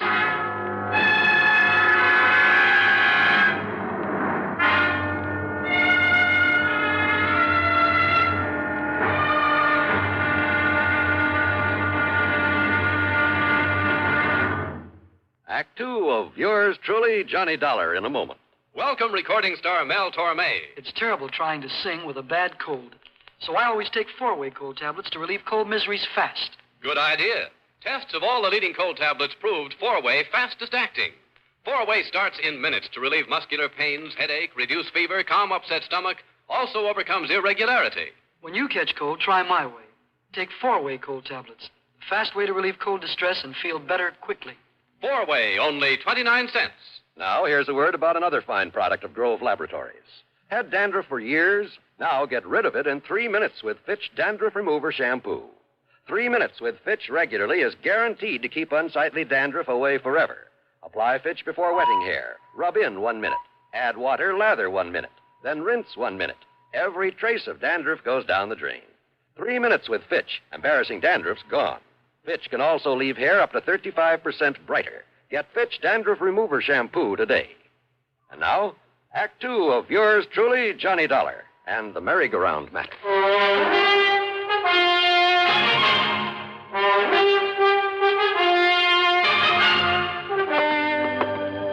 Better tell me what it's all about, Mr. Cartwright. What it's all about? My nice new art gallery. What else? Now, come along. You have an art gallery now? Johnny, ever since I went over to Paris last summer and saw that Louvre place with all those pretty things in it, I decided I'd better have an art gallery, too. Maybe not as big, but with everything just as good. Well, the Louvre has some pretty valuable things. And by spending a bit of money, I have some things that even the Louvre couldn't get. Here, I'll turn on the light. Now then, how do you like it? Wow. The gallery was 50 or 60 feet long, maybe 30 feet wide, with a high vaulted ceiling. A floor of solid marble. The tall, narrow windows were all of beautiful stained glass. Around the walls were some of the finest paintings I've ever seen. That's a Romney, Johnny. A genuine Romney. And you see this Matisse over here? And how about this Van Gogh? There were statues and various other sculptures, beautiful tapestries, valuable urns and vases, rare pieces of jewelry, and, well, just about everything you could think of. Cartwright must have poured millions into this place, and all within the space of only a few months. Isn't it nice, Johnny? Unbelievable. And when I get tired of it, it's showing it off to people. Then I'll give all these pretty things to that big museum over in Hartford. I think they'll like them, too. Don't you? Oh, sure. But I can see your problem, all right. Problem? What problem? The reason you asked for me to come here. Well, of course I did. Because of the possibility of theft. Theft? It was robbery. And, Johnny, you've got to solve it for me. You mean it's already happened? Of course it has. Why do you think I sent for you? What's been taken? One of the most valuable things in my whole collection. A sacred painting, a holy picture. Only it was more than just a picture. It was an icon, Johnny. It was encrusted with emeralds and rubies. How big was it, Mr. Cartwright? It was 9 inches high and about 4 inches wide. Very heavy. It was hanging on the wall under that light, right there. Johnny, it was worth over $90,000. A thing as valuable as that hanging right out in the open? So that people could see it? Yeah, and small enough to be hidden away under an overcoat. Well, yes, that's why. So I hadn't thought of that. Oh, I'm afraid you had it coming, Mr. Cartwright. You're lucky that more isn't missing. Now, what do you mean by that? Well, I mean you alone in this place with all these valuable objects of art. Yeah, but and letting John, all sorts of people in to see them. Well, pretty things like these have to be seen to be appreciated. Well, did you ever screen any of the people you let in here? You think for 1 minute the kind of people who would come to admire these nice things would ever steal anything? Somebody did. Oh, yes, I did. Yes, I guess you're right, but you were wrong about my being in here alone when it happened. What do you mean? Every day, Johnny, during the hours people were allowed to come in and look at my things, I had a guard on duty all the time. Oh, a registered peace officer? Well, no, he just happened to be the first man who answered my ad. Oh, great. Where is he now? Well, after this happened yesterday, I suppose it was unkind of me, but I let him go. I telephoned him this morning, told him not to bother coming back, and I sent him a check for a couple of $100. Just severance pay. In other words, you paid him for robbing you. You know where he lives? Anything about him? Yes, you know, I have his address in town. Okay, then you better give it to me. And he wasn't the only precaution I took, you know, sir. You see, I never let more than one person come here into the gallery at a time. And I always stayed with him. Always. So? It was getting late. The guard was about to leave. But there was a knock on the door. And so I answered it. Uh-huh. And who do you think was there? I'll bite. Who? A sweet little old man. He was all dressed in rags. Oh. He said he'd heard about the icon and he'd like to see it. Yeah. So I showed him in here. And did you stay with him? Well, no, because just then there was another knock on the door. And who do you suppose it was? Okay, who this time? Johnny, it was Jonathan. Jonathan? Yes, Jonathan Peebles. Oh, yeah. My oldest and dearest friend. He lives down in New York. Oh, yes, I remember him now. Yes, you're the oldest, most loyal friend I have. Yeah, sure. He was the one who gave me a hand that time we all thought you were lost at sea. A bit of an eccentric, though. Aren't we all? Well... Yes, well, anyhow, it was Jonathan. And, of course, He gave me the usual lecture. Lecture? Oh, you know, the sort of thing that you would. I'm afraid I don't understand. You know, about it being wrong for me to have all these valuable things here in my home and being alone at night and maybe somebody might break in and try to kill me and get at them and that sort of nonsense. Nonsense, huh? Now, you listen to me, Mr. Cartwright. Anyhow, as we were about to come in here to the gallery, I saw that the old man was leaving. So naturally, I stayed out there at the front door to say goodbye to him and to have the guard look him over kind of, and pat his clothes and so forth. But then, Johnny, Johnny, that poor old man. What happened? He tripped over the door sill and had a terrible fall. Well, the guard helped him up and made sure he wasn't badly hurt. And, well, I just gave him a few dollars just in case. And I had the guard drive him back to town. Uh-huh. And then you found the icon was gone. It was Jonathan who came out and asked me what I'd done with it. And, Johnny, when I looked and it wasn't there, and I was so upset, well, the first thing this morning, I put in that call for you. Well, that's probably too late to do any good, but give me the address of that guard you had on here and tell me what he and the old man look like. Yeah, right. Well, the guard's name is Gummy. Is what? Well, that's right. It's Gummy O'Banion. Gummy O'Banion? What's the matter with you, anyhow? Don't you remember? Gummy O'Banion was mixed up in more rackets down in New York in the old days. Of course I remember then why under the sun he would you... assured me that he's through with all that he's gone straight and he's retired. And he's the one you picked for a guard? Oh, brother. Surely you don't think that Gummy... No. You want to bet? You know something? I'm glad that Mr. Cartwright didn't want to bet. As I said before, any case where he's involved, well, you can bank on just one thing. The solution isn't going to come from any logical process of deduction or series of sensible clues. It's going to come from way out in left field. And believe me, that's exactly what happened on this one.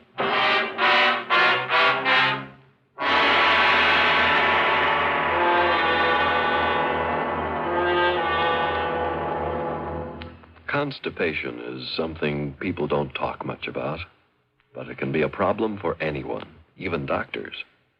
And when constipation occurs, it's interesting to see just what doctors consider important about a laxative they might use or recommend. Now, a majority of the doctors we heard from had this to say. A laxative should be effective, gentle, as close to natural acting as possible, and a medicine that can be used with complete confidence. Well, pleasant-tasting chocolated X-Lax is effective. Overnight, it helps you toward your normal regularity. X-Lax is gentle. Next morning, it gives you the closest thing to natural action. And that's why many doctors and millions of people use X-Lax with complete confidence. X-Lax, the laxative that helps you toward your normal regularity gently, overnight. Is X-Lax in your medicine cabinet?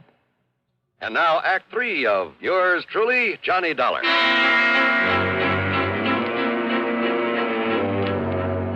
The address of Gummy O'Banion turned out to be little more than a shack at the south end of town. But there was a light inside, so I parked well on down the street, then pulled a peeping Tom act at the window the light was coming from. The window was slightly ajar.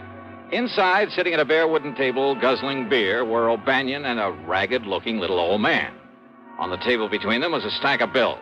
Not only 10s and 20s, but I spotted several 50s among them as they poured them over. I didn't know they could have picked up easy money like this. I would have went legit long before I did. Yeah, Gummy? And you know what? What, Gummy? Old Cartwright says he's sending me 200 severance, too. What do you think of that, Doc? 200? That's right. So, with that and all this dough the other guy gives us for that act we pulled at the front door... Other guy? Why, Doc, you and me won't have to work for months. That's pretty good, huh, Gummy? Yeah, Doc, that's pretty good. Well, then open me up another bottle of that beer, huh? Sure. There.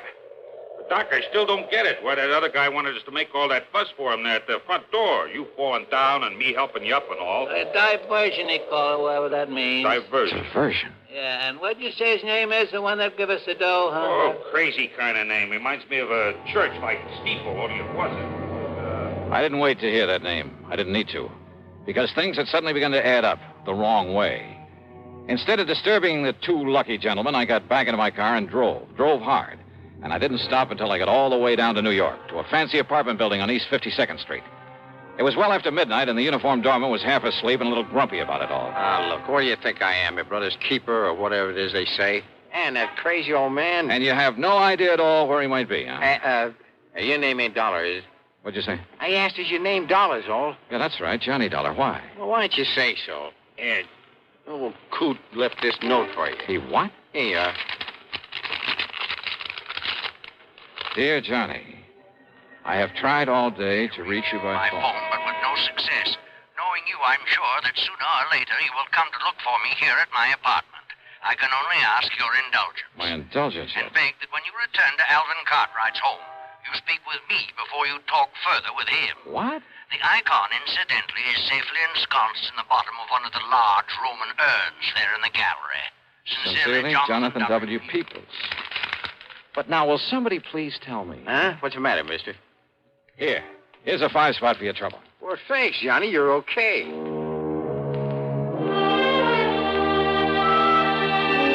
So I drove on back to Lakewood, to Cartwright's home, after a quick stop for some breakfast along the way. Not only was there no guard at the front door, but the door was unlocked. And I wondered, had Jonathan Peoples deliberately left it that way for me? Anyhow, I sneaked inside, and there, sure enough, in the breakfast room, their backs toward me, were the two wild old characters. Or maybe just one such, and his really good friend. Fool, you listen to me. Oh, fool, huh? That's right, I'm convinced of it. Oh, you are. Unless you'll solemnly promise me two things. Promise? Promise?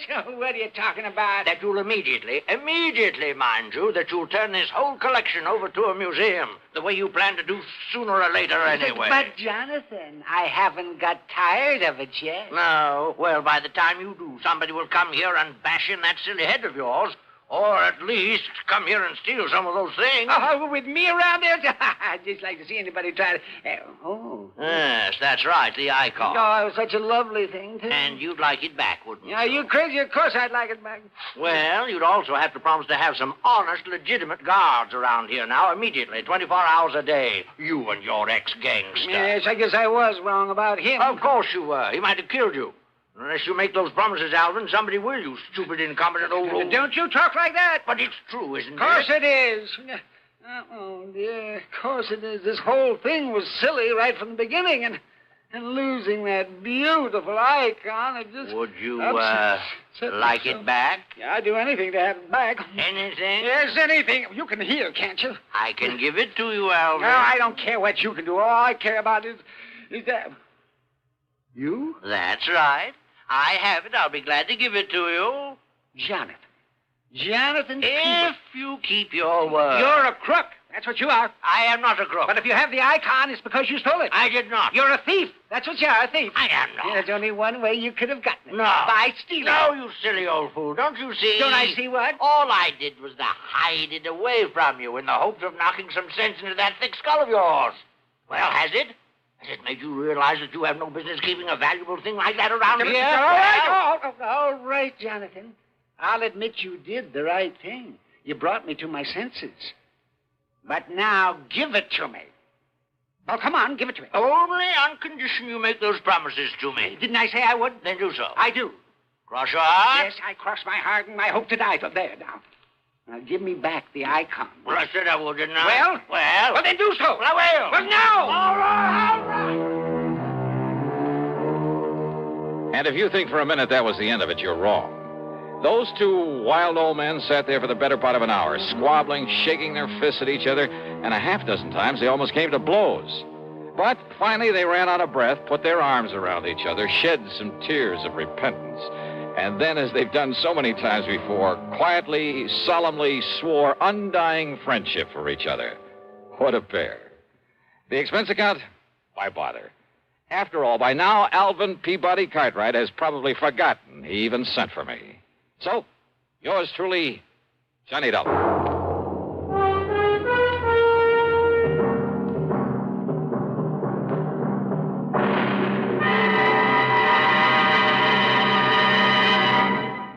And now our star has a few words for you about the case he'll investigate on next week's program. It's called the Sidewinder Matter, and the whole thing happens out in the middle of the Great Mojave Desert. Believe me, it doesn't take long for me to realize the desert can be a mighty dangerous place. So join us, won't you? Right here on the station that brings you all the best in radio. Yours truly, Johnny Dollar. Yours truly, Johnny Dollar, starring Bob Bailey, originates in Hollywood and is written, produced, and directed by Jack Johnstone. Heard in our story were Lawrence Dobkin, Howard McNear, Frank Gerstle, Will Wright, Forrest Lewis, and Joseph Kearns. Be sure to join us next week, same time and station, for another exciting story of yours truly, Johnny Dollar. This is John Wall speaking. A terrorized model races for the end of the road. Shocking drama of suspense next on the CBS Radio Network. Better buys are your reward at Orange Motors for a Ford. Get your orange guarantee from the largest dealer in Albany, in the heart of Auto Row. Orange is the place to go. Orange Motors has the ports, it's true, plus 44 years of experience too. Orange Motors, if you're wise, for better service, better buys. Want a new Ford right now? Come to Orange Motors and choose from a large selection of new 1960 Fords. Orange has new Fords and new Falcons, lots of them. For a better deal, buy Ford. Buy at Orange Motors, 799 Central Avenue, Albany. Want a new Ford right now? Go to Orange Motors right now. Better Ford buys, used or new, at 799 Central Avenue. Orange Motors, if you're wise, for better service, better buys. Radio 59, WROW, first on the dial, serving Albany, Troy, and Schenectady. Time now for Johnny Dollar. George Reed, Johnny, at Floyd's of England. How are you, George? Do you by any chance remember Durango, Laramie, Dalhart? From that place out in Oklahoma with the crazy name of Bum Spung? That's right. Now, Johnny... How could I ever forget him? And more to the point, has he ever forgiven you? Forgiven me? After all, you were the one who accused him of passing counterfeit money. Well, I when know. all he did was wash and starch and iron a few $100 bills to make him look nice and new and crisp. I'm quite frank to admit I was entirely wrong about him that time. Hey, tell me, does he still pay his premiums in brand new money and in person? Yes, and that's what has me worried. How do you mean?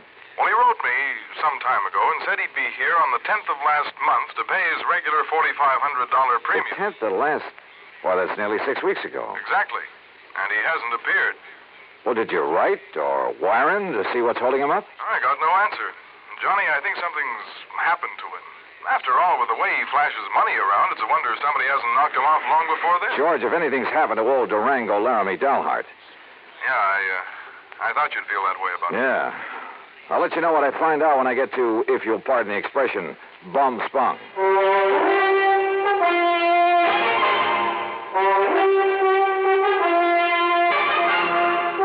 Bob Bailey in the exciting adventures of the man with the action-packed expense account. America's fabulous freelance insurance investigator. Yours truly, Johnny Dollar. And now, Act One of yours truly, Johnny Dollar.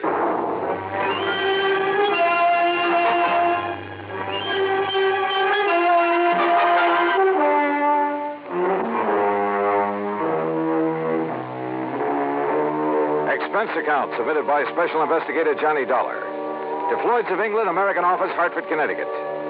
Following is the account of expenses incurred during my investigation of the Durango Laramie matter. George Reed has quite a penchant for handing me really offbeat cases. But for once, this looked like serious business. Expense account item 1, 9420, transportation. I arrived in Enid, Oklahoma shortly after 4 a.m. Item 2, $1.85 for breakfast. Item 3, $50 deposit on a rental car. I headed due north on Highway 81, across some of the flattest plains country I've ever seen, that I hadn't expected to see again so soon. About 26 or 7 miles further on, after crossing what remains of the Salt Fork of the Arkansas, I spotted the familiar weather-beaten sign indicating that Bum Spung was somewhere up a rough dirt road to the left. Bum Spung, named by the Indians. It means bad water. And finally, there it was, the same old broken wooden fence surrounding a couple of acres of poor sandy ground. The same ramshackle house, the broken-down barn, propped up in spots with timbers. And in the yard were the same 2 sad-looking cows I'd seen on my previous visit. The swayback horse and the friendly, mangy, toothless hound, some decrepit-looking chickens. Bum Spung, so-called ranch of Durango, Laramie, Dalhart, who'd made it in oil and who chose to settle down in this lonely, desolate spot. And standing there looking at it, it was hard to believe that the inside of the huge unpainted house was clean, modern, well furnished, thanks to his niece Carol, who occasionally came up to see the old man. As I swung aside the sagging wire gate, I wondered if she was here now. I wondered if anyone was here, but not for long. Durango! Durango, it's Johnny Dollar. Stay outside that fence, you meddling young varmint. This here now is private property. Wait a minute. You're not Durango. I came here to see Durango Laramie Delhart. Oh, you did, eh? Well, Durango ain't here. Now, look, you. Oh, you shut up that gate and drive away from here. You see this here now, 30-30? Drive away? After you've blown a hole in one of my tires? I did, eh? Well, I guess that wasn't very sociable, now was it? Hey, look, lower that gun for a minute, will you? Oh, no, you don't. No, you don't. You try anything funny and I'll let you have it. Only, I guess it is up to me to fix that there tire for you, ain't it? Huh? After all, as long as I done it. Now, let me take a look and make sure you just ain't up to some trick here. Yeah, but I am. Hey! Just give me that gun now. Oh, no, you don't. No, you... Okay. Now, who are you and what are you doing here and where's Durango? My hoppers, sonny. You sure pack a punch. Start talking, mister. Who are you? Who am I? Sidewinder Wilson, that's who I am. Who'd you think? And who are you? Johnny Dollar, insurance investigator. What are you doing here? What am I doing here? Why, old Durango sent me a telegram, that's why. Oh, yeah? Sure. Here now. Read it for yourself. To Mr. Sidewinder Wilson, Gunside Oil Field, somewheres near the Petterdale River, Texas. Yeah, that's where the field is, and that's where I got this telegram. Get yourself up here to Bum Sprung. That's what it says. Take care of my ranch for a while and get here fast, signed Durango. Yeah. Now, you satisfied? Just who are you, Sidewinder? Who am I? Durango's oldest, bestest friend is all. Known him since we rigged together in the oil fields before he made his gold strike up in Colorado, that's who. So when he tells me to come up here and take care of things, I come, that's all. What do you expect? But now look here, Johnny, is what you say your name is? Johnny Dollar. Yeah, well, there's something I don't like about Durango's going away this time. What do you mean? What I mean? Well, I mean the way he must have left in a powerful hurry, that's what. You know Durango pretty good? Pretty good. Well, can you see him leaving this nice house of his'n with all the doors and windows unlocked? He wasn't here when you arrived? No, sir. He'd already went away. And can you see him leaving no food around for the cattle and Methuselah and Primrose? Methuselah and Primrose? What is this? The horse and this nice old dog here. And what about the tractor? Just sitting out there in the field, plows down halfway up a furrow. What are you getting at, Sidewinder? What am I getting at? I'm saying he must have left in an awful hurry, that's all. And if you ask me, there's something funny about it, and I don't mean funny, ha-ha. Yeah, I think you got something there. You see, he was due in Hartford, Connecticut over 6 weeks ago. Pay up on his insurance, huh? That's right. All loaded down with brand new money, I bet. Probably. Yeah, I've told that crazy old coyote 1,000 times that he oughtn't to go traipsing all over the country with all that money in his kick. Johnny, if he ain't showed up the way he was supposed, it just means one solitary single thing. Like what, Sidewinder? Like what? Well, like somebody's waylaid and bushwhacked him for his money, that's what. Yeah, I'm afraid so.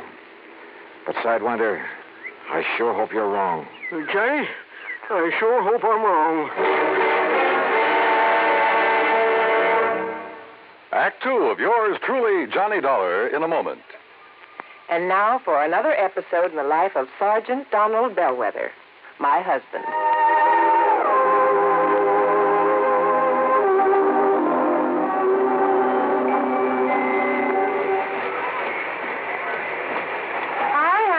Fix the windshield wipers? I sure did, Reba. How's that?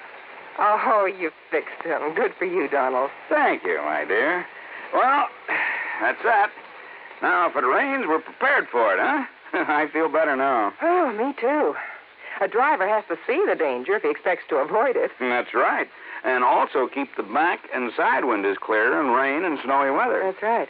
Oh, how about the horn? The horn? The horn doesn't work, Sergeant. Aren't you going to fix it? No, I don't think so. Frankly, Reba, I hate horns. Whenever there's a traffic jam, the first thing some guys do is blow their horn. Which does absolutely no good. Of course not. All it does is jar everyone's nerves. No, I don't think I'll fix the horn. Oh, but now wait a minute, Don. Hmm? Look, supposing we're driving along and suddenly we see a youngster on his bicycle headed right out into the street. Sounding that horn will warn him and possibly avoid a tragic accident. Yes, that's true, but... Or supposing we're driving on the highway and just as we're about to pass a car, that car decides to pull out into our lane and pass the car ahead of him. He obviously doesn't see us, and he won't hear us shout. But one little beep on that horn, and he'll automatically scoot back and avoid a collision. Reba, you've convinced me. Even though it can be a nuisance, the automobile horn is a necessity. Then you'll repair it? Immediately. Oh, that's my Donald. That's my doll.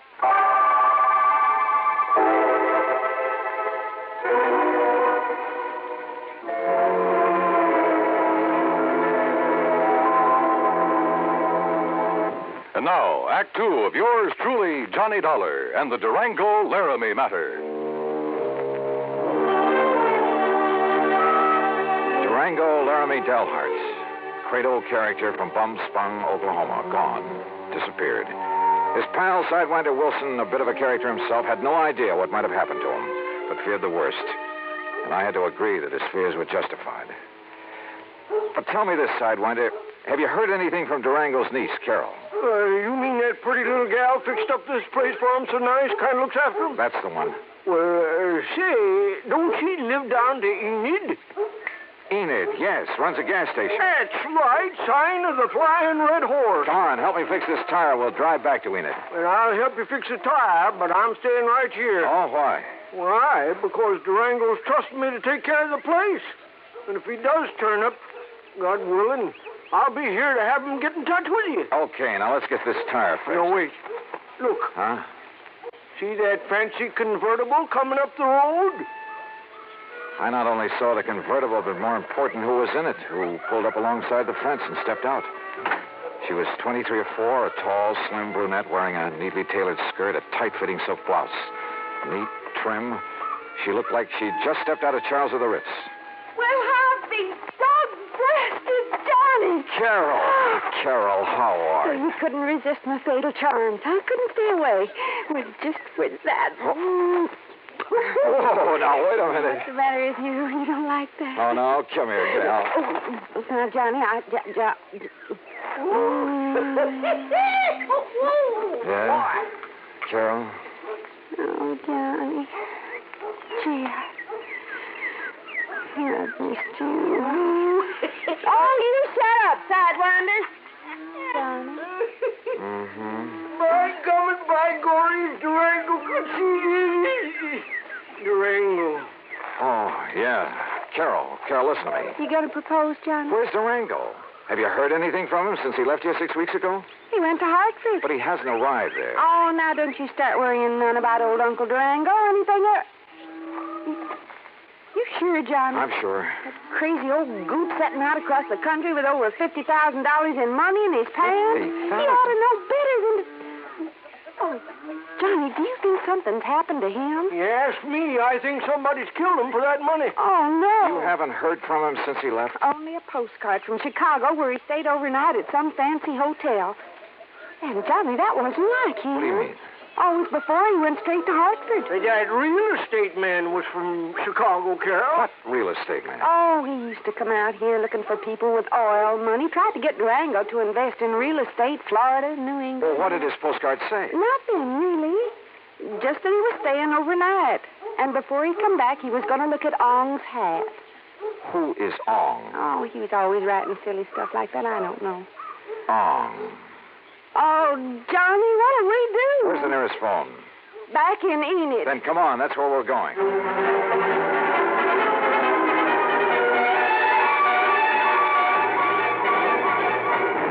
In Enid, I put in a long-distance call to Phil Avery, an old friend at International Press Service, in the hope that if Durango's body had been picked up anywhere in the country, the news files would have some note of it. Durango, Laramie, Dalhart, that's a man's name? Yeah, Phil. Does it mean anything to you? I'll say this, Johnny. If a name like that had ever come in over the wires, I'd certainly remembered it. But it hasn't. Not to my knowledge. Incidentally, what's this all about? Oh, he left here loaded with cash. Now he's disappeared. No clues? Only that he's planned to see some guy named Ong. Ong? For some crazy reason, he's interested in Ong's hat. Well, that's about as silly as... Ong's hat, did you say? Oh, no. You mean that rings a bell? Are you kidding? Of course it does. Oh, no. Phil. Ong's Phil. hat. Phil, listen, will you? This may be a matter of life or death. Phil.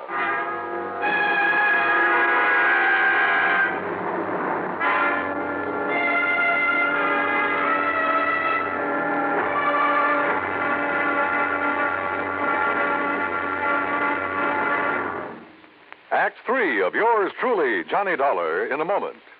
And now for another episode in the life of Sergeant Donald Bellwether, my husband.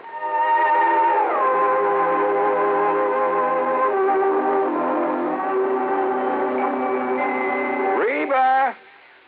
Reba! What is it, Donald? Confounded Reba, I can't find the fountain pen. I've looked all through this desk. Here it is, dear. Here it is. You must have used it as a marker when you were reading this book. Let's see, this great literary classic, Six-Gun Showdown at Powder River Gulch. All right, never mind about my reading habits. Just look at the coverage we're going to get with this new auto accident policy. Let's see. We have collision, $50 deductible.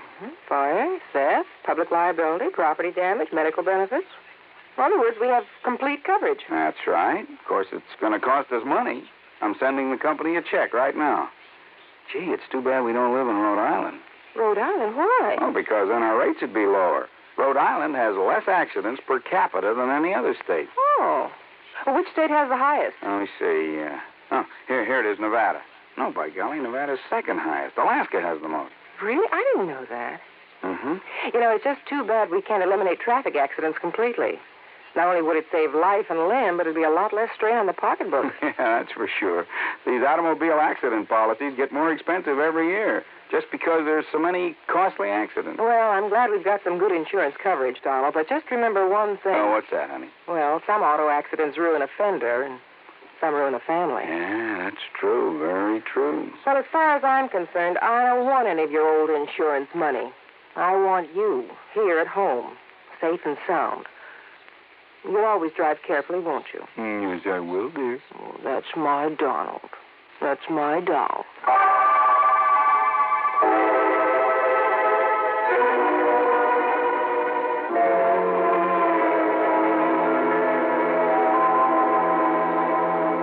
And now, Act 3 of yours truly, Johnny Dollar, and the Durango Laramie Matter.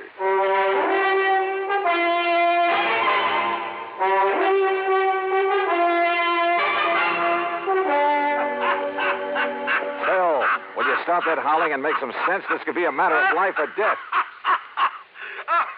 Ong, did you say? That's right. You know who he is. Ong's hand? Oh, no. Do you know him? No, I don't know the Ong, but I know what it is. Huh? Ong's hat, New Jersey. What? Sure. And down in the pine and cranberry bog country. Down near Mount Holly, south of Trenton. Are you serious? Of course I'm serious. Johnny. Okay, Phil. Sure, that's where the big Okay, Phil, thanks. Johnny, I found the car to that real estate promoter from Chicago. Good. We'll take the first flight we can get out of Tulsa. Come on, Carol, we're on our way. Expense account item 4, $164.80, plane fare and incidentals. In Chicago, we stopped over long enough to pay a brief, unpleasant visit with one J. Harry Cramlin, real estate promoter, at his office just off the loop. So, what if I did sell this Dale Hard character some land over in New Jersey? What's it to you? You trying to cut in on a good thing? How much did you sell him, Mr. Cramlin? Oh, a little over $35,000 worth. But now if you... What was it, a lot of worthless swampland? He didn't seem to think so, after the glowing report I gave him. But why did he buy it? Because the old fool thinks there's oil on it. Cramlin, if you've taken Durango... Now, ain't that a name? Durango Laramie Dalhart. If he's been chipped in this deal, Would you better duck the next time you see me coming? You threatening me? About a cash, perfectly legal deal? Oh, I'm sure it was legal. But oil in South Jersey. Cramlin, my warning still goes. The next leg of our flight took us to Philadelphia. There I rented another car. That's $50 deposit, item 5. We drove across the Delaware River and picked up Route 537 to Mount Holly. There we stopped for a sandwich and a Coke. That's item 6. And there a passing glance at a newspaper headline stopped me in my tracks. Something about a big oil development at, yeah, you guessed it, at Ong's Hat. We burned up Highway 530 to Pemberton, then hit a sandy back road that led deep into the pine and scrub oak. Finally, suddenly, we came to a clearing. And there, well, there must have been 100 cars, expensive ones, some of them chauffeured limousines, and people milling about, haranguing each other, shouting each other down. And right in the middle of the crowd, a tall, angular man in blue jeans and a 10-gallon hat. Durango. Johnny, there he is. Durango! And then I saw something else on the edge of the clearing. 2 brand-new towering oil derricks. Come on, Johnny, let's get him away from that mob. Not only was he cheated by that shyster real estate operator into thinking he was buying oil land, but he's thrown more money away building those derricks. Oh, Johnny. Oh, that mob is probably trying to sell him enough rigging and pumps and equipment to fleece him royally. 10 to 1, somebody in that crowd's offered him the Brooklyn Bridge to boot. But then we gotta stop him. If only I'd run the shooting Hey, iron. Durango's seen us.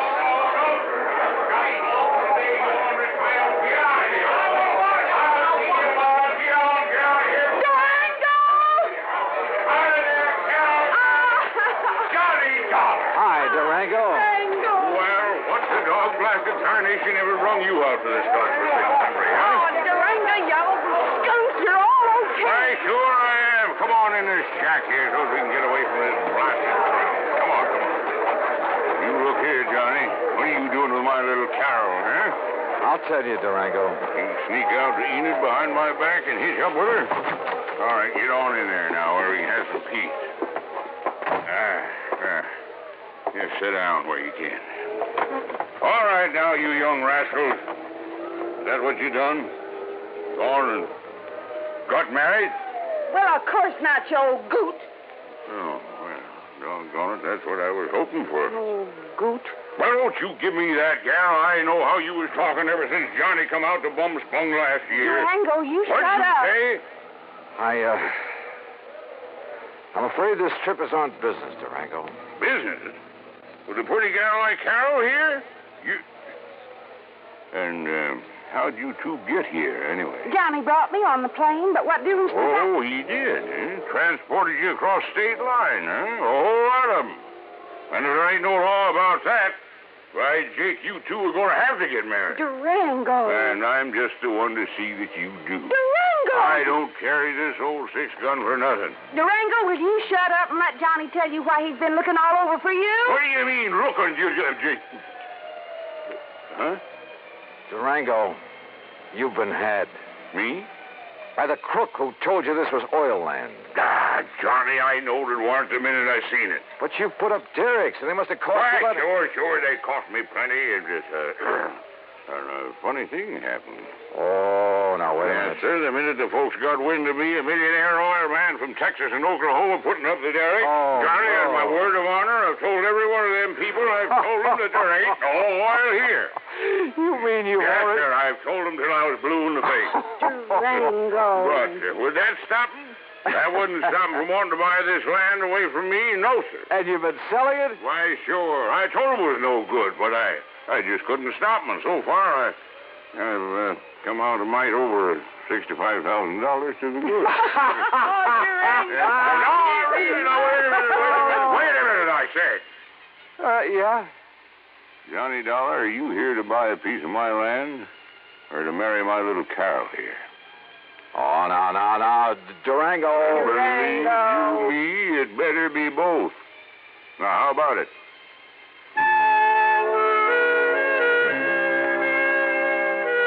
Expense account item 7, $1,000 even. The company now owns a small hunk of land in Ong's Hat, New Jersey. As for Carol, that ever-loving doll, well, someday, maybe someday. Expense account total, including incidentals and transportation back to Hartford, $1,416 even.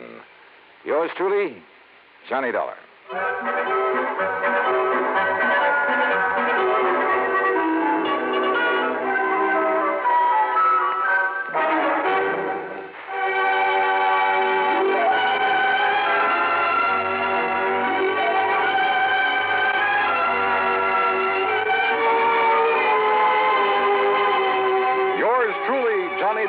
Starring Bob Bailey, originates in Hollywood and is produced and directed by Jack Johnstone, who also wrote today's story. Heard in our cast were Virginia Gregg, G. Stanley Jones, Junius Matthews, Alan Reed, Frank Nelson, and John McIntyre. Be sure to join us next week, same time and station, for another exciting story of yours truly, Johnny Dollar. This is Dan Cubberly speaking.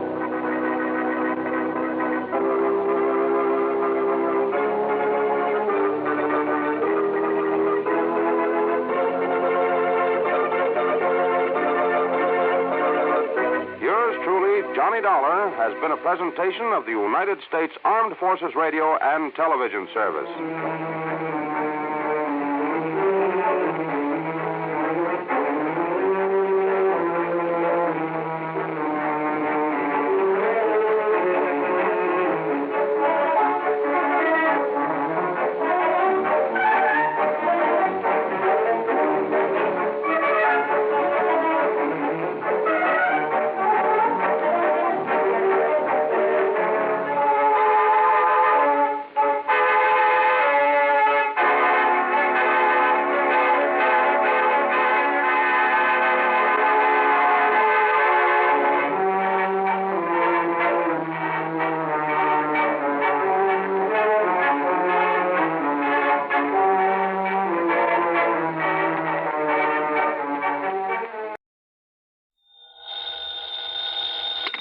Johnny Dollar. Henry Bascom, Johnny, at Four State Insurance Company. Well, hiya, Hank. It's been a long, long time. Yeah, I know.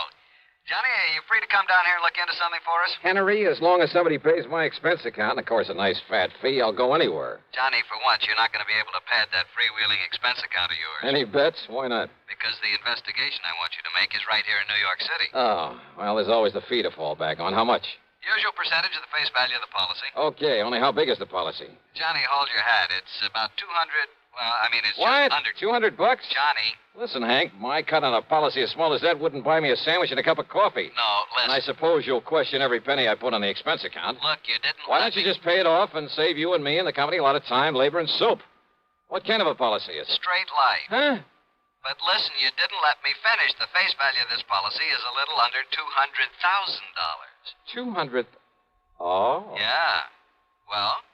Hank, my buddy, my bosom pal, for an assignment like that, for the nice commission it's going to pay me, I'd walk to New York. Only maybe you better grab a plane or a train instead. Right. I'll be there.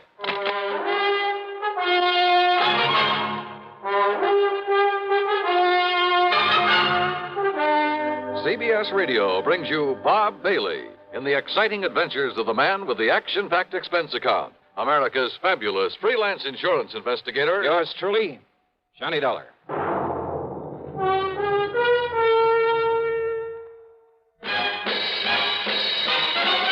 Are you smoking more now, but enjoying it less? Have a real cigarette, have a Camel. The best tobacco makes the very best smoke. Have a real cigarette, have a Camel. Are you looking for flavor and mildness? Have a real cigarette, have a Camel. The best tobacco makes the very best smoke. Have a real cigarette, a real cigarette, a real cigarette, have a Camel. If you're smoking more today, but enjoying it less, try Camels. The Camel blend of costly Turkish and domestic tobaccos has never been equaled for rich flavor, easygoing mildness, real smoking satisfaction every time you light up. The best tobacco makes the best smoke.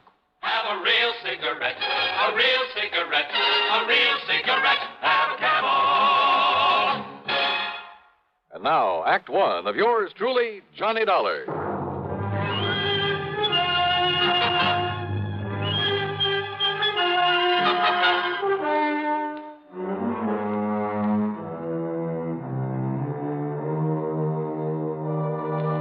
Expense account submitted by Special Investigator Johnny Dollar to the Four State Insurance Company, New York City office.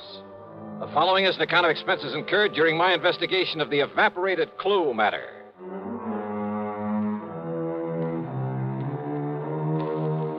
Expense account item 1, $5.25 for a taxi out to Bradley Field. Item 2, $13 even for a plane to New York and a limousine to Grand Central Station. Then I walked over to Henry's office at 500 Fifth Avenue at the corner of 42nd Street. Oh, Johnny, you really made time. Sit down. Yeah, thanks. That's because of the tempting offer you made to me over the phone. A policy worth $200,000. $189,000 to be exact. Straight line. Mm-hmm. On whom? Mr. Jonathan R. Kenworthy. Kenworthy? Very, very wealthy. Retired some years ago after selling off the Kenworthy copper mills. Oh, yeah, sure. Been living here in New York for the past 20 years. Big fancy apartment overlooking the East River. 714 East 52nd Street. Expensive neighborhood. Oh, I told you he was loaded. So what happened to him? He was murdered, Johnny. Oh? Yeah. And who was the beneficiary of this nice, juicy hunk of insurance? His grandson, Carlton M. Kenworthy. And that's the answer to your next question, too. Now, what do you mean by that? I was going to ask you if you or the police have any idea who might have killed him. Yeah, that's right. And I told you, this young Carlton Kenworthy, his grandson, who is also the sole heir to all the rest of his estate. Oh, no, wait a minute. That's a pretty strong accusation, Hank. You have any proof? None whatsoever. Nor have the police. But I take it you figure that Carlton had the motive and the opportunity. And a perfect alibi. Oh? Yeah. And what makes you think he did it? And the police, too? And the police, too. Well? Motive, Johnny. It's as simple as that. All right, keep talking. It's simply that nobody else in the world could possibly benefit by old Mr. Kenworthy's death. Well, now, Hank... Plus the fact that he had no enemies. None whatsoever, Johnny. You sound pretty sure of that. I am. I not only knew him, but I knew a great deal about him. Oh, but after all, a man who's been head of a company as big as Kenworthy Copper Mills, you know, some disgruntled employee with some imaginary grievances. Over 20 years ago? Well... But even if he'd only retired from that business last month, I'd still say no. Kenworthy was one of the best-loved men I've ever heard of. As for his employees, why, they're the ones he left the business to. He never had a strike, any other kind of labor troubles, despite the size of his plant, because he treated every one of his employees like one of his own kids. This sounds pretty unusual, Johnny, I know. But he was an unusual man. Oh, I see. But now about this grandson, Carlton Kenworthy. Well, about as useless a hunk of human being as I've ever seen. How old is he? Oh, 30, 32 or 3. What's he do for a living? Well, that's the point. He doesn't. Nor has he ever done anything. Despite the fine education, all the world travel his grandfather lavished on him. Johnny, if you want a perfect definition of a playboy, I can give it to you in 3 words. Carlton Manson Kenworthy.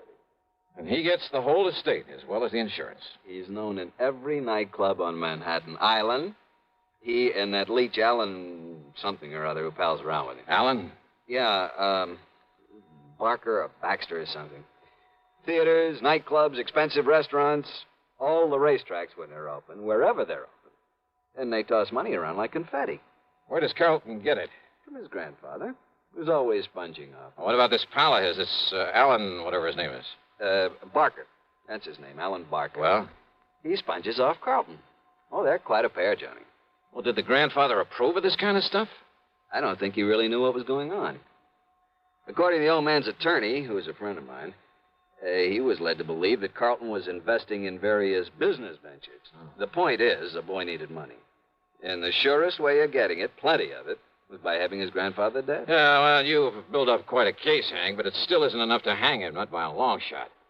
Have the police been able to pin anything on him? Not yet, apparently. I told you he has a perfect alibi. When did it happen? Last Tuesday. Who's handling the police investigation? Lieutenant Randolph Singer at the... Randy Singer? Great. Randy just happens to be one of the best homicide men in this fair city of yours. Well, he certainly hasn't impressed Hey, listen, me. If they've got him working on it, and if you have got a case against Carlton Kenworthy, Hank, I'll see you later. Where are you going, Johnny? Over to see Randy Singer.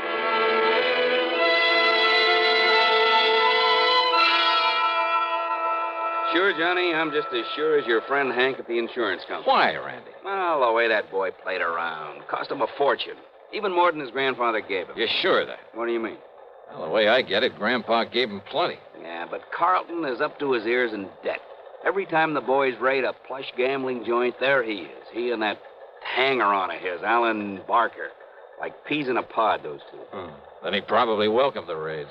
Sure. Probably kept him from having to pay off some of his losses. Yeah, he's still in up to his ears. And as long as he's the only one who could possibly benefit from Grandpappy's death, as long as we're sure that nobody else had any reason for killing him, and we are... How and when and where was he killed? Tuesday night in his apartment. He was struck on the back of the head with a heavy wrought iron poker from the fireplace. One good wallop, and he was done for.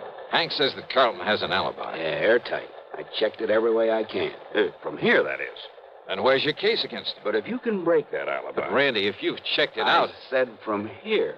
But if that company of yours will pay your expenses to Alaska... Alaska? That's right. Oh, look, with such flimsy evidence... Will you do it, Johnny? But now listen, Just Randy. to, let's say, to get me off the hook. But I'm still not convinced that...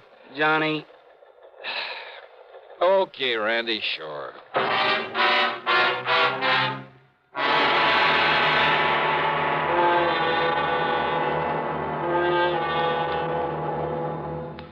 Act two of yours truly, Johnny Dollar, in a moment. Meet star Stuart Irwin. Nothing's worse for an actor than a nasty cold. To feel better quickly, I take wonderful four-way cold tablets. The fast way to relieve cold distress. Right. Tests of all the leading cold tablets proved four-way fastest acting. Four-way starts in minutes to relieve muscular pains, headache, reduce fever, calm upset stomach, also overcomes irregularity. Take my advice. For your next cold, take four-way cold tablets. The fast way to relieve those cold miseries. Four-way, only 29 cents. And now here's a word about another fine product of Grove Laboratories. To get rid of embarrassing dandruff in 3 minutes, change to Fitch Dandruff Remover Shampoo. 3 minutes with Fitch regularly is guaranteed to keep unsightly dandruff away forever. Apply Fitch before wetting hair, rub in 1 minute. Add water, lather 1 minute. Then rinse 1 minute. Every trace of dandruff goes down the drain. 3 minutes with Fitch and embarrassing dandruff's gone. At the same time, Fitch can brighten hair up to 35%. Get Fitch Dandruff Remover Shampoo today. And now, Act Two of yours truly, Johnny Dollar, and the Evaporated Clue Matter.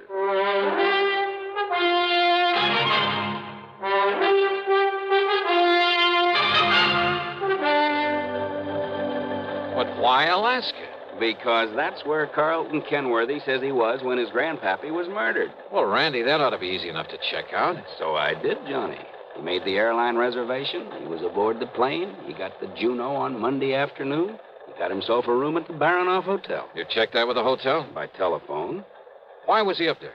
Who knows? But the hotel says he was. Well, what did he do with himself? Apparently took in some of the night spots and flew on back here on Thursday morning. Checked him all the way through. And his grandfather died on Tuesday. Oh, Parker. Here's the report on that poker, Lieutenant. Oh, good. The prints were pretty badly smudged, but they managed to nail down a couple of them. Oh? Whose? Yeah, look at this, Johnny. Yes, sir. One print from the deceased And a couple made by Carlton Kenworthy. Yes, sir. And why not, Lieutenant? What? Kenworthy. After all, as I told you several times, I've often made up the fire for my grandfather there in his apartment. So is there any reason why my fingerprints shouldn't be on that poker that was used to kill him? He's got a point there, Randy. Well, listen. Of course I have. The fact remains... And didn't this officer say the prints of both myself and my grandfather were badly smudged? Yes. So, whoever did it wiped off his own prints and part of ours. Quite possible, Randy. The fact remains, The fact Kenworthy... remains that I was in Alaska when my grandfather was murdered. Why, Carlton? Just a little trip, a little fun, just... Who are you? Johnny Dollar, investigator for the insurance company. Well, Dollar, I certainly hope you can accomplish more than these stupid police have. Listen of all the to me. stumbling, bumbling... Well, That's all, Parker. Yes, sir. Well, Lieutenant, that silly look on your face. Because I think you killed him. Because you're the only one with any reason But I to. didn't, of course. How could I? Hey, tell me this, Carlton. I'll tell you anything I can, Mr. Dollar, if you'll get this incompetent flatfoot off my neck. Kenworthy... And, of course, help to solve the murder of my poor, sweet, kind old grandfather. Okay. Did you make that trip to Alaska alone? Yes, that's right. Okay, thanks. That's all? That's all. For now. Very well. And will you keep me advised, Lieutenant, if by some stroke of luck you should happen to make some progress for a change? Get out, Kenworthy. Gladly. Just be sure you stay around, that you don't leave town. Don't be silly, Lieutenant. Why should I? Johnny, so help me, if that guy... If I have to... Okay. Just give me one thing, Randy. An address. Huh? Yeah.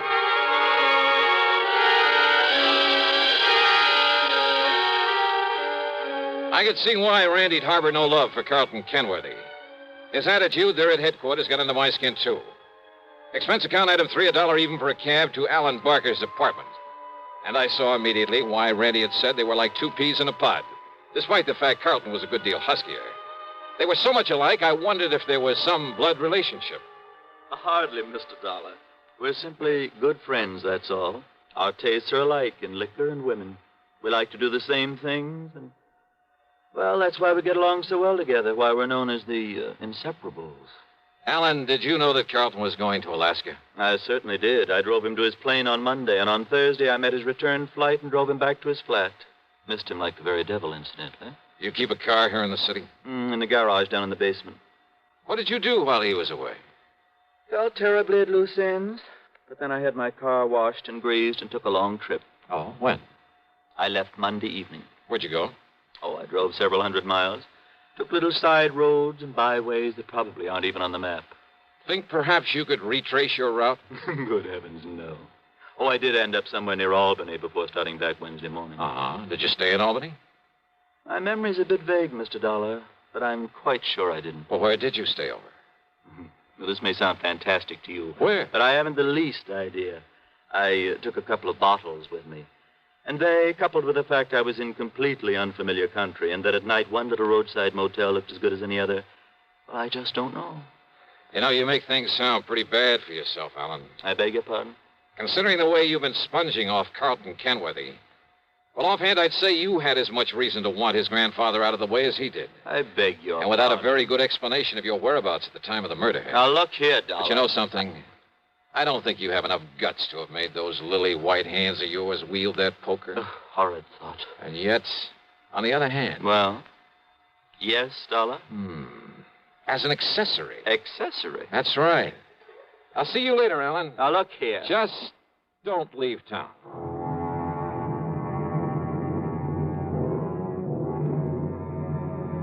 Carlton? Possibly.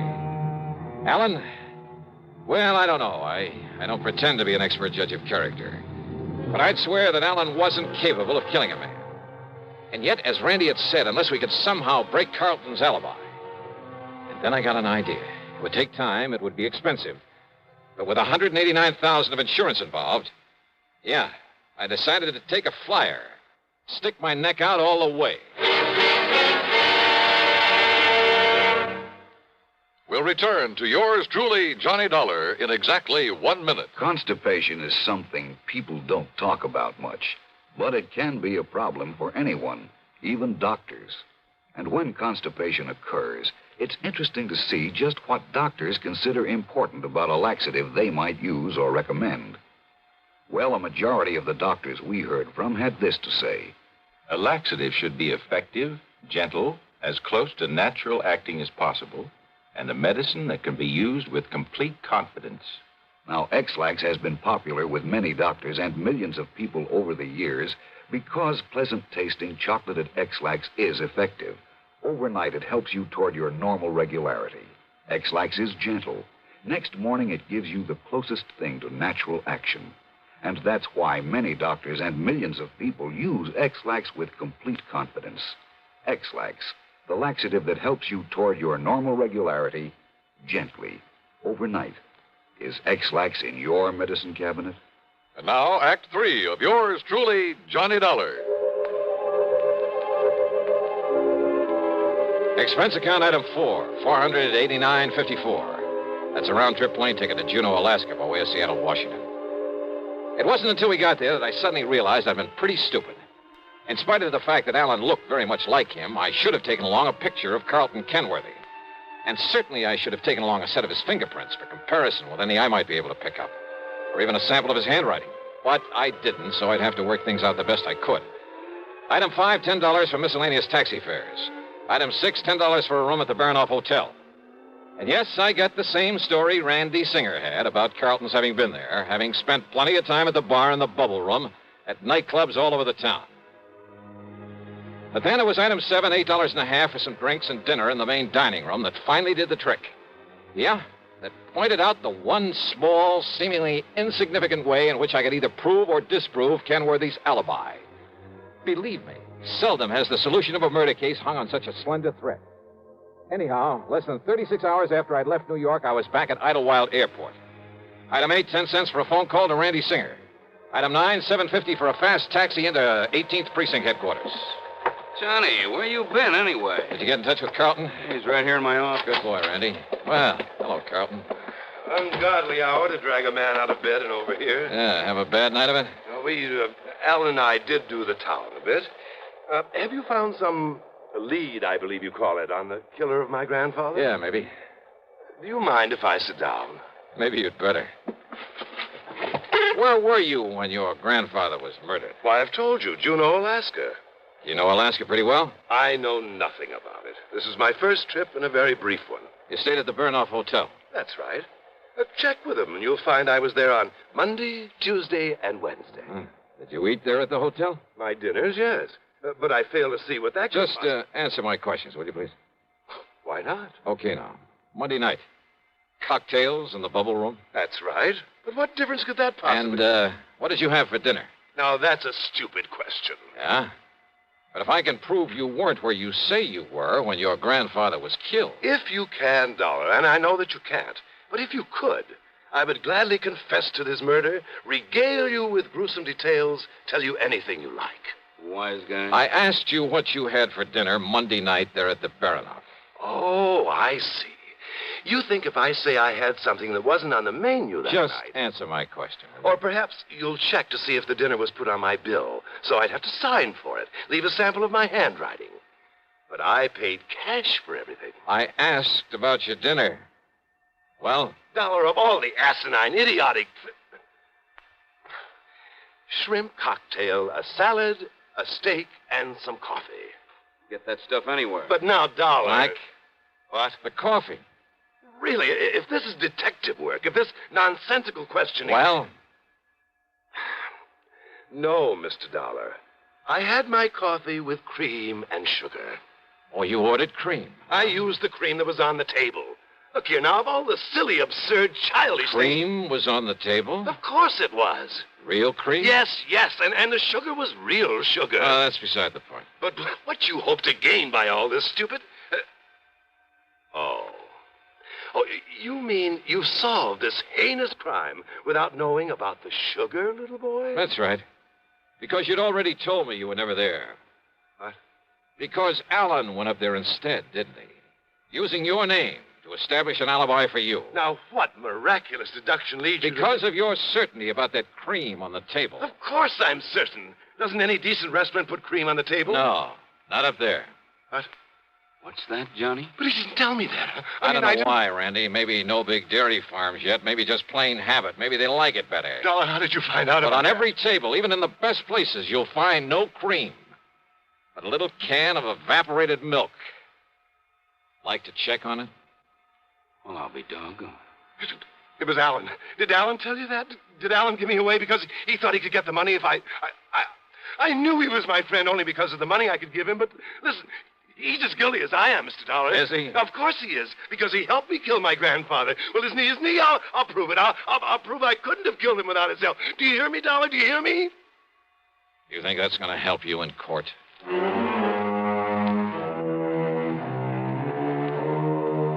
Believe me, if I were to put down all I think about the Allen Barkers and Carlton Kenworthys and all the rest of that rotten... why bother? What's the use?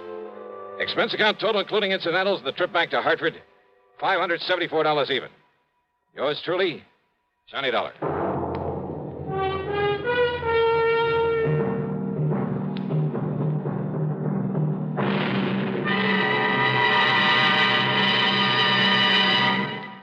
Now, here's our star with a word or two about next week's program. And a welcome to a couple of more stations that have joined us. WBRK in Pittsfield, Massachusetts, and WKNY over in Kingston, New York. We're glad to have you with us. And, man, how this network grows and grows. As for next week, well, I wonder just how you'd feel sitting on top of a nuclear explosive device, knowing the darn thing may go off any second and blow you to kingdom come. I know how I feel. And I'll tell you all about it on my program next Sunday, as usual, right here on the CBS radio station that brings you all the best in programming. The story's a real cliffhanger, and I'm sure you'll like it. Join us, won't you? Yours truly, Johnny Dollar.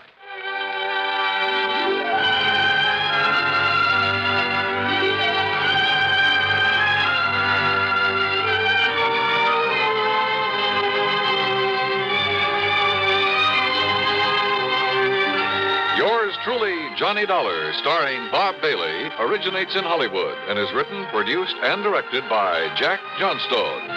Heard in our cast were Harry Bartell, Herb Vigran, Carlton G. Young, Herb Ellis, and Jack Edwards. Be sure to join us next week, same time and station, for another exciting story of yours truly, Johnny Dollar.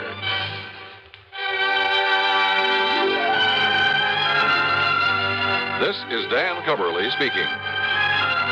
Suspense follows on the CBS Radio Network. Better buys are your reward. And Orange Motors for a Ford. Get your orange guarantee from the largest dealer in Albany. In the heart of Auto Row, Orange is the place to go. Orange Motors has the parts it's true, plus 44 years of experience too. Orange Motors, if you're wise, for better service, better buys. It's easy to have a new Ford Falcon in your garage. Orange Motors has an excellent choice of Falcons in all colors, automatic or standard shift, 2 doors or 4 door. For a nominal down payment, you can own a Ford Falcon for as low as $50 a month. Think of it, a new Ford Falcon for only $50 a month. Want one? Come to Orange Motors in Albany. Better Ford buys, used or new, at $7.99 Central Avenue. Orange Motors, if you're wise, for better service, better buys. Radio 59, WROW, first on the dial in Albany, Troy, and Schenectady. From Hollywood, it's time now for Johnny Dollar. Pat McCracken, Johnny, Universal Adjustment Bureau. Hi, Pat. What's on your mind? $75,000. Yours or somebody else's? Johnny, ever hear of the Sabala diamond? Sabala. Yeah, matter of fact, I have. It's a pink diamond, isn't it? That's right. One of the companies we represent wrote a $75,000 policy on it. The owner of the stone, a jeweler named Joseph Wentworth, was trying to sell it. So? So last night, the Sabala diamond was stolen. I'll be right over.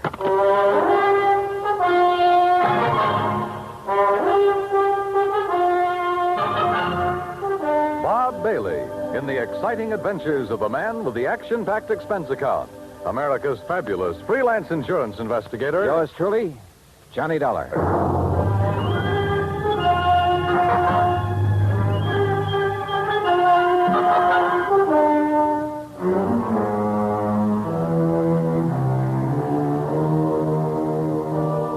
Expense account submitted by Special Investigator Johnny Dollar to the Universal Adjustment Bureau, Hartford, Connecticut. Following is an account of expenses incurred during my investigation of the Rolling Stone matter. Expense account item 1, $1.20 cab fare from my apartment to the office of Universal Adjustment Bureau. Pat McCracken gave me what additional dope he had, which wasn't much, and I headed for New York. That's item 2, $26.40, and the apartment of Joseph Wentworth. I was just released from the hospital an hour ago. They kept me overnight for observation. Nothing serious, I hope, Mr. Wentworth? No. I was hit on the back of the head. At first, they suspected a skull fracture, but it was only a slight concussion. Well, you're lucky. Practically my total assets stolen, and you call it lucky. You mean the Sabala diamond? I borrowed heavily to purchase that stone, Mr. Dollar. I'm afraid I'm just about ruined. Well, if I'm not mistaken, it was insured for $75,000. You don't understand. The insurance money will barely cover the loans. The diamond wasn't insured for its full value. Oh, I see. And what's worse, I had a customer for it. I was almost ready to close the deal. Could have gotten at least $100,000, maybe more. Try to tell me exactly what happened, Mr. Wentworth. Last evening, Eloise stopped by the shop at 6. We were going to have dinner together. Eloise? Eloise Barnes, my fiancée. I started to close up, and I remembered I'd forgotten to put some things in the safe. She went down the street a ways to hail a taxi, and I went back inside. And left the front door unlocked? I must have. I was in a hurry. I opened the safe, then I heard a sound behind me. I started to turn, but too late. That's the last I remember. The police figure out what you were hit with? Yes, a heavy brass candlestick in my shop. Then when Eloise brought me to, The Sabala diamond was gone. Just a minute. You say Eloise brought you two? Yes. You see, when I didn't come right back outside, she started wondering what had happened. She came in and found me lying on the floor. Uh-huh. How long have you known Eloise, Mr. Wentworth? About a year. Why? Mind giving me her address? I think I'd like to talk to her. Expense account item 3, $1.80 cab fare to Eloise Barnes' apartment. Eloise looked, if anything, more expensive than the Sabala diamond. And I had the feeling that underneath that lovely surface, she was almost as hard. Her gray eyes never left my face as we talked, and I got the impression she had neatly weighed me, cataloged me, and put a price tag on me. Afraid I can't help you much, Johnny. Joe Wentworth apparently told you all there is to tell about it. You were out looking for a taxi at the time Wentworth got slugged. That's right. I feel sorry for Joe. That was a lot of diamond to lose. Must be quite a stone. If you go for those things. I don't know. I guess some people really have a thing about diamonds. But not you, huh? All right. Just happens there are a couple of things I prefer. Like what? Like money and mink. Huh? But now, according to your fiancé, you were... Just a minute. According to my what? Your fiancé, Wentworth. Well, Johnny, that may be his idea, but it's not mine. Well, you're not engaged. Joe's been very nice to me, and I like him. But we're just friends, so far as I'm concerned. Oh, yeah. I'm afraid I'm not the engaged type, Johnny. I've tried it once or twice, but it didn't work. Seems to interfere with my hobby. Your hobby? Yes. Having fun. What's your hobby, Johnny? Well, at the moment, trying to find the Sabala diamond. Then what? Well, I have been known to have fun now and then. Johnny. I hope you find the diamond real soon.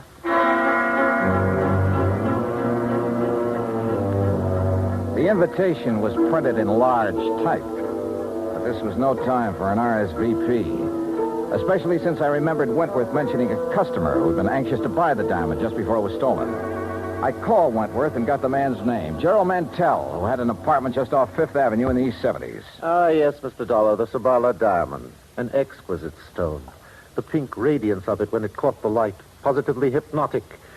Such a pity it was stolen. Mr. Wentworth tells me he was negotiating with you for the sale of that diamond. That is correct. Unfortunately, we had reached a stalemate yesterday. You see, he wanted more than the diamond is worth. Well, maybe that's a matter of opinion. Mr. Dollar, I am a collector and a connoisseur. I know what such things are worth. Oh, yes. I only hope it'll be recovered before Friday. It would make things so much more enjoyable for me. What happens Friday? I'm leaving for Europe. Oh? Business trip? Not really. As a matter of fact, more of an impulse than anything else. Uh-huh. Anything wrong with that? Well, Mr. Mantell, that's a good question.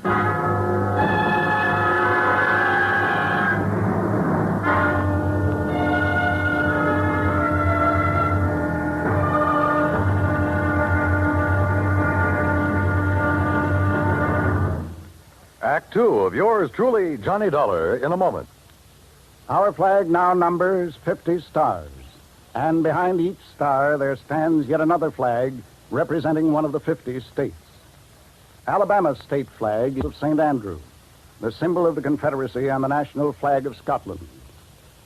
Alabama's state capital, Montgomery, served as the first capital of the Confederacy, and it was on the steps of its Capitol building that Jefferson Davis took the oath of office as President of the Confederated States of America. The Scottish cross is in the form of an X, or saltire, and is also found on the state flags of Georgia and Mississippi. Perhaps it is the independent, rugged spirit of the Scots that recommended its national symbol to the Confederacy as a symbol of its rebellion. Alabama's state flag, the flag of the 22nd state to enter the Union, was adopted on February 16, 1895. And now, Act two of yours truly, Johnny Dollar and the Rolling Stone Matter. I went back to my hotel, stretched out on the bed, and went over the whole thing in my mind. Eloise, who liked the things that money could buy and who supposedly had been looking for a taxi while Wentworth was slugged and the diamond lifted. Then there was Gerald Mantell, the collector, who was now suddenly leaving for Europe. Yeah, could be either of them. Johnny Dollar. You looking for the Sabala diamond, Mr. Dollar? Who's that? Well, that doesn't matter. I know where the diamond is. Oh, where? Not so fast, Dollar. I'm sure the insurance company you represent would pay quite a bit to get that stone back. The question is, how much? Oh, there's a bigger question than that, friend. Whether you're on the level or not. Suppose I can show you the case the diamond was kept in. Would you be convinced then? Maybe. Antonio's bar on East 53rd? Yeah. Maybe there in an hour. Now, wait a minute. How'll I know you? I'll know you. Hey, wait a minute.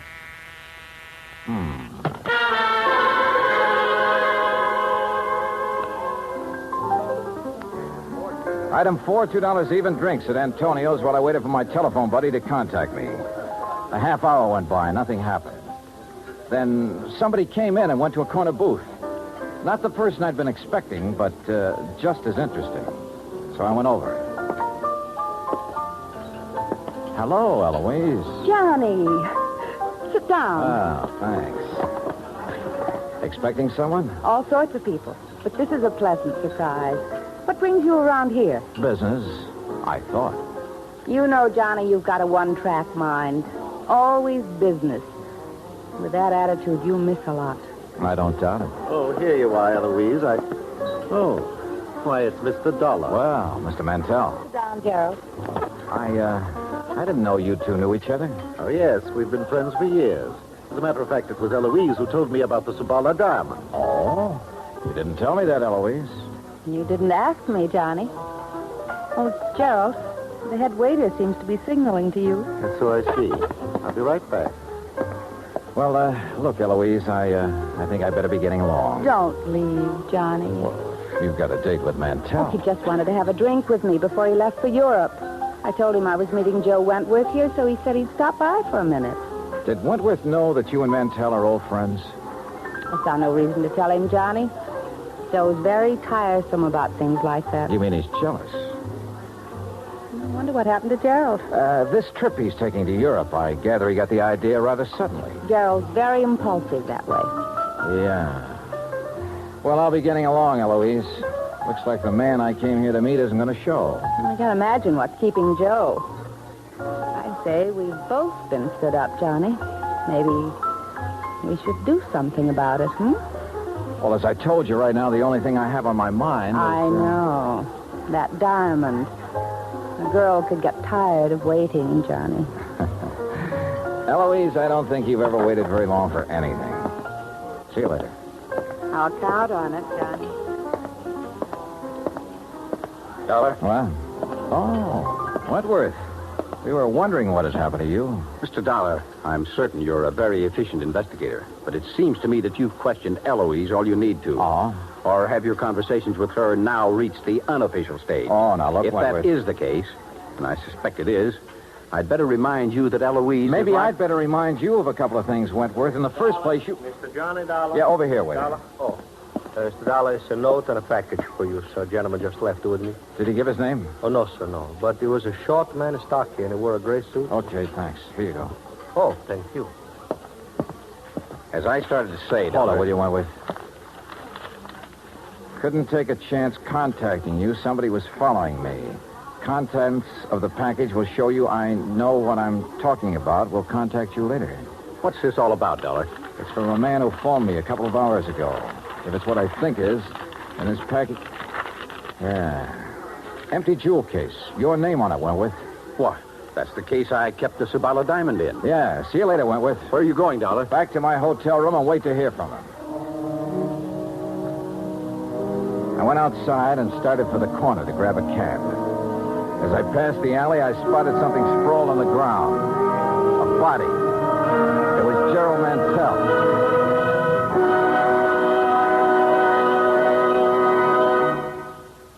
Act 3 of yours truly, Johnny Dollar, in a moment. The way a man conducts himself at ease or under stress shows what he's made of. It shows his character under the strongest light. This is particularly true when a man becomes a prisoner of war.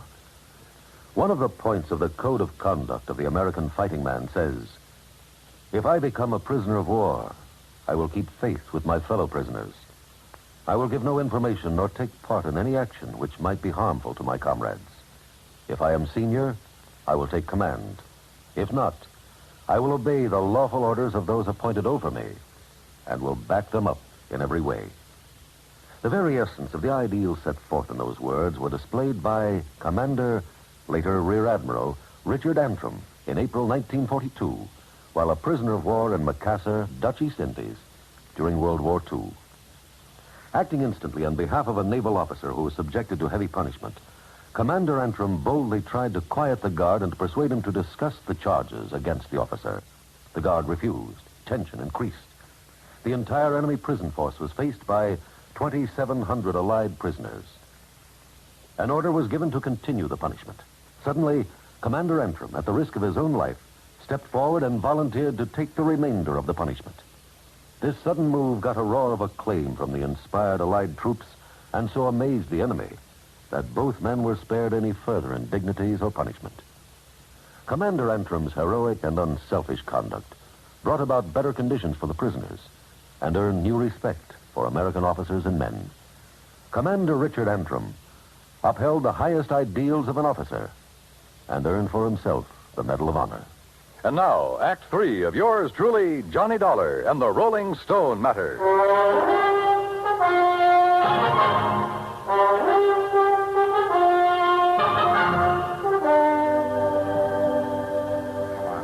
on, Mantell.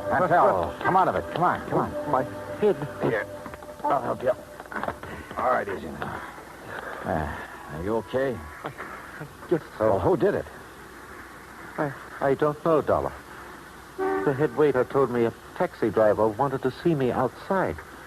I came out, but there was no cab in sight. I thought he might be at the corner, so I started walking. Past the alley here? Yes. Mr. Dollar, why would anyone want to beat me up? I can think of one possibility, Mantell. Yes? You wanted the Sabala diamond pretty badly, but Wentworth wouldn't sell at your price. Are you suggesting... I'm suggesting you lifted the diamond and somebody was trying to get it back from you just now. But I don't have the diamond. I never did. Maybe you know where it is. No, I swear I don't. As for getting beaten up just now, I'm every bit as much in the dark as you are. I didn't know whether he was telling the truth or not, but I had no proof he was lying. Item 5, $1 even, a pot of coffee in my hotel room while I tried to pull some threads together, but they didn't pull. If Mantell had the stone, who'd phoned me and sent the empty jewel case to convince me he had information? How did he Yeah, coming.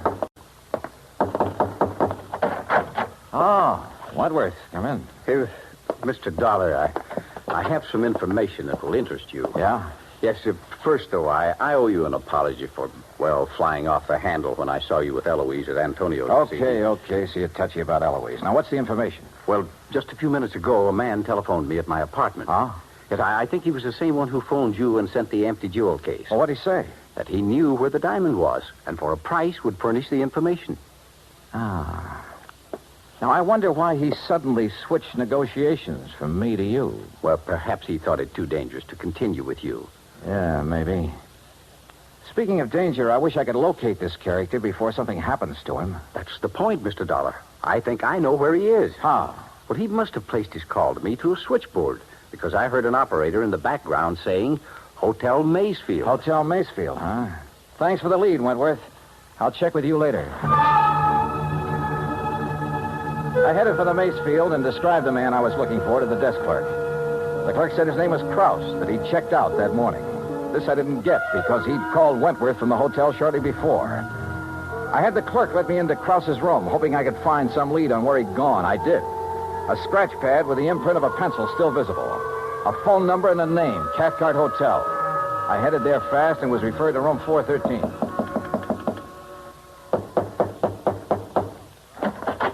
Hello, Krause.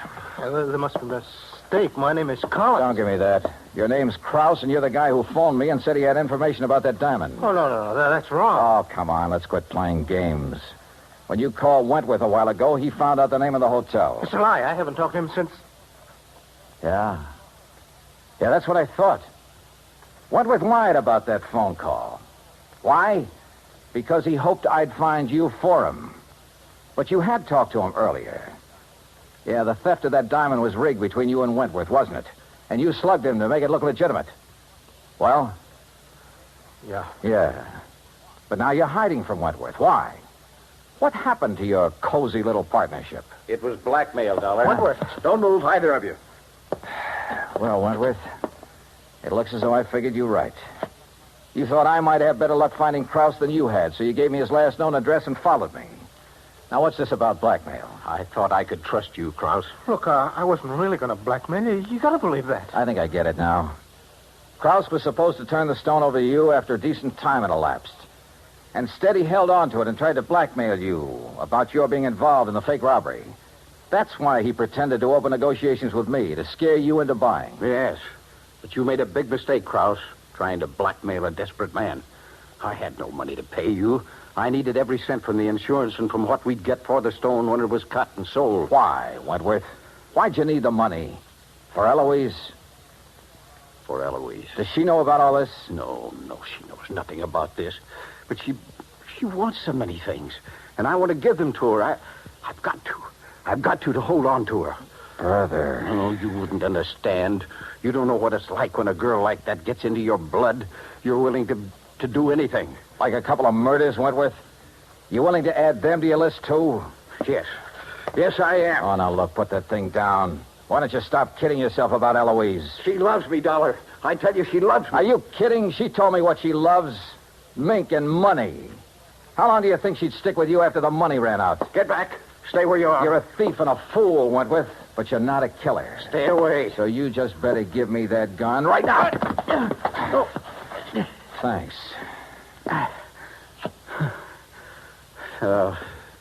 You're right about Eloise. I guess I always knew it, but I just couldn't face it. You just did. And you were right about me, Dollar. I'm no killer. You want to know something, Wentworth? I wasn't sure about that at all.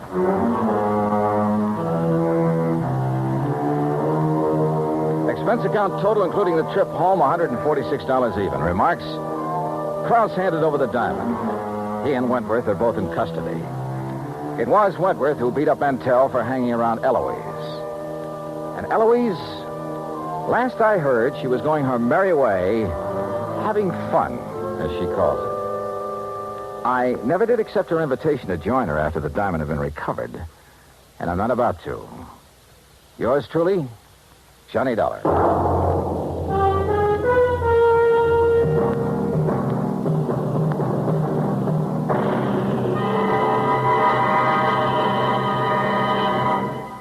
Our star will return in just a moment. Our flag now numbers 50 stars, and behind each star there stands yet another flag representing one of the 50 states. The origin of Hawaii's state flag has been the subject of much debate.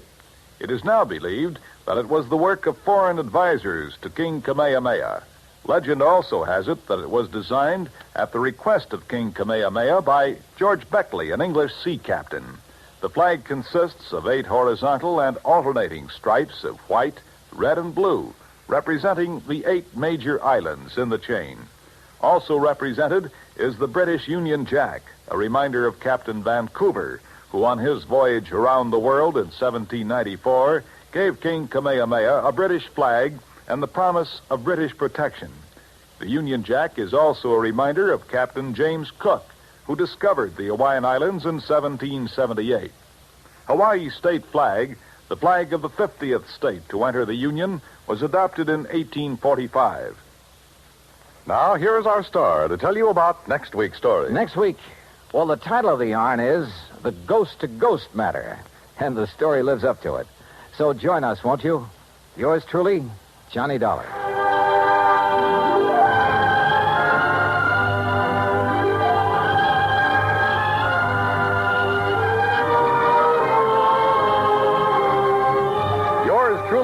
Johnny Dollar, starring Bob Bailey, originates in Hollywood and is produced and directed by Jack Johnstone. Today's story was written by Robert Stanley. Heard in our cast were Virginia Gregg, Larry Dobkin, Forrest Lewis, Edgar Barrier, and Don Diamond. Be sure to join us next week, same time and station, for another exciting story of yours truly, Johnny Dollar. This is Dan Cubberly speaking.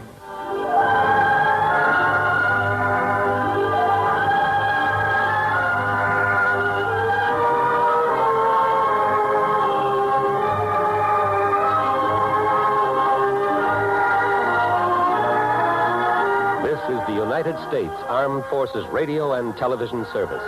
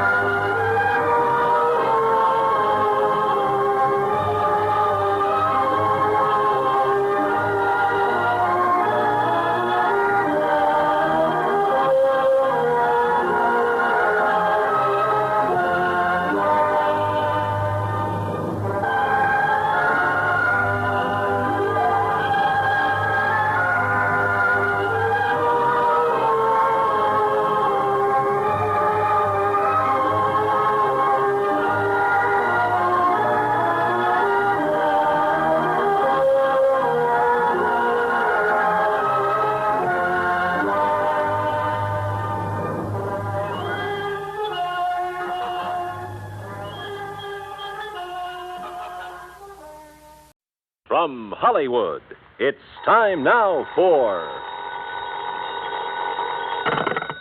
Johnny Dollar. Bert Major, Masters Insurance and Trust. Oh, hi, Bert. What's up? Poor little rich girl in California wants to take out a $200,000 straight life policy on her husband, with herself as beneficiary. A lot of dough, but not too unusual, if you can afford it. Effective in 2 weeks, and hush-hush, a surprise. But who'd want to... Why? Exactly. Nice piece of change for the company in commissions, or for her in payoff, if she's playing that kind of a game. You talk like you don't know her. Name only. Deal was arranged pending through her lawyer in Los Angeles. You could be out there in the morning, Johnny. All right, Bert. Who gives me the fill-in? Our agent out there, Roger Hackey. He'll meet you at International Airport.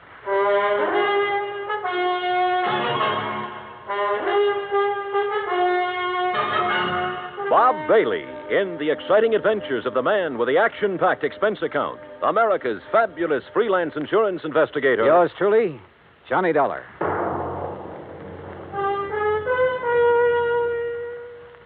And now, Act One of yours truly, Johnny Dollar.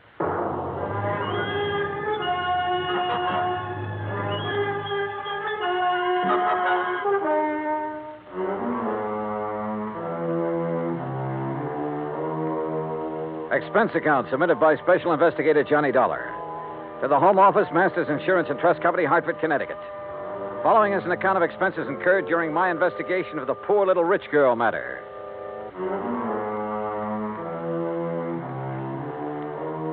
Expense account item 1, $280 round-trip plane ticket and incidentals, including sunglasses, Hartford to Los Angeles. I arrived, rested, ready, and right on schedule. Also on schedule was Roger Hackey, Masters Los Angeles agent, who turned out to be a repressed comedian become insurance salesman. Yep, I said to myself, that's Johnny Dollar, I said. You are Johnny Dollar, aren't you? In person. You Roger Hackey? In person? You got the old feel, haven't you? Simpatico, we call it out here. Have a nice trip? Yeah. Good. Airplanes scare me. Don't like being up there in the wild blue yonder. Terra firma's my dish of tea. Slow but sure, they call me. Yeah, well, look. Now, if you'll just follow me, we'll jump in my jalopy, and I'll have you at the Beverly Hilton before you can say happy hooligan. You said. Huh? Oh, yeah. Well, here we go. Cloud of dust and all that.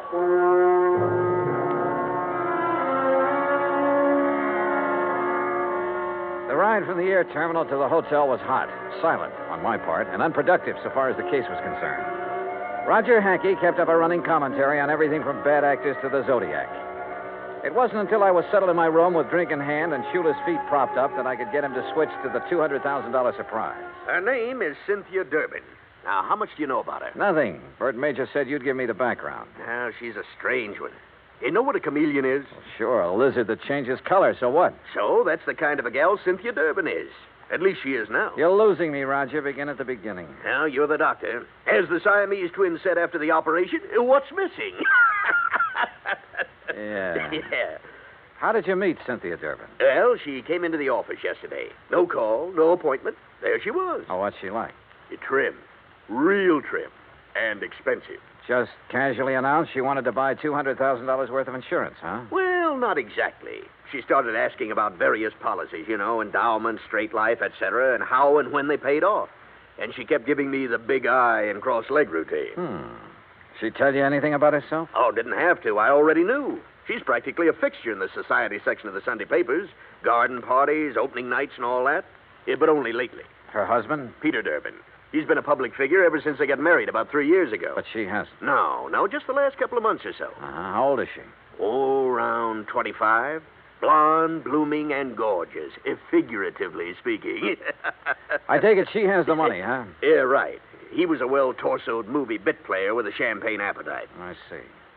Now, what about this surprise angle? Well, she came right to the point. Said her husband had just had a complete physical. Asked if his doctor's report would be acceptable. If so, okay. But you didn't sign her up. Why? She didn't give me the chance. What do you mean? All of a sudden, she reached in her purse and pulled out a piece of paper with a name and address on it, announced this was her attorney. See him, she said, smiled big, and walked out. Did you go and see the attorney? Right away. A guy by the name of Crane Collins. Has big plush offices downtown, old senior partner type. What did he have to say? Oh, nothing except routine questions about filling out the forms, expediting the procedure, importance of secrecy for the surprise. Well, why didn't you ask a few questions? Couldn't? What do you mean, couldn't? She was there. Doing what? Sitting back in a corner, all huddled up like a mouse waiting to be pounced on. Didn't say a word. While Collins and I filled out the papers. Yeah, she signed them as if they were a death warrant. Went back to the corner and stared at the wall. Now I see what you meant by that chameleon remark. Yeah, she's too much for me. Yeah. A leopard can change its spots, too. Expense account item 2, $3.25 taxi fare to the offices of Crane Collins. So far, all I knew was that the wealthy young woman wanted a pot full of insurance on her husband. If it hadn't been for the surprise request, it would have been routine. Now it wasn't. And the people involved, one of them at least, were not routine. I was ushered into an oak panel office high above the streets of Los Angeles. Good afternoon, Mr. Dollar. Mr. Collins? Your card identifies you as an insurance investigator, Mr. Dollar. I don't believe I understand. Cynthia Durbin is your client? Why, yes. You represented this client yesterday in the signing of an application for a $200,000 straight life insurance policy on her husband. Yes? I represent the company. Everything is in order, is it not? Insurance is a lot of things, Mr. Collins. A surprise to the insured is one of the things it isn't. My client is adamant in this respect. Call it a quirk, if you will. You expect the company to issue a $200,000 policy on a quirk? Well, how long have you known Mrs. Durbin? Since she was born. Then you know her father? Knew him. I am his executor. Uh-huh. Mother? Also deceased. Both parents died when Cynthia was 17. I was her guardian and have been her legal advisor since she came of age. Was she well provided for? Very. What kind of a man is her husband? Young, about 30. Tall, good-looking. No, Mr. Collins, not statistics. Your impressions. He plays an excellent game of golf. Gets along well with people when he wants to. But you don't like him, do you? In this profession, Mr. Dollar, I neither like nor dislike people. I represent them, and that representation is based on fact. Well, in my profession, we go by feel as well as fact. Well, tell me candidly, Mr. Collins, do you think there's anything strange about this request for insurance on her husband? As I said, I deal in facts, not feelings. As a client, she sought professional assistance. Ergo, I supplied it. Where do the Durbins live? I'd rather Oh, not. now look, I can get it from any society editor in town. My secretary will give you the information. All right, thank you. By the way, don't tell Mrs. Durbin or anyone else that we've had this discussion. If you do, there will be no insurance issued. Interference with investigative procedure. Fact, Mr. Collins. I understand. Expense account item 3, $2.60, phone call. Then taxi to Roger Hackey's office. A neat one-story building in the Miracle Mile on Wilshire Boulevard. Purpose? To borrow Roger's company car. The Durbans lived in one of those colonial mansions out in Beverly Hills, surrounded by curving driveways, spacious lawns, swimming pool, and cabanas, all of it enclosed by thick, high walls and electronically controlled gates. The mention of insurance on the intercom got me in. Cynthia Durbin was everything Roger said she was. The first time he met her, that is. Please excuse my appearance, Mr. Dollar. I've been swimming. Oh, I don't mind at all, Mrs. Durbin. Really, you shouldn't have come here to deliver the policy. What if my husband had been home? No surprise. No, that would have spoiled everything. Well, may I have it, please? The paperwork has not been completed yet. Then what are you doing here? What do you want? Get to the point. Well, just a few questions, Mrs. Durbin. My colleague, Mr. Hackey, should have handled these details yesterday, but he was somewhat rushed. Oh, then there's nothing wrong with... Would you care for a drink, Mr. Dollar? Thanks. The bar's out by the pool. Shall we?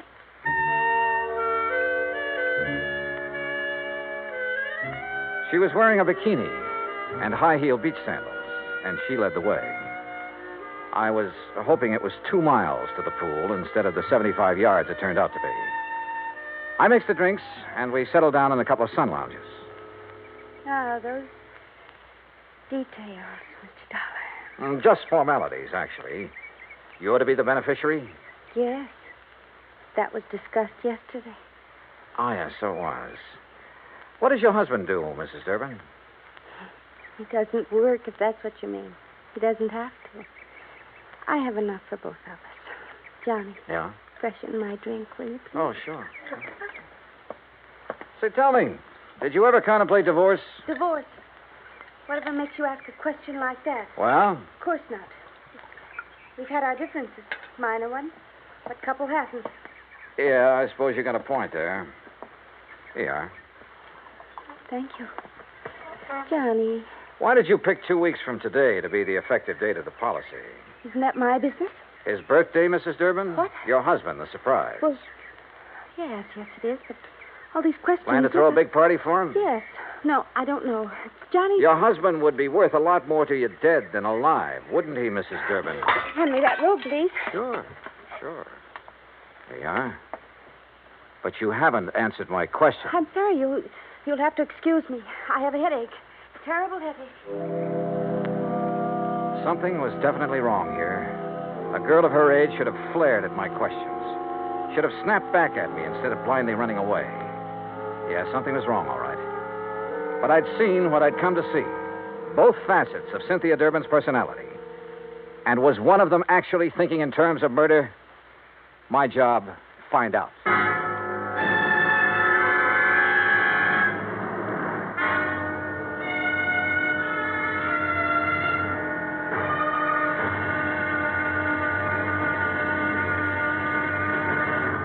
Act 2 of yours truly, Johnny Dollar, in a moment. An interesting parallel hit me the other day. When a baby takes its first 3 steps, everybody is happy and gives a cheer for its progress. The same thing happens when a country takes important steps toward lasting world peace and freedom. That great American patriot, Benjamin Franklin, outlined 3 important steps in the drive toward a lasting world peace and freedom of mankind. The last and most important of these steps was, and is, to get the people of the world to talk to each other and to help each other. This is the essence of the people-to-people program that Americans have put into operation all over the world. It has been such a great success that it is beginning to work both ways. Not too long ago in Korea, Tom Lawrence, a yeoman in the United States Navy, lost his wallet on a street in Seoul. The wallet was found by a 15-year-old Korean boy who gave it to his father. The father promptly returned it to Lawrence with nothing missing. Tom Lawrence decided that this kind of honesty should pay off. He visited the 7 members of the Korean family and gave them 80 pounds of rice. He then promised to bring the family 50 pounds of rice each month he remained in Korea. The Korean father said, "I think this is much more than I deserve." Maybe it was, and maybe it wasn't. But who can put a price on better understanding among the peoples of the world? For through better understanding of each other comes an understanding of freedom, the right of all men, everywhere. And now, Act Two of yours truly, Johnny Dollar, and the Poor Little Rich Girl Matter.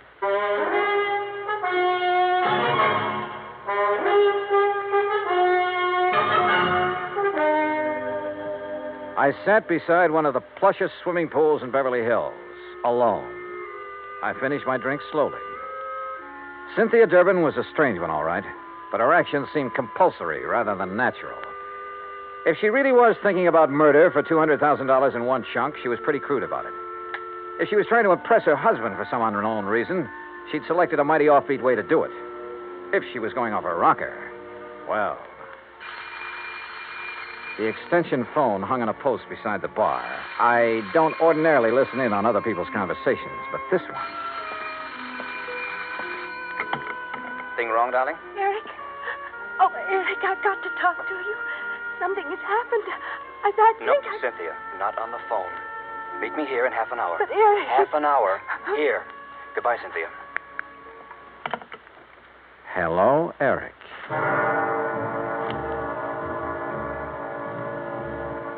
As I strolled to my car, nobody asked me to come back again sometime. Not that I expected it.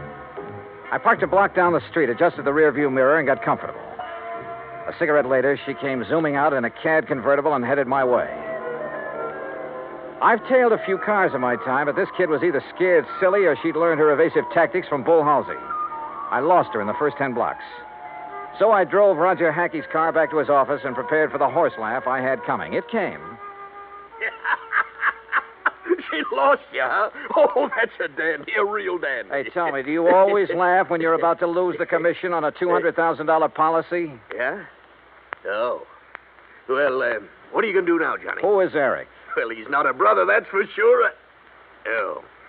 I don't know. You know, for 2 cents, I'd turn in a negative report and go on back to Hartford. Oh, wait now. You can't do that. This is a big deal. For you. For me, it's a pain in the neck. But you can't turn in a negative report just because she's got an extracurricular boyfriend. You don't even know who he is. And what about her husband? Yeah, what about him? Here. I got the dope right here. Today's paper, and it's a good picture of him. Read what it says. Peter Durbin, one of Los Angeles' better amateur golfers, plays out of Silver Oak Country Club where the State Open is being held this week. He's expected to finish in the top... Roger, what time is it? 4:30. Thanks. Huh? Hey, where you going? I'm going to try my hand at being a reporter. What? What are you talking about? Roger, I'm going to interview Mr. Peter Durbin for the Interstate Publicity Press Association. Huh? Expense account item 4, $2.40, cab fare to the Silver Oak Country Club, which nestled in a big ravine north of Sunset Boulevard, some 15 minutes from Roger's office. The last players were coming in for the afternoon round when I got there, and Peter Durbin was among them. I waited until after the radio and TV boys had got through, and then caught him in a corner of the locker room. Yes? Who are you? Johnny Dollar, Interstate Publicity Press. I'd like to ask you a few questions, please. Well, I've already given my interviews. Well, sure, I know, but this is feature stuff. Best part of the day. Does the gallery bother you? Stuff like that. Oh, all right, but make it quick. Yes, sir. Is your wife here? No, she never watches me play. Oh? Where is she now? Well, at home. Where else? But now, see here, don't you think... You're playing a great game, Mr. Durbin. You figure you're going to win this tournament, huh? Yes, I think so. McMahon has turned into 69, of course, but I'm still 3 strokes up on him. I play a much steadier game than he does. Oh, yeah, sure. This is your home club, isn't it? Oh, yes. It's one of the best in the country. Yeah, mighty fine course. You must be pretty well heeled. Well, That's none of your readers' concern. Oh, I'm sorry. Say, you have a birthday coming up soon, haven't you? How did you know? Oh, well, you're a prominent personality, Mr. Durbin. We keep a file on this sort of thing, on important people like you. Oh, I see. Well, sure. I suppose you're going to have a big affair. No, as a matter of fact, the annual Western Road races fall on my birthday each year. As a reporter, you should recall that I won both last year and the year before. Oh, yeah, sure. Well, happy birthday, Mr. Durbin, and good luck. Well, is that all you want? That's all I need to know. Thanks. Act 3 of yours truly, Johnny Dollar, in a moment.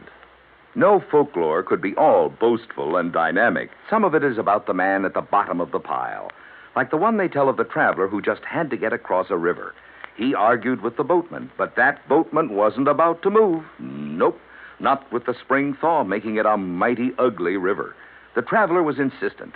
Finally, the boatman agreed, but it was going to cost a whole quarter to get across. But I ain't got but 15 cents. You gotta take me for that. Your regular fare's only 10 cents. The boatman stood firm. I ain't going, that's all. Anybody that ain't got but 15 cents, it just don't make no difference which side of the river he's on anyhow. Folklore belongs to every nation's legendary past. And I guess we Americans have our share of some good ones. Like the one about... but we'll have to save that one for the next time we travel your way. See you then. And now, Act 3 of yours truly, Johnny Dollar, and the Poor Little Rich Girl Matter. Expense account item 5, $6 even. Taxi fare to the office of Attorney Crane Collins, with whom I could now agree on one point. I didn't like Peter Durbin either. It was 6:15 after hours when I entered the office of Collins, Douglas, Walsh, Hanley, and James. The senior partner was still there. His door was slightly ajar, and I heard voices, which stopped abruptly when I entered. Oh, Mr. Dollar. Rather late in the day, isn't it? I don't keep office hours, Mr. Collins. I'm very busy. Then I'll wait. Very well, as you wish. I wished, so I waited. But not for long. Because about 3 minutes later, Collins came out, carefully closed the door of his office behind him, and strode easily toward me, oozing his most charming professional smile. Now, Mr. Dollar, what can I do for you? Why didn't you tell me the first time I was here that Peter Durbin, in addition to being a first-class golfer, was also a racing enthusiast? Why, it just didn't occur to me. Do you know any insurance company in the world that would issue a $200,000 policy on a man who risks his life in a racing car? Then your company will not issue the policy? What do you think? Now tell me something. Who is Eric? Eric? That's right. Well? The name is not familiar to me. Now look, Mr. Collins, I have a feeling that even you will admit that withholding information in connection with a possible murder is punishable by law. Fact. I am fully aware of that. But I fail to see what that... What are you doing? You didn't invite me into your office. I just wondered why is all. Have you no ethics, man? Cynthia Durbin was in there a few minutes ago, wasn't she? Mr. Dollar. Wasn't she? If it is the intention of your company not to issue the insurance to my client, I will so inform her, and that will end the matter so far as you are concerned. Now, please be good enough to leave. You really don't know or care what's going on, do you? You're so wrapped up in the letter of the law that preventing a possible murder doesn't even occur to you. Another one of your feelings? Well, I don't have the remotest idea what you're talking about. Good night, Mr. Dollar. Good night, Mr. Collins. Expense account item 6, $9.50, cocktails and dinner. I should have written my report negative and hightailed it back to Hartford. But when you see in your mind's eye the possibility of a racing car careening off the road at 125 miles an hour exactly 2 weeks from now, you don't just stick to business and call it quits. Eric, wherever he tended bar, was the key. But how to find him? I was on dessert in the evening paper, giving my subconscious mind a chance to work it out when all of a sudden I was looking at it on the society page. Expense account item 7, $19, including taxi fare to Los Angeles Police Headquarters, where I had a pleasant chat with the captain on duty. Then a tuxedo rental in the same taxi to the Statler Hotel. A special pass let me in as guest at a crowded and bejeweled society benefit. Enjoying the party, Mr. Collins? Dollar, what are you doing here? Enjoying the party, too. Have Mr. and Mrs. Durbin arrived? You are the most annoyingly persistent individual I have ever... Please, no compliments. See you later. After a few minutes, I spotted her, dressed to the teeth. She turned suddenly and saw me. I expected surprise, chagrin, fear, most anything but what I got. Mr. Dollar, Johnny, I am glad to see you. I was such a bore this afternoon. Forgive me. Well, your exit was rather sudden. My headache's all gone. Isn't that wonderful? Fine. Will you dance with me? Pleasure. Dollar. That's such an exciting name. Is your husband with you tonight? No, poor dear. He's playing in a golf tournament and has to get his rest. You came alone? Yes. Don't you find it warm in here, all these people? Let's go out on the terrace, hmm? Sure. Why not? Once more, I was following her, and it was just as interesting as the first time. But my mind and eyes were elsewhere. Somewhere in this crowd was the Eric I was looking for. He had to be. Then I spotted him, 35, big and broad, hawk-nosed, circling toward the terrace from the left. She threaded her way to a potted palm in a far corner of the terrace, turned and looked at me. Her eyes were feverishly bright in the moonlight. She was beautiful. You're a very charming man, Johnny. I wish. You wish what? Do you find me interesting? You haven't answered my question. Oh, I find you interesting, Cynthia. Who is Eric? Eric, The man you went to see this afternoon after you left me. this afternoon. You know who I'm talking about. Because you and Eric, I don't know how, were planning to kill your husband 2 weeks from now and collect $200,000 insurance. 2 weeks from now in the road race. Make it look like an accident, no doubt. No, Eric, no! I ducked and whirled around as a fist grazed past my ear and brought up one from the floor with all I had. Oh! Cynthia stood there a moment, then quietly folded up and lay on the floor in a heap, sobbing. Oh, there you are, Dollar. What have you done to this poor girl? And that man? Very simple, Collins. I've been combining feel and fact.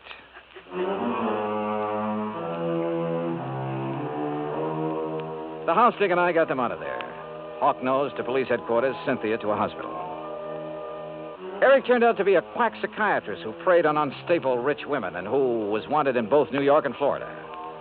He had a perfect setup in Cynthia Durbin until he went for murder and the big money. Mrs. Durbin, well, the doctors tell me she ought to be normal mentally in a couple of years with proper psychiatric treatment. Expense account total, $317.75. Yours truly, Johnny Dollar.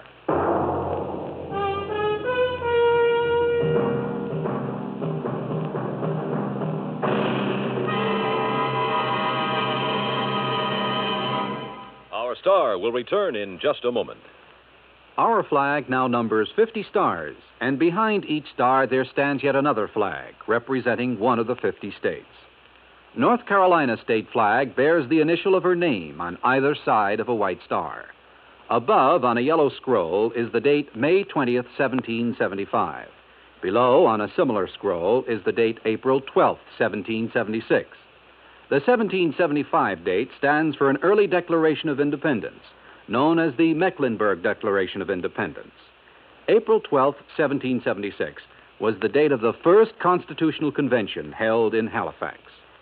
The Halifax Resolve was a document that placed the Old North State in the front rank, both in point of time and spirit, among those colonies which demanded unconditional freedom and absolute independence from any foreign power. North Carolina state flag, the flag of the 12th state to enter the Union, was adopted on March 9th, 1885. Now, here's our star to tell you about next week's story. Next week, a beautiful yacht, a beautiful, charming girl, and a man who wished he'd never heard of either of them. Join us, won't you? Yours truly, Johnny Dollar.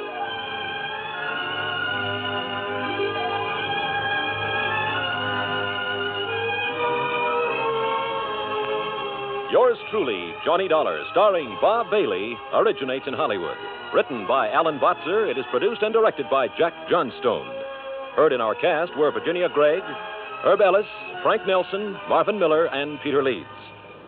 Be sure to join us next week, same time and station, for another exciting story of Yours truly, Johnny Dollar. This is Bud Sewell speaking.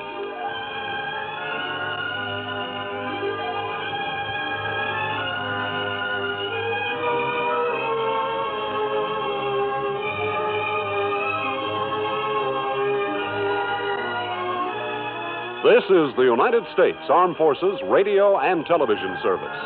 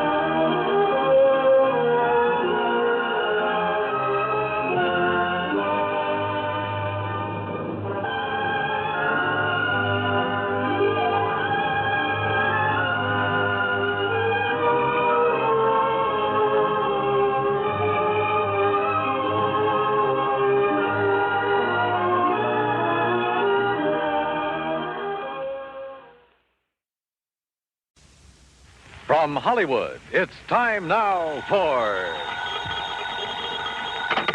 Johnny Dollar. Earl Foreman, Johnny, down in Sarasota. Don't tell me, Earl. The Florida weather's finally behaving itself. The water in the Gulf is warmed up, so I'll grab my fishing clothes, tackle box, couple of rods and reels. Maybe you better grab your Levi's, boots and saddle, and a couple of 6 guns instead. Huh? What is this, a Western? It may be an Eastern Western before we're through.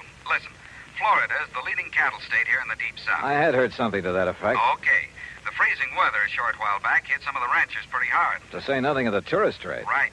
Ordinarily, the year-round pasturage makes it unnecessary to lay up a lot of hay and feed for the winter. That figures. But this year, thanks to the freeze, the cattle were so weakened by malnutrition and then sloshing around in soggy pasture land that, well, at least a couple of 100,000 of them have died. Well, what's your problem, Earl? Outside of the high cost of steak. A rancher's just hit me with a big fat claim. Oh, how much? $78,750. Says that he lost his entire herd. Well, I knew a lot of them had lost quite a few. But the entire herd? Yeah. You coming? I sure am.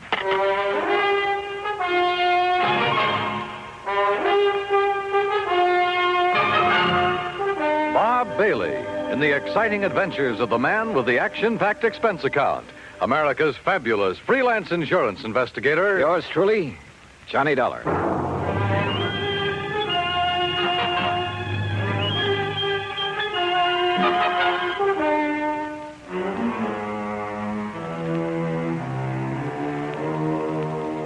Expense account submitted by Special Investigator Johnny Dollar to the Tri-State Life and Casualty Company, Sarasota, Florida office. Following is an account of expenses incurred during my investigation of the Eastern Western matter. Expense account item 1, 9480, plane fare and incidentals, Hartford, Connecticut to Sarasota. As I expected, Earl Porman met me at the airport. We headed north on Route 41. 13 miles later at Bradenton, we turned east on 64 after grabbing a late lunch. That's item 2, 575. Then, still traveling eastward, we crossed the Kissimmee River onto a narrow, unimproved road into the swampland. And it struck me that what should have been lush green vegetation in this low, damp country was brown and lifeless. That's what the cold weather did, Johnny. All that grass, that good pasture froze and rotted away. No wonder the cattle haven't been eating well. But didn't I read somewhere they were fed the ruined orange crops? Yes, but that still didn't save a lot of the herds. Losses have been pretty heavy, huh? Yeah, but as I told you over the phone, Trimble is the only one I know of who lost all his steers. That the one who's made the insurance claim? Yeah, Bart Trimble. His fence starts at the next turn in the road. Have you had many claims, Earl? Oh, a few, a month or so ago. Small ones. Not many of these people insure their herds. There. That's where Trimble's place starts. You see it? I saw it all right. Hundreds of acres of wet, brown, dead-looking pasture land. I also saw the steers, hundreds of them, their carcasses lying there rotting in the sun. Or what was left of them. The buzzards had done well. 525 head, Johnny. But surely some of them must have survived. Not according to the claim I received. That's why I called you immediately. Earl, you said the other claims were filed a month or so ago. I hoped you'd catch that. Why did Trimble wait so long? That's another reason I called you. Yeah, I see what you mean. Here's his gate. Let's see what he has to say. The Trimble place was unexpectedly new and tidy looking. The main house was a concrete block affair, all white with a slab roof. Behind it was a barn and a corral. The stack of bale hay was obviously for the horses and hardly big enough to feed a herd of steers. A few chickens pecked around here and there. Coming. The woman who opened the door was about 40, tall and nice-looking, well made up, almost out of place on a cattle ranch. Yes. Oh, Mr. Foreman, how are you? And her voice was soft, gentle, pleasant. How do, Mrs. Trimble? It's nice to see you, Mr. Foreman. Won't you come in? I hear you say Foreman, Betty? Yes, Bart, and he has a friend with him. Well, I won't kid you, Mr. Foreman. I'm glad to see you. Howdy. I hope you brought me a nice big insurance check. This is Johnny Dollar, Mr. and Mrs. Trimble. He's with our company. Well, how do you do, Mr. Dollar? Won't you please come in? Thank you. Dollar.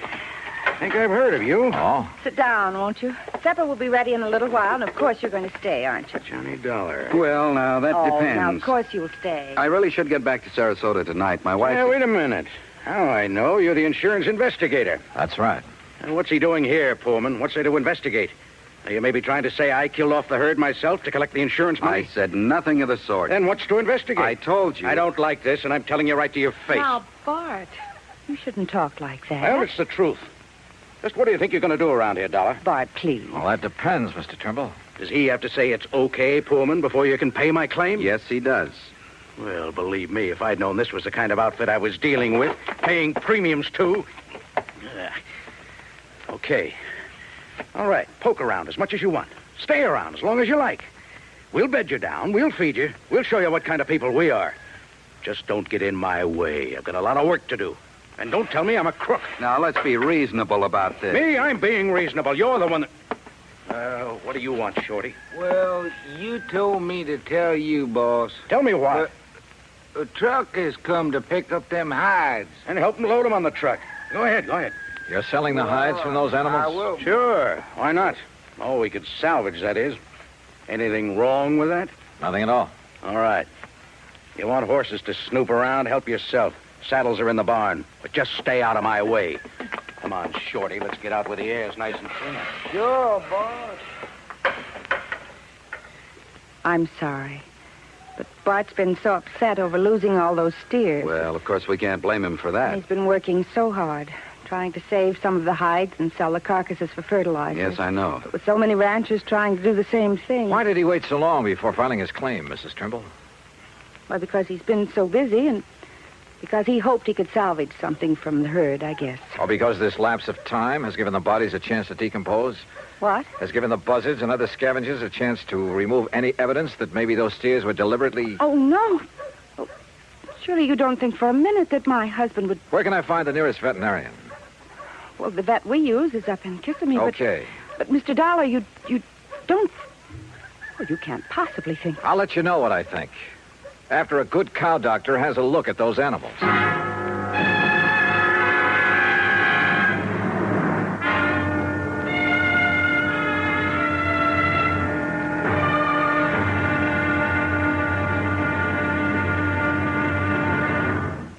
Act two of yours truly, Johnny Dollar, in a moment. From the halls of Montezuma to the shores of Tripoli is an exciting beginning to a stirring song. It is an historic salutation to the efforts of a valiant group of fighting men. Why is their history glorious? What spurred them on? Patriotism and desire for excitement are sometimes given for reasons, but these are not the answers. The answer is, these were men of vision, men who understood our country's needs. Respect, honor, and prestige are things that go hand in hand with a country's greatness. Major Smedley D. Butler recognized this in the year 1915. At that time, our diplomatic negotiations with Haiti were disrupted by Coco bandits who perilously affected the lives of some United States citizens in Haiti. A contingent of Marines under the command of Major Butler was sent in to bring the bandits under control. Though they were holed up in Fort Liberté, Major Butler found an opening in the wall and led a terrifying charge through the breach that resulted in very dangerous hand-to-hand combat for himself and his men. Amid a furious onslaught of Coco bandits and a hail of enemy bullets, Major Butler succeeded in overcoming the resistance and creating a peaceful atmosphere. His grateful country awarded him the Medal of Honor for bravery, forceful leadership, and action above and beyond the call of duty. The second time he was awarded this high honor. Major Smedley Butler had a code of conduct born of years of devotion and service to the United States of America. And now, Act Two of yours truly, Johnny Dollar and the Eastern-Western Matter.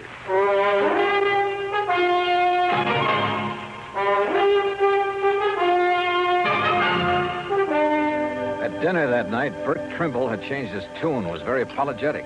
Almost too much so, and too nice. I didn't mean it, Mr. Dollar, what I said before. At least, not the way I said it. But this whole thing has hit me pretty hard. Losing over 500 steers, and a handful of calves. I told you, Bart, when they all went so quickly that night, you should have been suspicious. What night, Mrs. Trimble? Well, it was the last big freeze. Yes, I got back here late. I'd been up to Lake Wales trying to beg some feed. No luck.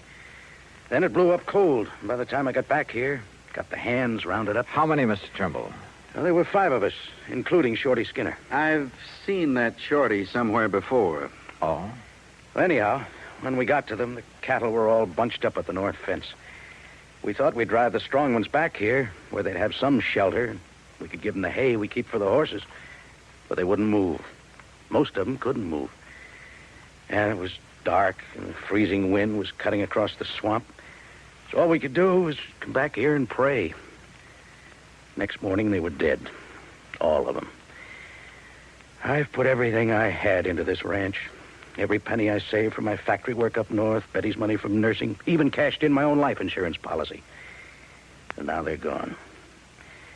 So if I got a little nasty, well, I guess a man can take only so much. It's been awfully hard for Bart these past 3 years.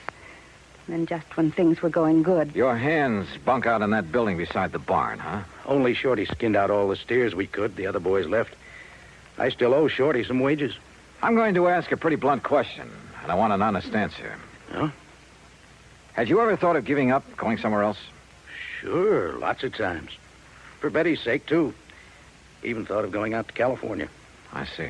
She has relatives out there, all doing fine. They've kept after us to go out there and crop farm with them. Maybe I should have. But we stayed, didn't we, dear? Yes, I wouldn't give up. Even Betty reconciled herself to sticking it out. If only we'd known that this was going to happen. Yeah.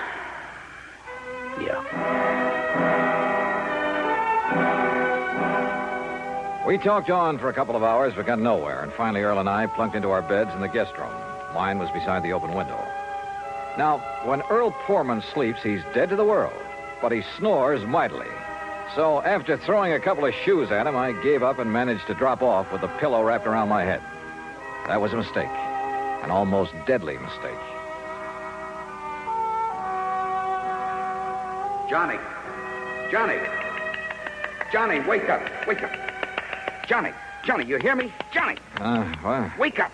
Oh, my head. Stand up. I'll help you. Breathe deeply. Can't you smell it? What are you talking? Deep breath. Come on. What are the... It's chloroform. Yeah, on your pillow. Holy hell. I threw it out the window, your pillow. It was saturated with chloroform. Give me a hand, Earl. I'm dizzy. Oh, somebody came in that window. The pillow was over your head. You see him? No, but Johnny... Oh, let me sit down again. Yeah. By the window. Now breathe deeply. Oh, yeah. I rolled out of bed in my sleep, that narrow bed, or I'd never have wakened. I heard the door slam, then I smelled it. But who? Johnny, I knew I'd seen that Shorty Skinner somewhere. Yeah? It was on a road gang over near Sarasota, a prison gang. You sure? I was driving my brand new cat. As I passed him and the rest of that glowering bunch, he let fly with a handful of mud.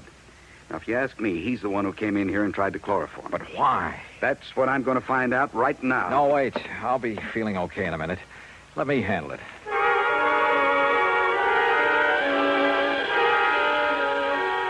By the time I was able to navigate and get dressed, Mrs. Trimble called us for breakfast. To say the Trimbles were upset over what had happened to me would be an understatement. Breakfast waited while we all went out to the bunkhouse. Shorty was gone. Took what little he owned with him, too. Has either of you any idea why he'd attacked me? Good heavens, no. But I never did really trust that man. He was such a sneaky-looking... like a little rat. Yet he was the only one who stayed when I couldn't keep their wages up to date. Where would he ever get hold of chloroform? That's the part I don't understand. From the locker, dear. Back in the barn. Huh? You know, the stuff we got to put that old sick mare out of the way. Oh, yes, of course. I think why Shorty did this is pretty obvious, Johnny. Yeah? He was afraid you'd find out what and who killed off this herd. Bart, look. Here, Betty. The note on top of this bunk. Here, let me see it. What's it say, Johnny? I'm tired working for no pay. I will leave you know where to send my pay when you collect on that there insurance. Shorty. Shorty Skinner. The crazy fool. Wanted his money. He knew I had none, but I could collect plenty on the insurance if he poisoned my herd. Oh, was it poison, Trimble? What? You didn't seem to think so before, but now that you have somebody to depend it on... No. Now you seem pretty sure of it. Mr. Dollar. No, Johnny, it must have been Shorty. Maybe not. When the vet arrives, if he decides the herd was poisoned, okay, we'll take it from there.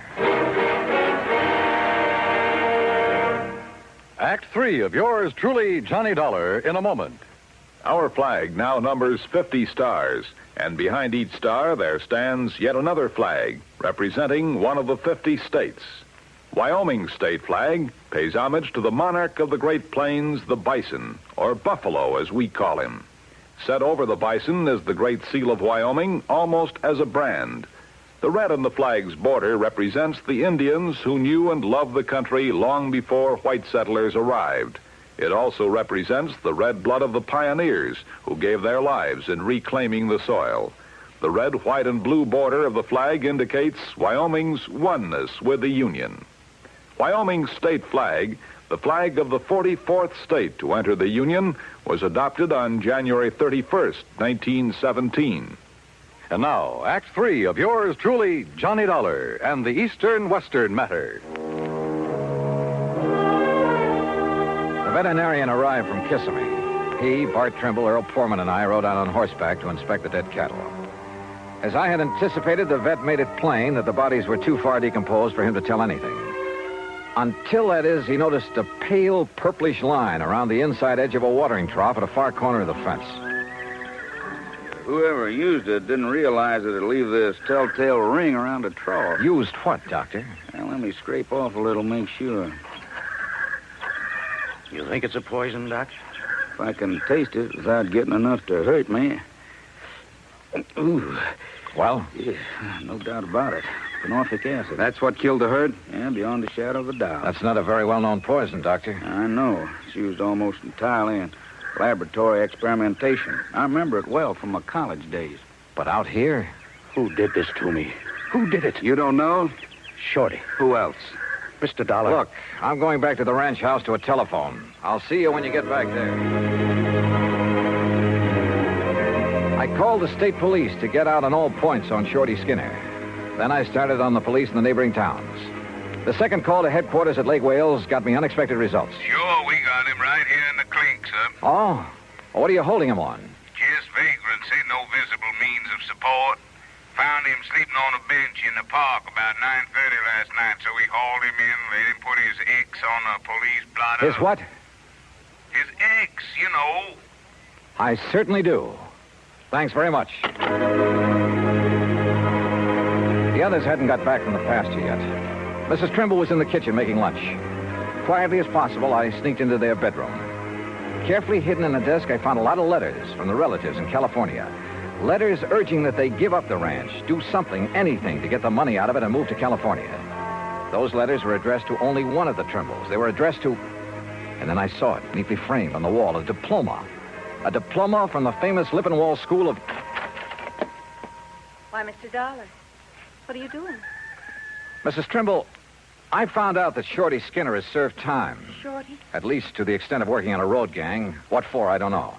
Then he is a criminal. Then there's no question about who poisoned the herd. Oh? You know about the vet's findings? That they were poisoned? Well, no.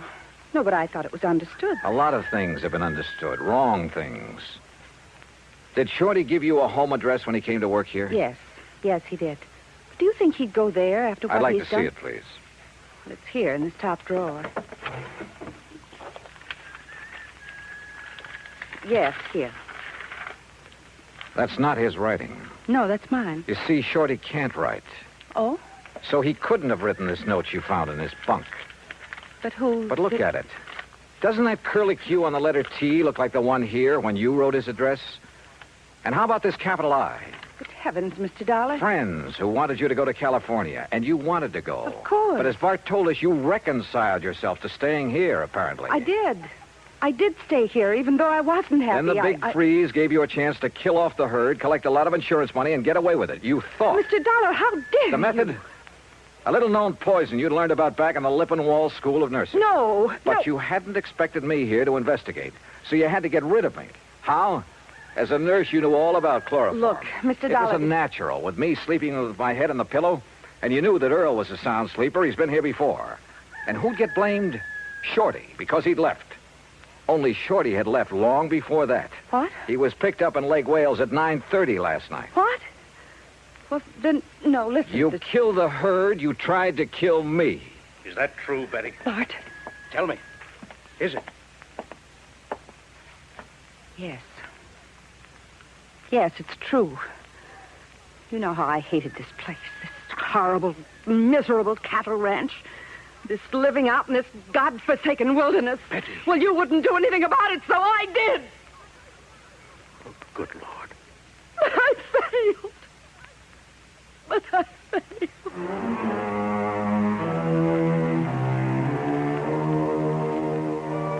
Item 3, $50 to a lawyer at the county seat who took my deposition.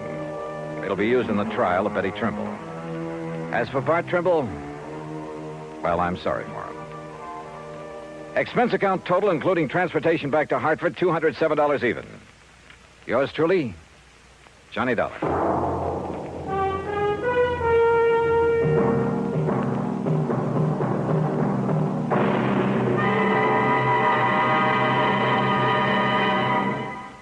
Our star will return in just a moment. It doesn't take a war to make a hero, nor does it take a situation filled with an onslaught of deadly enemy gunfire, bombs, and mortars. It takes a man to make a hero, and a man's qualities of greatness are based on his code of conduct. It serves him in peace as well as war. In August 1916, when the United States was still at peace with the rest of the world, part of our fleet was anchored off Santo Domingo City. The USS Memphis was in danger of total destruction from a hurricane. Only the efficient operation of the engines and boilers could get her out of the critical area. Lieutenant Claude A. Jones was senior engineering officer aboard. In rapid succession, boilers and steam pipes began bursting about him, scalding him with clouds of steam. Thousands of tons of water came down on him. In complete darkness, Lieutenant Jones nobly remained at his post as long as the engines would turn over. His supreme, unselfish heroism inspired the men with him. When the boilers exploded, Jones, with 2 men, rushed into the fire rooms and rescued the men trapped there. In the face of death by drowning, burning, or suffocation from the scalding steam, Lieutenant Claude Jones performed a heroic feat because he felt it was his duty to do what he did. He earned the Medal of Honor because he had a code of conduct that served him well. Now, here is our star to tell you about next week's story. Next week, 1 honest woman, 2 honest men. Yet $100,000 was gone. Fact. Join us, won't you? Yours truly, Johnny Dollar.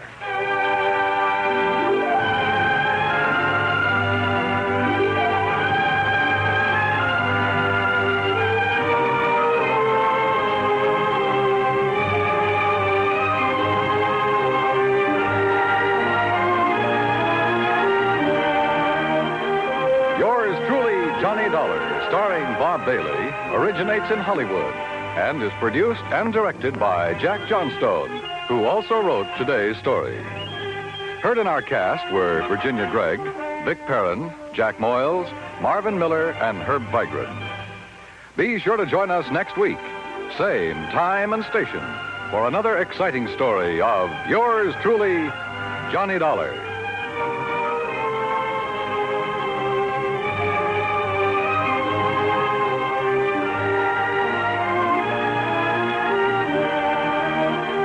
This is Dan Cubberly speaking.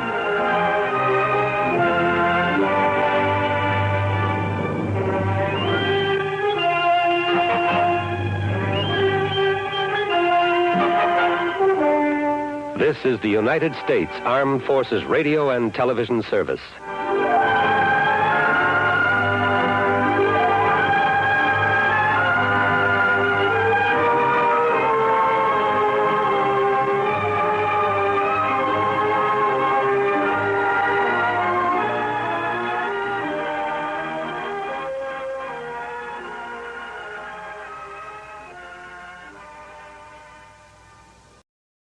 From Hollywood, it's time now for...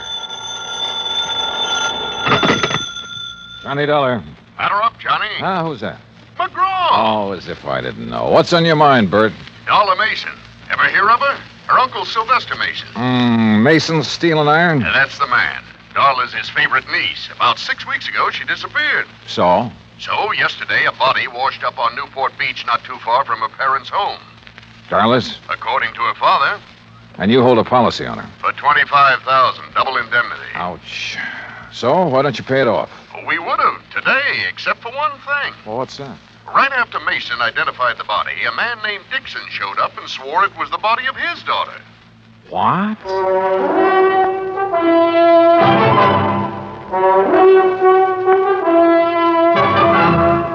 Bob Bailey in the exciting adventures of the man with the action-packed expense account. America's fabulous freelance insurance investigator. Yours truly, Johnny Dollar.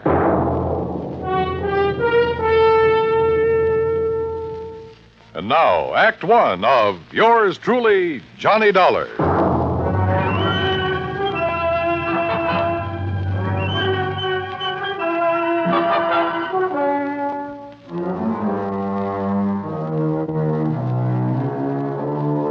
Expense account submitted by Special Investigator Johnny Dollar to the Providential Assurance Company, 393 Dewey Avenue, Hartford, Connecticut. The following is an account of expenses incurred during my investigation of the Mason-Dixon mismatch matter. Expense account item 1, $1.20, taxi from my apartment to the Providential Building. The walls of Bert McGraw's office are covered with pictures of sporting events, and as I entered, Bert was preparing to hang another one. Oh, Johnny. Well, come in, come in. You ever see this? Who is it? Who? Well, it's me, that's who. The day I pitched for the Valdosta Lions. Struck out 10 of the cherry pointers that afternoon. Yes, sir. You win the game for him? Huh? I said, did you win the game for him? Oh. No, cheating umpire. There. Well, Johnny boy, you ready to join our little team? I don't know. The body of a girl being found on a beach, Mason identifying it as his daughter, then somebody else showing up. Henry Dixon. Yeah, and saying the same thing. Can't the authorities identify her? Haven't been able to yet. Neither one of those girls had their fingerprints on record? Nope. Well, what about dental work? Nothing to go on there either. Oh, brother. It's not going to be an easy one, Johnny. How long had the body been in the ocean before it was washed up? Well, they figure about 6 weeks. You know what that means. Yeah.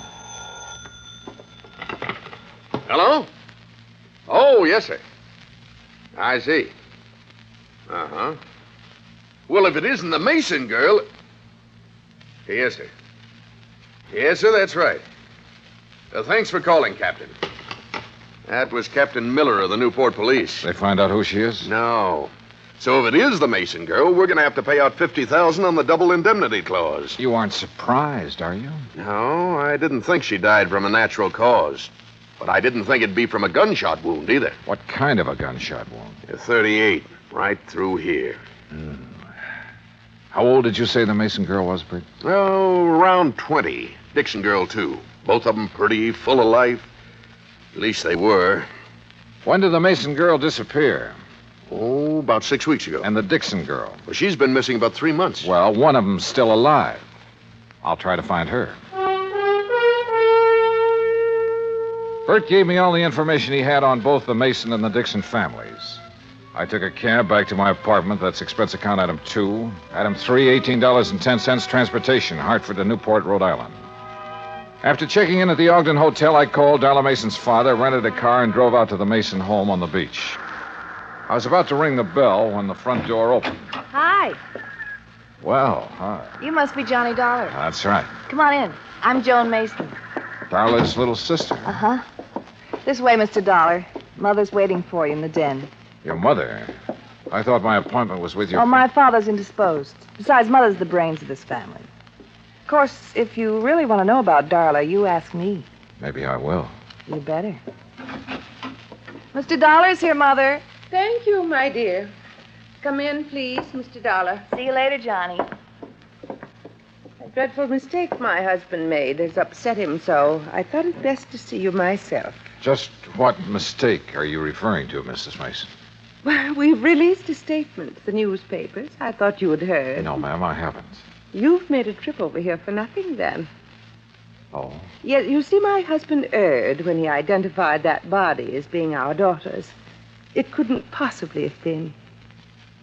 Well, I know you're glad of that, Mrs. Mason. But what made Mr. Mason change his mind? I haven't changed it, Dollar. George, I thought you were going to stay in your room. Never mind. Dollar, any questions you want to ask, I'll try to answer them. Why, George Mason, you've been drinking. Only enough to take the bad taste out of my mouth, and you know what put it there. Don't look so mixed up, Jenny. I tried going along with you, but I got too weak a stomach. So here I am. I don't know what you're talking about. No. Listen, Dollar. Soon as they found out that girl had been murdered, my wife here decided it couldn't have been Darla. It isn't Darla, and you know it. Only thing I know is that you got a set idea good, proper people don't die nowhere else but in bed. Because this girl died like she did, because she was shot, you tried convincing me she ain't our daughter. Well, I won't hold still for it. That girl's Darla, no matter what that crazy Coot Dixon says. Me, or what Mr. you Dollar? say. Yes, surely. You hear? You hear me, Jenny? Oh. Doggone woman. I get so mad at her. Oh, you want a drink, Dollar? No, thanks. A little early for me. Yeah, I guess I've had enough, too. Well, Dollar, no matter what way our girl died, she was a good girl. Never gave me a bit of trouble. Never lied, never ran around like some her age do. Oh, she was a real good girl.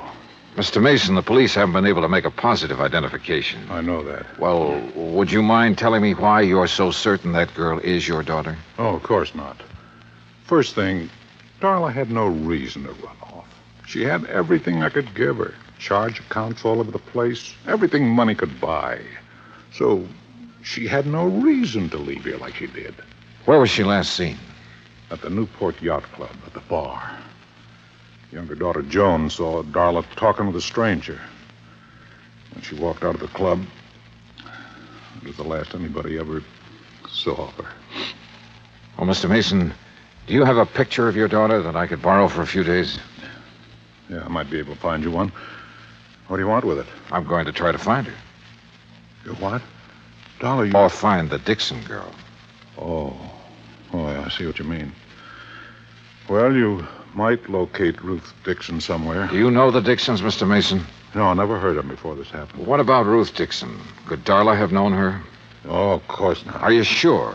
I mean, isn't it possible that in a small community like this one... No, it's not possible. Dollar, we're the Masons. Now, maybe that don't mean much to you or to me, but it means an awful lot to my wife. And for the time poor Darla was born, my wife drilled it into her. You understand? No, I'm not sure that I do. Well, Darla never mixed with people she thought were beneath her, any more than my wife ever has. I see. You don't believe it, you just ask around. I plan to, Mr. Mason.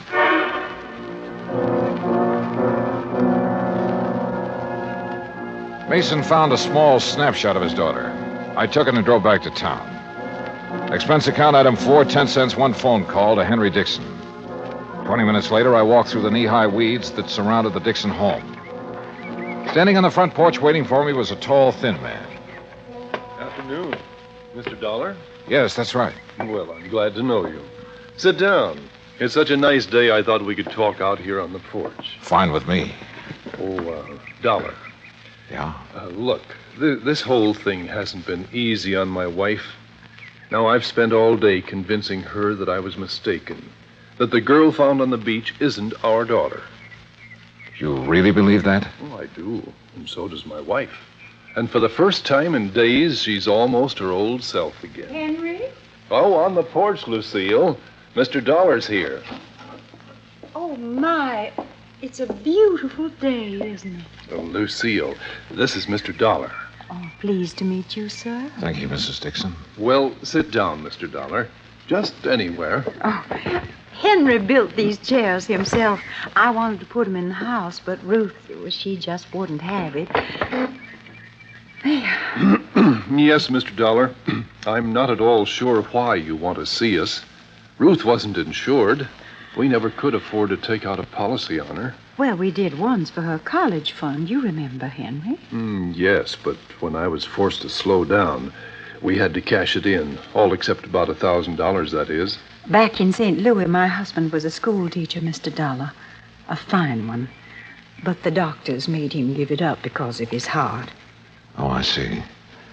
How long have you folks lived in Newport? 5 years and 4 months. Mrs. Dixon, I imagine you remember just about everything that happened the day Ruth disappeared, don't you? Oh, my, yes. Well, did your daughter seem to be upset or emotionally disturbed in any way? No more than usual. Well, Ruth was spoiled, Mr. Dollar. Before Henry had to leave his job, we had the money to buy her nice things. Then, when we didn't have it, well, Ruth just never could get used to seeing her friends in their pretty new dresses. That's one of the reasons we moved to Newport, to get away from that crowd. Yes, we hoped she would find some friends on her own, Financial level. yes, some friends like that. But she wouldn't change. Did she know the Mason girl? Or ever talk about her? No, I can't recall that she did. Now, wait a minute, Henry. She did once. Oh, when was that? Oh, about the middle of March. They were having a dance where Ruth worked. When she got home that night, she told me the Mason girl had been there and how nice her hair had looked. The Mason girl wasn't nearly as pretty. Oh, no. Have you ever seen a picture of Ruth, Mr. Dollar? Well, only the one in the newspapers. Oh, that doesn't look a thing like Ruth. Excuse me. Surely. Mr. Dixon, was Ruth happy with her job? Well, considering how little they pay girls for doing hostess work, she was. Now, here's a real nice picture of her, Mr. Dollar. You just look at this. Isn't that something? Sure.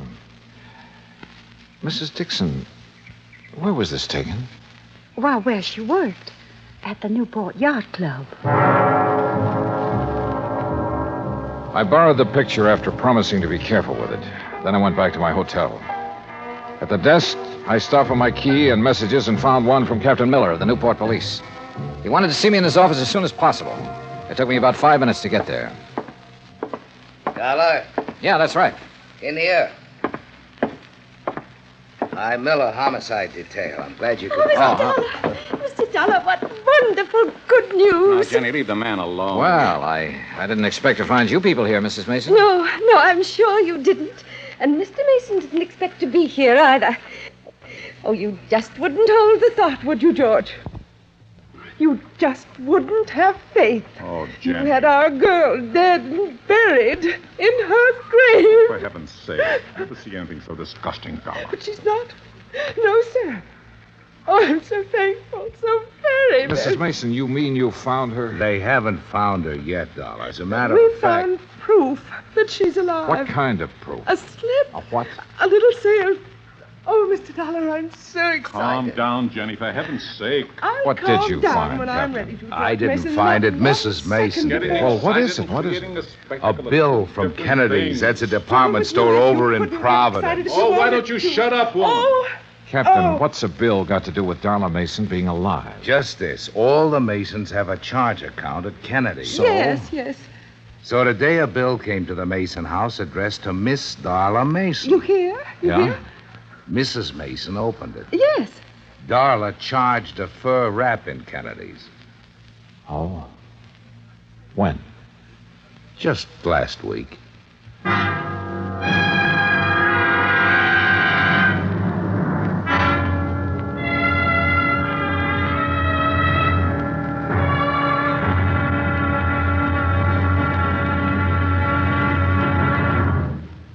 Act Two of yours truly, Johnny Dollar, in a moment. We often hear about people shooting the bull or throwing the bull.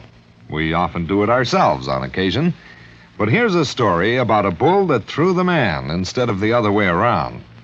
When Air Force veterinarian Captain Tony Kamalacher was stationed in the Azores, he was asked by a Portuguese veterinarian to diagnose the wound of a young and promising bull that had been gored by another bull. It came from a long line of famous corrida bulls and was considered very valuable. But Captain Kamalacher's diagnosis was not favorable. An operation was needed, and there were no facilities for such a thing, just the young captain's bag of surgical instruments, a few strong field hands to hold the animal down, and Mrs. Kamalacher, who acted as nurse. The operating table was a rocky field under a penetrating drizzle of rain. But Captain Tony Kamalacher couldn't be stopped with mere inconveniences. After giving the bull a dose of tranquilizers and a shot of local anesthetic, he proceeded with surgery. Just as the operation was completed, the bull came to life. With a mighty lurch, it leaped to its feet, throwing the field hands aside like sticks, and, for thanks, immediately charged at the surgeon. But Kamalacher escaped over a nearby stone wall. The bull recovered, and its grateful owner renamed it Kamalacher for its debut in the ring, where, Portuguese style, it is against the law to kill the bull. That's how a simple act of kindness brought about new understanding, a step on the road to freedom, the right of all men, everywhere. Now, Act Two of yours truly, Johnny Dollar, and the Mason-Dixon Mismatch Matter.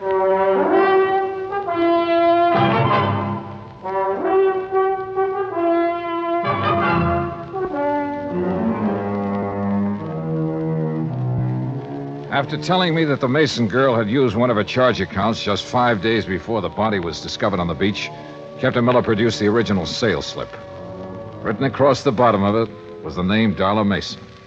I wish to heaven I could be positive it's really her signature. You mean you think it's a forgery, Captain? I don't think anything yet. Mr. Dollar, you believe it's Darla's signature, don't you? Well, I haven't anything to compare the signature with, Mrs. Mason. Mrs. Mason, do you happen to have any of your daughter's legal documents at home, or her driver's license, or anything else that might contain her signature? No, I'm afraid I don't. You can order a copy from the Department of Motor Vehicles, Captain. Yeah, I will. What do you want it for, Captain? Well, it's just a matter of form, Mr. Mason. We have to be sure. But Darla's mother and me, we are sure. And we're the only ones that count. Well, that's not quite true, Mr. Mason. What? Have you forgotten about the Dixons? Oh, yeah, I guess I did for a minute. Well, you go ahead. Mrs. Mason and me will be at home. Yes, sir. You'll let us know as soon as you can, Captain. Yes, ma'am, I will. Thank you. Well, Darla, now what? How far is Providence, Captain? 40 miles. Why? Well, I don't know about that store over there, but where I came from, before a person could charge on an expensive item like a fur wrap, he'd have to produce some identification. Unless. Yeah? Unless the salesperson recognized him. Or her. What do you think? It's 3:10 now. If we hurry, we might have time to do a little shopping.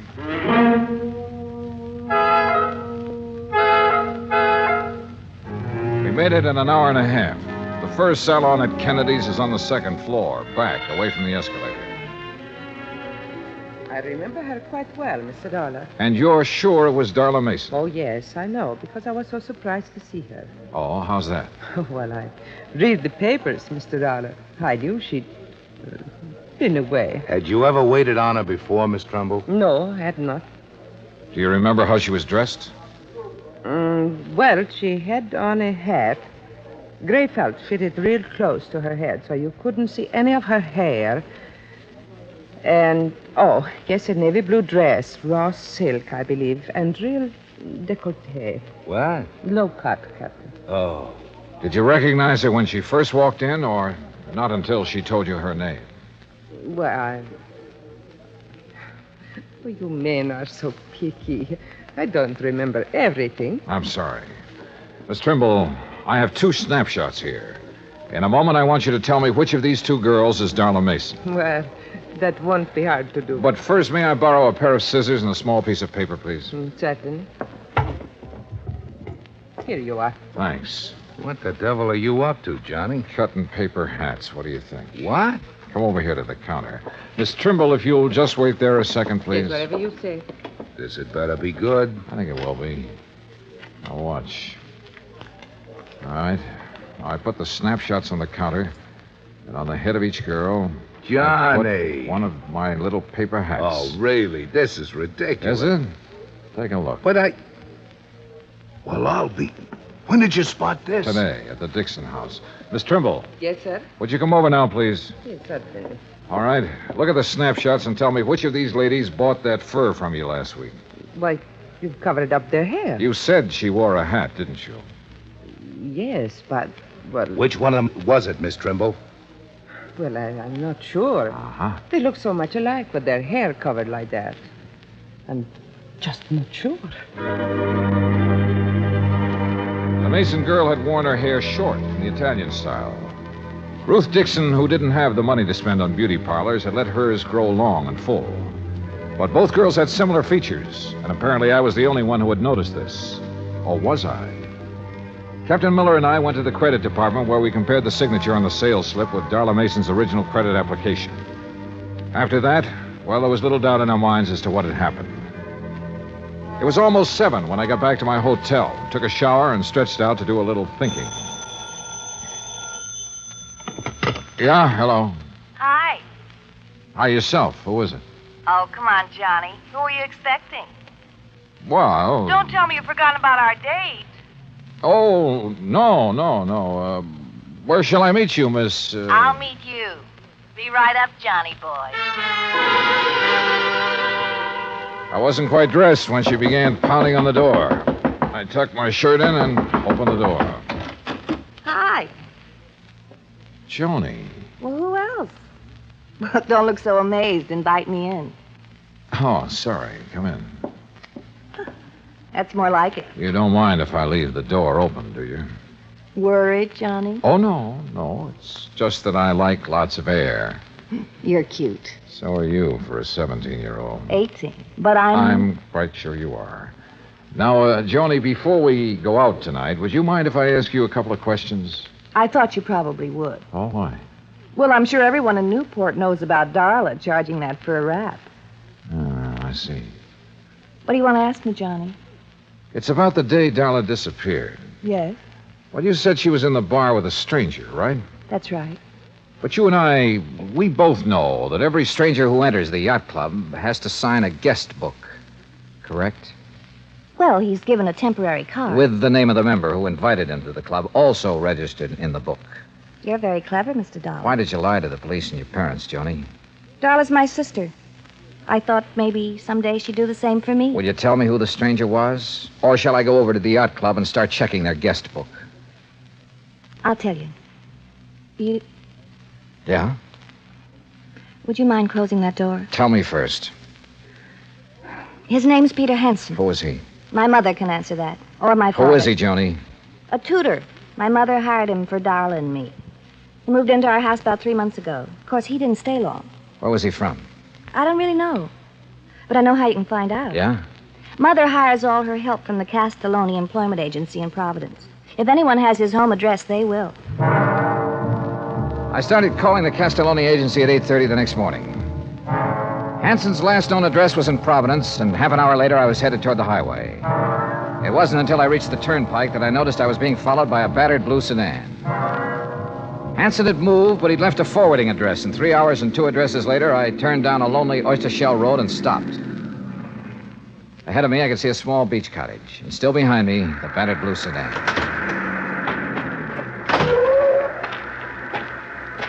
You make it real easy for a man to follow you, Mr. Dollar. If I had known it was you, sir, I wouldn't have. I hope you don't mind my tagging along like this. Mr. Dixon. Now, wait. I know what you're going to say. But let me say this first, Mr. Dollar. I've waited around, wondering if it was our girl you would find or the other one for so long. Well, I just couldn't anymore. I had to do something. You understand that, don't you? Yes, sir, I think I do. Good. Well, then, you go on about your business, and I won't bother you. You go on up to that house, and I'll wait right here. Go on now. Yes, sir. I wasn't sure who or what I would find in that beach house, but I was sure no amount of talk could persuade Mr. Dixon to leave until I did. I knocked on the door for a good minute before it finally opened. Yeah? Mr. Hanson? Yeah, what is it? My name is Dollar. I'm an insurance. Insurance man. Oh, I thought you... Honey, it's just an insurance salesman. Look, Dollar, even if I had the money, I wouldn't buy any insurance from you. You come around too early. You didn't let me finish. Huh? I'm not a salesman.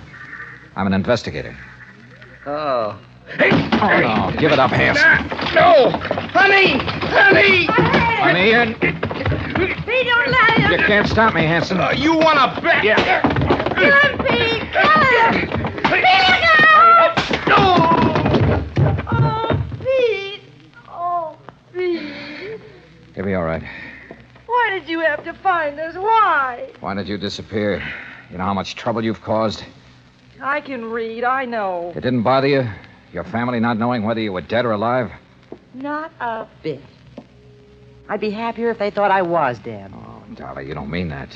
I proved it, didn't I? I'm not sure. Why did you disappear? Because I was bored. Tired and sick of living like my family makes me live. And how's that? Come out here. You see those birds? The seagulls, yeah. Beautiful, aren't they? You know why? All right, why? Because they're free. Because they can live any way they want with no responsibilities, no reputation to worry about. Oh, boy, how I envy them. Mr. Dollar. We're around back, sir. All right, now you tell me something. Sure. How'd you know that wasn't me they found on the beach? Because of that fur wrap you charged at Kennedy's. But how did... I told them to send the bill here. They didn't. It went to your house. Oh, no. Somebody sure goofed. Yeah, Dollar. You sure did. Mr. Dollar, are you all right? I thought... Oh. Mr. Dixon, Mr. Dixon? Yes, darling. He followed me here hoping I'd lead him to his daughter. Oh. Gee, Mr. Dixon, I'm sorry if there's anything I can do. My daughter was fine. Decent. But you... Oh, Mr. Dixon. After what you did to your parents and to us, making us wonder for so long, not knowing whether it was you or our daughter who was dead. Believe me, I wish it were you.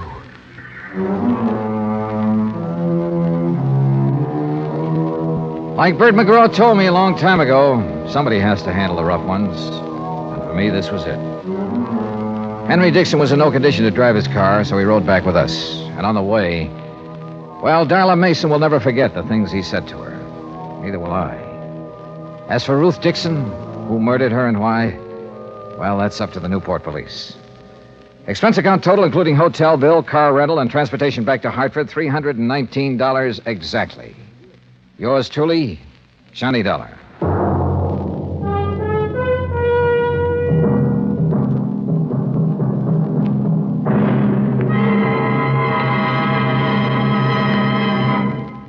Now, here's our star to tell you about next week's story. Next week, well, I suddenly found out there was more to this case I just finished. More. The really tough part. Join us, won't you? Yours truly, Johnny Dollar.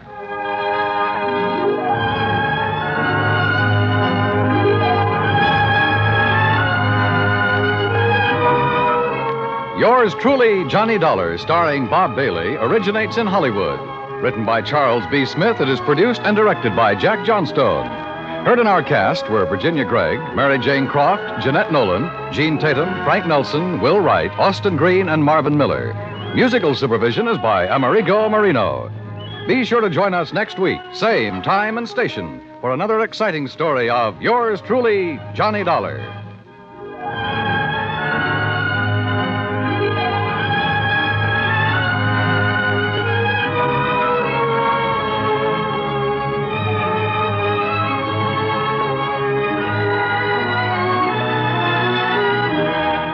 This is the United States Armed Forces Radio and Television Service. From Hollywood, it's time now for... Johnny Dollar. Paul Kendrick, Johnny, over at Eastern Allied Casualty, remember? Oh, sure, Paul. How are you? Seen any good fights lately? Prize fights, that is? Yeah, the championship bout at the stadium over in Mulville last week. Were you there? No, I had to miss it. But it didn't miss me. Huh? The minute Georgie hit the canvas in that fourth round, it cost me $50. Johnny, do you remember Al Coronado? Are you kidding? I've watched that boy come up from the Golden Gloves. Well, he fought in one of the preliminary bouts. I know. I lost on him, too. $20. Come on over, will you? And I'll tell you why the company may lose $50,000 on it.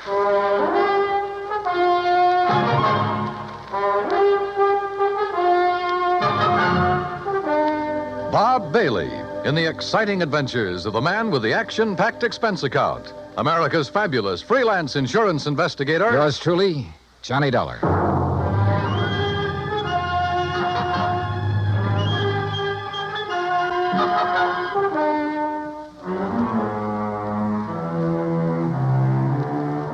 Expense account submitted by Special Investigator Johnny Dollar to Eastern Allied Casualty Insurance Company, 422 Spidal Building, Hartford, Connecticut. Following is an account of expenses incurred during my investigation of the Squared Circle matter. Expense account item 1, $1.10, cab from my apartment to the offices of Eastern Allied. When I got upstairs into his personal cubicle, I found Paul Kendrick pacing the floor. Sit down, Johnny. Have a drink if you want one. No, thanks. Hey, looks like you're the one who could use a drink. What are you worried about? Don't tell me you've been hitting the company till for big money to bet on the fights. Johnny, I'm worried about murder.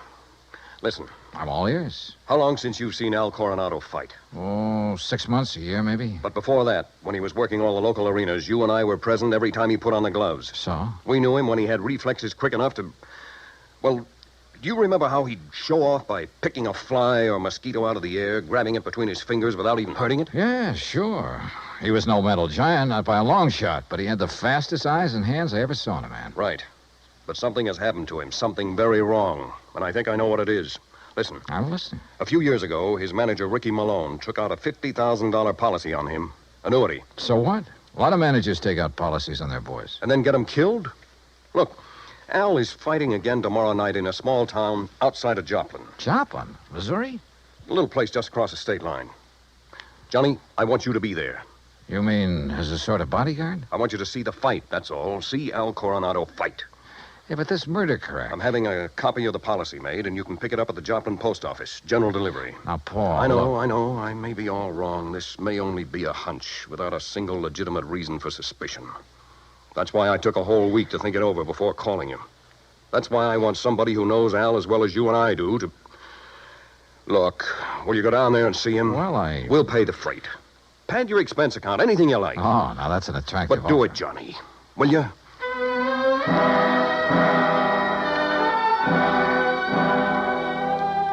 Item 2, another $1.10 back to my apartment to pack. Item 3, $124 even. Plane fare and incidentals to Joplin.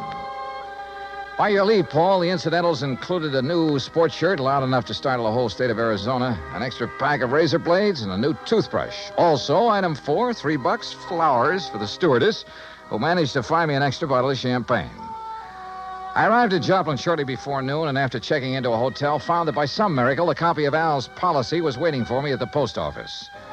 A quick glance at it brings up item 5, $4.25 phone call. Well, what do you mean, holding out on you? I thought you said Ricky Malone took out the policy. He did, and pays all the premiums. But the beneficiary named is Frankie Fortina. Now, who's he?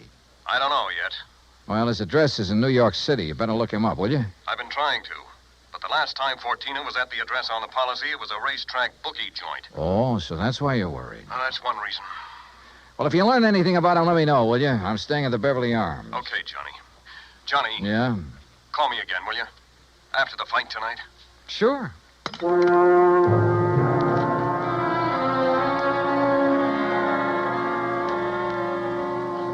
I was tired, so I had a big lunch. That's item 6. Went up to my room and slept. I overslept.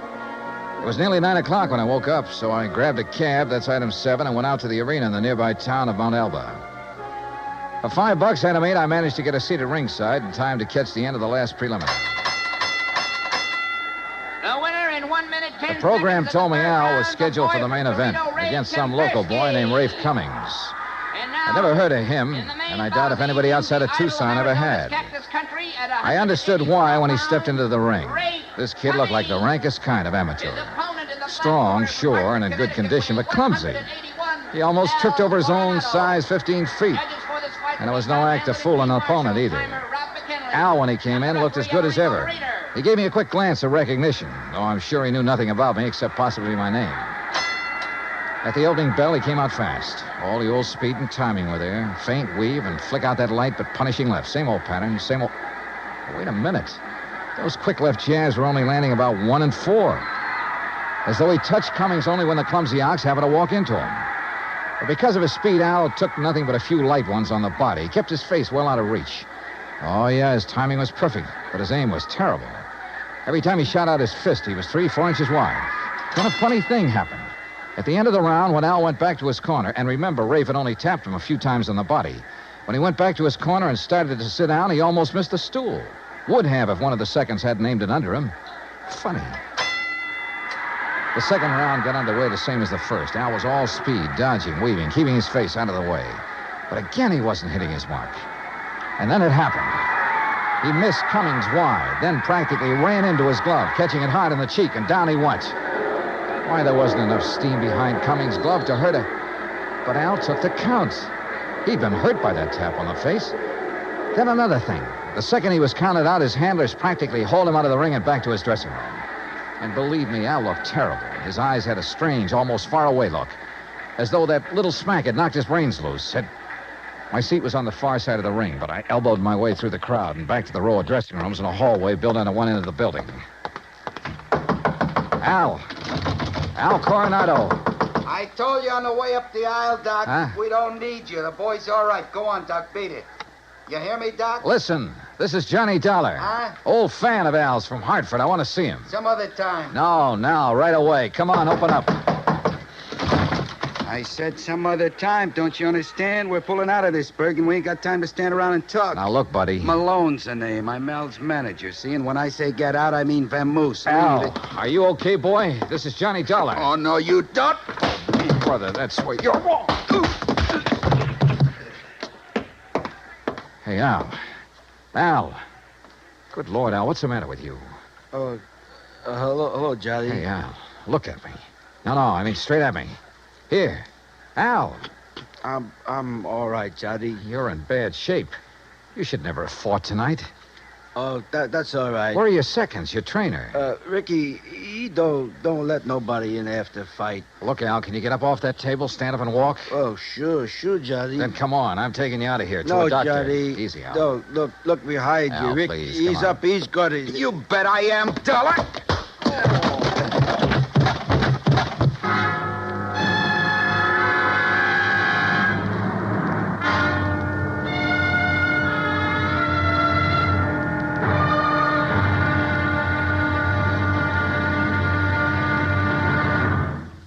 Act Two of yours truly, Johnny Dollar, in just a moment. Each Monday through Friday evening, most of these same stations bring you the Amos and Andy Music Hall. Variety entertainment at its best.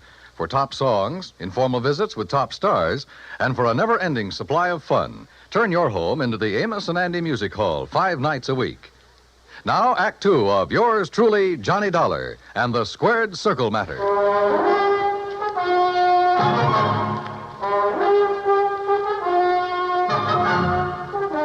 When I came to, the dressing room was dark and quiet.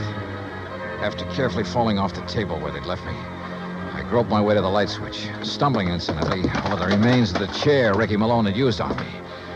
It was well after midnight, so I left by the dressing room window. The second I reached my hotel room, I put through a long-distance call, hoping Paul Kendrick would be in bed. He was. Yeah, hello? Johnny Dollar. And, Paul, you're right. It'll be murder unless I can stop it. Hey, you awake? Oh, you mean Al Coronado. What's happened, Johnny? Plenty. And listen, that boy is more than punch-drunk. He's had a brain injury of some kind. I'll bet on it. That's what I was afraid of. The tap on the face that knocked him out tonight wasn't enough to hurt a kitten. But a good solid blow would probably kill him. That's why he kept protecting his face. But Ricky Malone is making him keep on? Who else? I just met the gentleman, by the way. Well, what'd he say? Did you question him? Before I could, he cracked me over the head with a chair. Where is he now? Oh, I don't know. What are you going to do? See if the police can track them down. Malone said something about leaving town right away. Keep after him. Did you read that policy carefully? You kidding? I haven't had time. It's an annuity. That much I saw. Beginning in 3 or 4 years, it'll pay Al a nice little income for the rest of his life, if he survives. But the beneficiary named. Yes, Frankie Fortina, who gets the full face value of the policy if Al dies. Johnny. Yeah? I got a rundown on Fortina. You said he was a bookie at one time. That was the least of his crimes. He has a record as long as your arm. As I see it, he owns Al Coronado. Then you're probably thinking what I am. Al hasn't been doing so well lately. He's taken a big drop in class. Isn't making the purses he used to. You know that? Yes. The ANBA keeps a complete record. So with this injury to his brain, the only way Fortina can clean up on him is by seeing him dead. That's right. Well, what about medical examinations before these fights? Ricky Malone could bribe his own mother, especially in some of the towns where Al has been fighting lately. Yeah, that's possible, of course. Also, what you and I believe is wrong with Al is one of the hardest things in the world to detect. Yeah, I must admit he looked great when he entered the ring. Okay, Paul, one thing's in our favor. Neither Al nor Ricky Malone knows who I am, outside of being a fight fan. Just so Fortina doesn't learn different. Where is Fortina, by the way? I don't know. So, Johnny, whatever you do, be careful.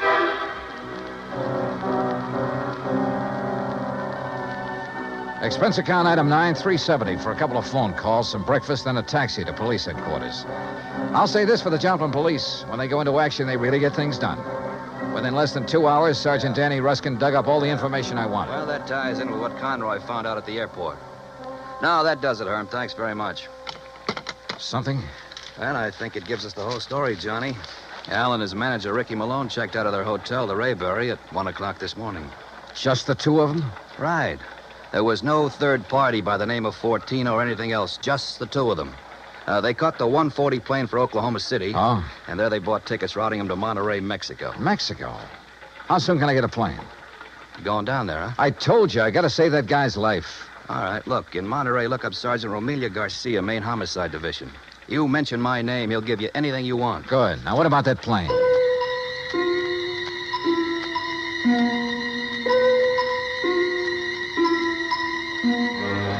The deal on plane connections turned out to be bad. The best time I could make was by way of El Paso. That's item 10, $127, including incidentals. I finally pulled into Monterey shortly after 8 p.m. I parked my bag at the airport, taxied into town. Item 11, and went straight to main headquarters of the Policia. Sergeant Romelio Garcia was off duty. Had gone to the fights. Item 12, $4 American for a fast taxi ride to the Plaza del Fisticuffs, or whatever they call it. There, for item 13, $5, I had the sergeant paged over the PA system. After 2 or 3 minutes, a short, stocky, important-looking figure in police uniform strode up to the door. Senor Johnny Dollar? Yeah, that's right, Sergeant. How are you? You Americanos. Now, what is so important I must leave the excellent fights to talk with you, huh? The possible murder of an American fighter right here in your own ring. So what is that to be excited about? Something that happens all the time.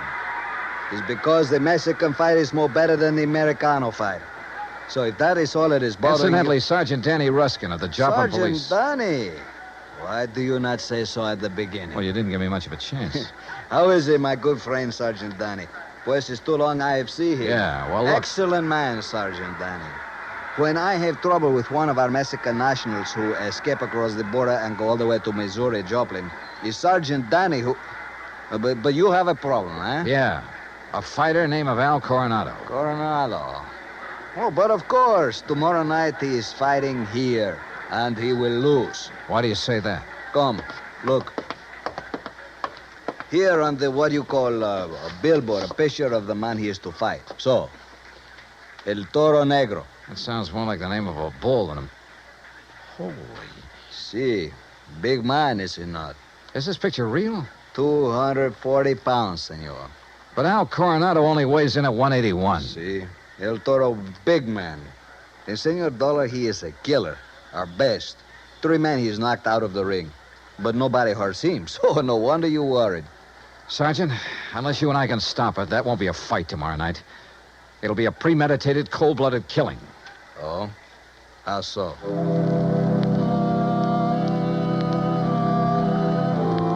I showed Garcia my credentials, then told him what I knew and what I suspected.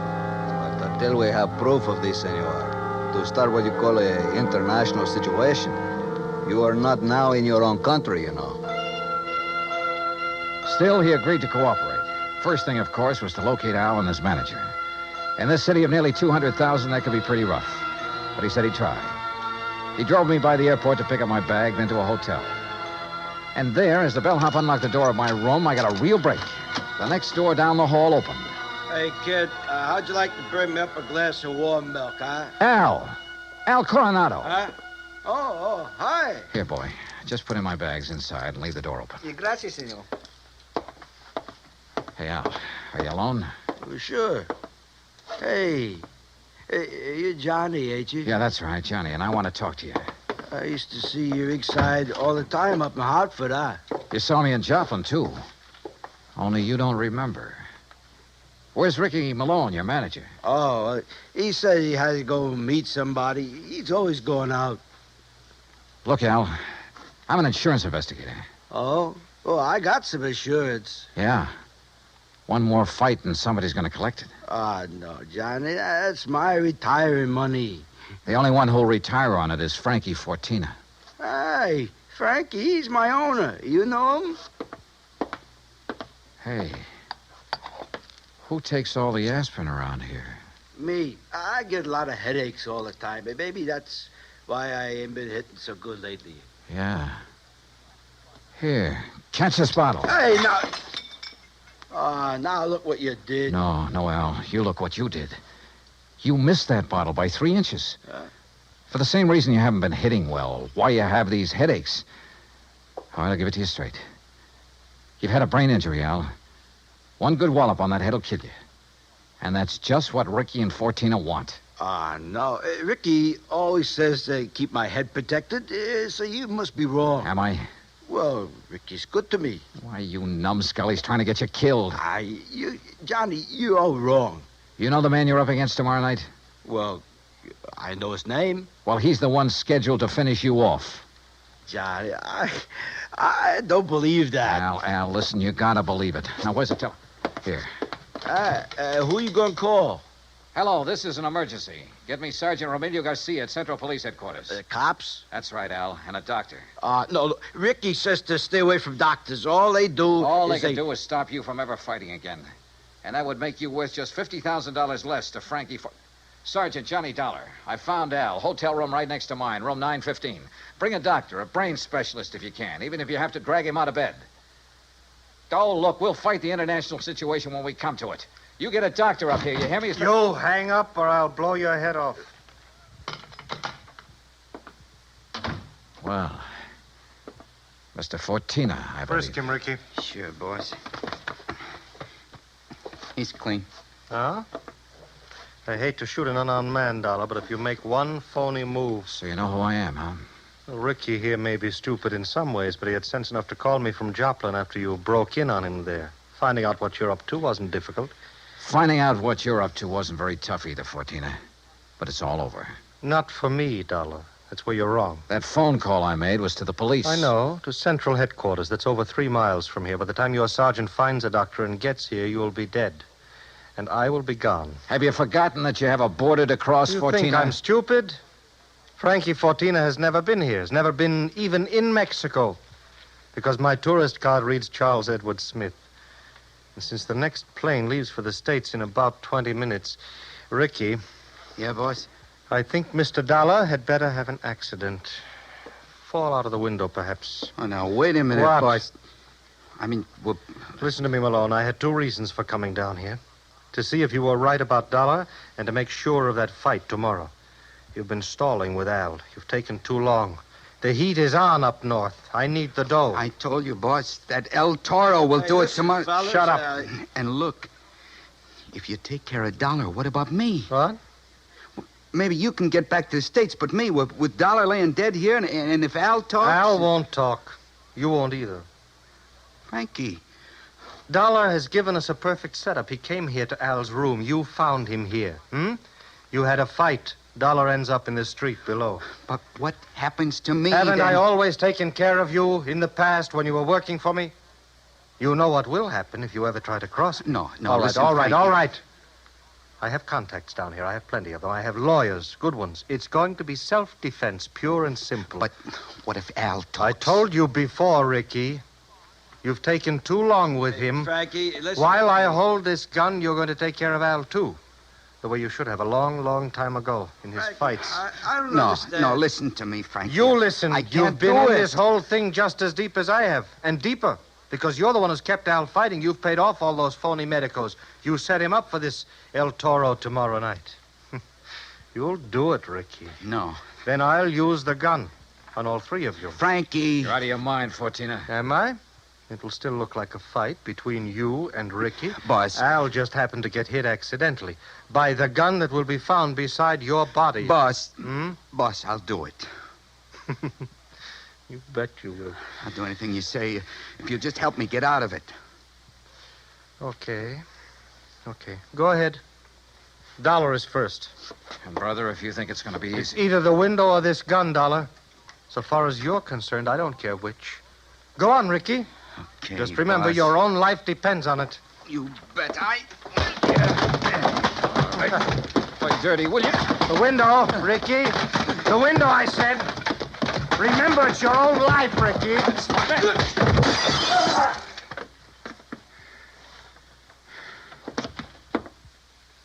All right, Fortina. So you have got a gun?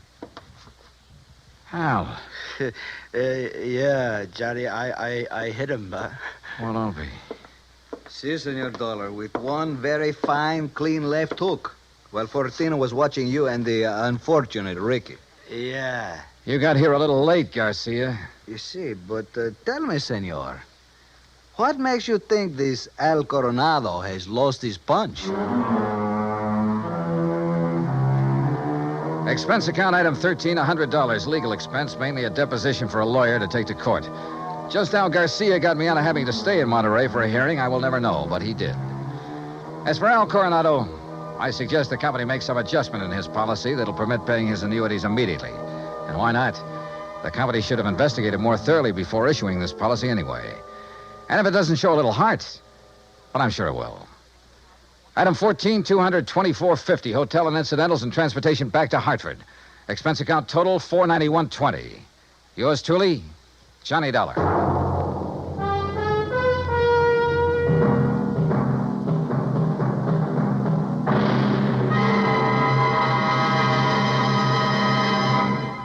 Now, here is our star to tell you about next week's story. Next week, a fast trip to the West Coast to an impossible case involving an impossible man.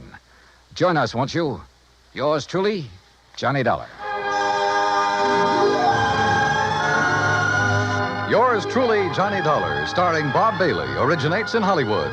It is produced and directed by Jack Johnstone, who also wrote tonight's story. Heard in our cast were Harry Bartell, Herb Ellis, Victor Perrin, Jack Crucian, Les Tremaine, and Lawrence Dobkin. Musical supervision is by Amerigo Marino. Be sure to join us next week, same time and station, for another exciting story of yours truly, Johnny Dollar. Stay tuned for 5 minutes of CBS News, to be followed over most of these same stations by the FBI in Peace and War.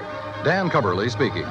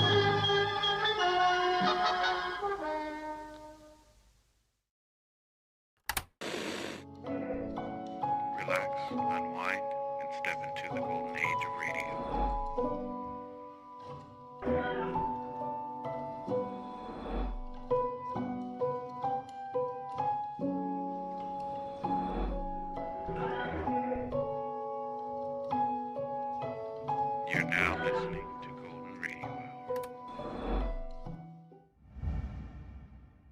From Hollywood, it's time now for Johnny Dollar. Perry Jameson, the Paramount Insurance Adjuster, Johnny. Hi, Perry. It's been a long time. I'd begun to think you're neglecting me. Oh, how you talk.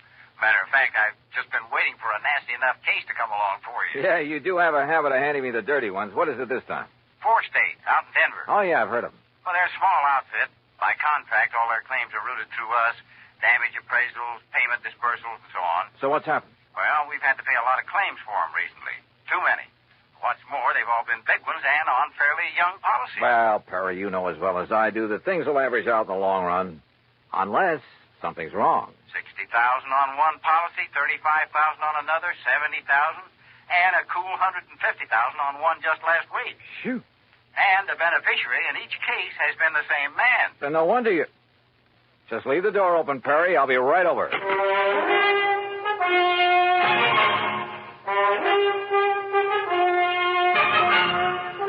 Bob Bailey in the exciting adventures of the man with the action-packed expense account. America's fabulous freelance insurance investigator. Yours truly, Johnny Dollar.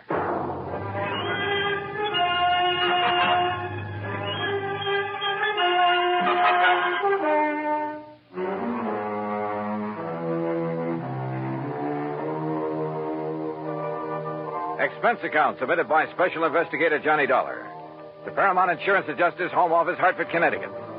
Following is an account of expenses incurred during my investigation of the Denver Disbursal Matter.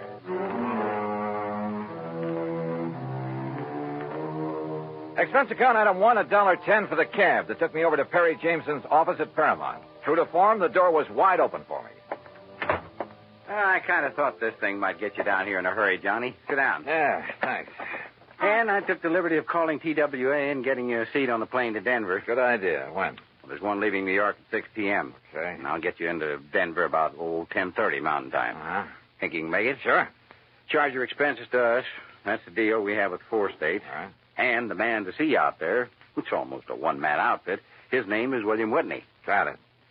Now, look, Perry, I've been thinking on the way over here. Woo, wonders will never cease. Thanks, pal, but how well do you know this man, Whitney? Well, maybe he's in cahoots with this big beneficiary, this Don Ricardo. Is that his name? Yeah. Such things have happened. No, Johnny, you're wrong. Poor old Willie Whitney's a mild, timid milquetoast. His wife, an ex-chorus girl who probably thought he had money. Well, you can be sure she's the one who wears the pants in the family. Well, Willie would cringe at the thought of hurting a fly. Well, it was an idea. I don't blame you, but no, forget it. Well, what makes you so sure something's wrong? Well, I didn't say I was, but $215,000 to one beneficiary in a period of only 3 months.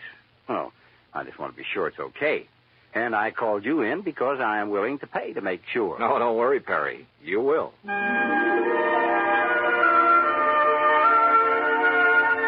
Expense account item 2, $141 even, plane fare and incidentals, Hartford to New York to Denver. Originally Indian country, the mile-high city is now a maze of oil refineries, steel companies, grain mills, chemical and manufacturing plants. A huge downtown shopping area and beautiful tree-studded residential sections. No wonder it's one of the big insurance centers. Item 3, $2 even for a cab into town where I park myself at the world-famous Brown Palace Hotel. Item 4, 10 cents phone call to an old newspaper pal from back east who is now working on the Denver Post. Pete Packard. Johnny Dollar, Pete Packard. Okay, what's the story? Johnny Dollar, hey, how are you, Keith? Great. You gonna be here long? We gotta get together. Where you stay? The Brown Palace. Now, Pete. look, you want us to dig up a couple of dates? We'll go out on the town. Remember the last time we tied one on together? Ooh, are you kidding? I had such a headache the next morning, it hasn't left me yet. Well, hey, look, listen. Keith, I get away from the desk at 2 a.m. No, you look. Huh? I'm out here on a job, insurance investigation. Did you ever hear of a man named Don Ricardo? You know Don Ricardo? No. What do you know about him? Well, they say, now mind you, I don't know for sure, Keith, but don't forget I did a hitch on the Chicago Sun-Times a few years back. What's that got to do with Don Ricardo? It was back in the days of the Capone mob. Oh. And Don Ricardo, well, mind you, nobody was ever able to pin anything on him. Yeah, I see what you mean. Where does he live, Pete? 20, 30 miles east, the other side of Golden, a little place called Millville. Uh-huh. Now, I don't want to really say anything against him. I mean, if I don't seem to be really telling you anything about it... Pete, I think you've told me plenty. Well, now listen, Keith. Thanks, and I'll be talking to you. It was late, and I was tired, but I went downstairs to the cocktail bar, and with the help of a big fat tip for a nightcap, got some more lowdown on Don Ricardo. The bartender talked plenty. Yeah, it seems Ricardo was living the life of Riley in the little town of Millville. Lovely home, expensive cars, threw a lot of big, gaudy parties. And always for people from out of town, mostly Chicago or Miami Beach. Yeah, the bartender talked plenty. Until he spotted a lean, well-dressed, rather too well-dressed man sitting alone at one of the tables watching him. A man who'd somehow forgotten to take off the light gray hat that shaded his features and slightly narrowed eyes. The bartender clammed up. I paid for my drink, that's item 5, and was conscious of being watched closely as I casually sauntered out and took the elevator up to my room. First thing in the morning, I looked up the address of 4 State. Instead of the striking new mile-high center as I'd expected, it was a dingy old office building on South Broadway.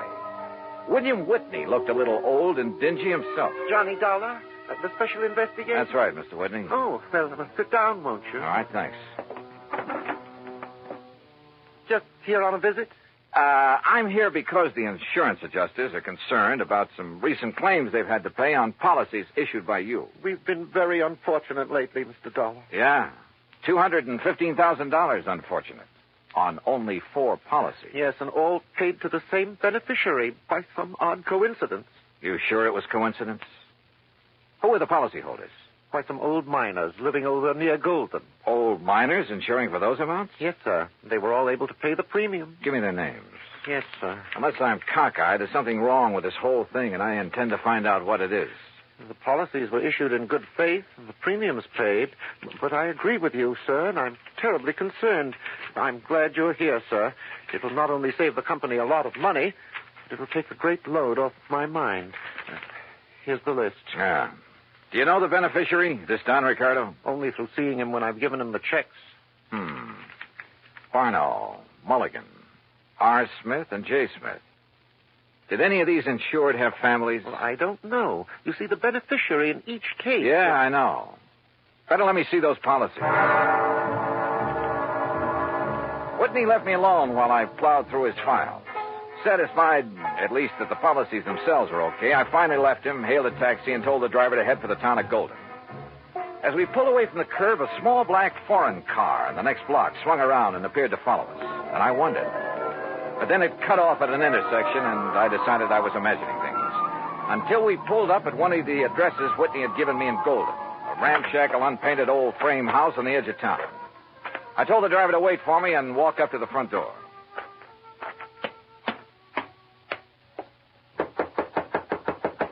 It looks to me like that house is empty, mister. You sure you give me the right address? Yeah, this is the address, all right. But I guess that... Huh? Hey, that door open by itself? I don't know. Hello? Hello? Anybody? No!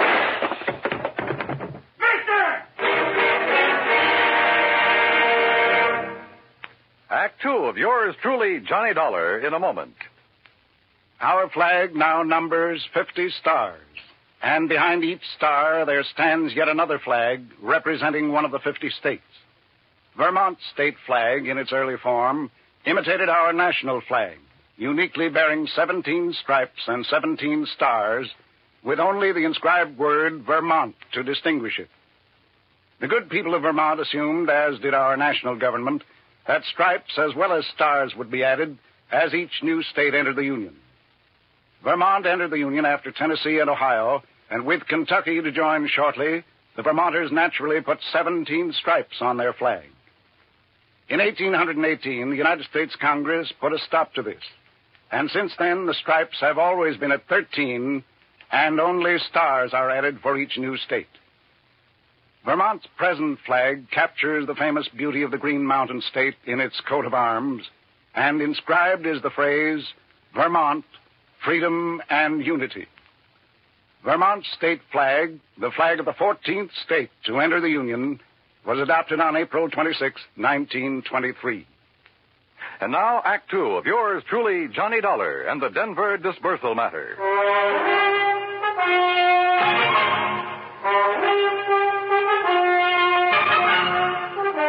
The old house at the edge of Golden, Colorado looked empty, but I knocked anyway.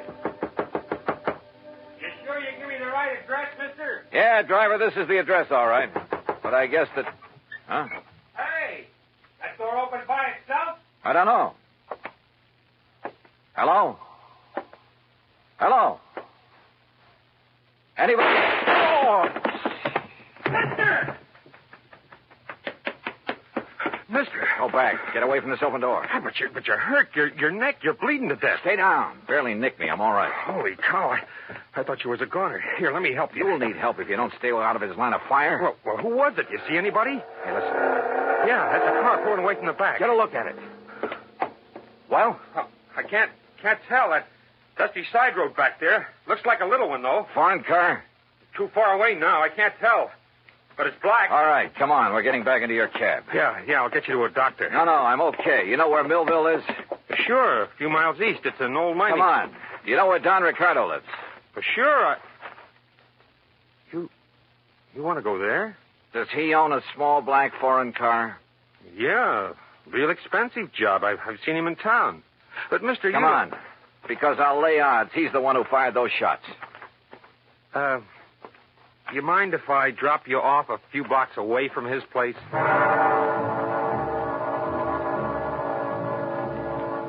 The cab driver relented, dropped me off at Ricardo's front door, then hightailed it for other parts. It was a nice home, very modern, seemingly out of place in what had once been a prosperous mining center, but was now a little more than a ghost town. Yes? Mr. Ricardo? That's right. Who are you? I think you know, but I'll tell you anyhow. I'm Johnny Dollar, insurance investigator. Oh, come in, Mr. Dollar. We can sit in the den. Would you like a drink? No, thanks. What happened to your neck there? It's been bleeding. We'll get to that later. I've been rather expecting someone like you to call in view of my good fortune in insurance money lately. Sit down. You sure you wouldn't like a drink? Tell me one thing. Yes. Who paid the premiums on those 4 policies that netted you a couple of $100,000? Why, the policyholders, of course. At least to the best of my knowledge. 4 old broken-down miners? They were still quite active, Mr. Dollar, hoping to find a new vein in some of the old workings in this region. Then maybe you grub-staked them, huh? Well, as a matter of fact, I did.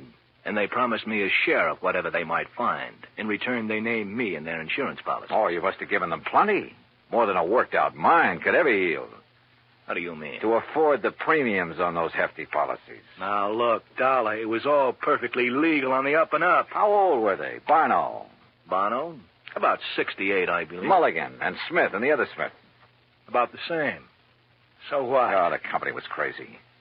How did they die, Ricardo? By some strange coincidence, the poor old fellows all went the same way. Accidents there in the mine they were working. Did the police investigate those accidents? I imagine so. Now, look, Ricardo, as you know very well, I was shot at a few minutes ago. Shot at? At a little isolated house on the edge of Golden. You were a lousy shot. Aye. Now, look here. Also, you should have known better than to park that little foreign job of yours in the driveway, at least without washing it down. What are you talking about? That kind of purplish dust it's covered with. Dust? Yeah, I'm talking about the side road back of that house where you tried to plug me. Well? Okay, Dollar. Maybe you're right about the whole thing. So what if I did try to knock you off? Oh, you admit it, huh? Yeah, why not? But since I didn't kill you then... Oh, no, you're not.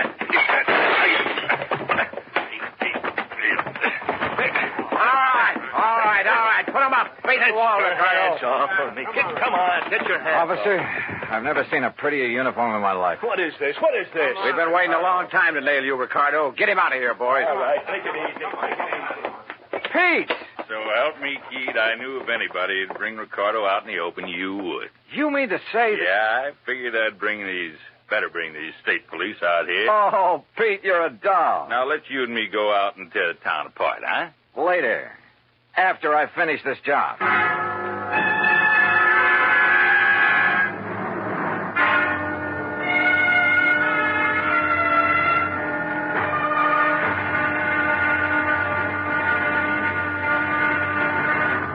Act 3 of yours truly, Johnny Dollar, in a moment. Over 150 years ago, the Swiss poet Henri Amiel wrote, "Heroism is the brilliant triumph of the soul over fear. Heroism is the dazzling and glorious concentration of courage." During the Korean campaign, Corporal Ronald Rosser was attached to the heavy motor company of the 38th Infantry, 2nd Division, United States Army. Rosser, a veteran of World War II, rejoined the Army and shipped to Korea when he heard that his brother had fallen in the winter assault of the Chinese Communists. One day, Rosser's company moved into enemy territory. At the time, the corporal was a forward observer and carried a radio.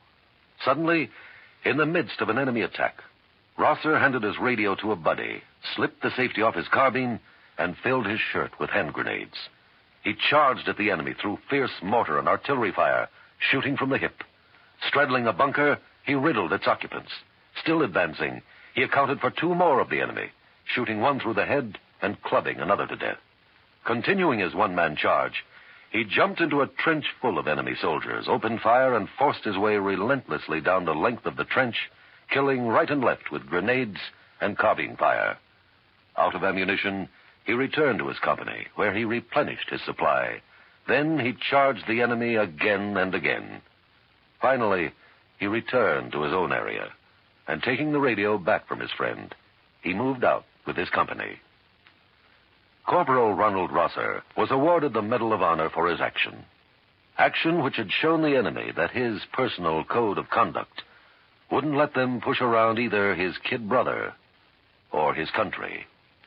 And now, Act 3 of yours truly, Johnny Dollar and the Denver Disbursal Matter. It took hours, even with Pete Packard's help, and he finally had to go back to his job at the Denver Post.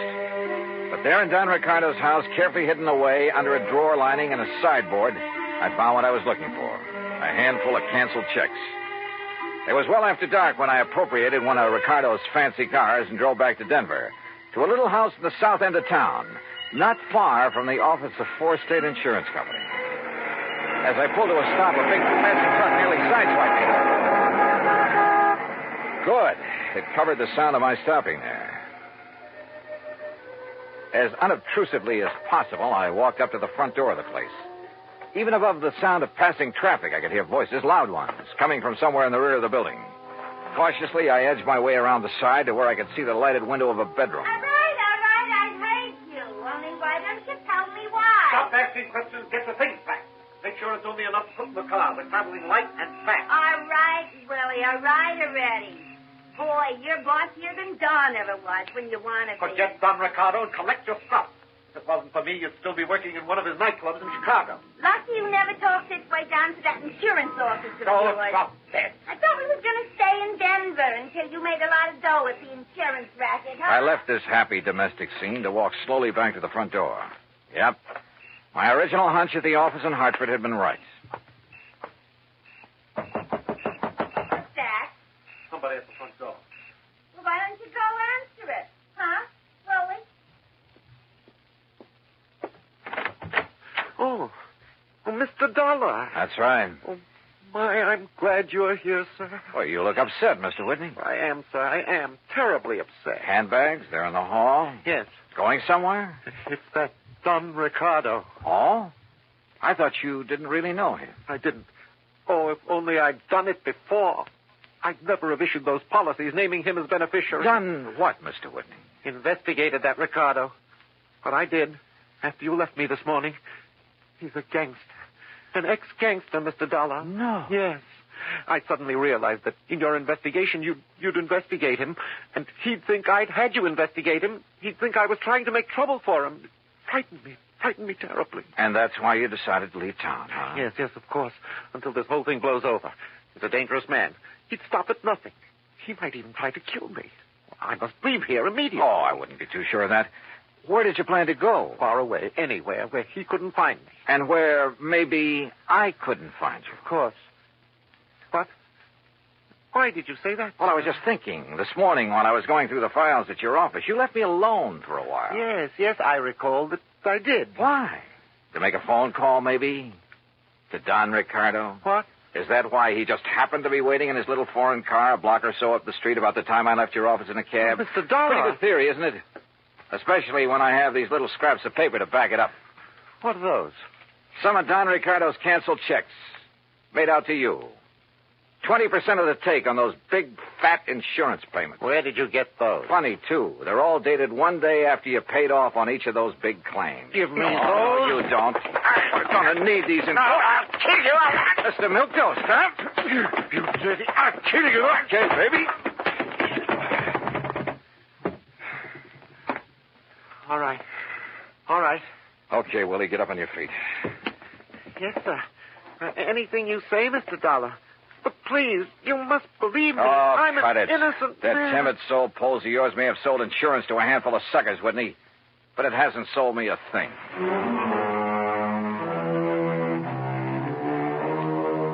Oh, I suppose you find them in every trade.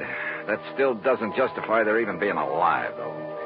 Fortunately, in the insurance business, they never get away with it for long. Even a team like Whitney and Ricardo. I wonder if they're sharing the same cell. Expense account, item 6, $10 to the doctor who sewed up my neck. Item 7, $84 for a night on the town with Pete Packard. Strangely enough, I still have a bit of a headache from it. Expense account total, including a little gift to that taxi driver, incidentals and transportation back to Hartford, $391.80. Yours truly, Johnny Dollar.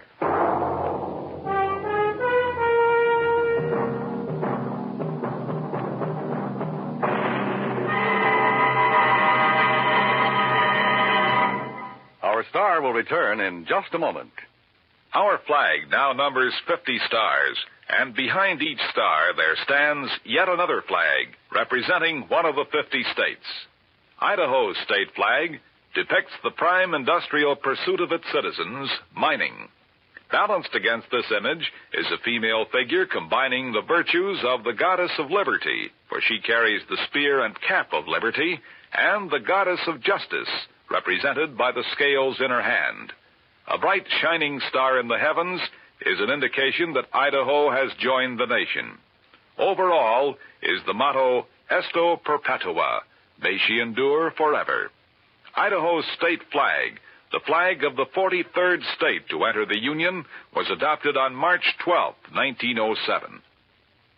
Now, here is our star to tell you about next week's story. Next week, a killer's list. That's right, a list of victims. And guess who's on it? Join us, won't you? Yours truly, Johnny Dollar.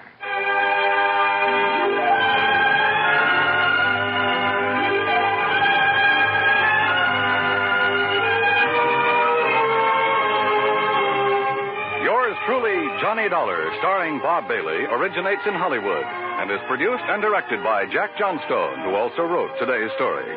Heard in our cast were Virginia Gregg, Forrest Lewis, Barney Phillips, Edgar Beria, Frank Gerstle, and Peter Leeds. Be sure to join us next week, same time and station, for another exciting story of yours truly, Johnny Dollar. This is Dan Cubberly speaking.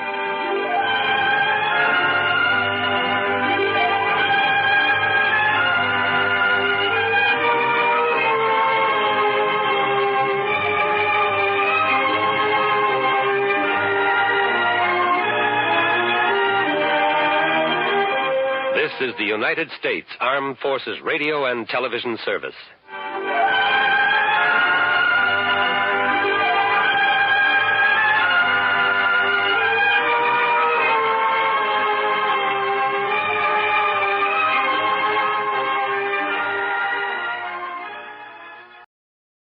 From Hollywood, it's time now for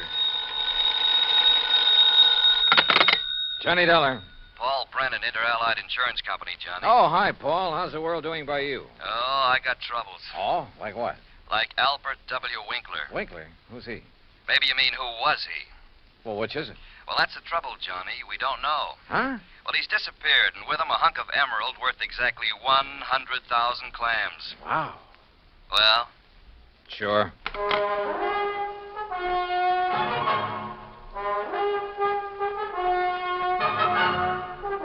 Bob Bailey in the exciting adventures of the man with the action-packed expense account. America's fabulous freelance insurance investigator. Yours truly, Johnny Dollar.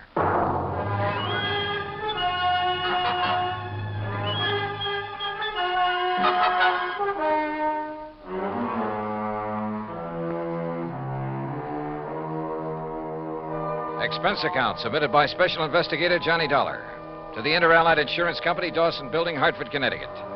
Following is an account of expenses incurred during my investigation of the Blooming Blossom matter. Expense account item 1, $1 even. Taxi from my apartment to the offices of Inter-Allied, where Paul Brennan wasted no time in getting to the point. Albert Winkler was a partner in a small jewelry firm down in New York. Real exclusive type place. Fluid and Winkler? Yeah, that's the outfit. Well, a few days ago, they got hold of an emerald. It's called the Green Eye of Calcutta. And, Johnny, the darn thing's big enough to choke a horse. Okay, Paul, okay. I don't think you need go any further. No, wait. They planned to put it on an exhibition at the big international jewelry show in Chicago next month, and Winkler took it home to work on it. Oof. Insured for $100,000, you said. Yeah, and Winkler's insured for 10. Okay, so who killed him and stole the rock? Listen, will you? Go ahead. Well, Sunday morning, his partner Blewett tried to phone him at his apartment. No answer. So Blewett sauntered down to the office thinking he might be there. But no sign of him? Right. Nor of the Green Eye of Calcutta. Only a note Winkler had left the night before saying he was taking the stone home to work on it. Well, that makes it look as though maybe Winkler... Listen. About that time, the phone rang there in the office. It was the police department, also looking for Winkler. Oh. Yeah, they'd been called by Winkler's landlord after a chambermaid had found his apartment completely ransacked and the old boy missing. Uh-oh. Who's working on it? For the NYPD, I mean. Sergeant Randy Singer, 18th Precinct, homicide. Old friend of yours, I believe. Yeah, good man. Has he come up with anything? Nothing. Well, Johnny? Sure, Paul. Now? Now. Item 2, another $1 for a taxi back to my apartment where I slicked the stubble off my face, showered, dressed, and was about to head for New York when the phone rang.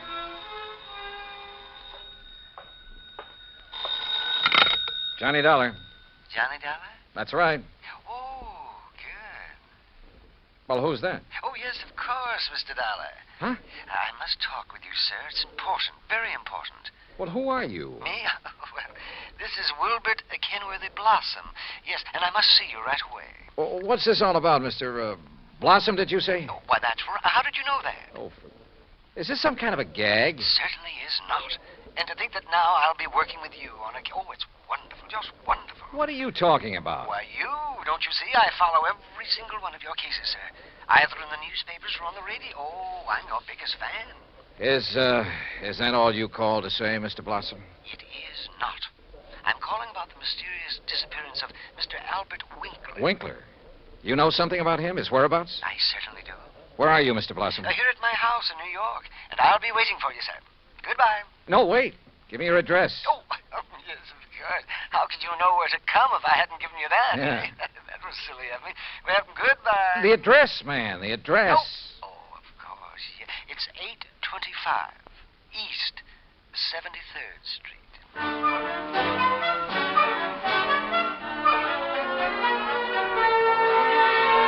Item 3, $9.20, transportation and incidentals to New York City and 825 East 73rd Street.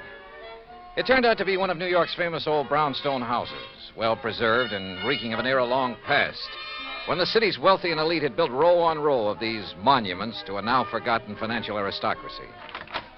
Oh, come in, Mr. Dollar. Come in. I'm Wilbert Kenworthy Blossom, and I cannot tell you how thrilled I am to be working with you on this. I don't know how to describe it, but I'll try. The inside of Blossom's home was unbelievable. Ornate pre-Victorian furnishings, heavy velvet draperies, huge lamps and chandeliers, gilt-framed mirrors, even an ancient horsehair sofa.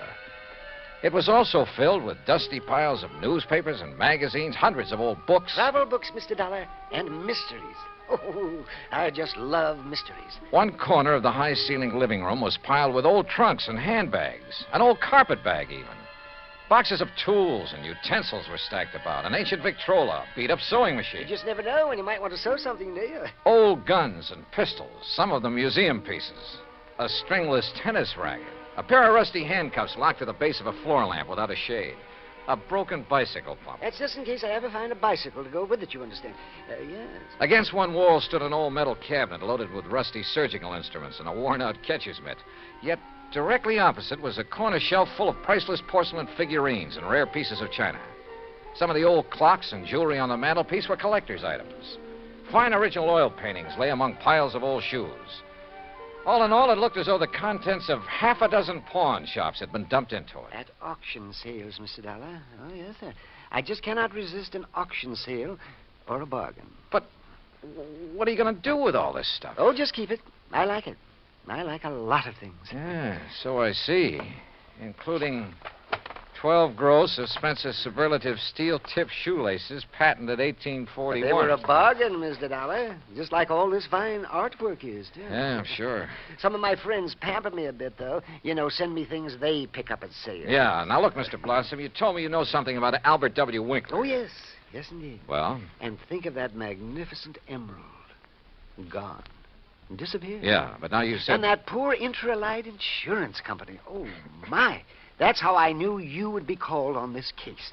But $100,000 and $10,000 on Mr. Winkler. Well, at least they're off the hook on him until he's proved dead. Aha. And that's where I come in. With proof. Proof? What proof? Have you seen Winkler? Mr. Dollar, I have. Well, where is he? You understand, of course, that I know Mr. Winkler very well because I've seen him at his office so many times. Yeah, okay, go on. Oh, go on. yes, indeed. Such beautiful, beautiful jewelry he had there. And, of course, he was always trying to buy some of the things I had. But you say you've seen him. Where? Well, Saturday I'd planned with a couple of old friends to attend a railroad auction. That was the Canyon City and Metropolitan Railroad. Winkler was there at the auction sale? Yes. Did you speak to him? Oh, no. Well, why not? You said you knew him. Oh, I didn't go to the auction. I wasn't feeling very well that day. I had a little cough. It was kind of like that. Then how do you know he was there? My friends went, and at least they talked about going. Mr. Blossom. And I'm sure they did, too, because they sent me something from... And what do you suppose it was? I don't know. I don't care. Now, look here. You got me It was the very thing that has solved this whole case for you. What? And think of it. This dull, drab, dreary life of mine has suddenly become... Why, it's almost like a mystery story, isn't it? Adventure and... Look, Mr. Blossom, Think of it. I'm being a detective. I'm working with my idol, the famous Johnny Dollar. Oh, George. Mr. Blossom, what did they send you? What's that? Oh, yes, of course. Here it is, sir. It's right here between the erector set and the golf clubs. This old trunk? That's right. Oh, great Scott, you think you do. But at first, of course, I thought of calling the police. But knowing all about you... Mr. Blossom, let me see that. Excuse me. There are a lot of crumpled newspapers on top. Yeah, I see. As old as the trunk. Good Lord. It isn't pretty, is it?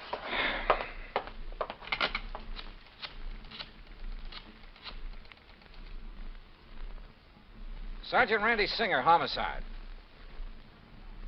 Randy, Johnny Dollar, get somebody over to 825 East 73rd Street right away, will you? Body of Albert Winkler. Randy got there in a matter of minutes. Got the same story from Blossom that I had, then called for the lab crew to come and take over. Now, who delivered this trunk, Mr. Blossom? Why, it was just a delivery man. Can you describe him? Would you know him if you saw him? Yeah, well, he was big and strong. He was very strong. Distinguishing features, scars or a limp or a beard or something? Well, I told you, Johnny, he was big and strong. How old? Well, I would say he was somewhere between 25 and, Yeah? 50. Yes, I'm sure. Well, that's a lot of help. Yeah, you better have those thick spectacles changed. But he was big. Yes, we know, and strong. What about his truck? Oh, I didn't see that. He left it outside. No. Now, look. These friends of yours who did attend the auction, who were they? Oh, yes. Now the investigation proceeds. Now the excitement. Who were they, Mr. Blossom? Well, there's Randolph Harrison and Percival.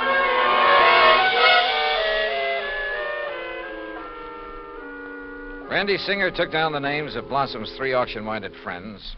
The lab crew arrived. Randy took off to dig up Blossom's friends, and I took a cab. That's item 480 cents to the apartment of Elwood Blewett, Winkler's partner in the jewelry business. Blewett lived alone in a modest but tastefully furnished 5 or 6 rooms on East 52nd Street. Of course, Mr. Dollar.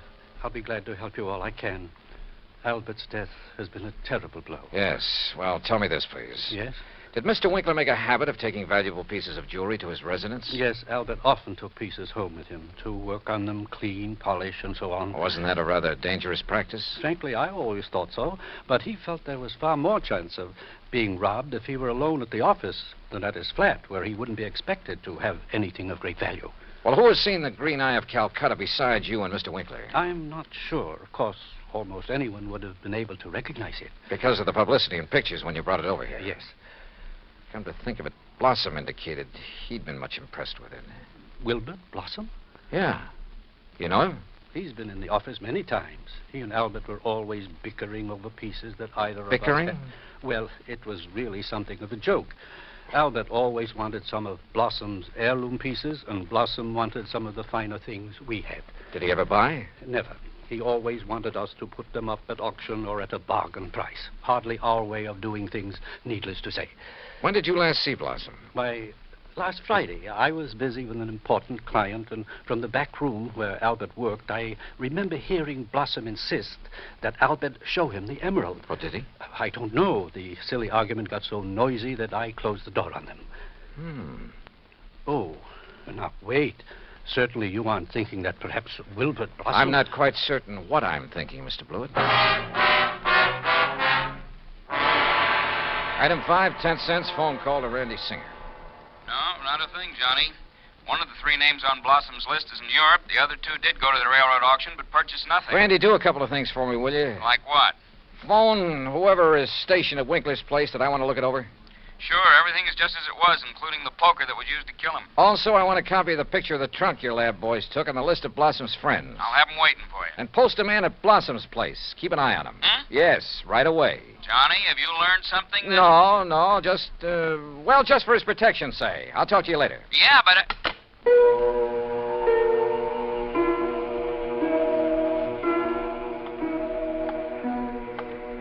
Blossom.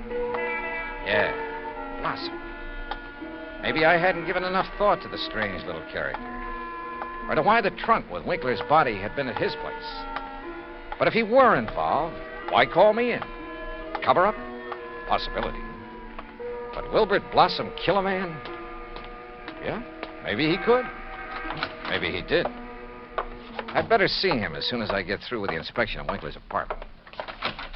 Mr. Dollar? Oh, hi, officer. Did Sergeant Singer call and tell you that... He's on the phone here in the Winkler apartment now. Wants to talk to you. Says it's very urgent, sir. Okay, thanks. Johnny Dollar. Johnny, how did you know? Huh? The man I sent to cover Blossom's house for you got there too late. What? Whoever got in and attacked the poor old coot got away. Attacked? Blossom? Yeah, really did a job on him. Johnny? Okay, Randy. Thanks.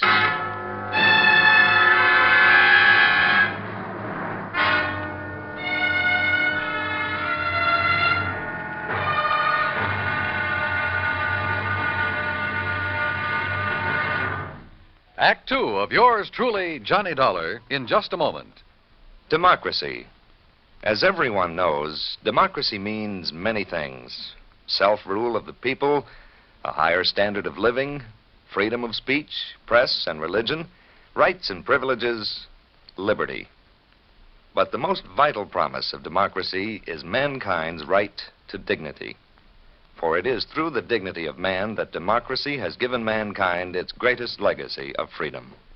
Now, Act 2 of yours truly, Johnny Dollar, and the Blooming Blossom Matter.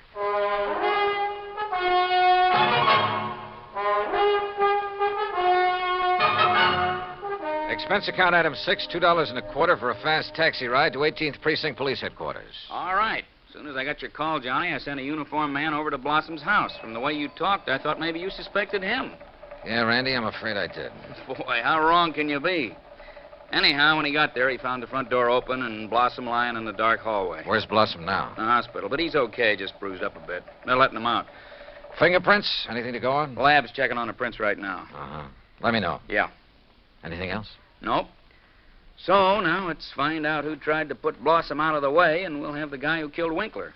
And stole the $100,000 worth of emerald, then shipped Winkler's body to Blossom. Oh, and by the way, here's the picture of the trunk you asked for and the three names Blossom gave me. Harrison, Norton, and Scatterday. What are you going to do with them? Randy, Suppose the man who attacked Blossom is the one who did all the rest. You got a better suppose? Well, look, Randy, whoever wielded that poker on Winkler couldn't have been very strong. A really hefty wallop would have bent it out of shape. Yeah, and the lab agrees with you. But, of course, it didn't take much of a blow to finish off old Winkler. He didn't weigh much over 100 pounds, you know. Yeah. Any strong arm could have finished him off easily and without messing up the whole apartment. And don't forget, whoever did him in also put him in the trunk and delivered it to Blossom's house. But why? Yeah. Yeah, and where's the emerald? That's what you should be worried about. $100,000 worth of worry for your insurance company. Now, what are you going to do with that picture of the trunk and the list of Blossom's friends? Oh, yeah, sure. I'll see you later.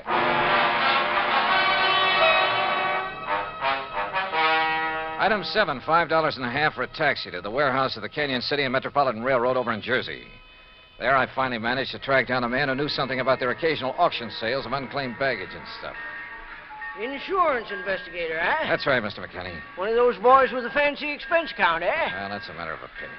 Look, you had an auction sale here last Saturday, didn't you? That's right. Handled it myself. Want to know something about something we sold off? Exactly. Then I'm your man. Always remember all about every single item I sell and who bought it and all about them. That's fine. Because I want to know if any of the names on this list bought from you on Saturday. Yeah? Randolph Harrison. Man by the name of Harrison buy anything? Nope. How about Percival Wentworth Scatterday?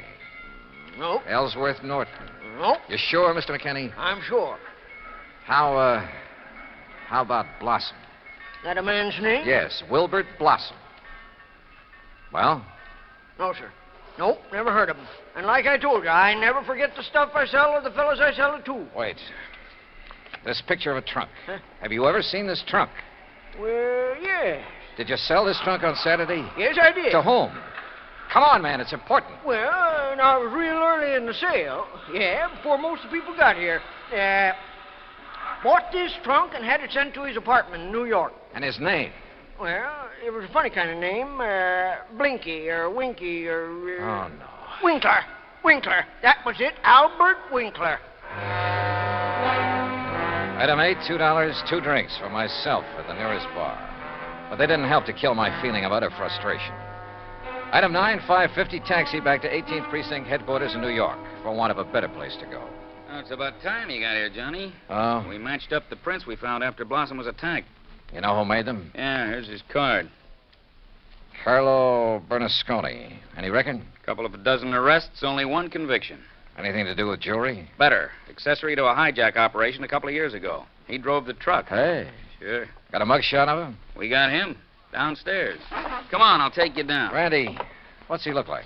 Like you'd expect a truck driver to look. Big, husky brute. Has he admitted anything? Well, the threat of a murder charge made him talk, all right, but none of it makes any sense. Of course it doesn't. But he's our boy, all right. He killed Winkler, beat up Blossom. I thought your lab decided whoever killed Winkler was a small fella. Yeah, So the theory about the same man killing Winkler and beating up Blossom doesn't work. But, Johnny, holy... Come on down. Let's talk to this Bernasconi. After I make a phone call. Huh? Who to? Yeah? Get me a man named McKinney, Canyon City and Metropolitan Railroad warehouse over in Jersey. Make it fast, please. Yes, sir. Hey, you been over there, Johnny? Just before I got here. Did you find out anything? No, but I'm going to now. Like what? Randy, for the first time, this whole thing is beginning to make sense. Here's your party. Mr. McKinney? That's me. This is Johnny Dollar, remember? Sure do. Good. And say, Now... I've been reading in the paper since you left here about that body found in the trunk over there in New York. Yeah, well, look. Is that the same trunk you was over here asking about? Yes. Now, you told me that trunk was bought by a man who gave his name as Winkler. That's right. Do you remember what he looked like? Sure do. Why, I can give it to you as accurate as if it was in the police files. Well? Height, 5'9", maybe 9.5. Go on. Weight, between 155 and 58. You see, when I was young, I worked with a Carney show guessing weight and height, and if I didn't guess it right... Yeah, okay. Now, how about the color of the eyes? Well, I noticed them because of the way he squinted through them thick, old-fashioned steel glasses. Thanks, Mac. I'm sending you a 10 spot in the next mail. Well, now... Well, Johnny? Come on, Randy. Let's go down and see this Bernasconi. You find something out new? Yeah, and I don't like it. I don't like it.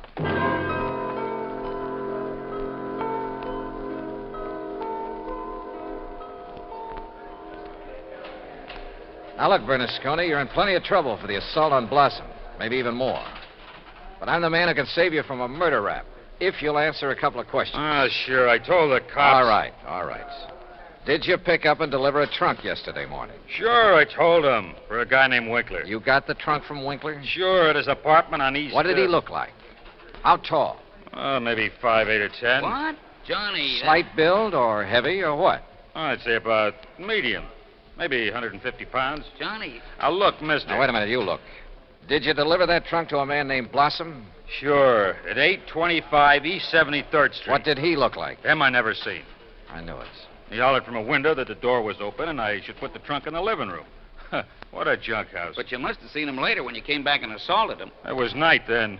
When he come to the door, I just slugged him and let him lay there. Then I went inside where the lights was on to look for the big rock I'd read about in the paper. But then I heard a prowl car coming, so I beat it. Trunk wasn't there anyway. Okay, Bernasconi. See you later, Randy. Now, just a minute, Johnny. Hey, and what about me? You said it...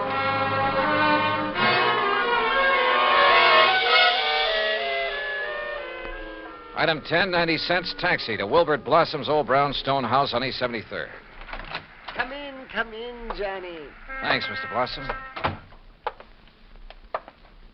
All recovered from your beating? Oh, of course I am. Here, sit down.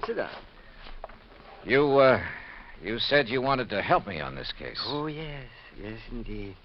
Why, this chance to work with a man I consider the finest insurance investigator in the world. Yeah. That's why I called you when I got the trunk with Mr. Winkler's body in it. Mr. Blossom, why don't you All tell the my truth? drab, dull life, I wanted to be a detective, an investigator. And this was my chance. My chance... Tell the truth, did you say? Mr. Blossom, listen to some facts for a minute and see what conclusions you draw from them. Oh, deductions. Like a detective. To begin with, this house of yours so full of, well, junk. I told you, Johnny, I like things. But it also has a lot of fine paintings, sculpture, china, jewelry. Oh, I like all sorts of things, especially if they're fine and rare. And bargains. Like the Green Eye of Calcutta? Oh, the most beautiful emerald in the world. And I would conclude that you'd do just about anything to have that stone. Yes, sir, Johnny. I'd reach the same conclusion. Okay. Now, when Albert Winkler and the emerald disappeared, it was in the papers that Inter Allied had written policies on them. Conclusion? Yes, sir. I would deduce that you would be called in. Wouldn't it be smart, then, if the killer was afraid I'd eventually get around to him anyway? Wouldn't it be smart for him to call me in and offer to help me? As a cover-up for what he'd done? Oh, yes. Yes, indeed. Or at least he'd think it would. Oh, yes, I guess he thought it would. Another thing, Mr. Blossom. Oh? What is it, Johnny? The body was packed in the trunk with old newspapers. Like these you keep piled around. Oh, why, yes. And I would deduce... So obvious that both Randy Singer and I overlooked them completely. Oh, well, there's so many things piled around here. You couldn't be expected to... Johnny. Yeah? What really made you decide that... Well, I'd like to know. All right. Albert Winkler was a frail little old man, about 4'11", not much over 100 pounds. Yes, he was. But the man who bought the trunk and had it sent to Winkler's apartment, who gave his name as Winkler, that man was about 5'9", 155 pounds. And he wore thick, old-fashioned steel-rimmed glasses. But, Johnny, I can't see without them. Then there's the truck driver. The man who ordered the trunk delivered to this house gave his name as Winkler, too. But Winkler was dead by then. Dead from a blow inflicted not by some big bruiser, but by somebody of, say, your build. Oh, that awful truck driver who thought the emerald would be in the trunk and came here to steal it and who beat me up. I suppose you want the emerald. Yeah.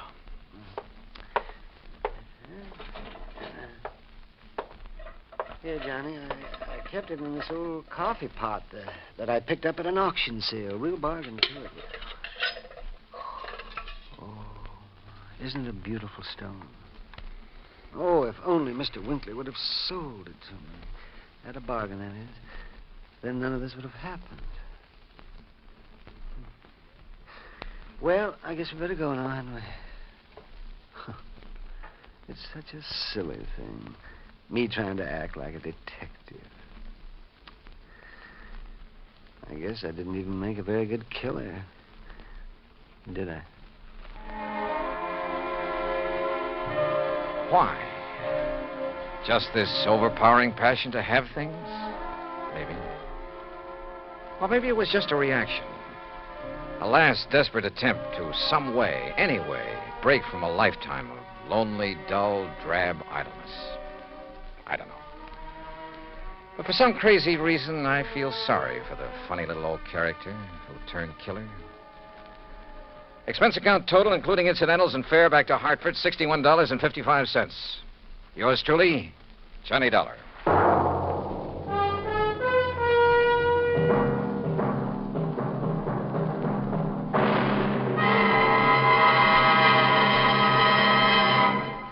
Now, here is our star to tell you about next week's story. Next week, a case so simple, so easy, so obvious, that it proves almost impossible to solve. Join us, won't you? Yours truly, Johnny Dollar.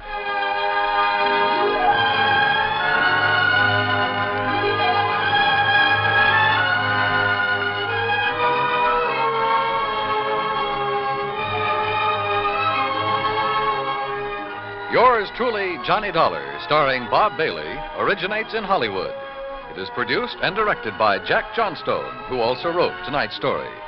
Heard in our cast were Howard McNear, Herb Ellis, Herb Vigran, Junius Matthews, Herb Butterfield, Frank Gersel, and Johnny Jacobs. Musical supervision is by Jerry Goldsmith. Be sure to join us next week, same time and station, for another exciting story of yours truly, Johnny Dollar. Dan Cubberly speaking. Johnny Dollar has come to you through the worldwide facilities of the United States Armed Forces Radio and Television Service.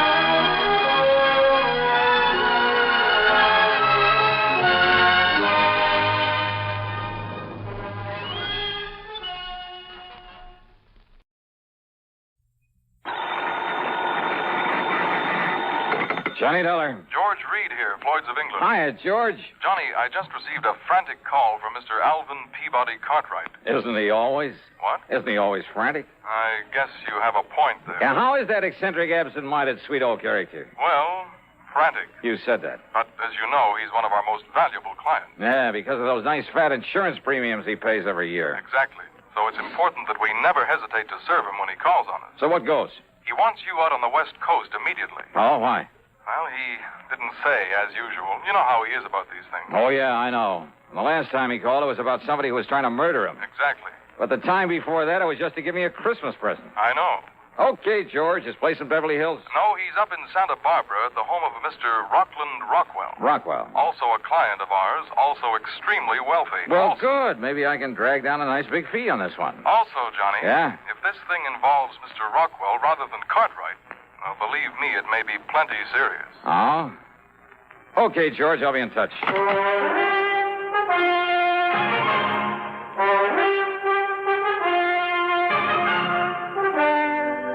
CBS Radio brings you Bob Bailey in the exciting adventures of the man with the action-packed expense account, America's fabulous freelance insurance investigator. Yours truly, Johnny Dollar.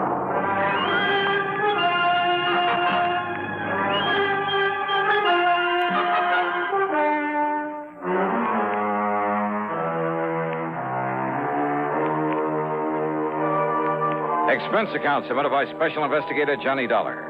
The Floyds of England, North American Office, Hartford, Connecticut. Following is an account of expenses incurred during my investigation of the Too Much Money matter. Expense account item 1, $171.40 for a plane that got me to Los Angeles early the next morning. Item 2, $50 deposit on a rental car. And the drive up the coast to Santa Barbara took me a little under 2 hours. A gas station attendant who gave me directions to the Rockwell place seemed quite impressed that I was going there. I found out why about 20 minutes later after driving up to the top of a high, densely wooded hill. Yeah, there must have been 10 acres, all of it beautifully landscaped. Broad, sweeping lawns. And on the wide, winding road up to the main house, I must have passed at least a dozen gardeners and nurserymen, tending not only the vast lawns, but the well-ordered shrubbery and the magnificent trees, the myriad flower beds. As for the house itself, well, to call it a castle would almost be an understatement. All of it, built of native stone, with towers, turrets, and parapets. And purely incidentally, there must have been 7 or 8 expensive cars parked in the driveway. Yeah, I felt almost timid about raising the heavy iron knocker. Yeah, real impressive. But, Johnny! Hiya. I knew you wouldn't let me down. Yeah, hi, Mr. Cartwright. You're a good boy, Johnny. Only, I expected nothing less than 3 or 4 uniformed butlers to let me into a joint like this. Isn't it a lovely little place? You call this little? Well, if Rocky Rockwell ever gives in to me and sells me this house, or if anything happens to him... Oh, you think something may? Oh, now that's a silly question. Why else you think I'd send all the way to Hartford for you? Oh, this is a terrible situation, Johnny. It's Now, well, you terrible. better tell me all about it, then. Well, then don't just stand here at the door letting in the flies. Oh. Come on inside and I will. Yeah, sure. Johnny, I've thought that I've had reason to think that maybe my life might have been in danger now and then. Oh, I know. But always, thanks to you, that danger's been removed. But in the case of Rocky here, oh, and he's an old friend. Well, Johnny, I honestly don't know what you can do about this whole terrible thing. But you will, won't you? I mean, you'll do everything you can.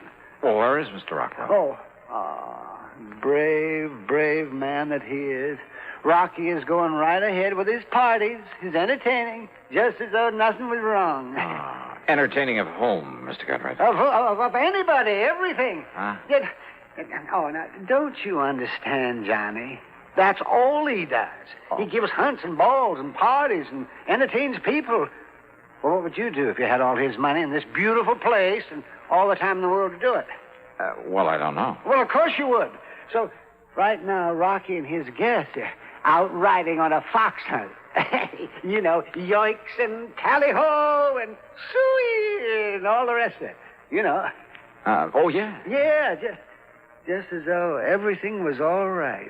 But it is. Oh, no. No, it certainly isn't. And if this thing, this terrible, this tragic... This what, Mr. Cartwright? What? Well, you still haven't told me just what you're so worried about. What's the matter with you, boy? I'm worried about my friend, Rocky Rockwell. But why? Huh? Oh.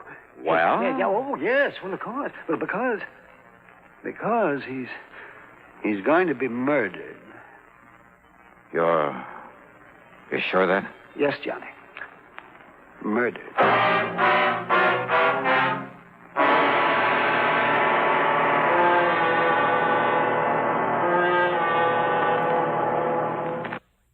And now, Act 2 of yours truly, Johnny Dollar, and the Too Much Money matter.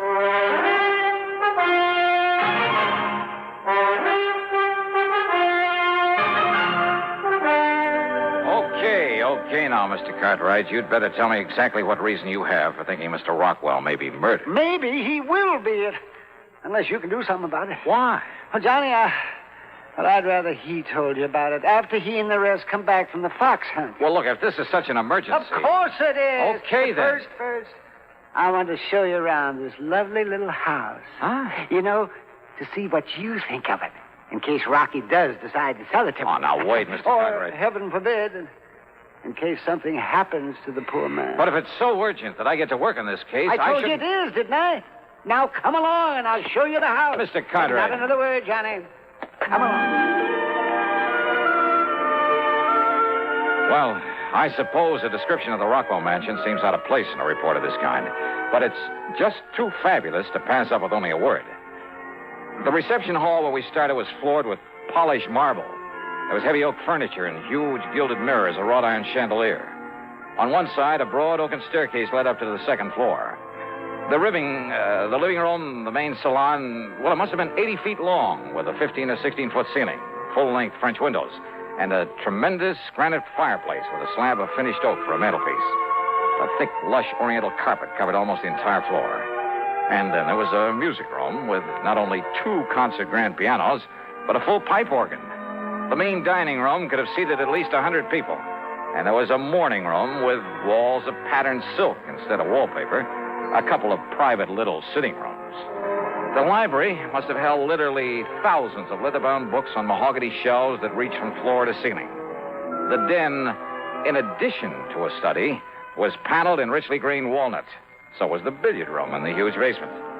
As for the bedrooms, I mean the 5- and 6-room suites on the second floor. Well, why go on? We ended up back in the den. Or maybe it was only one of the dens. Well, do you like it, Johnny? Wow. Well, now, what does that mean? After all, I may be able to buy it for only $2-3 million. Unless, as I said, Johnny. But why, Mr. Cartwright? Why do you think he's in danger? How should I know why? And why should I be bothered with trifles like that when they... Oh, look. Huh? Look. I see. Here they come. They're riding gaily over hill and dale. They're returning from the hunt. Oh, Mr. Rockwell's with him? Of course he is.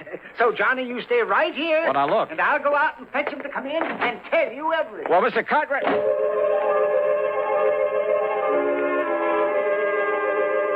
A few minutes later, when Mr. Cartwright brought him into the den, well, Rockland Rockwell was hardly the stately, dignified sort of person you'd expect to be the lord of such a manor.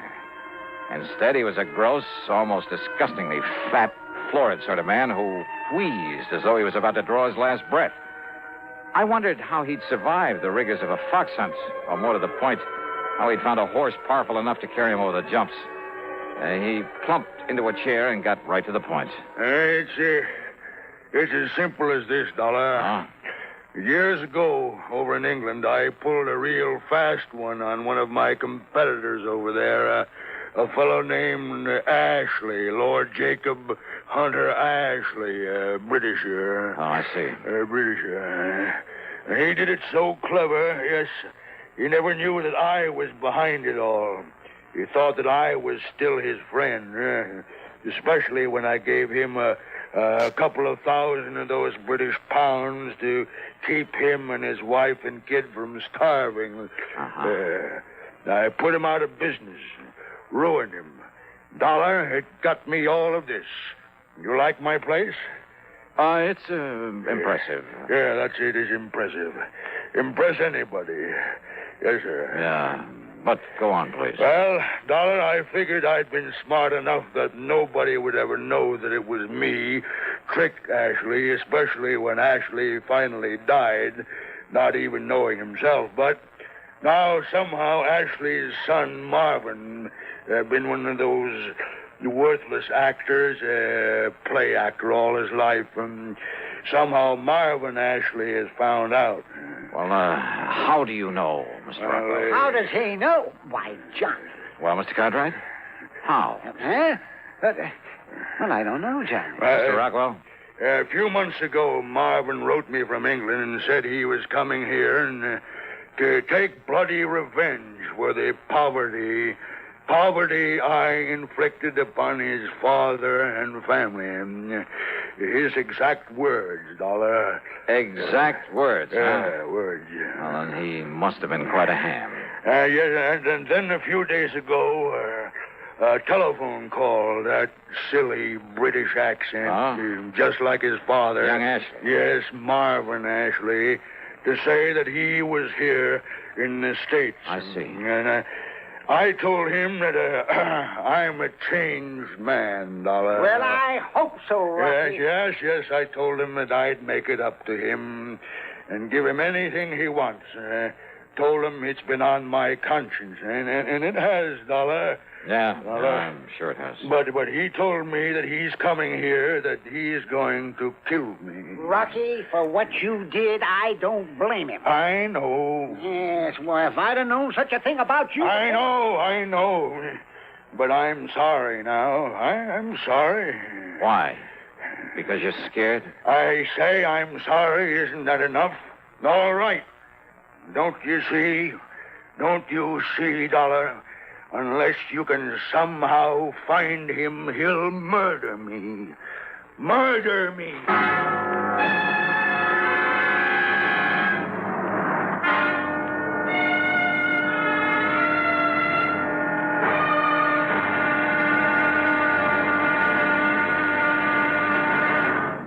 And now, Act 3 of yours truly, Johnny Dollar.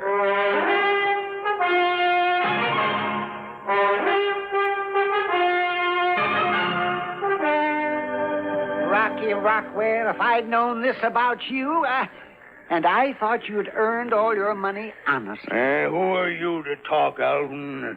Did you earn yours honestly? Well, of course I did. I inherited it. Oh, now, look, All right, Dollar. Maybe I was wrong. Maybe Ashley is right in wanting to kill me, but it's your duty to see that he doesn't, whether you like it or not. Okay, maybe so. At least until I can get the police here. The police? And expose me for what I am? I mean for what I once was? Maybe you were right the first time. Attaboy, Johnny. I'm with you. Why, Rocky... You shut up, Alvin. Now, listen, Dollar. Marvin Ashley could even be one of the people here in my home right now. You mean you don't even know all your house guests? How can I? There must be 20 of them. 20 or more.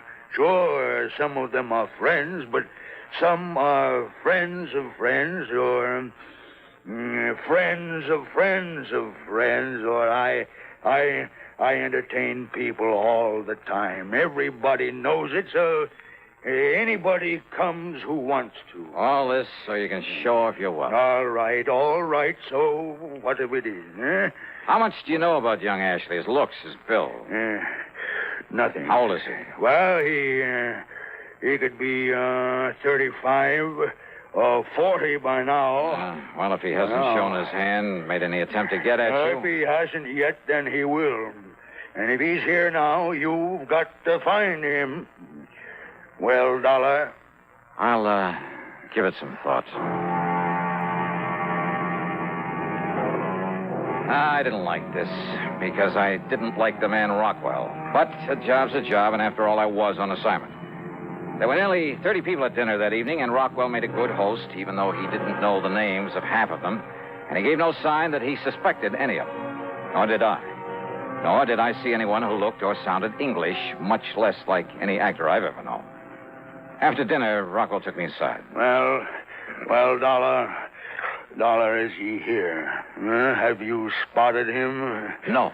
Well, but you've got to, boy, because the more I think about it, the more sure I am that he must be here by now. Maybe not. So you've just got to stay with me all the time, every minute. Now, look, Mr. Rockwell. Come along.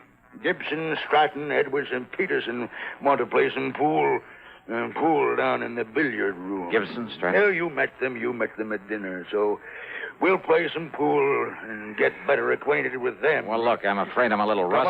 Come along, Dollar, because don't forget, if Ashley is here under some other name, he's going to stay close to me, too. So I went along with him to the billiard room where the four he'd mentioned were waiting to play.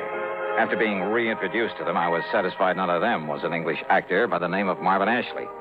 Needless to say, none of them called himself by that name. Good shot there, huh? Stratton is in here. That's right.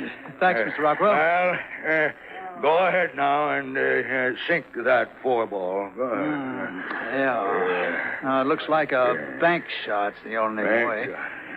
Well, here goes. It's too bad, Stratton. You might have made that with a massa shot.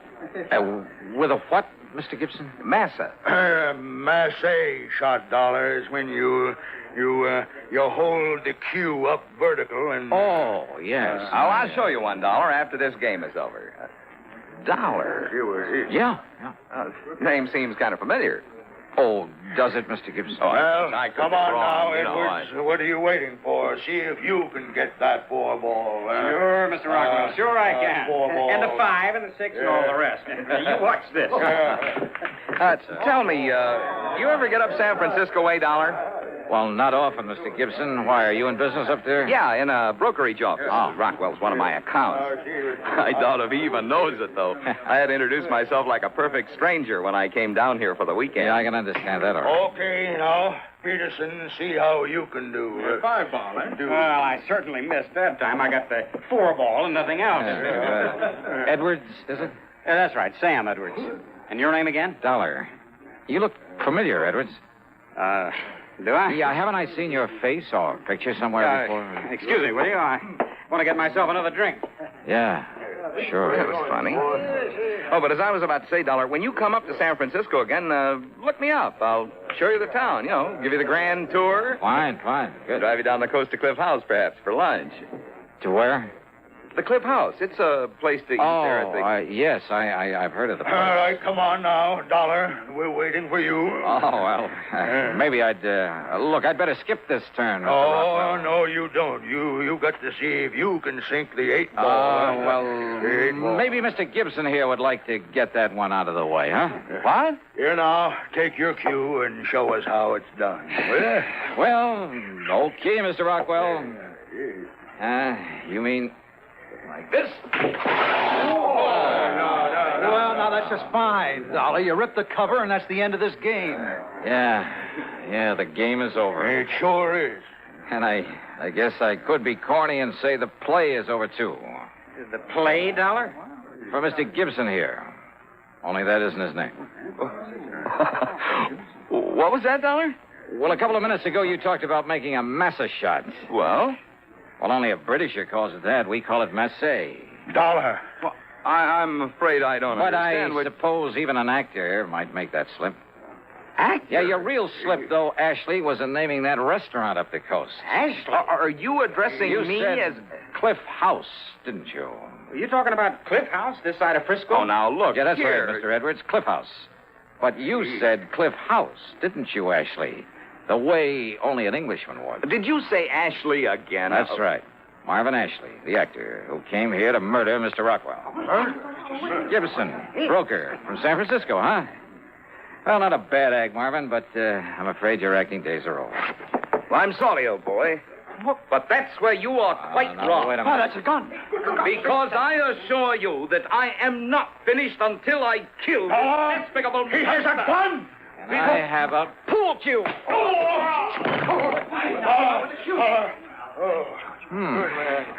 Not as rusty as I thought.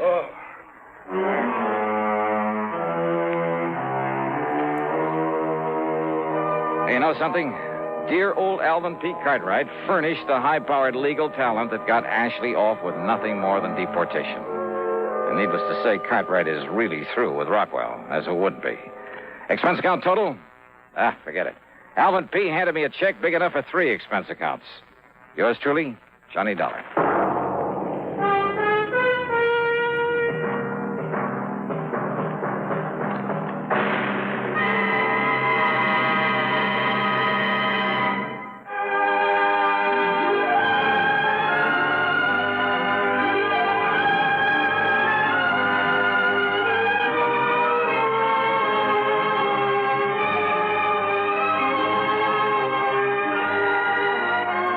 Truly Johnny Dollar, starring Bob Bailey, originates in Hollywood and is written, produced, and directed by Jack Johnstone. Heard in our cast were G. Stanley Jones, Howard McNear, Chet Stratton, Marvin Miller, and Sam Edwards. Be sure to join us next week, same time and station, for another exciting story of yours truly, Johnny Dollar.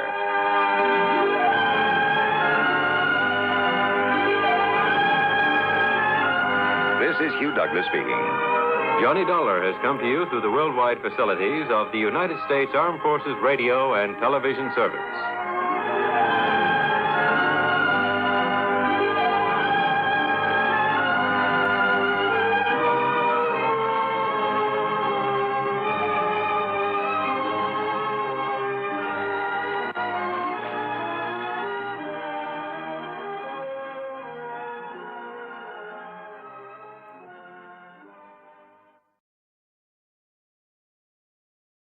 From Hollywood, it's time now for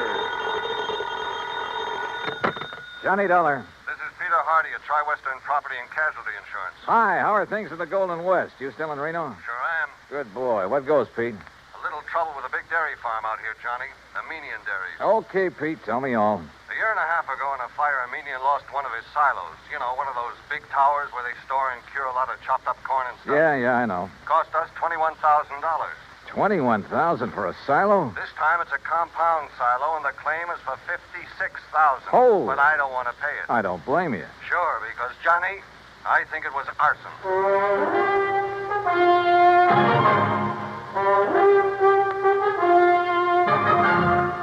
Bob Bailey in the exciting adventures of the man with the action-packed expense account.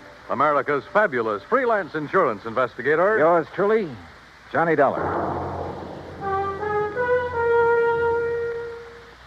And now, Act One of yours truly, Johnny Dollar.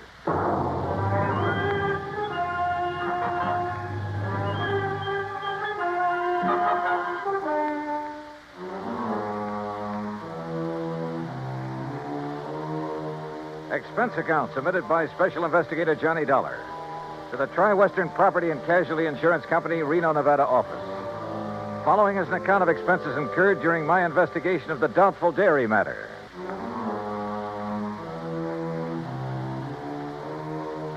Expense account item 1, $141.20. Transportation and incidentals, Hartford to Reno, Nevada. It was about 9 a.m. when I arrived, so I checked into the Mapes Hotel, then walked over to Pete Hardy's office. Armenian Dairies is just north of here, Johnny, in Warm Springs Valley off Route 33. Well, then I'd better rent me a car. Or you can use mine. Now, Pete. How can I run up my expense account unless I have something to run it up with? Johnny, for once... Uh-uh. Anyhow, the reason why these silos Armenian has are so expensive... Is that the owner's name, by the way? Yes, Aram Armenian. And I take it he's Armenian? Strangely enough, no.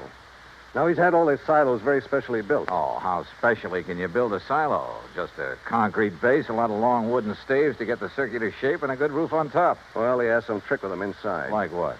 That's his deep, dark secret. But he claims it makes better silage for his cattle than is possible anywhere else in the world. And one of these things burned up a year and a half ago. The word exploded best describes it. Yeah.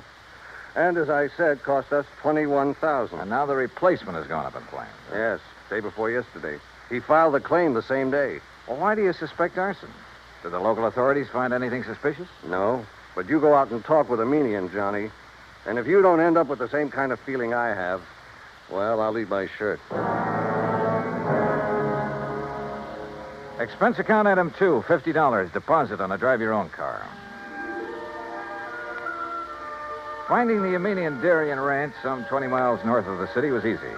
It was spread out all over the countryside. Hundreds of acres of well-irrigated, lush green pastures. Square in the middle of the ranch sat one of the cleanest, most modern dairies I ever saw.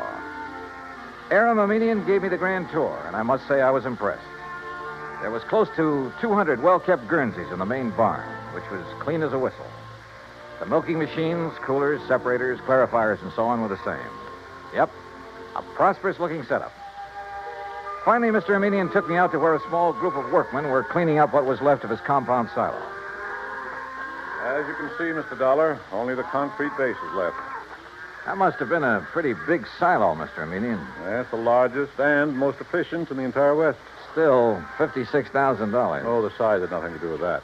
It was the inner construction, known only to Barnwell, the man who built it for me, and to myself, of course. What was so special about it? Principally a method of venting. Venting? Yes. It increased